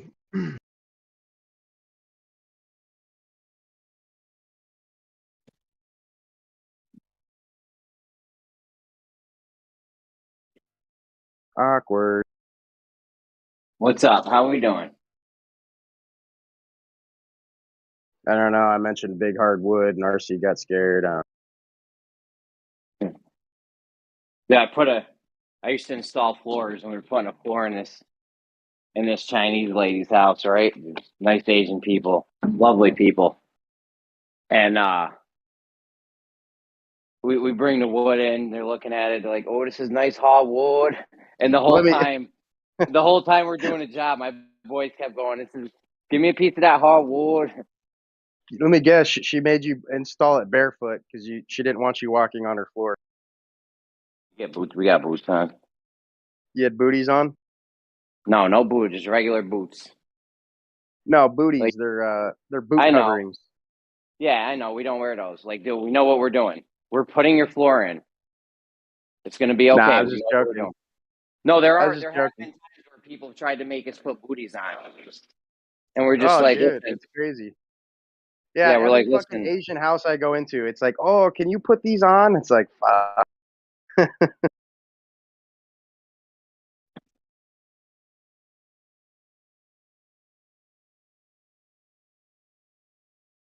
Most of the time I do, but if they got hardwood floor, dude, it's a liability, bro. It's a slip hazard. Yeah. It's just against policy at that point. You said you got hardwood floor? Hardwood.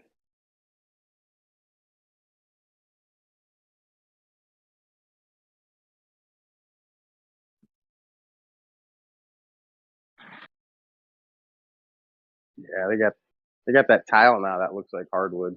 Stuff's pretty cool. Yeah, I just put some of that shit in my house. Not tile. It's that cheap ass clickwood shit. Man, that shit is made so crappy. It didn't even click together good. And I've installed thousands of yards of this wood, just thousands of square feet. Just gotta know I how was to put it having, together, bro. yeah, I know, and I was having trouble with it. I know how to put it together. Yeah, just busting your balls. Yeah, no, they make it so fucking crappy. My wife's like, "What's the problem? I thought you used to do this for a living." I'm like, "Yeah, I did, and I've never had fucking issues with this. What did you buy? The cheapest shit on the market here, or what? What's going on?" Oh, that's gotta hurt, dude. Yeah, she's like trying to play me and shit. I'm like, "All right, you know what? I'm gonna watch you put the rest of it in." She's like, "No, no, you're doing good." Yeah, that's what I thought.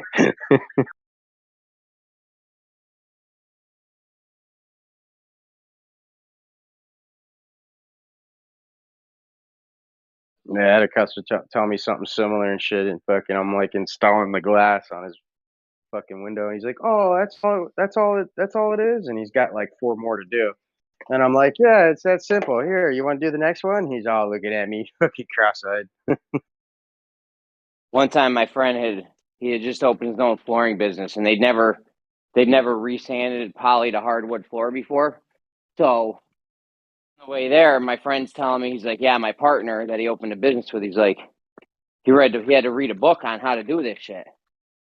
So we show up, right, and his partner's there. I'm like, right in front of the customer too. I'm like, we're doing this shit we're doing this shit by the book or what?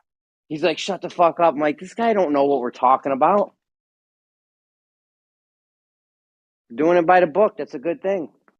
He doesn't know you just read a book on how to do this yet last night. It's fine.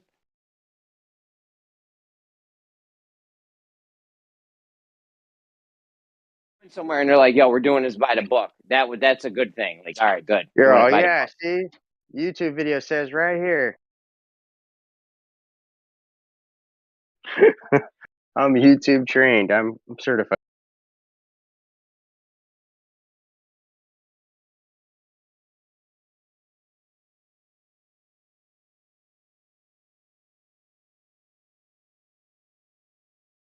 Yeah, there's a lot to know on putting together a house, man. Fuck. I don't think people realize how much is involved. A lot of stuff, yeah. One time it was one of my first days on the job, and we were doing this side job for this dude. He had us putting a Stewart's in. It's like a convenience store. And my friend's like, "Yo, I gotta go take a piss. Follow this line. Just keep popping these tiles." And I'm like, "All right, bet." So I'm going. He comes back. He's like, Like, how you doing? I'm like, yo, the shit's going in good. Right? He comes over and looks. He's like, where's the line? I'm like, what line? And then he kept trying. He tried to fix it after, but it was already too late. I had already gone a few rows, and it was all fucked up. They had to rip the whole thing out.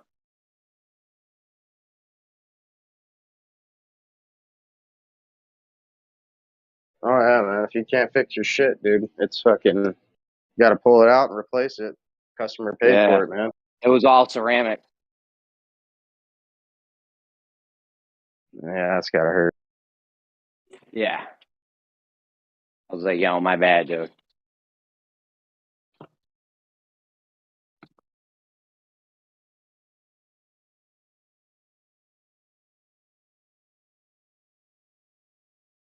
Yeah, little shits like that, dude, could fucking be the damning factor in a company real quick.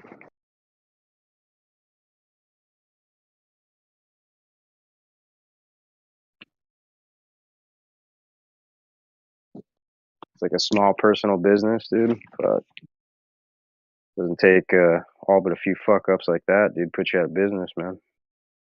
Yeah. How much? One time How we much was did the okay. damages? What I was the don't know. total? I have no idea. But well, the guy that hired us had to pay for it. He even had us do jobs after that because he knew it was just a fuck up and I was doing shit. He still hired us after. But one time we put a Walgreens in. I don't know if you know what that is. It's like a CVS or Rite Aid kind of thing. Yeah, for sure. Like a drugstore. And we put a Walgreens in. Right? The shit passed inspection. Nothing wrong with it. A-okay. Perfect. Guys, like, good job. Then they hired us to do another Walgreens right down the road. Probably like a couple miles away, if that. We used the same tiles. Like, he had a lot of the tiles, so he just used the same ones. And we get the whole floor installed, right? And the guy's like, what's wrong with this tile? My boss is like, nothing. This tile's a fucking great tile right here. He's like, what's the problem? The guy's like, nah, it looks wavy or something. And my boss is like, what the fuck are you talking about? They made us rip the whole shit out and put all new tile in. Hold on, I'll be right back.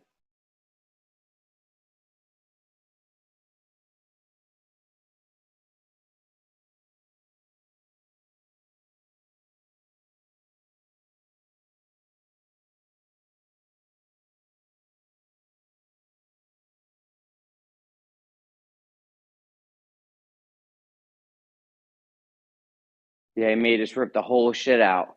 So I'm on this fucking machine that vibrates. We didn't have one of the machines you could ride on yet to tear tile out or rug or whatever.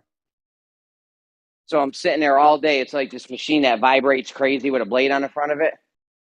All fucking day for like 12 hours. My boss is like, I go up to my boss.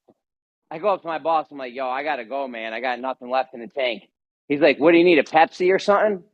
I'm like, no, I need to fucking sleep. Like, a Pepsi ain't gonna fix this. What do you think, I'm a fucking car? You can just keep putting sugar in me and I just keep going? What do you need, a Pepsi? You need a soda? Eat some fucking candy. Yeah, what do you need, a soda? Fuck out of here, man. You need dinner, sleep, and rest. I couldn't stop vibrating.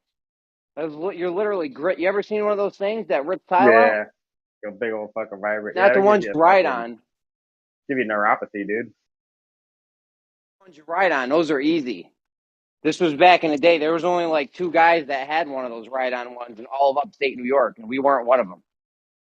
Yeah, I've actually fucking hand chiseled it out, dude, with a big old fucking 6-foot fucking metal rod The scraper. scraper. Just fucking, Yeah, dude. That shit'll kill you, dude. That's It'll even fucking, worse. oh, bro. 4 hours of that, dude, you're just kind of fucking cooked. Especially if you're not used to it. Yeah, that's probably just as worse, if not worse. Yeah. No, that's pretty bad, yeah. Yeah, I was watching some TikTok video, and the guy was ripping carpet out with one of those ride-on machines. And one of the comments was like, oh, pull it out by hand, pussy, or something. And it's like, you've clearly never done this before. Try to rip out a glue down with your hands. Like sometimes it's easy, fucking impossible. Like those ride-on machines are huge for ripping tile out because you can get so much ripped out, and like you could spend 20 hours chiseling at it with one of those fucking 6-foot chisels, or I could fucking have a guy ride around for a half an hour and tear the whole fucking thing out. It's like work smarter, not harder.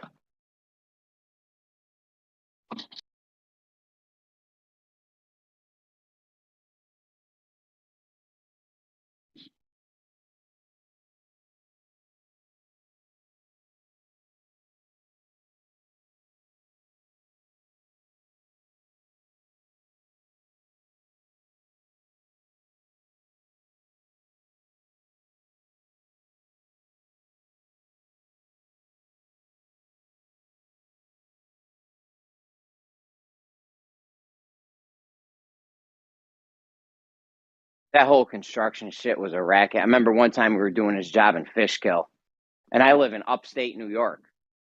I mean, Fishkill is upstate if you're from the city. Whatever, though. It was like 2 hours away. 2-hour drive every day. Paid for the time when I start working at the site. I'm like, yo, you're killing me with this. I can't drive 4 hours and not, like, I don't know. I'm so glad I'm out of the construction racket.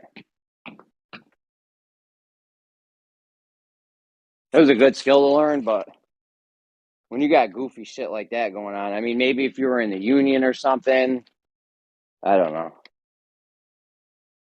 It just sucked because you never know where you're going.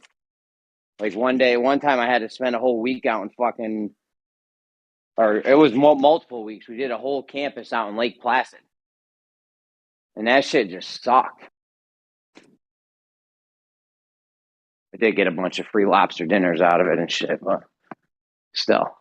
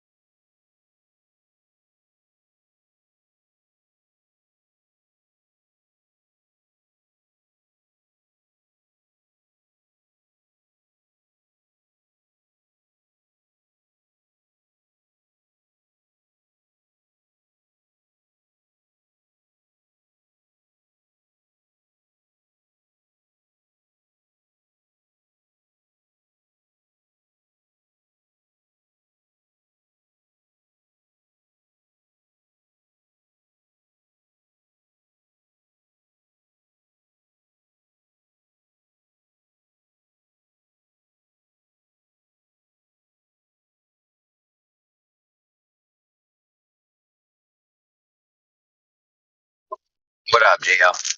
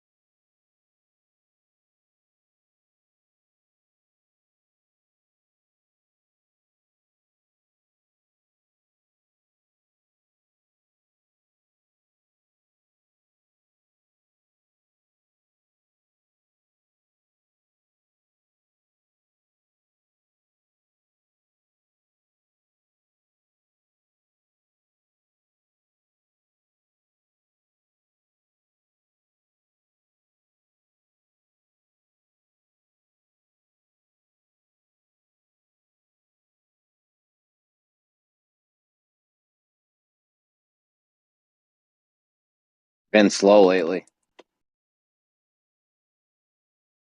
I was busy earlier, but I think Bob scared them all away. They can't handle this.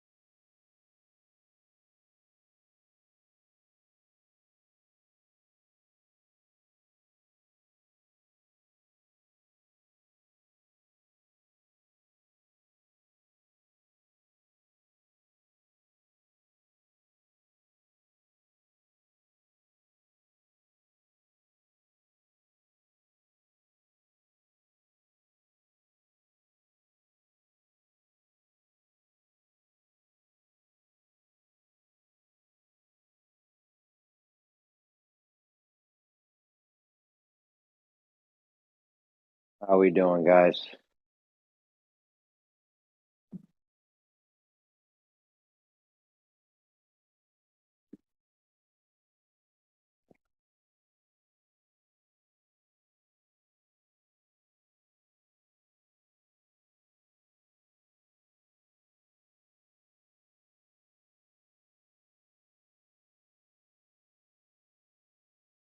Well, I think I'm doing all right, maybe.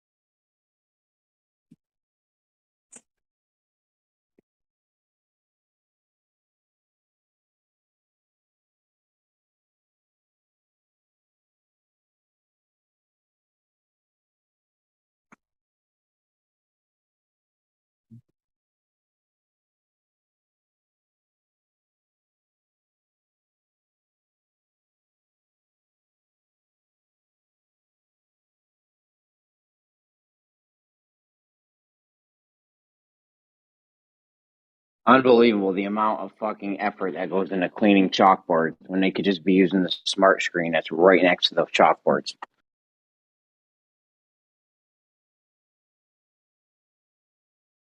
What are you guys up to tonight?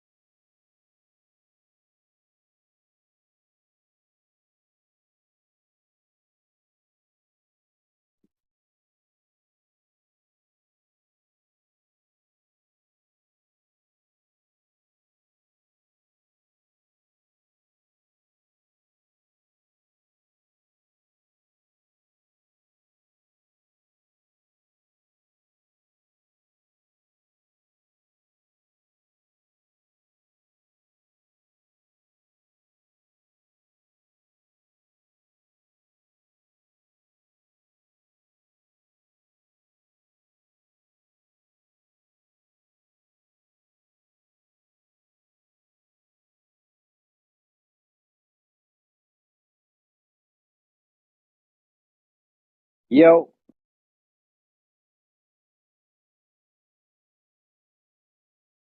What up, Car? Hey, what's going on? John. How's the crypto going? It's not going right now. Not going? I hear that, bro. Yeah, I hear that. Damn. Got my What's grill going. point at? Is it way low or? What's that? I said, what's Metacoin at? Is it way low or what? Yeah. Yeah, it's way down there.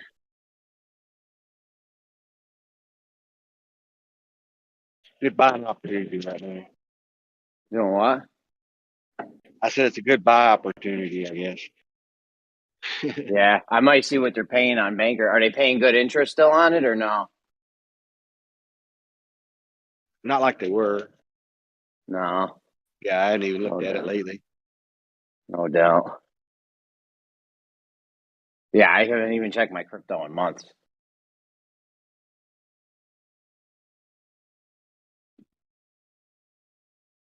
It's been so long they logged me out of my CoinGecko profile on my phone. And I've just been too lazy to look up the fucking password to relog into it.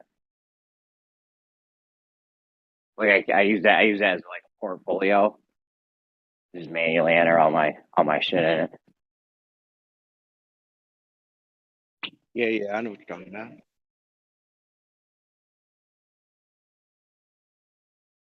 I was using Blockfolio, but they didn't have a lot of the coins and shit. Like CoinGecko was just like vastly superior to that whole thing.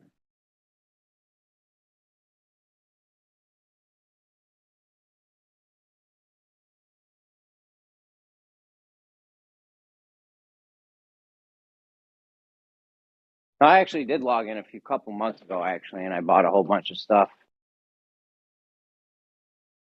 Couple bucks, bought a couple NFTs, couple little things.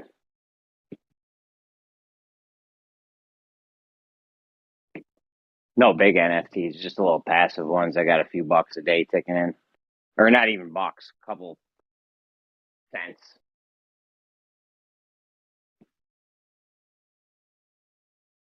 Like buy swaps on a Binance chain. Buy swaps I bought a couple NFTs there. And I bought a couple NFTs on Baby Swap. Got a couple cents ticking in there from those NFTs. I see a little bit from those Doge punks every once in a while. Yeah, that's good. That's good. I got a bunch of those. I spent way too much on those. Yeah, I didn't ape in too hard on them. I have a few of them.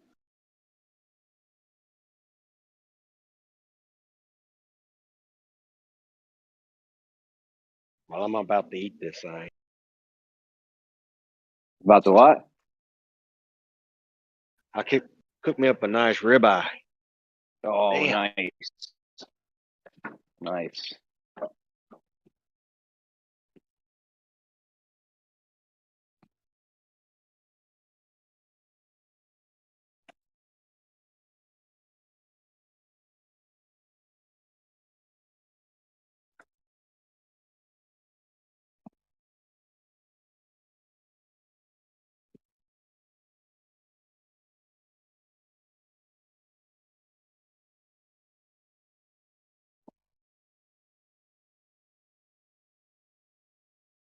You talked to Miggy at all? Yeah, I wasn't today. No doubt. They got anything going on or what? Yep. Soon. Over there at Mean. What'd you say?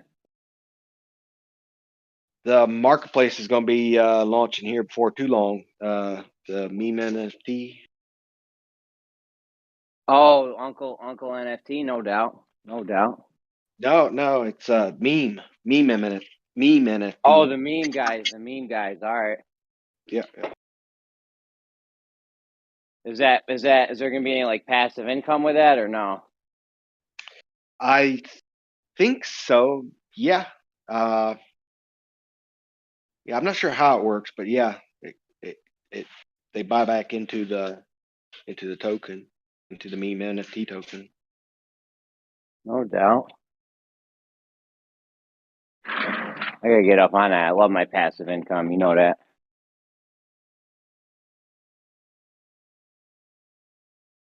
I ain't talked to them guys in a minute.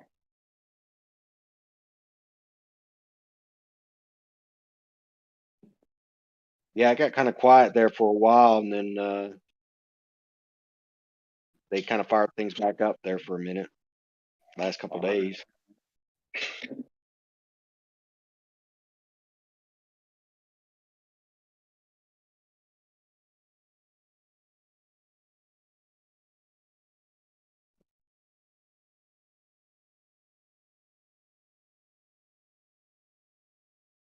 Is there any good buys out there or what?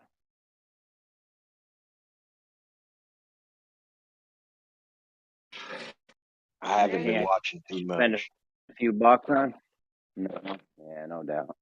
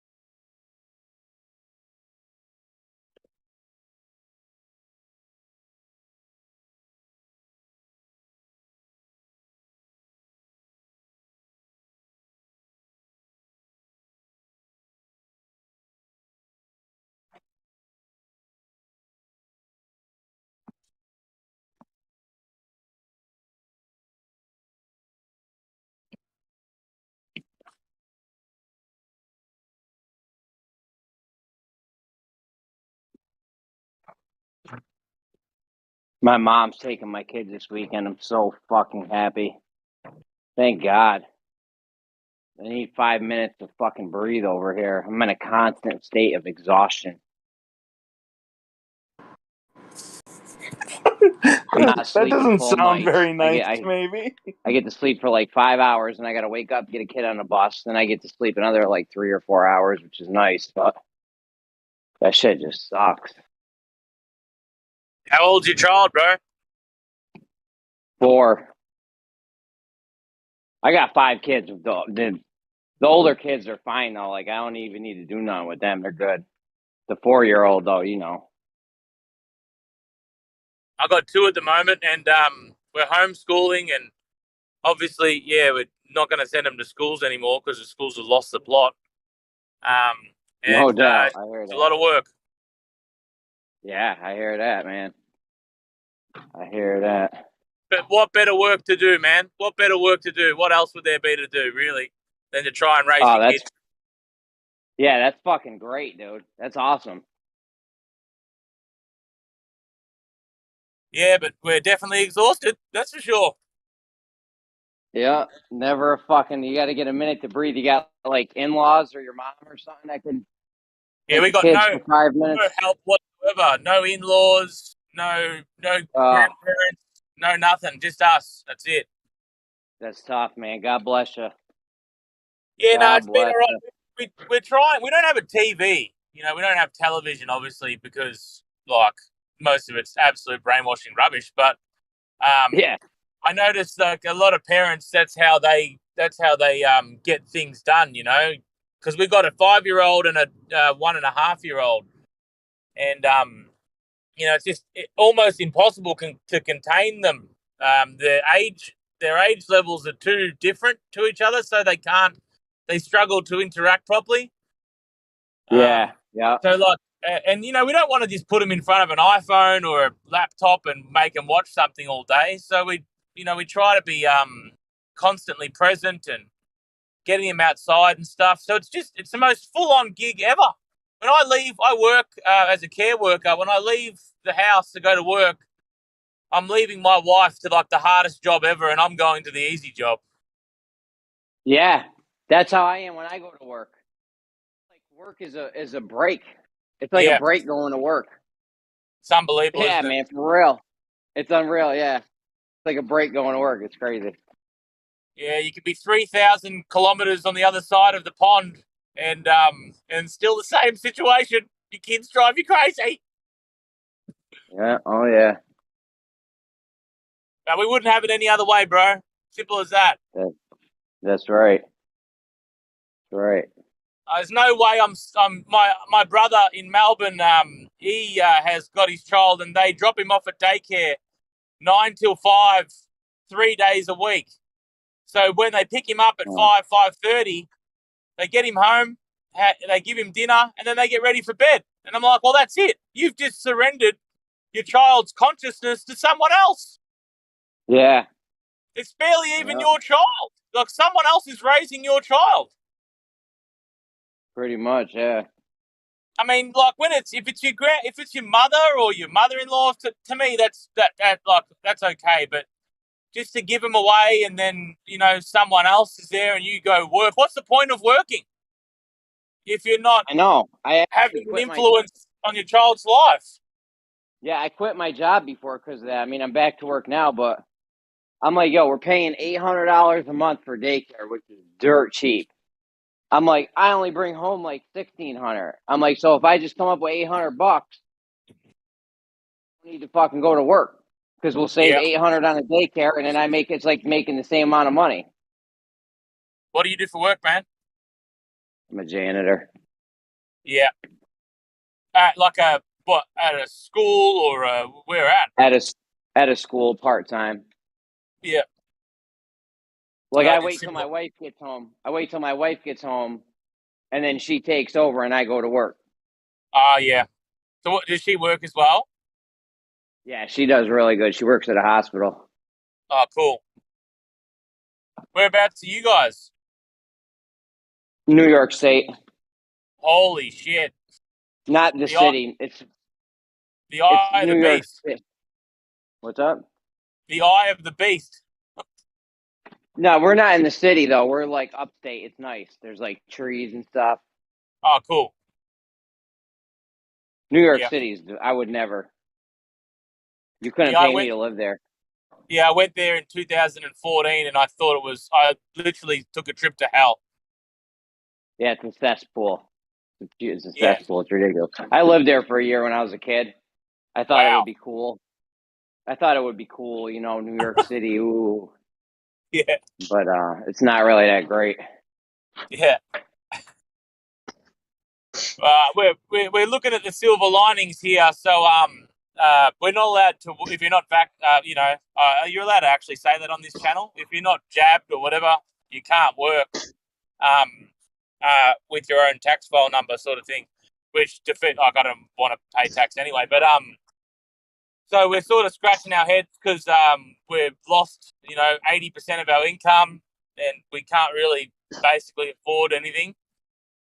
But the silver lining is that sometimes you get forced into a corner and you have to start your own business, which really we probably should be doing anyway. Yeah, a lot of people actually did that during this whole time over the past couple of years. They turned their side hustle into their main hustle, and now they can't find people to work. They can't find people to go to work now. That's exactly what's happening in Victoria and Australia. There's that many shortages. They cannot fill positions for almost every industry. Yeah. And they're saying that only 8-9% people are unvaccinated, but I think it's even the ones that are vaccinated, they've gone with that avenue as well. Yeah. Yeah.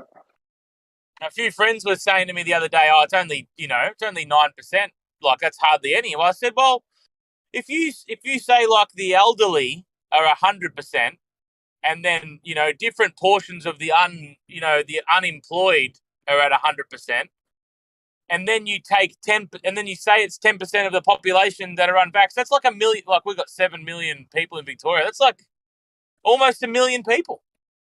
So of course, like 10% is a massive number. It's not like only 10% are unvaccinated. That's a huge amount of people that have chosen not to do anything.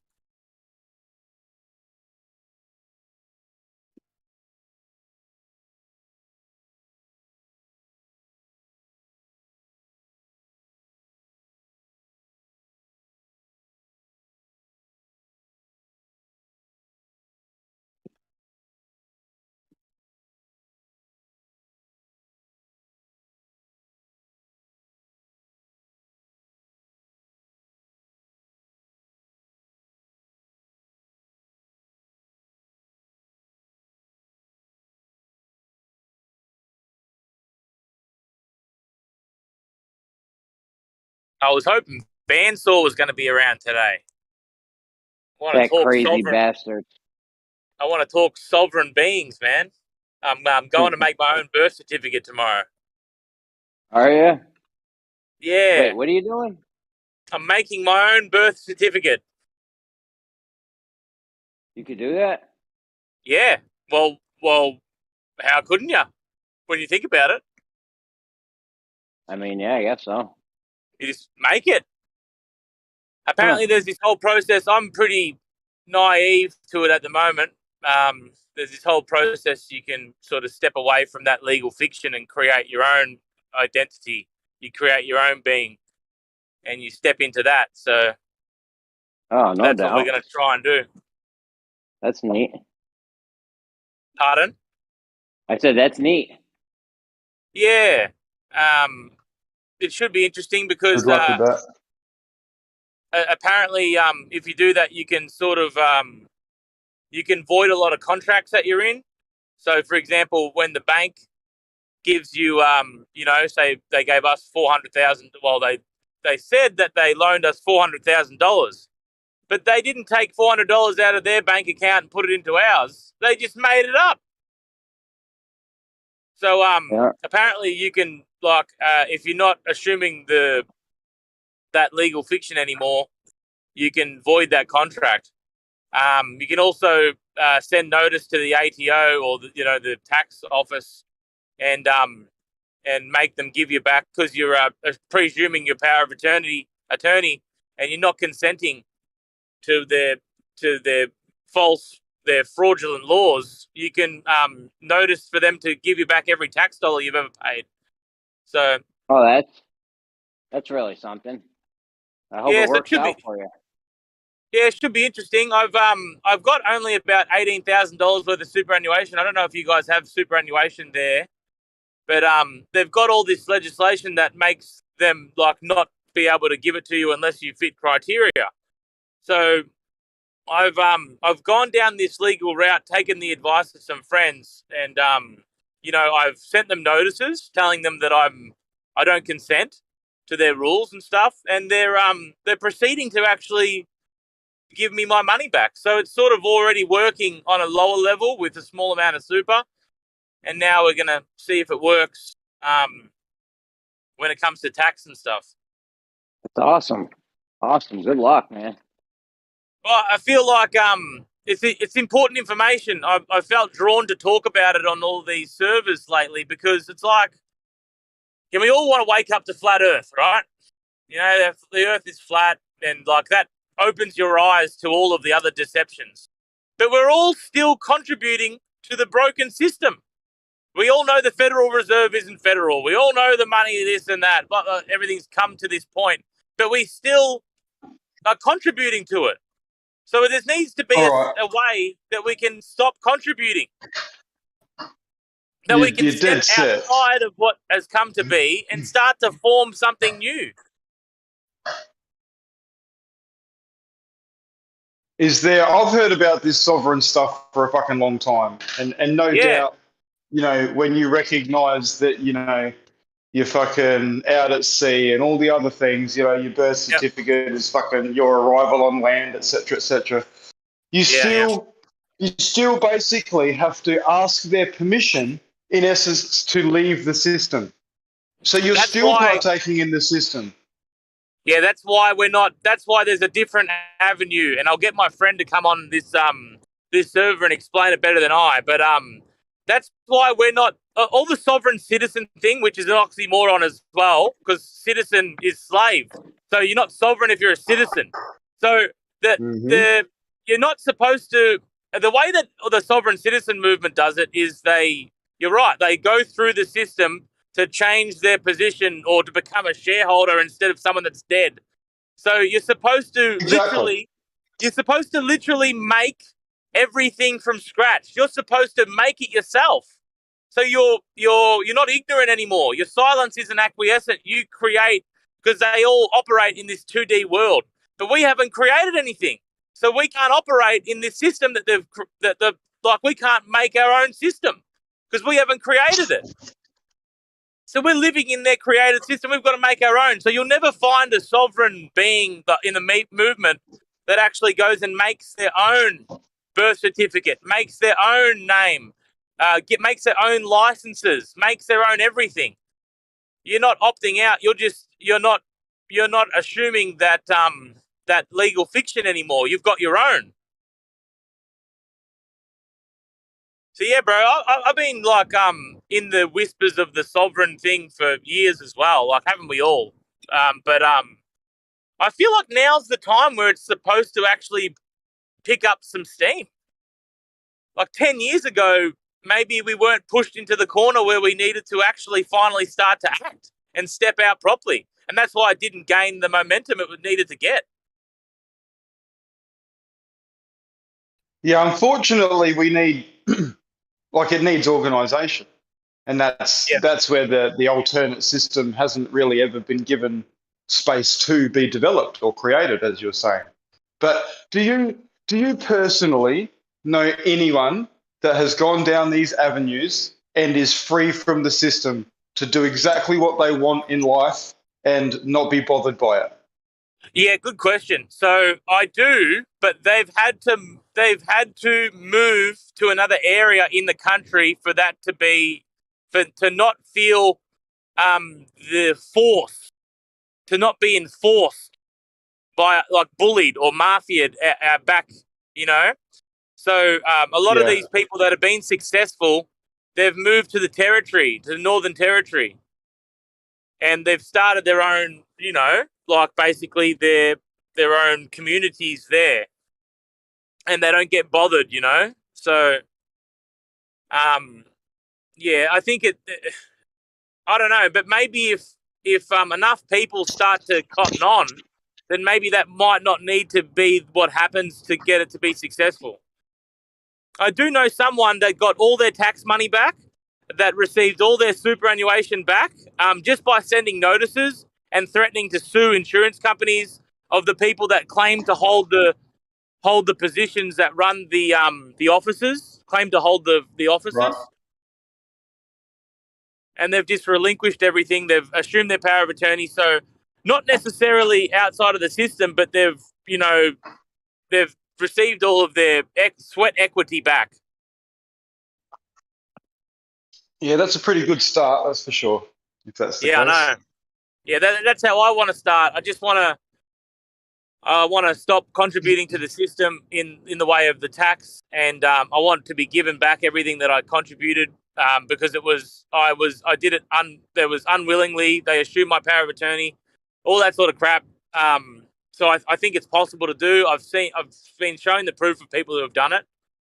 It just takes time, and you got to learn how to write properly. Like it's a whole, got to ask questions. It's a whole other language that I was completely unaware of that I've got to learn from scratch. I didn't even know like how to send mail, really, how to do it properly. Yeah. Yep. It's a long process, and it can be intimidating for a lot of people. And then they just, when something gets intimidating, they'll find the first excuse to write it off as something that isn't real, Yeah, or for other people. Yes, words have meaning, and that's very important when you're talking in legal terms or even contract law or anything like that. You've got to use the right words.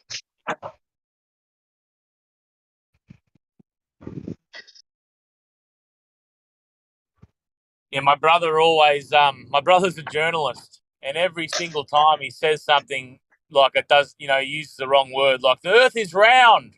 So, mate, round like a pizza, it's round. It might be a round shape. And then he'd be like, oh, you're playing on semantics. I'm like, you're a fucking journalist. Like, you're supposed to care about words, you dumbass. Funny. You're supposed to say the right ones.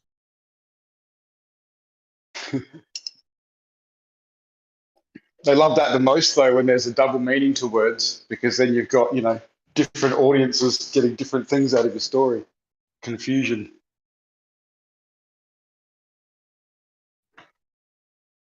Yeah, it's interesting. I don't want to get too biblical, but the more we read the Bible, the more it seems like it's this book of contracts and words and ledgers, and I don't know. It just seems like the law is based upon it, and there's some sort like when God, the prophets, they're profiting.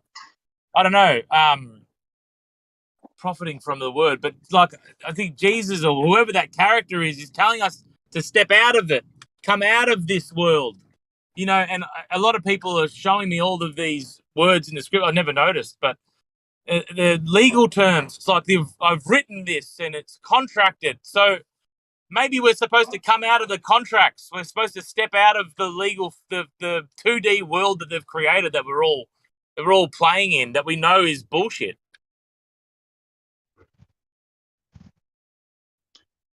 Yeah, interesting. So many different takes on all of it. Yeah, there is. It just, I'm definitely not saying like what I'm saying is right. I'm barely even making sense, to be honest. But yeah, there's something to it. I've got to continue investigating. We've got to give it our best shot, because I'm sick of contributing to this system, man. There's no it is a dead system. Most of the people that are in it are dead. It's going down the gurgler. Everything's a lie. We all know it. We have to step up and do something physical about it.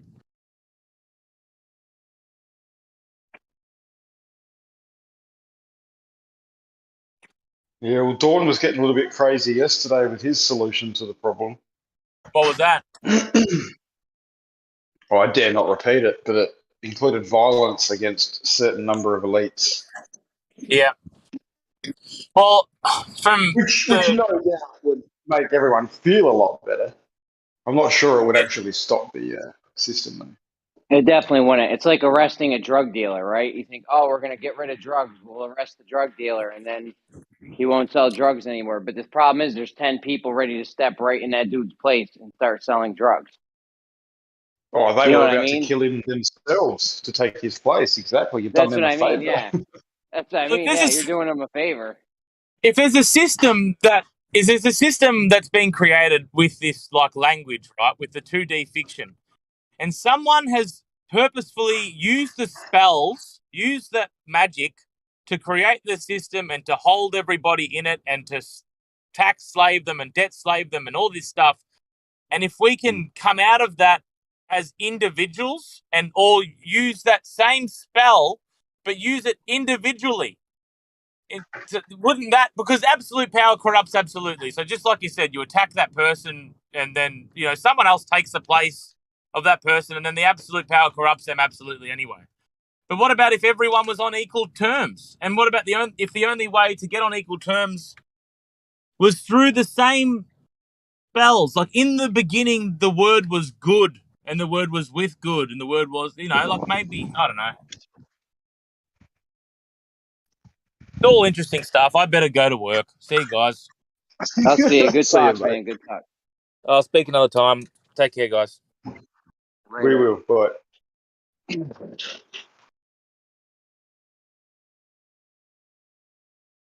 bloody work. Always getting in the way of a good conversation. Yeah. Well, they want to keep you busy so that we're not conversating like this. Very true. It's part of their game. Keep you busy, keep you amused. Bread and games, like ancient Rome used to do it. Oh, the people are getting a little antsy in the pantsy. We'll do a some gladiator coliseum shit for a month straight, and we'll keep them busy and arguing over who their favorite gladiator is, who won Yeah. Every 4 years they have the Olympics just to fucking, bring everyone back together and appease, Super Bowl, all these things.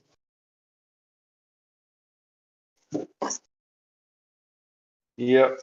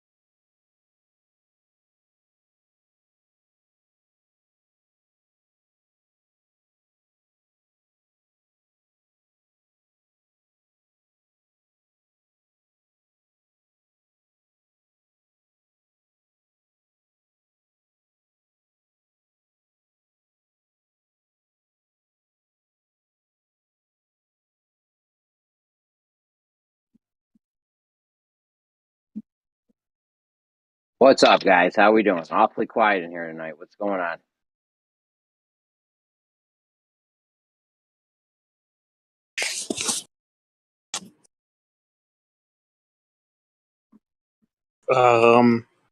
Stuff and things, maybe.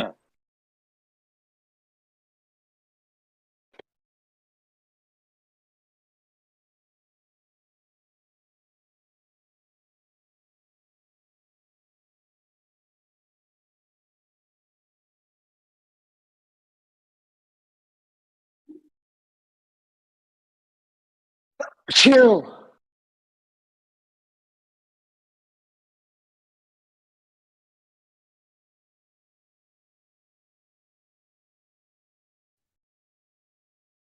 that a sneeze? Sneezed. That sounded crazy. I've been inhaling chemicals all night and dust and shit everywhere. Nice. That's the This is sort of why shit I women. would put a mask on for. This is why, yeah, right. This is why women live longer than men.